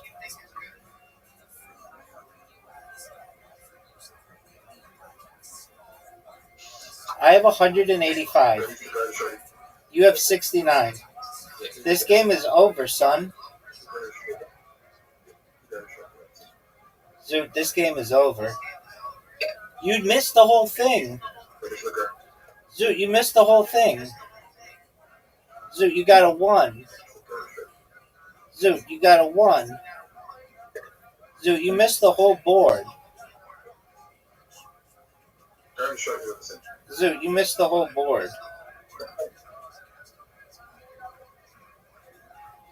Bullseye. Bullseye.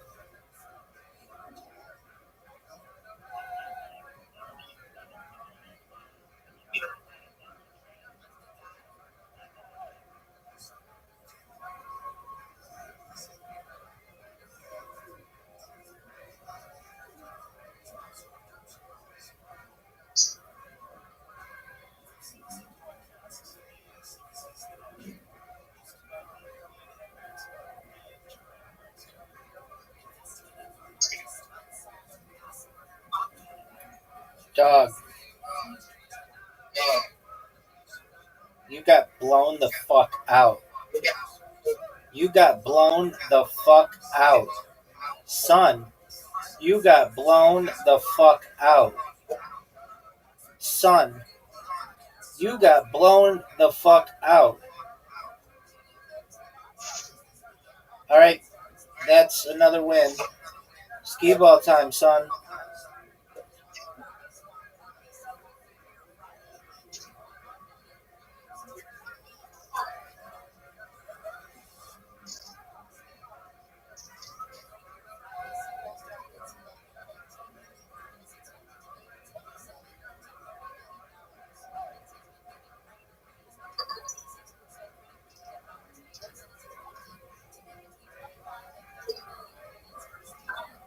Oh, it's over, baby. This one's over. 450 in the first round. What do you want me to do about it, son? Do you recognize how good that is? Baby, do you recognize how good that is, son? Baby, congratulations on your $100. Zoot.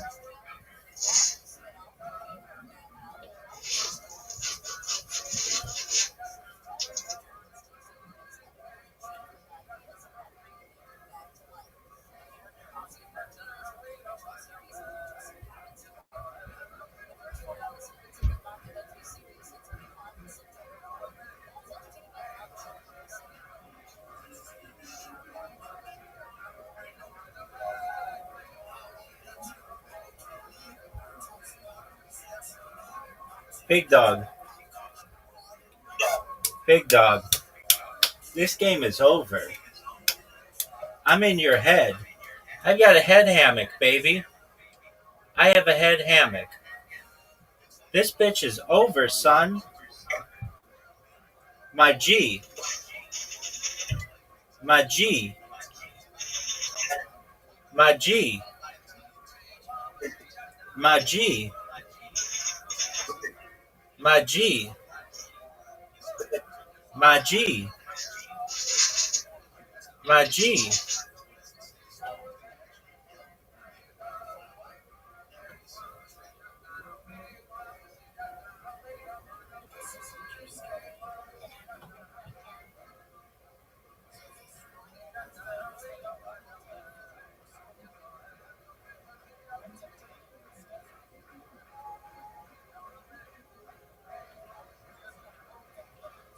Big dog. You need 660 points right now. Are you going to be able to get it, son? Are you going to be able to get it, son? Son. 660 points, baby. It's over. It's over. You did well. Not well enough, though. Big dog.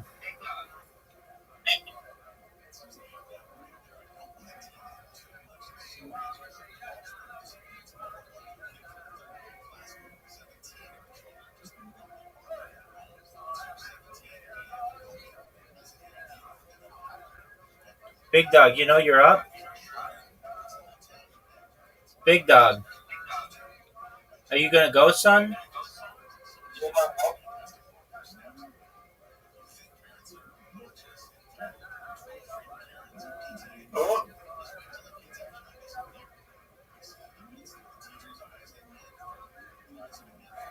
I'm waiting for the rabbi. I'm going, baby.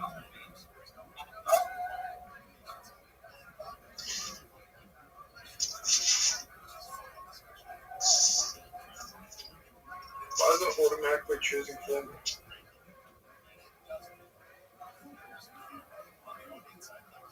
I'm not pressing anything.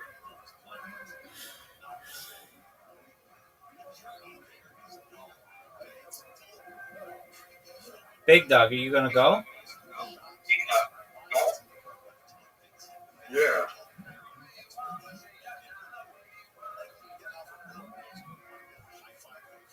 Thank you. F you, dog.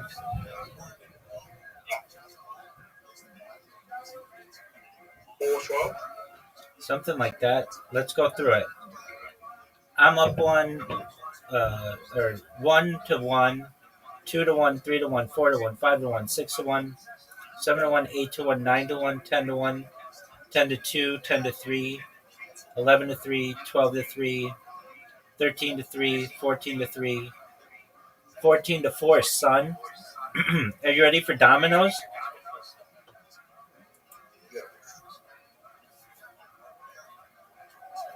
Do I even have a chance? These are questions that I don't even know. All I know is that you did well there. Considering the last one literati, I'm absolutely. You're up, pimp. I don't know how to play this game.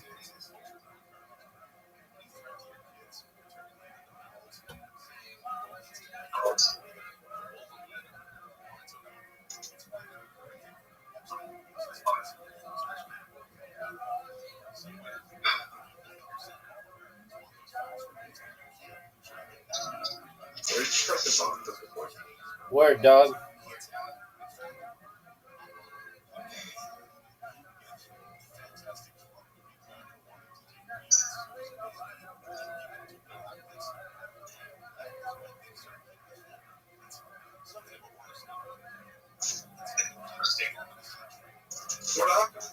No one knows.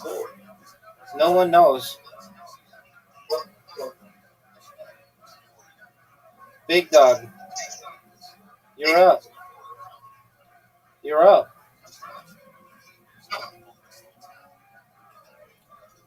I'm learning how to play the game. Was that my issue?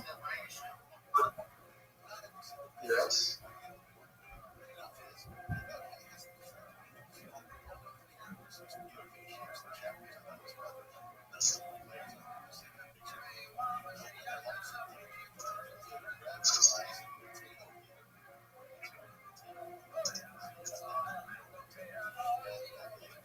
+5. Fuck you. Fuck you. This game. It's a good thing. You're up, pimp. Are you sure? Word, dog.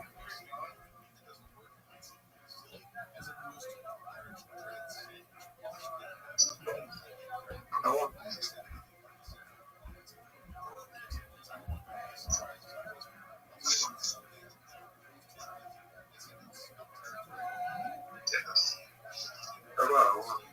Are you sure?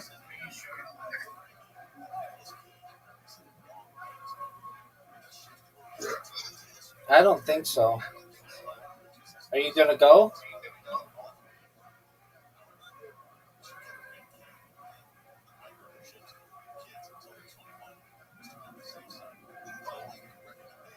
Your turn.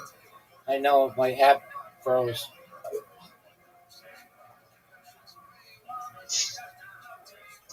Or maybe I can't go. I'm trying. It's like frozen.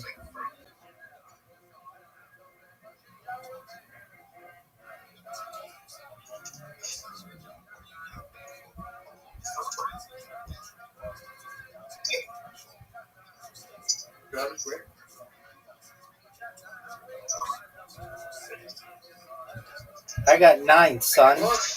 I got 9, son. Because I'm sexy with a big dick. What do you want me to do about it?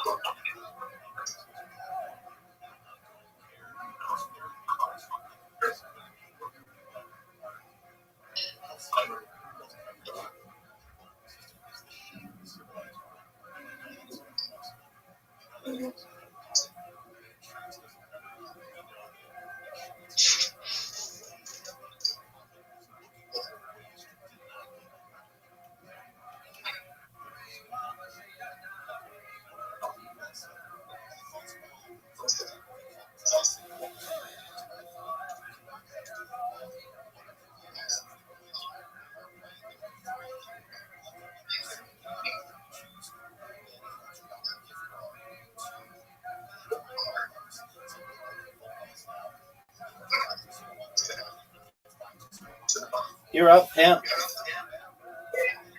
Oh, I won. Oh, you won. Okay.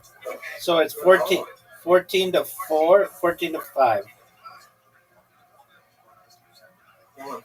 14-5. I know. Not backgammon. Do you know how to play backgammon? Yep. All right.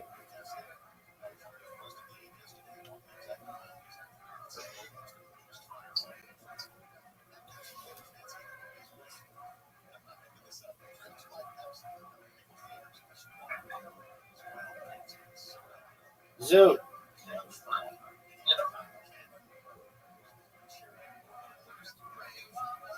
Zoot, you're up.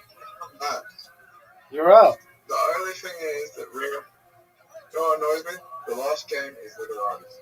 Okay, Zoot, you're up.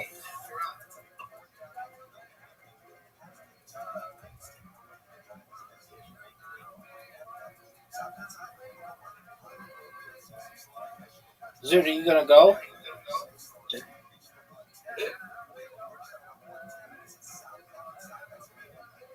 You're up, Tim. Really good move. Yeah, baby, because I'm amazing.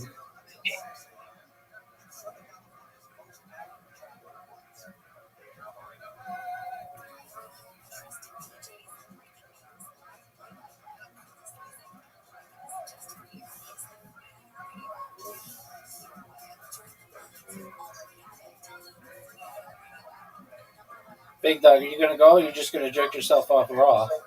Look at this move. Yeah, I don't think that's a good move.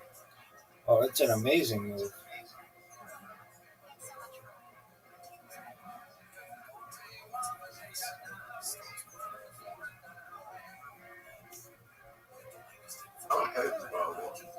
I don't even know what to do. You're up, dude.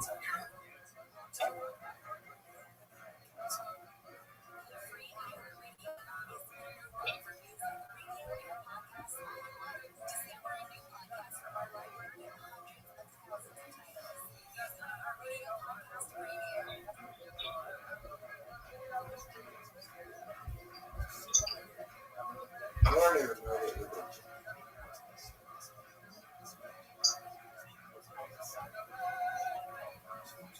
But I feel like I'm winning.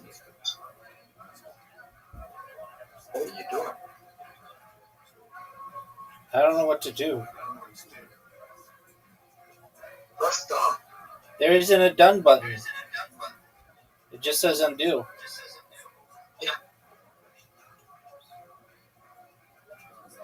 Oh, It should say done. now it does. Because I had guys on the other side.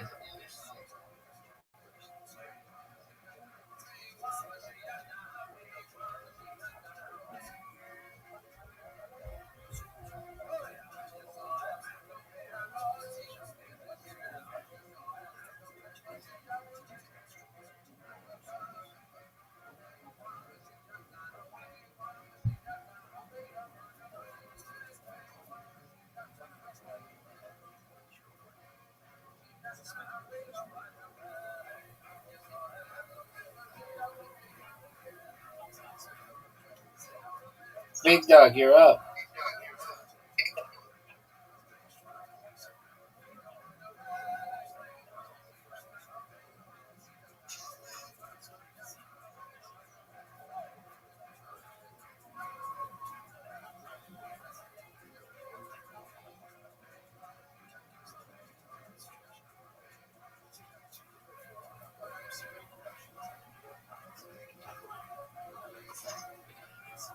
Okay, we're doing good. We are winning.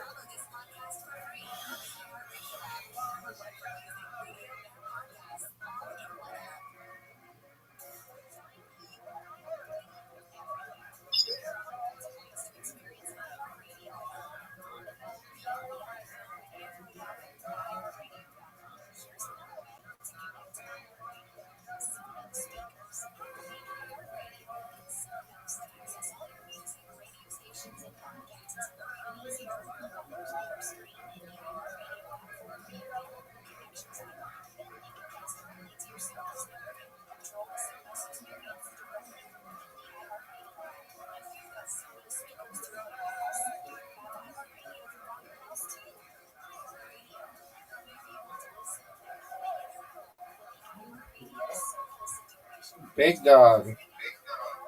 It's 127 to 43. I don't know what that means.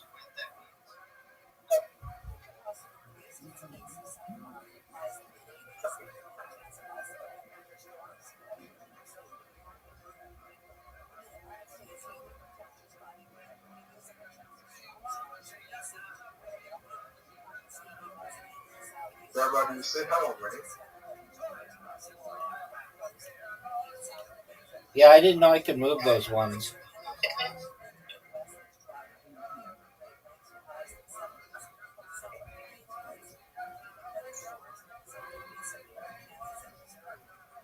You can't bet.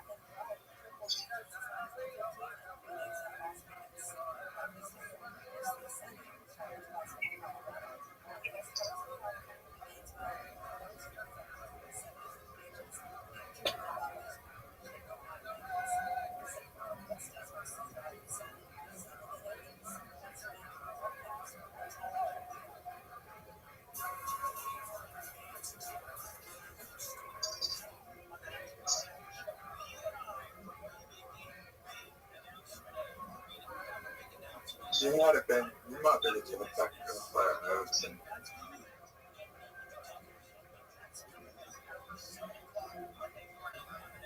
All right, it's like 14-6 or something.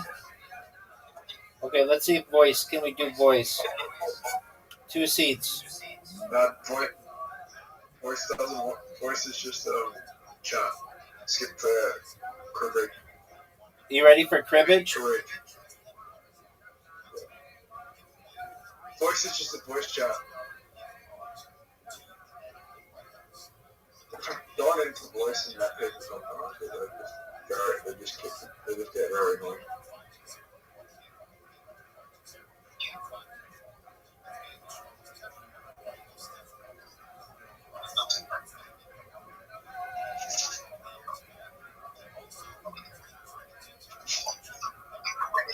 Yes.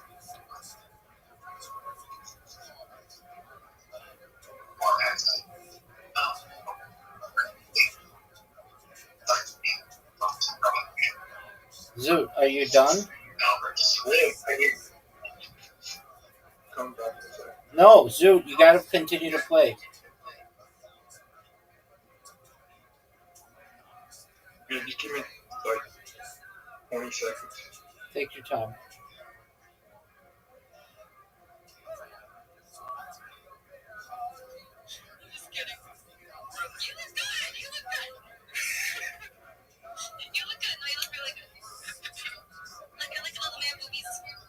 There, okay.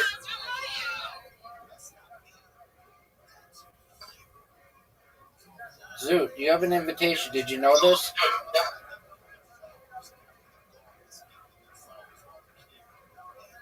Discard 2 cards into the crib.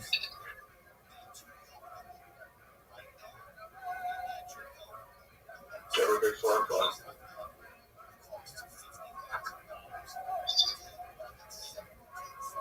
This game sucks. Are you gonna go, or are you just gonna jerk yourself off raw?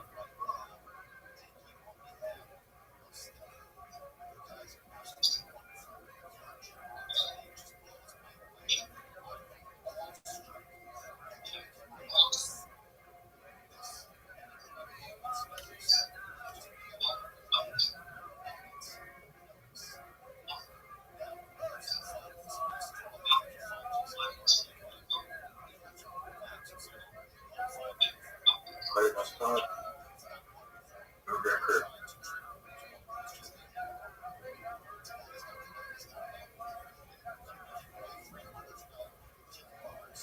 What is going on?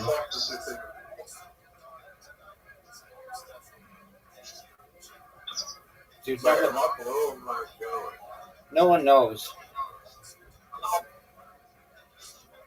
I think you're blue. No, I'm yellow. You're blue. Am I? Word, dog. Look at your score versus my Yeah. score. Yeah, you're 20. I'm not. Right, I'm yellow, you're blue. No, I'm yellow, you're blue. Look again. I'm yellow, you're blue.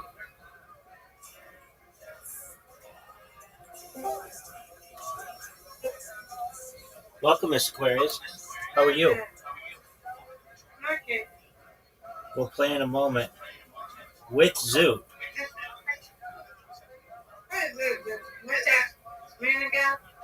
We're playing what I call the Olympics, which is where we play one of each game. Even if we don't know how to play it. That's what I said, Zoot.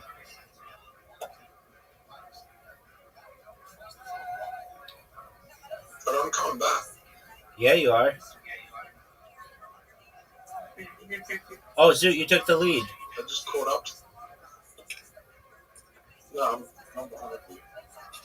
No, you have the lead, 29-30.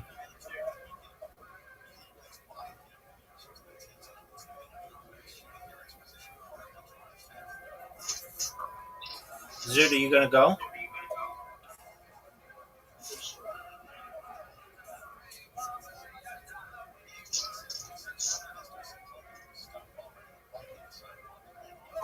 Did you get work out of the work?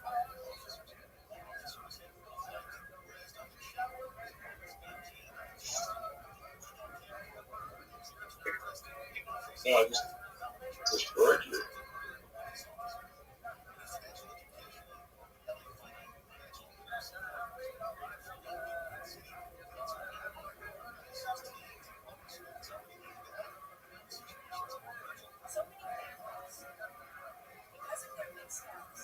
Big dog.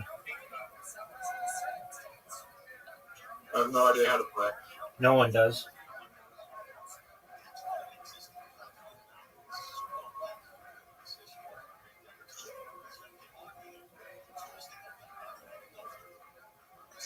We're almost done, Miss Aquarius.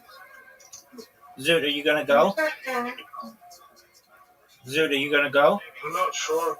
I'm not sure if this is a good minute. No one knows. That's fun.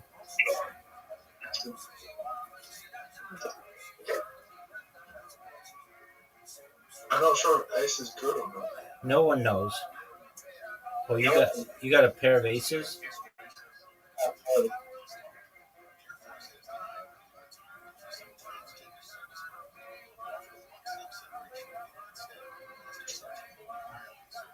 Pair.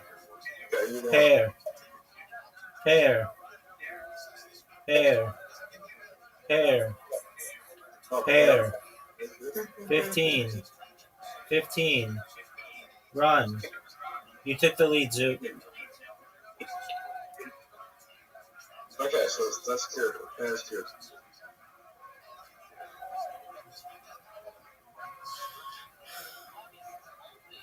Check.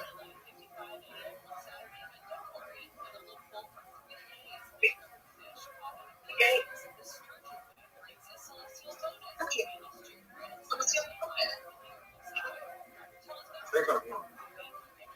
Well, I got pair, huh?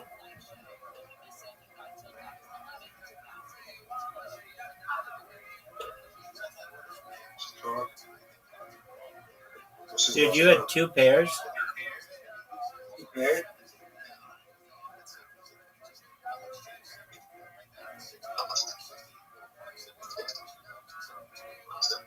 You need one more point.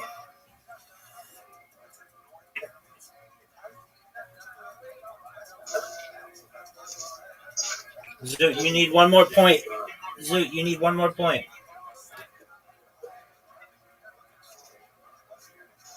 Yeah, this is bad, but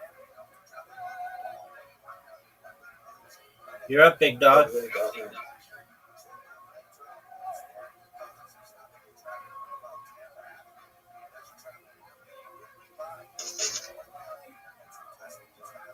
Okay, it's bowling time, Zoot. Yeah. I know, but we're gonna play with Miss Aquarius. They don't want to play. Zoot, get your shit together.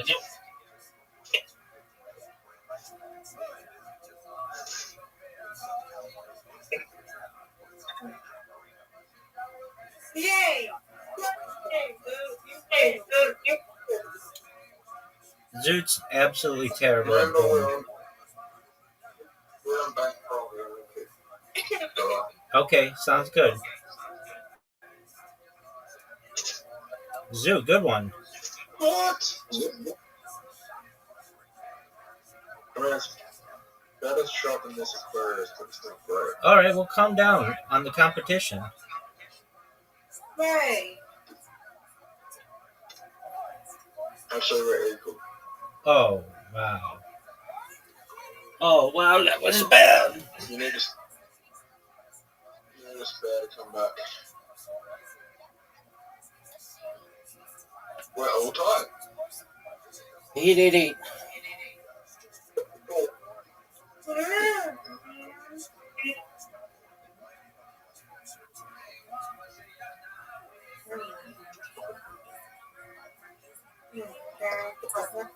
Come on, Zoot. Do it straight.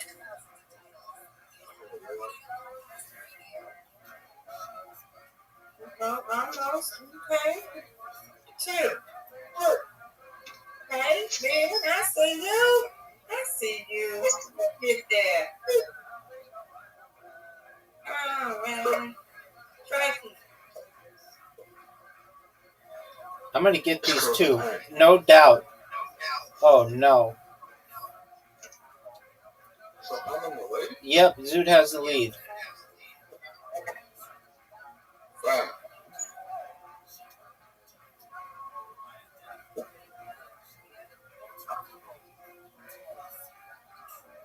Or are you just gonna spare? That's not my shot.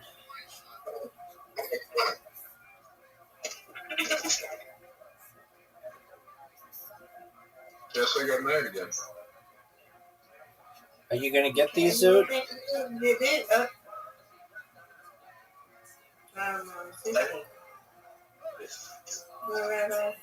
No. This is good.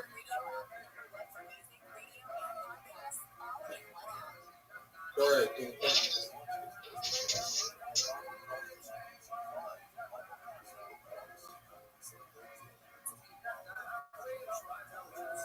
That was good. You're only in front by a spare.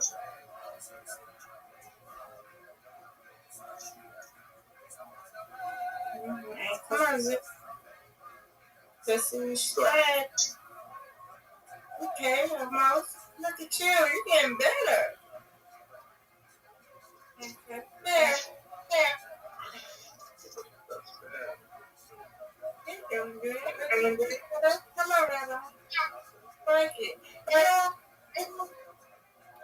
That's what I'm talking about. That's what I'm talking about. Because if we win, okay? That's how we do. That's how we do.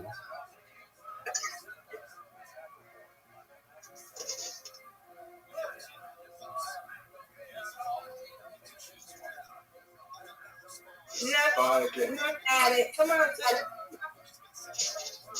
Alright, just eyes closed, strike.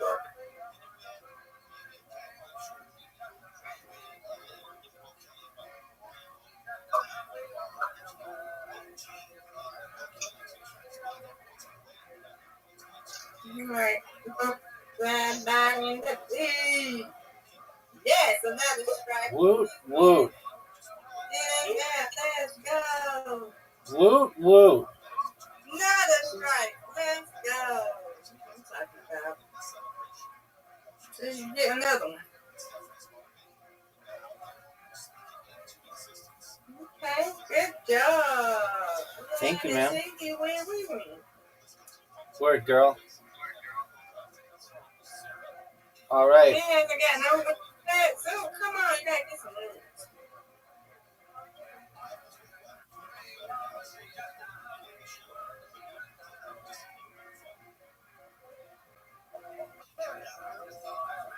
Try this me and Rabbi. Oh, he left. What? He's there. He don't like the move. Come on, Rabbi. But he ain't technically lose. He won.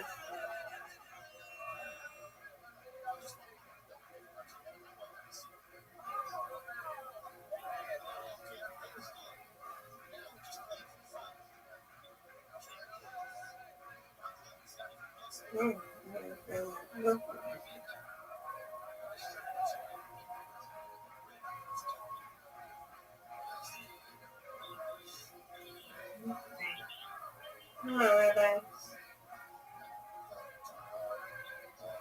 Okay, look at you. On the Look road. at me. That's great.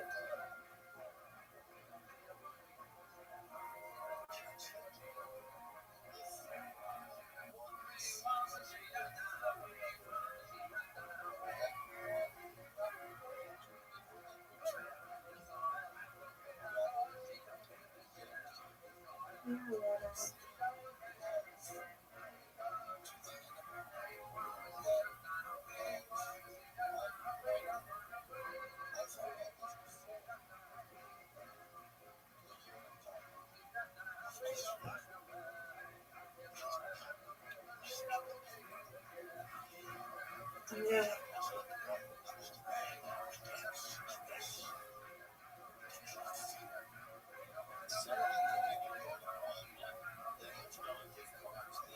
All right, you got this.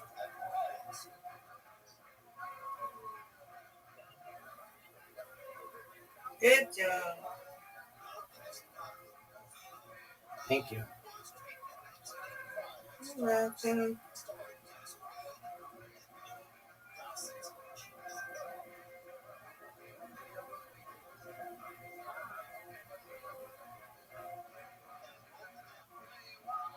All right, Rabbi. Come on, get the wings.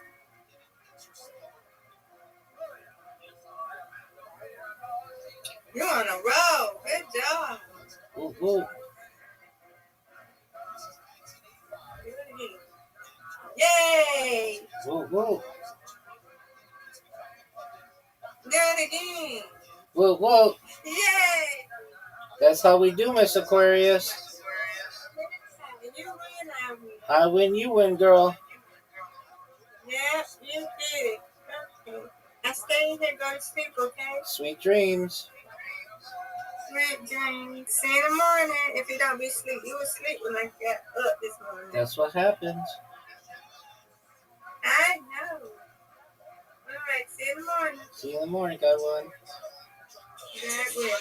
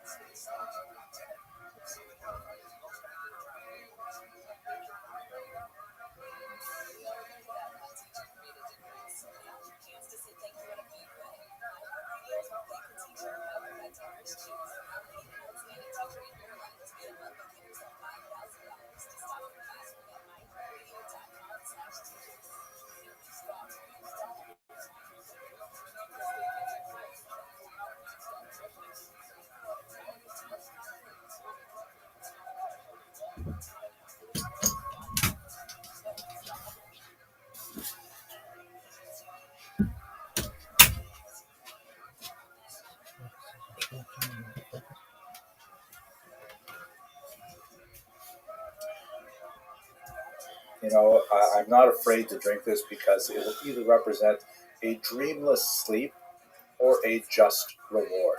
Meaning he had a very well thought out ethical system, so much so that he was not even afraid to drink the hemlock.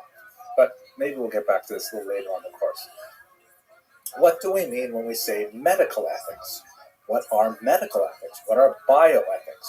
So these are basically a sort of subset of general ethics that specifically relate to medical procedures.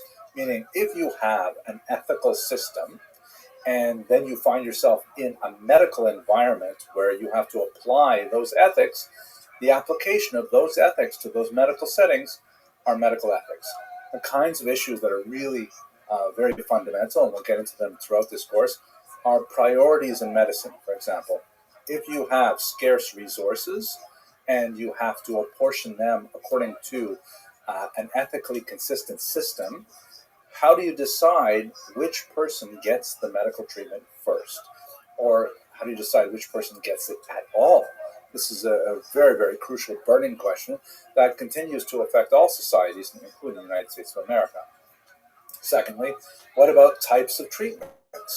There are certain treatments which might be effective on a medical level, but would be highly unethical on another level. Like, let's say, for example, stealing an internal organ from a living person in order to give it to another person.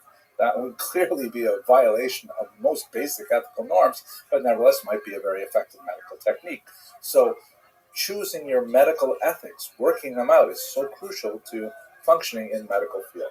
And there's no one system of medical ethics. There are some basic principles which are widely accepted, and we're going to go over those, but it's subject to cultural, historical, geographic variation. Let's look at one classic example, the Hippocratic Oath, which was an oath that was first outlined in the 4th century before the Common Era, not too long after Socrates. That was an attempt to kind of, in a paragraph, say what doctors believe when it comes to medical ethics. But it is so deeply steeped within the cultural environment in which it was written. For example, it invokes the divine authority of all kinds of Greek gods that are certainly not accepted by Jews or any monotheistic faiths today.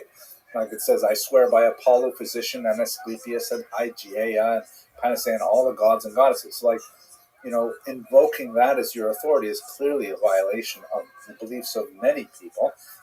How can we base our ethical system if it's fundamentally founded on a polytheistic faith system that we do not adhere to? There's all kinds of other interesting things in there about debt to teachers, deference to surgeons, in particular, a huge distinction between various types of medical workers, and a massive, massive opposition to abortions, which would also be quite problematic for modern medical procedures, as we shall see in a later class. So even though we have something that everyone seems to sort of generally agree on, the Hippocratic Oath, that's really an important thing, when you actually look at the text of the Hippocratic Oath, it has a lot of difficulties for modern medical ethics.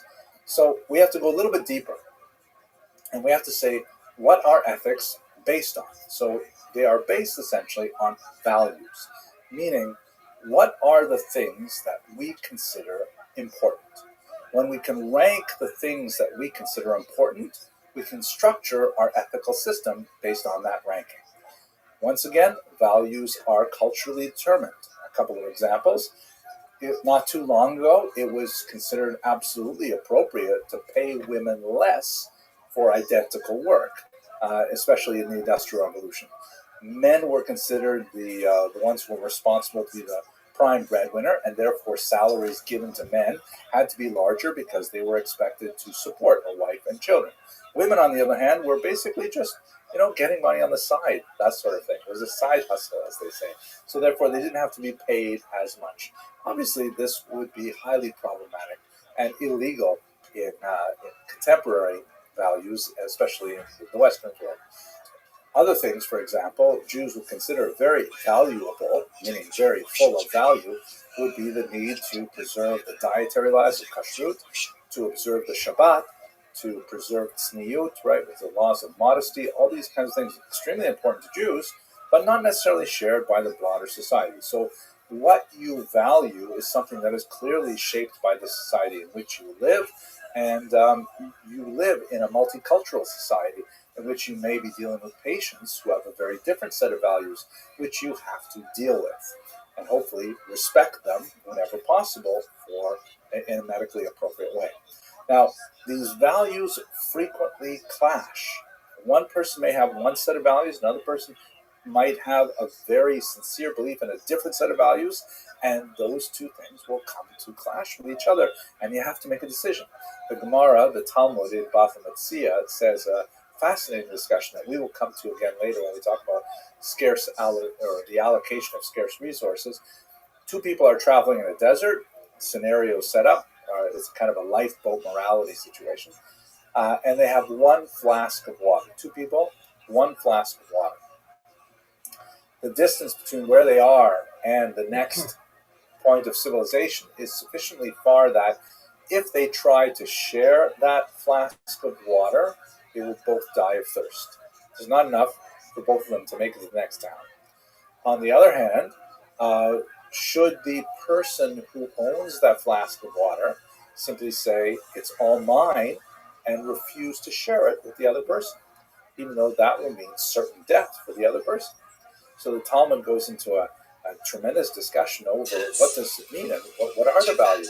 Is it more important to share and risk your life with others, or is it more important to say, hey, my life comes first? And these are the kinds of examples where there's no clear-cut answer. Ultimately, you do have to make a decision, but there's no clear-cut answer right away. And structuring a valuable system or a values-based system is so crucial to the issues we face. There are several different systems. I'm going to look at two of them in particular for this brief lecture. The first is systems which are based on the concept of intrinsic good. Intrinsic means something which is good in itself, for itself, just because it exists. Such as, for example, art, one might say, is intrinsically good.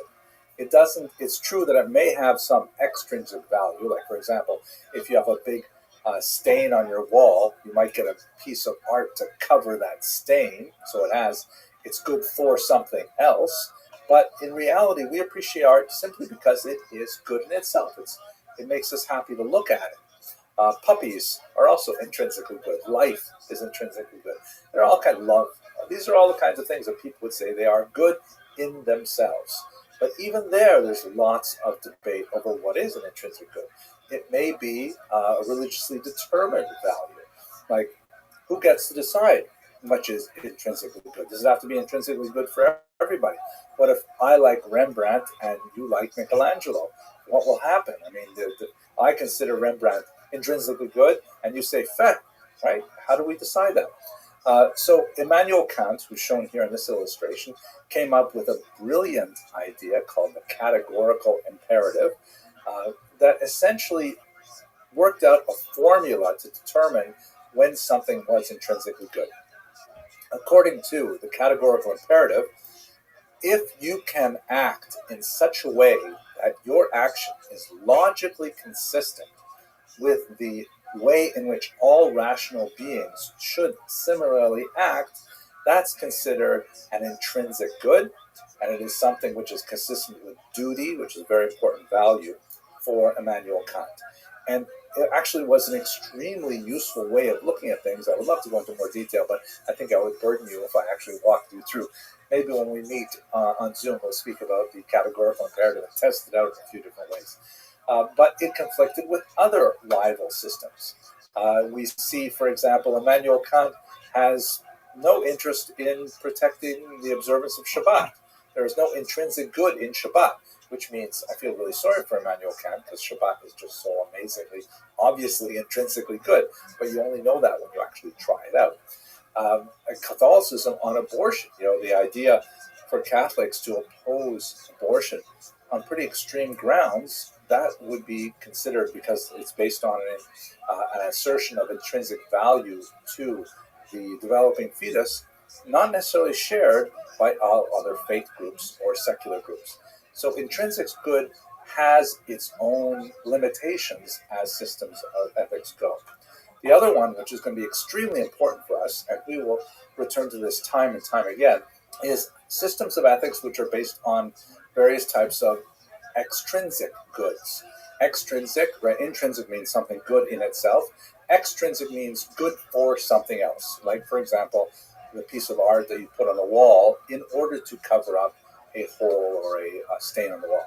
Most important exponent of values based on extrinsic good is John Stuart Mill, shown here, who developed something he called utilitarianism. This term basically means usefulnessism. We will create, since we can't all agree on basic values, because we come from different faith groups and different types of philosophical orientation like that, we can all agree on what's going to be the greatest good for the greatest number of people. We'll simply kind of like mathematically tally up how much good would be caused by a given action and how much good would be caused by a different action, and whichever one is the greater good, that's the one that we're going to choose. Even though we recognize that sometimes the greater good may harm some people, as long as it harms less people, essentially, then we should still go with the greater good.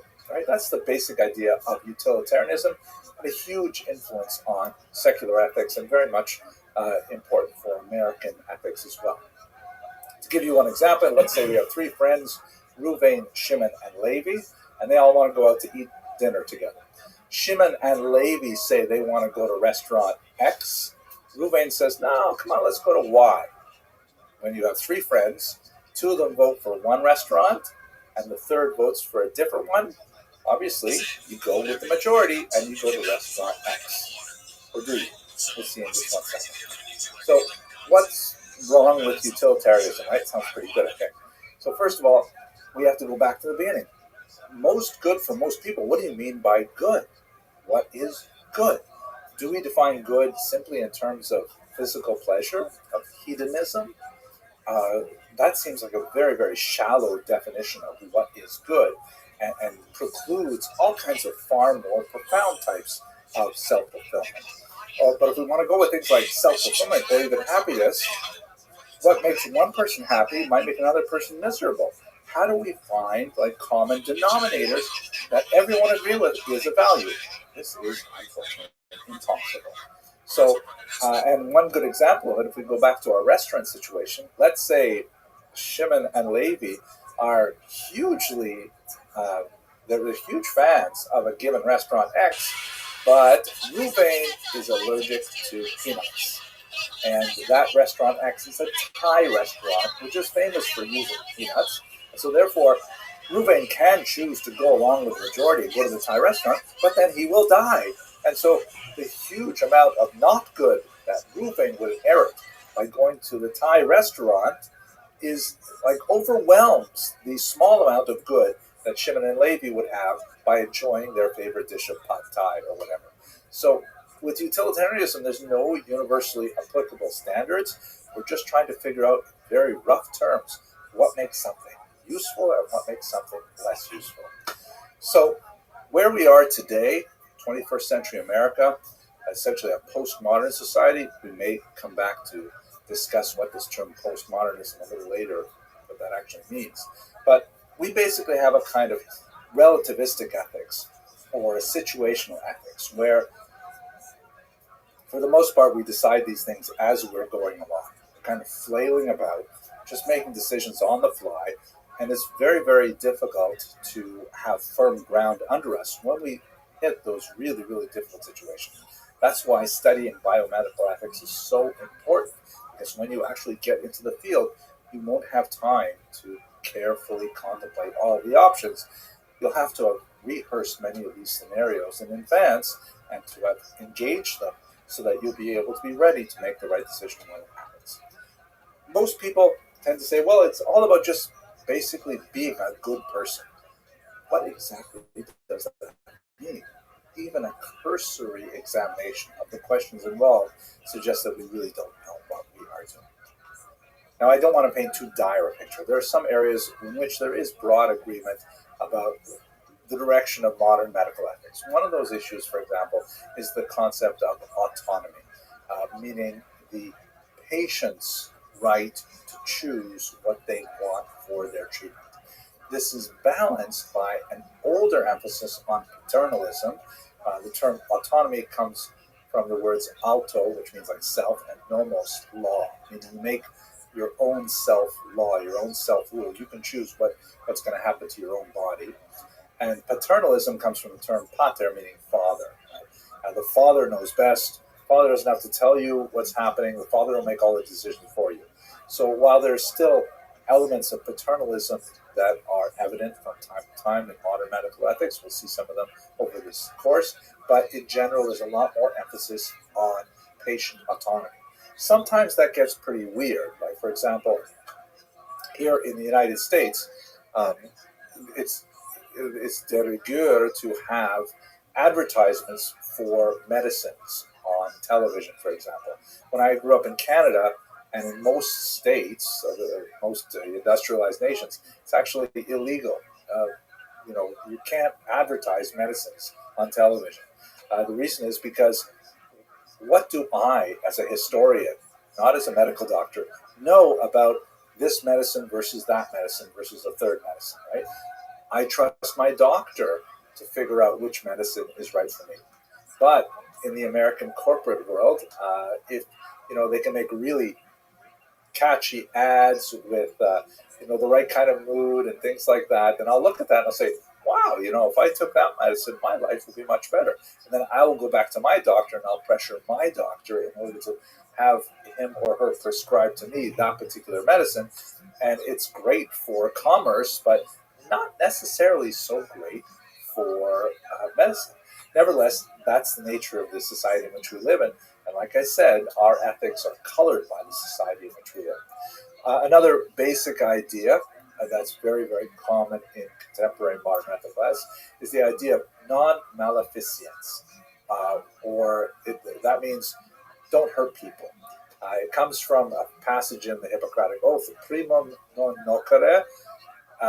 First of all, do no harm, right? There is a strongly held common belief that doctors should strive at least not to make things worse. It sounds like a pretty low threshold, but nevertheless, it's a foundation.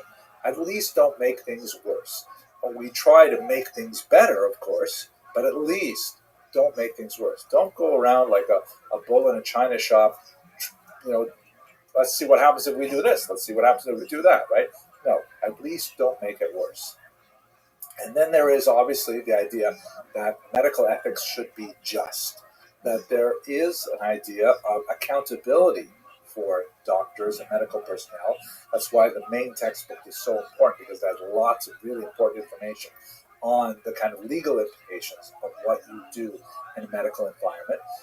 But to take it from a larger philosophical as opposed to the narrow experience here in America, which definition of justice are we going to use to understand how a person should behave?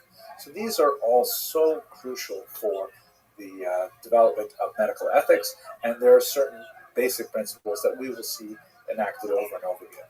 Now, the kinds of reasons why it's so important for us to have medical ethics today, you might think, well, why don't I just learn my narrow trade, my narrow specialization?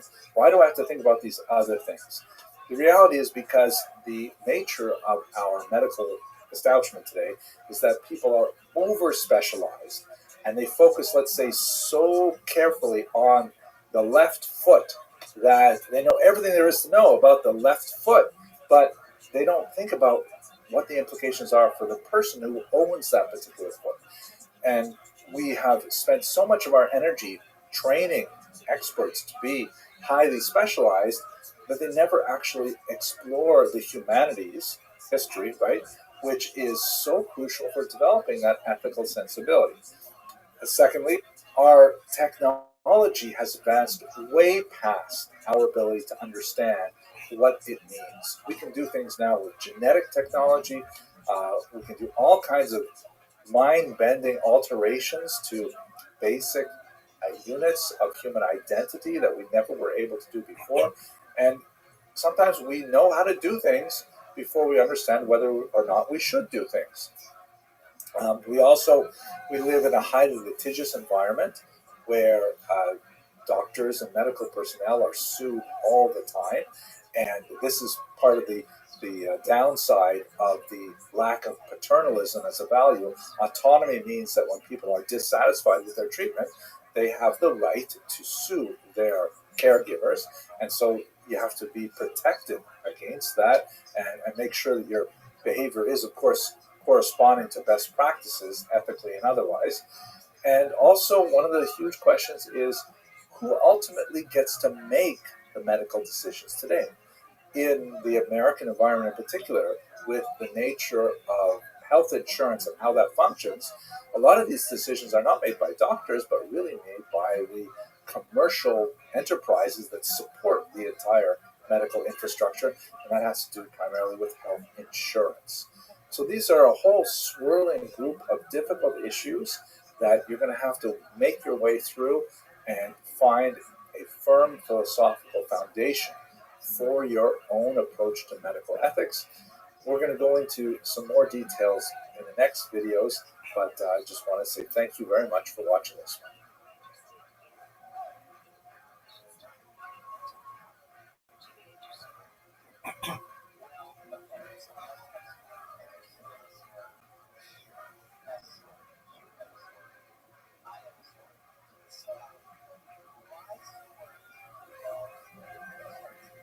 Hello, most valued students.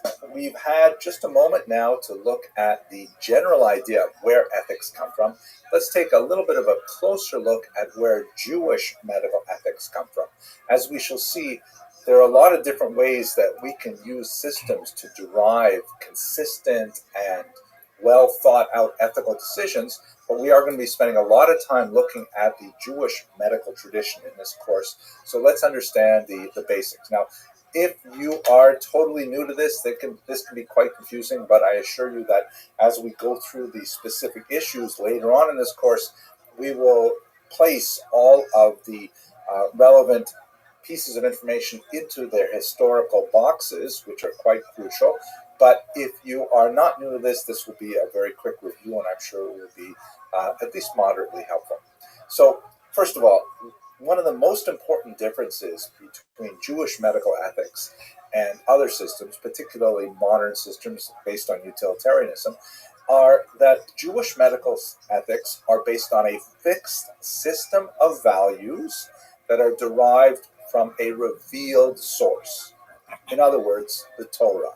That is, Jews rely, and I want to say Jews, I'm talking about the Jewish tradition. Obviously, in modern age, Jews can make individual decisions that may not conform to Torah priorities, but historically, Jews have relied on the Torah as their basis for a definition of what has value. And on those values, Jews have been involved in creating their medical ethical system. This is quite different from, let's say, utilitarianism, where there is no fixed given set of values, hence revealed, right? Meaning God says, don't worry about figuring this out. I'm going to tell you in writing, these are the things that are most important, and these are the priorities, and so on. So not only do Jews start with a fixed, revealed source of already defined values, Jews also rely on a narrative tradition of how to interpret those values, specific rules, hermeneutic rules, to determine when an apparent contradiction exists, how it can be resolved. The books, the texts that have ultimately defined these things and record these things for later generations are what we're going to focus on today. They include things like the Mishnah and the Talmud, the codes, the responsa, and so on. But we should also bear in mind that while Jewish medical ethics is fundamentally rooted in that revealed fixed tradition, there's this also very important concept of the lo b'shamayim. It is not in heaven. In other words, God, as Jews understand the system, gave us the basic principles, but human beings, Jews, are supposed to engage in those principles and derive medical ethics from them, along with secular ethics of a whole variety of concerns, everything from civil law to criminal law and so on. It's all to be derived from those God-given principles in a fixed series of narrative steps that we will go through. So it's sort of like an interesting mix of divine authority and human intervention, human interpretation that makes up Jewish medical ethics. Okay, let's look at it. We should also bear in mind that in this system, there is no difference between what we would call interpersonal, the Hebrew term is bein adam v'chaveiro, ethics that determine behavior between one person and another, and what one might call ritual ethics, meaning things that are between a person and God, bein adam l'makom in Hebrew. In other words, we tend not to consider things like how does a Jew honor the Sabbath as being fundamentally different from how a Jew respects his or her neighbor's personal property, right? They're all part of the same system. And although we may see that there are different levels of stringency based on human interpretations, but it all fits within one big body of commandments. And this will be extremely important because when it comes to medical ethics, where multiple values, multiple priorities often clash, decisions have to be made, and sometimes certain ethics have to be sacrificed for other ethics. We'll get lots of examples of that throughout this course. But let's go through the text now and try to understand, how are these values codified? First of all, let us begin with something that may be surprising to those of you who are new to this material, the concept that there are actually two Torahs, right? That's really important. The first is the written Torah, known in Hebrew as Torah Shebechsav, and that refers to the 5 books of Moses. The first 5 books of the Bible, which according to Jewish tradition, are given by God in the form that we have them today.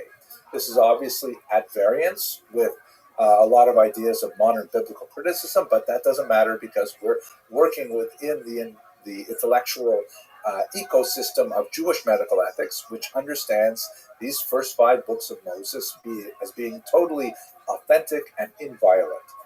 Now, along with the written Torah, Jewish theology holds that there is a complementary oral Torah, Torah Sheba'al Peh, which is a body of teaching, as the term implies, that was delivered orally from God to Moses and then handed down subsequently through generations of scholars all the way up until the present day.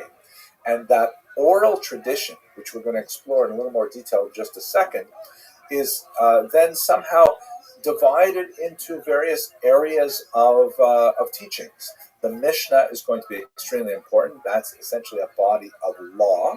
But there's also the Midrash, which is a kind of a poetic appreciation of ideas in the Torah that do not necessarily have to do specifically with ethics, but may say something about, the universe, the nature of life, philosophical ideas, things like that. And then finally, there is the esoteric or mystical tradition known as the Kabbalah. All of these three types of information, which are codified in different types of books, as we shall see, are forms or expressions of the oral Torah. And the oral Torah, crucially, is something which is still engaged in today. It is still something which requires the active engagement of students in order to find out what does the written Torah really mean. It's only found out through this oral exchange of ideas. So let's look, what is the nature of the written Torah? The traditional understanding that Jews have held dear for centuries is that those first 5 books of Moses are of divine origin. They are infallible, even when it appears that there are spelling inconsistencies or grammatical infelicities. All of those things are intentional, including things like, for example, letters which must be written upside down in the scribal form of the written Torah, all kinds of things like that, and that it is fundamentally inscrutable, meaning we can't plumb it to its very depths. We can understand it on a certain level, but we will always come up against things which are fundamentally secrets of the Torah, and those are accessible only by the greatest scholars who have delved and plumbed the depths of the mystical tradition and so on. But that's basically the level of awe and respect that Jews come to the Torah, the written Torah in particular. It is understood as the blueprint of the universe. That's a sort of a paraphrase of the description of the Torah that's written in Talmud, that God looks into the Torah and then creates the rest of the universe, that it is the model for the universe, that it has no limitations on its applicability. It is eternally relevant, as a passage in the Mishnah says. You can turn it and turn it. Of course, it's a scroll, right? So when you're turning it, you're going through it. For all is within it. The written Torah, as Jews understand it, includes all the answers you could ever find to any question. The problem is you have to know how to ask the Torah the question that you want solved. The oral Torah is fascinating. Of course, this is a major separation between the Jewish intellectual tradition and the Christian. The Christian tradition does not have the oral Torah at all. The Christian tradition does accept the Tanakh, the Hebrew scriptures, as authentic, and then they attach at the end the New Testament, which are Christian scriptures that, that's not our area of discussion today, but the oral Torah is a totally Jewish thing. Jews have believed for time immemorial that the oral Torah has equal authenticity to the written Torah, but it is open to debate. Not open to debate in the sense that you can say yes or no, but in the sense of, well, what does it really mean? And the oral Torah, because it is, enshrined within the living voice of students that ring throughout yeshiva halls to the present day, there are so many ambiguities and complexities that arise from the fact that it is, when compared to a written fixed text, quite ephemeral. You wonder about the broken telephone phenomenon, where things get changed over time, or more significantly, the intentionally deceptive nature of some teachings, which are meant to disguise the final answer from students who may be unworthy. There's a lot of questions about how to get to the bottom line when you're working with oral Torah ideas. I'll give you a few examples.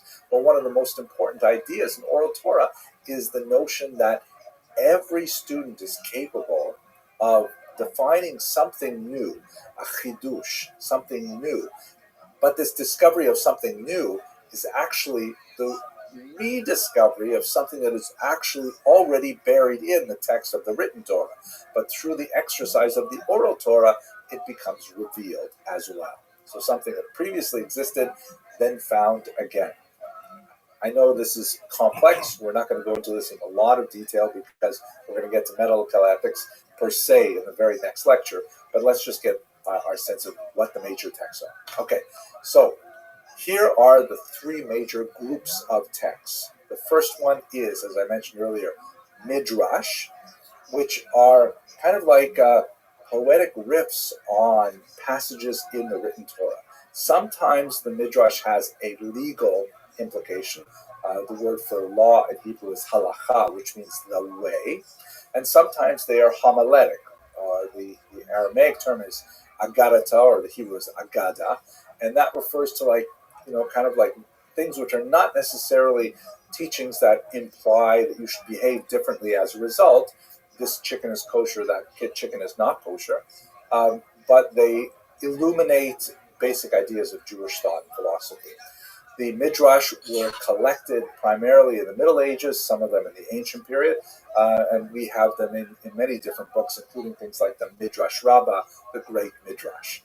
The second major body of teachings, and here we will be very active for the rest of this course, is the Mishnah. The Mishnah is almost exclusively legal in orientation. It is a body of teachings that was codified somewhere in the early 3rd century, and it is the foundation of a much larger body of work called the Talmud, right? The Talmud is essentially a commentary on the Mishnah. The Mishnah is not a commentary on the Torah, the written Torah. I'll explain that in the next slide. And then finally, the Kabbalah, which are the mystical teachings. And in terms of Jewish medical ethics, the Mishnah is hugely important, the Midrash somewhat important, and the Kabbalah least important. In other words, if these principles, if these three major texts come into conflict with one another, that has relevance to a specific medical question, like for example, we see this happen in IVF, in vitro fertilization, where there are certain ideas in the Kabbalah that are not discussed in the Mishnah, and in fact, a particular choice of action might be totally appropriate vis-a-vis the Mishnah, but in terms of the Kabbalah, it would be discouraged. Well, the Kabbalah and its teachings may be sacrificed because the halacha has primacy over the mystical teachings. Although obviously it would be ideal if a person could choose to follow each of them, the Mishnah has pride of place when it comes to actually determining halachic or legal activities. I know that might be confusing for you, so just hold on and it will become clear as we get to those specific issues. So those are the three basic kind of groupings of oral Torah works. What exactly does it do? So, for example, the oral Torah clarifies ambiguities in the written Torah. I'm recording this, by the way, right around the holiday of Sukkot, where one of the things that Jews do is they go to synagogue with 4 species that are connected with the harvest season, the palm frond, the myrtle, the willow, and a particular fruit, which is simply called in the written Torah, the fruit of a goodly tree. The written Torah does not tell us which fruit to use. So theoretically, what is the fruit of a goodly tree? Is it a pineapple? Is it grapefruit? If I showed up to synagogue carrying a grapefruit, I would be laughed out of the building. We all know that the correct fruit to bring is an etrog, or an esrog in the Ashkenazi pronunciation, but it doesn't say so in the written Torah. There is an oral Torah that goes alongside it that clarifies the ambiguity that the correct fruit is an etrog. Similarly, as you see in the picture here, the phylacteries, known in Hebrew as tefillin, these prayer boxes worn on the arm and on the head, what are they supposed to look like? Right? The Torah doesn't tell us anything about what these prayer boxes are supposed to look like. The business with the straps and square and how they're shaped and all kinds of these are all things which are discussed in the oral Torah. Secondly, the oral Torah supplies what are apparent omissions, right? Like all the laws of how animals are slaughtered to be kosher is not discussed in the written Torah. You need the oral Torah to get that whole manual, really important for the Jewish diet. And finally, the oral Torah sometimes even contradicts simple readings of the text. Like, for example, the written Torah says an eye for an eye, a tooth for a tooth, which sounds very Hammurabian, meaning that if Reuven knocks out Shimon's tooth, then Shimon should be able to go back and knock out Reuven's tooth, which serves him right for forcing him to come to that Thai restaurant anyways. But the idea is, actually I got that verse, I think it was Reuven who had to go to the Thai restaurant, right? Anyways, maybe you didn't watch the first lecture, so that's okay. But the oral Torah says, no. It doesn't mean literally an eye. You take out an eye for another eye. What it means is you calculate the monetary value of one eye, and the person who was harmed by having his eye poked out, God forbid, has to receive from the person who harmed him the value of that eye in some kind of cash payment, along with other things, lost wages and medical bills and all things like that. So the simple reading of the written text often gives a very blunt description of what has to be done. The oral Torah refines it and sometimes even appears to contradict it. So that's what the oral Torah actually does. Okay, so let's go on now to the codes and responsa. Okay. Recall that all of these works are evolving historically as well. Theologically, the oral Torah was given to Moses at Sinai and then handed down, but the texts that we have before us today are the product of hundreds of years of rabbis, named rabbis, discussing things. Not only rabbis, by the way, a few non-rabbis, women as well, are occasionally mentioned, but there's like hundreds of people discussing these things, and their opinions are recorded in books like the Mishnah. And the Mishnah is a very unusual document because it often does not present a bottom line. It doesn't represent the conclusion of the debate. It just says, Rabbi Meir says X, Rabbi Yehuda says Y, next Mishnah. So how are we supposed to behave? Do we follow Rabbi Meir or follow Rabbi Yehuda? That's when the codes come in. Codes, which developed in the medieval period, really starting from the 10th century and onward. Perhaps the most important of them is a code written by Moses Maimonides called the Mishnah Torah, not to be confused with the Mishnah, and not to be confused also with Mishnah Brura, which is something written much later. But the Mishnah Torah is essentially a code saying, you know what, I'm going to go through all this confusing material, which is scattered throughout many different books, and I'm going to put it in basically a big list of rules that are categorized by type. All the laws of keeping kosher will be here. All the laws of keeping Shabbat will be here. All the laws of monetary damages to your neighbor are over here. And all of them are organized and easy to reference. You can go back and find things in the codes. Another very important code, which we will be looking at frequently, is the Shulchan Aruch, the set table written by Rabbi Yosef Karo. And so these are like basically rule books that help us figure out what in the end does the written and oral Torah want us to do. That's codes. The second document, which will be extremely important for our course, is something called responsa, singular responsum. In Hebrew, shelot utshuvot literally means answers, hence the word response, where a specific question affecting an individual will be sent to a rabbi. Rabbi will read that question and then, research the written Torah, the oral Torah, and the codes, and come back with a response. That response constitutes a type of legal precedent that then can be folded into later discussions and later responsum and sometimes later codes or commentaries on codes as well. I know this is overwhelming. There's lots of information here. But as we go through the individual cases, you'll see how these things play out. So let's say, for example, when we get to a discussion of abortion, a very important discussion, especially relevant for our time here, a very famous question was asked of a particular rabbi in Israel regarding the permissibility of an abortion, and that particular rabbi, in that case it was Tzitz Eliezer, responded that under those circumstances the abortion was permitted. Another rabbi, Rabbi Moshe Feinstein, later wrote, by the way, that rabbi, he answered incorrectly, an abortion should not be permitted under those circumstances.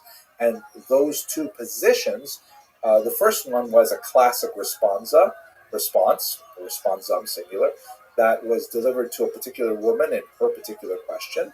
The other one was really a follow-up response or a reaction to that response, but both of them constitute legal precedents that have a lot to say about what to do about abortions in the future, as we shall see. But let's not get ahead of ourselves. I'd like to point out a few really important principles that we will be returning to multiple times. The first is the question of, does this rule come from the Torah, or is it something that was invented by the rabbis? The Hebrew terms here are deoraisa, which means from the Torah, or dirabbanan, from the rabbis. The reason is like this. The Torah gives certain rules, and the rabbis, looking at those rules, sometimes say, you know what, we'd better build, quote, a fence around the Torah.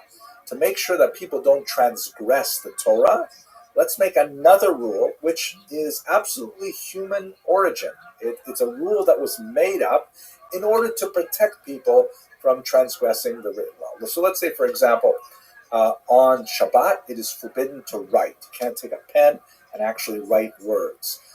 So the rabbi said, you know what? Just to make sure that people don't come close to writing, we're going to make a new rule called muksa, which means that you're not allowed to touch a pen. You can't pick up a pen.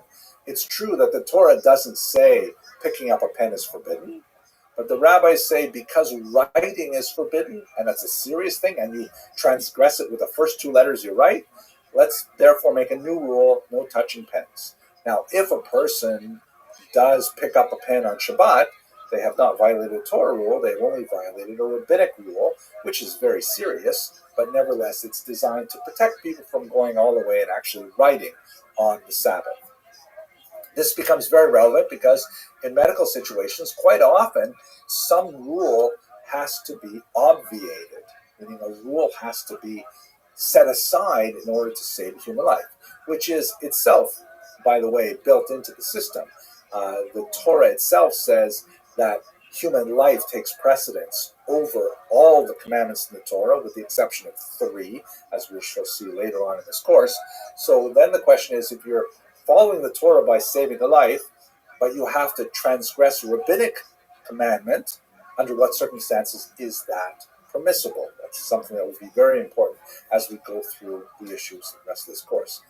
But when there is a doubt whether or not a particular action is forbidden by the Torah, the general rule is be stringent and do not transgress the Torah. But when a particular rule is of human origin, when there is a reason to do so, one may be lenient with the rabbinic rule. We'll see these later on. Lots of implications for many issues in Jewish medical ethics. I would like to point out one other really important principle that is very well elucidated by Rabbi Abraham Steinberg, and this is this idea that, if the Torah and the rabbis do not forbid something, meaning a new technology that has never been defined before, the presumption is it is permissible. In other words, we start from the idea that new technologies, new medical procedures, unless there's some reason to say, no, it's against a law we already have, we assume that the answer is yes before it is no. That will become extremely important as we explore the emerging technologies and their implications vis-a-vis Jewish medical ethics. So here's a map just to give you one sort of graphic overview of all of these things, specifically the oral Torah and its relationship to law, to halakha. You can see at the top there we've got the box oral Torah, which can be divided into 3 basic sort of boxes, Midrash, Mishnah, and Kabbalah. And most of our discussions are going to be deriving from Mishnah because that's just the box that deals primarily with halakha. The Mishnah is later expanded upon in the Talmud Yerushalmi, that is the first edition of the Talmud, which comments on the Mishnah.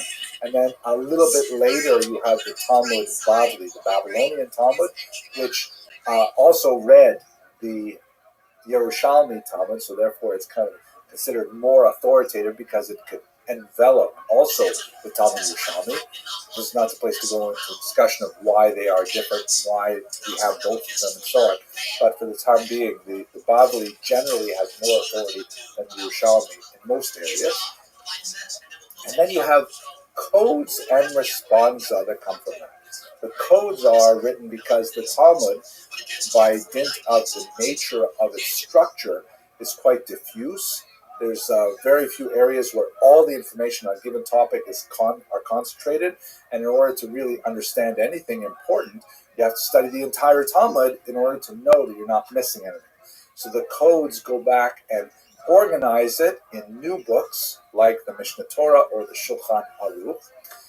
And then we have responsa, which really date from the period of the Talmud Bavli shortly afterwards and come right up to the present day, 21st century. There are definitely lots of responsas still being written today where individuals will ask rabbi-specific questions. Those questions will then be answered in writing, and they constitute case law precedent for future halakha.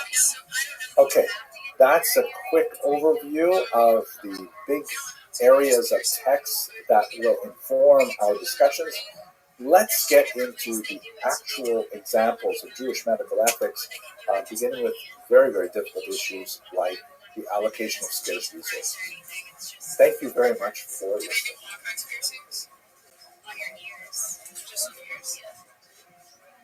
Is it just a place with ears? Like ears. It's all ears.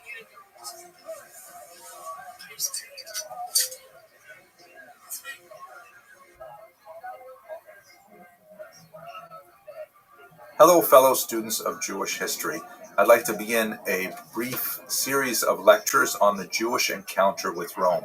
Today we're going to focus on the reign of King Herod, but I'd like to begin with the very first encounter with Rome, which actually takes us back to the days of the Maccabees. Here you can see a beautiful representation of Judas Maccabeus, or Yehuda Maccabee, one of the great military heroes of the revolt that occurred about the year 167 before the Common Era.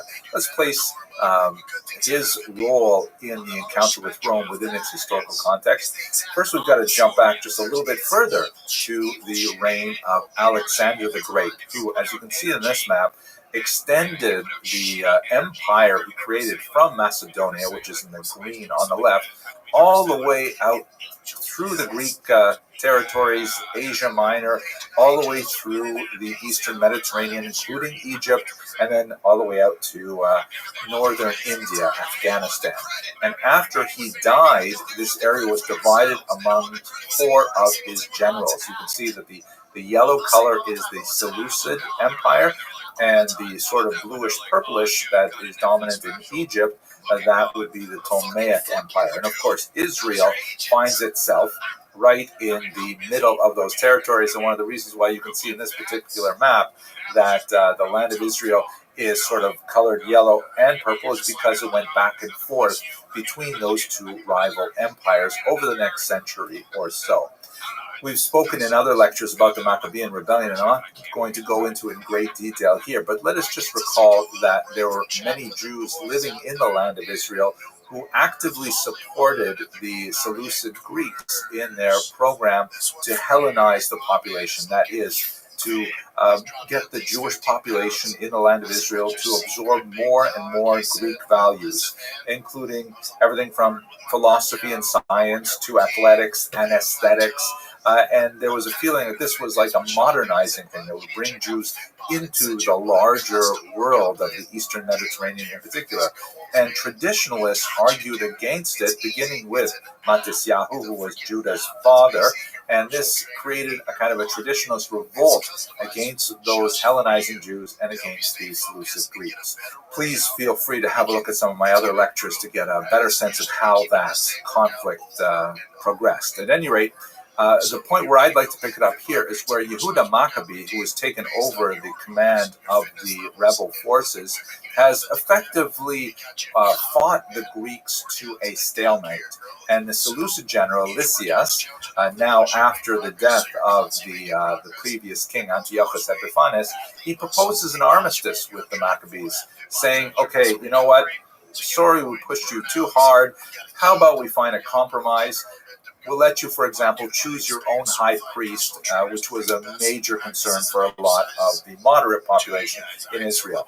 So it turned out that the Hellenizing population in Israel and most of the moderates, they liked the idea. They wanted to end the war, not achieve full independence from the Seleucid kingdom, because they felt they're going to have to pay taxes anyways. As long as they were left alone, they had enough autonomy, especially religious autonomy, that was enough. But Yehuda Maccabee and his shrinking band of followers said that was not enough and insisted on fighting further. So the conflict at that point continued. A good portion of the Jewish population in Israel sought support of the Seleucids to try and, end the fighting, whereas Judah Maccabee sends a delegation to Rome and says, hey, maybe Rome, you can help us out in our conflict with the Seleucids and in our ambition to achieve full independence.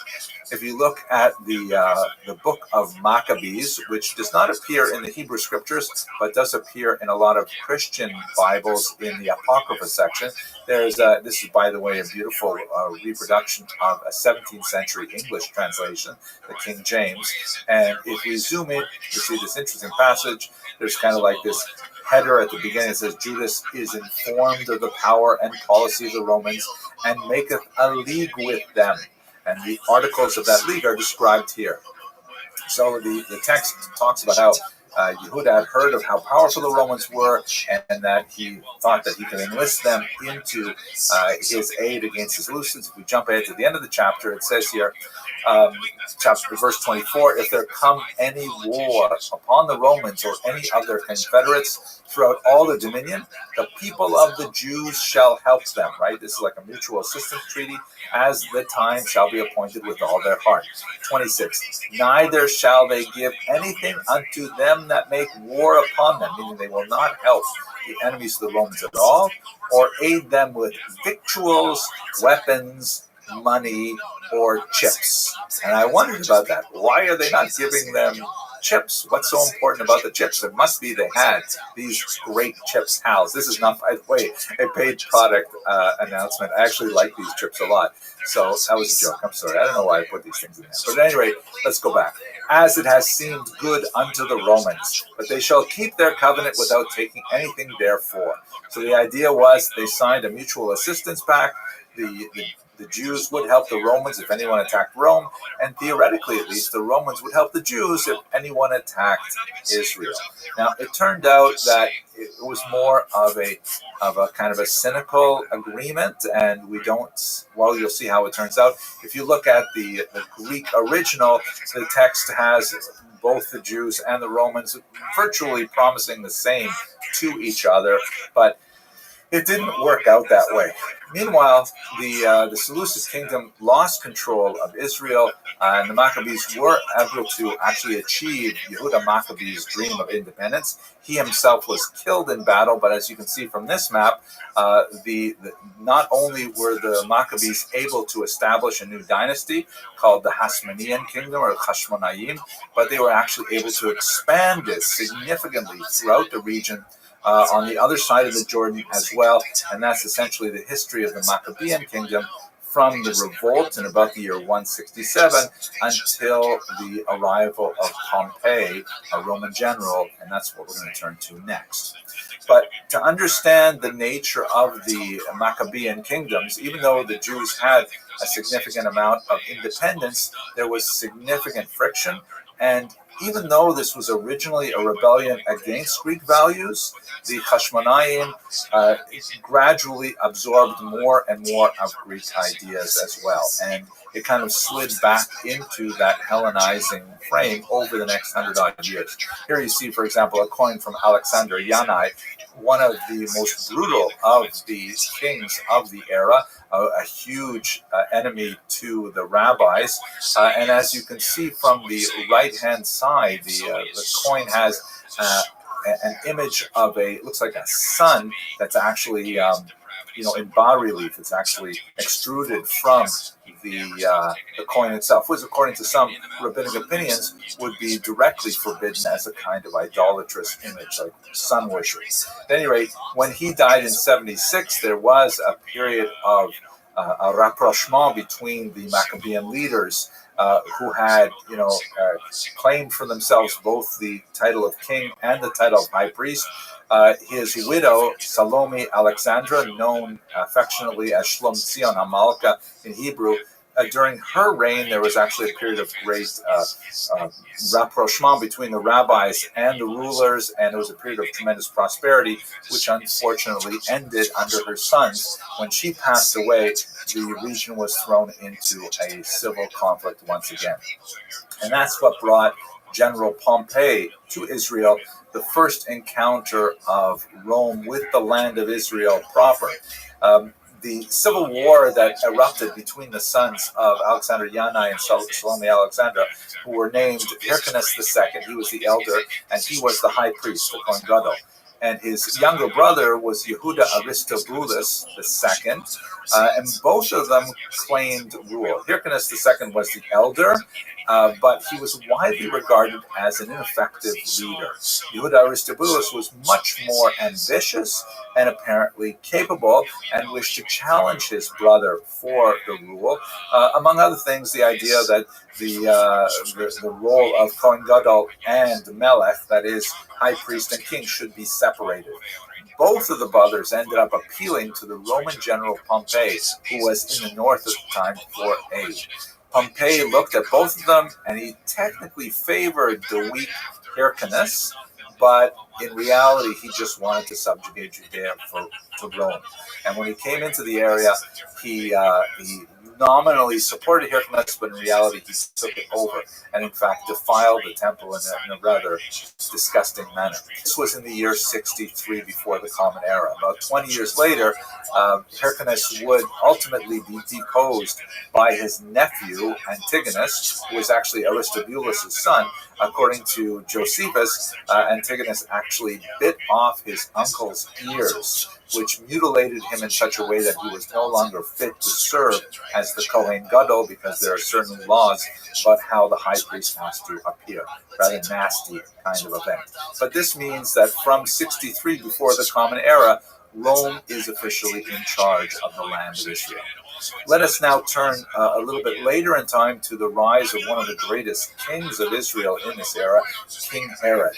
And when I say great, I'm not necessarily saying great in the sense of like wonderful, we love him, but great in the sense of being extremely powerful and leaving a huge mark on history. Perhaps he's best known in the Western tradition as being the author of the so-called Massacre of the Innocents, which is a passage that occurs in Christian scriptures in which he decrees the murder of all of these young children in an attempt to stave off the eventual birth of the figure that would be recognized by Christians as the Messiah. There's a lot of historical discussion about what that event might have been. We shall see shortly that it may actually be referring to Herod's murder of his own children, which was something he did with alarming frequency. At any rate, Herod was an Idumean. You can see the region of Idumea here is in the south of Judea. This is a region that was forcibly conquered by the Maccabean kings, and in a rare moment in Jewish history, the population was forcibly converted to Judaism. This is one of those moments that reverberates throughout history. Of course, Judaism has forsworn that particular practice, partially as a result of the horrible experience that they had under King Herod following this forced conversion. But at any rate, the Idumeans were a population that ultimately identified with the Jewish people, but they also felt somewhat separate and occasionally resentful of that. When we get a little further in the series, I'd like to discuss the role of the Idumeans in the First Roman-Jewish War, which was quite significant. Herod's father was Antipater, who was an ambitious advisor to Hyrcanus. Herod was one of his multiple sons. He was born in the year 73, and his father, as a result of his attachment to Hyrcanus and the support of Rome, was able to give his sons political rule in various parts of the land of Israel. Herod was given the Galilee, the north, and he immediately charged in and used rather brutal means to put down an incipient rebellion that was happening there. He actually imposed the death sentence without the authorization of the Sanhedrin, which got him into trouble with the great Jewish court. And we have two parallel descriptions of a rather unusual event. It's mentioned in Josephus, who is, of course, one of the great historians of this era. Once again, I hope to discuss his complicated backstory a little later in the series, but he provides us an unusual glimpse into the moment when Herod was brought before the Sanhedrin to answer for his precipitous brutality in the Galilee. And we also have the same story with some significant differences in the Talmud as well. According to the version that Josephus offers, Herod appears before the Sanhedrin fully armed, which was considered a great act of nerve, to use the Hebrew term chutzpah. It was a great act of insolence to appear before the great court wearing armor.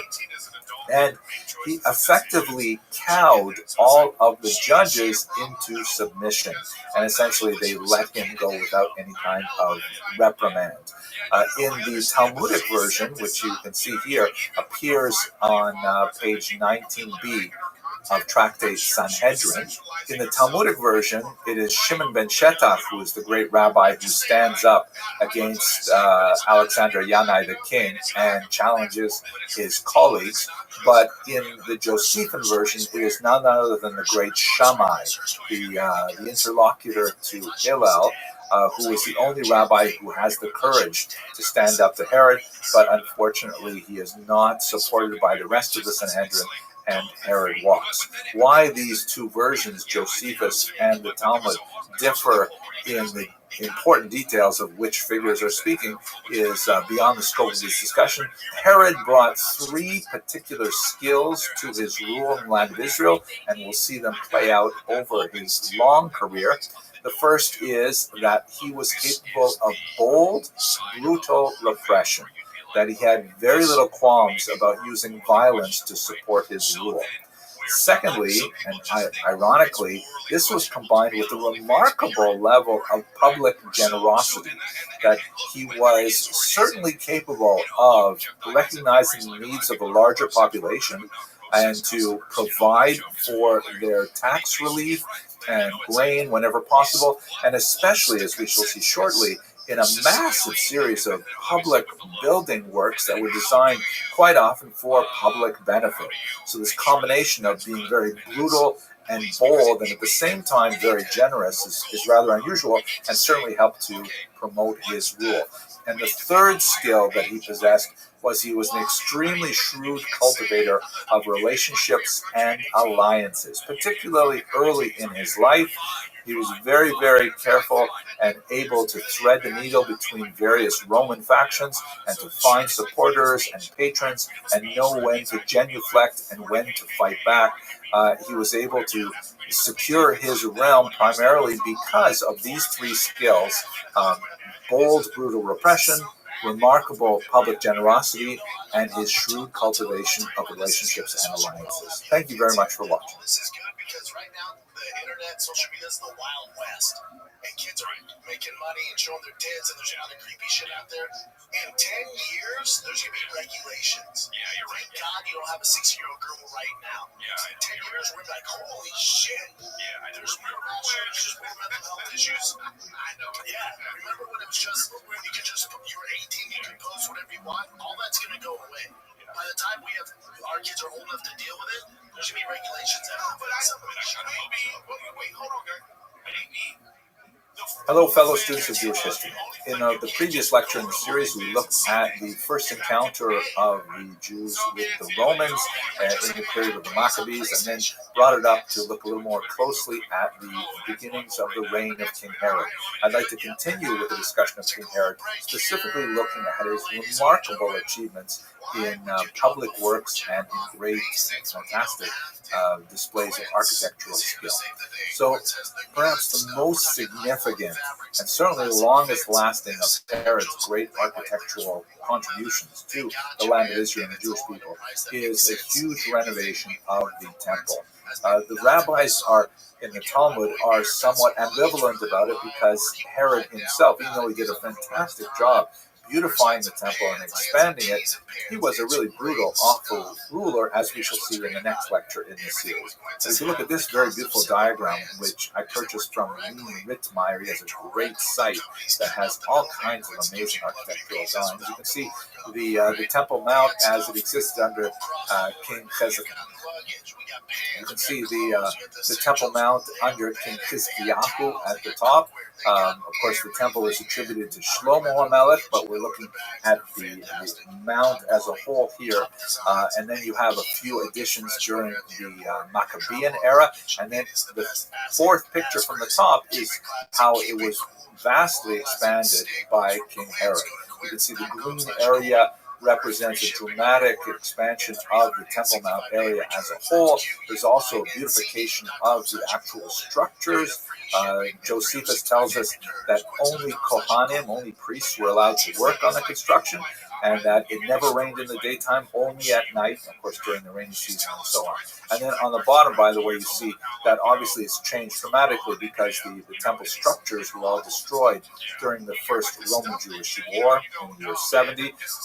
The Muslims later built the Dome on the Rock and the Al-Aqsa Mosque, you can see on the right, but nevertheless the Temple Mount as a whole is still preserved. The area where we have the Western Wall, the Wailing Wall, is the wall that's facing us is the Western Wall, so it looks something like this, and you can see the Dome on the Rock in the background, the later Muslim addition to the Temple Mount, and of course the Jews gathering to pray at the site of the last retaining wall of the temple. Note that it is a retaining wall at the end of the Temple Mount, not the wall of the temple itself. And if we also look to the southeast, you can see that there is actually remnants of the Herodian construction. This is an area that's often called the seam because it more clearly than in other places shows where the actual wall under the Hasmonean kingdoms ended, and then you can see how Herod extended it significantly to the south in this particular map.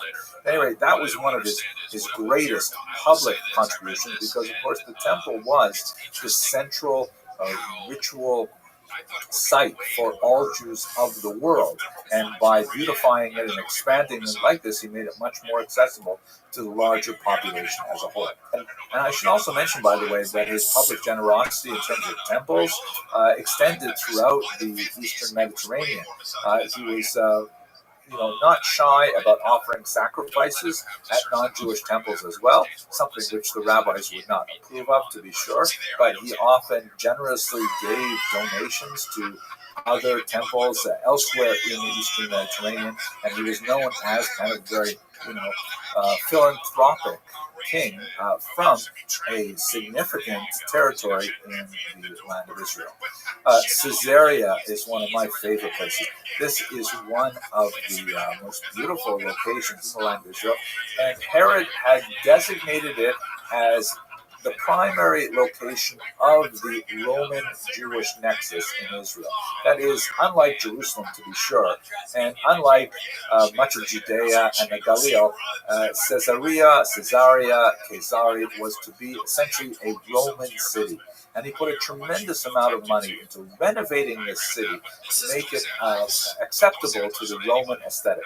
Here you can see an aerial view that shows you the port. It's, of course, on the Mediterranean, pretty much in the center of the land of Israel. And he significantly expanded the port to make it much more viable commercially. the whole region was destroyed, or the whole port was destroyed in a major earthquake in the year 117. But you can have a look at what it must have been like here in this artist's rendition, that he actually built this artificial reef that curved out, and you can see there's kind of an entrance to the bottom left of this picture where the boats would come in, and they would have a safe harbor to be able to dock and unload their wares and so on. The building of this artificial harbor, which was the largest of its day, used volcanic ash from the Italian peninsula in a rather unique architectural manner where they would float out to the places where they wanted to sink the stones for the reef. They would mix up this concrete that could actually dry underwater using this volcanic ash, and then they would allow the forms to drop into the water and harden there. It's a remarkable feat of engineering, and it must have been one of the wonders of the world at the time. You can see he built hippodromes, right, which are like racing stadiums for horses and things like that. A tremendous number of things like aqueducts, classic Roman architecture, bringing water from far away in order to meet the needs of the growing population of this region. Really fantastic public works that made a huge mark on the country as a whole. I'm going to show you a few images from this remarkable article, The Landscape Palaces of Herod the Great, published in Near Eastern Archaeology in 2014. The author is Professor Catherine Gleason. She has some amazing pictures. Let's have a look at them. Here in Caesarea, you can see an aerial view of one of the promontories that's related to that artificial reef that I just showed you, and this is what it would have looked like in terms of the palaces, the pools. You can see the Hippo Stadium on the right there, and it really must have been such a fantastic kind of thing to see this glorious palace. And Herod in particular was fond of gardens, so he made sure that there were gardens planted everywhere in his palaces. If we look at Jericho, there's a remarkable series of gardens that appear, kind of suddenly in this region, which is surrounded by desert, but has the Jordan River flowing through it. Here you can see in this a series of drawings from Professor Gleason's article that he has several palaces that are all surrounding the wadi, which is like the riverbed, including sunken gardens. And here you can see what it looks like today, with just a suggestion of one of the artificial hills that he built to try and give contour to the region. And this is a cross-section that just gives you a sense of what it would have been like to walk through Herod's palaces, which he scattered throughout the land of Israel. Here's Professor Gleason's own drawing that demonstrates his love for the Roman colonnades and the gardens, of course, and the landscape of Jordan, the landscape of Jericho in the background must have looked like. Phenomenal kind of contributions. Perhaps one of the most dramatic settings for Herod's palace was the one that he built on the top of Masada, this huge massif not too far from Jericho, just south of the Dead Sea region, where this was actually a place that Herod had deposited his family during a conflict early on in his rise to power, and he probably conceived of it as a kind of bolt hole where he could hide again in the future if he needed to. But he certainly wanted to, hide there in comfort. So, they had all kinds of cisterns dug in there, all kinds of baths were set up, and he planted numerous gardens to beautify the region. If you can look at this map here, you can see some of the various structures that were placed at the top there in this very defensible area. And on the right is a model that just gives you a sense of the grandeur of his architectural vision, that has the palaces literally tumbling down the rock face itself. If you ever had the opportunity to actually climb to the top of Masada, it is truly glorious to watch the sun rise or set in the region. And of course, all of this material was of great help to the rebels later who had their last stand according to the historian Josephus, against the Romans in the year 74. That just gives you a broad sense of his phenomenal architectural activity, much of which was for public benefit, as we saw with the temple as well, and is one of the much more positive elements of his reign. No way. Hell yeah, I'm quick with it, bro. Dude, it's quick, it's simple, and it's quick. And it's not about biting off more than I can chew it and chewing it. It's about fucking just being simple, taking nice little bites for my whole career until people realize it's undeniable. In the last lecture, we spoke about Herod's remarkable architectural achievements, but that is not the feature of his rule for which he is remembered. He is most likely remembered for his incredible brutality, directed not only at the general population, but specifically to members of his own family. And that's what I'd like to turn to first. In the image here from John William Waters' house, you see a beautiful depiction of Marianne, or also known as Miriam or Mariamne. That was one of Herod's 9 wives. She was the one who gave him the most status because she herself was of Maccabean descent. She was a Hasmonean princess, in other words. And as we mentioned in a previous lecture, Herod himself was of Idumean descent and therefore had less of an ethnic claim on the throne. By marrying a Hasmonean princess, he was able to attach himself to the bloodline of Jewish royalty, however, but that was not to last, because in a fit of rage, he had her executed in the year 29 before the Common Era. According to the Talmud, he immediately felt tremendous regret over this, and so he had her body not interred, but rather submerged in a vat of honey, so that he could preserve her body and look upon her when he so desired. Rather bizarre story. But anyway, have a look at this family tree of Herod. You can see that he's towards the left in the middle. It says here, Herod reigned from the year 37 to the year 4 BCE. And what I'd like to do is to outline the family members who were killed by Herod and give you a sense of the broadening scope of his familial madness. His first act of murder directed against his family is the murder of his brother-in-law Aristobulus. This is the teenage brother of his favorite wife Mariamne.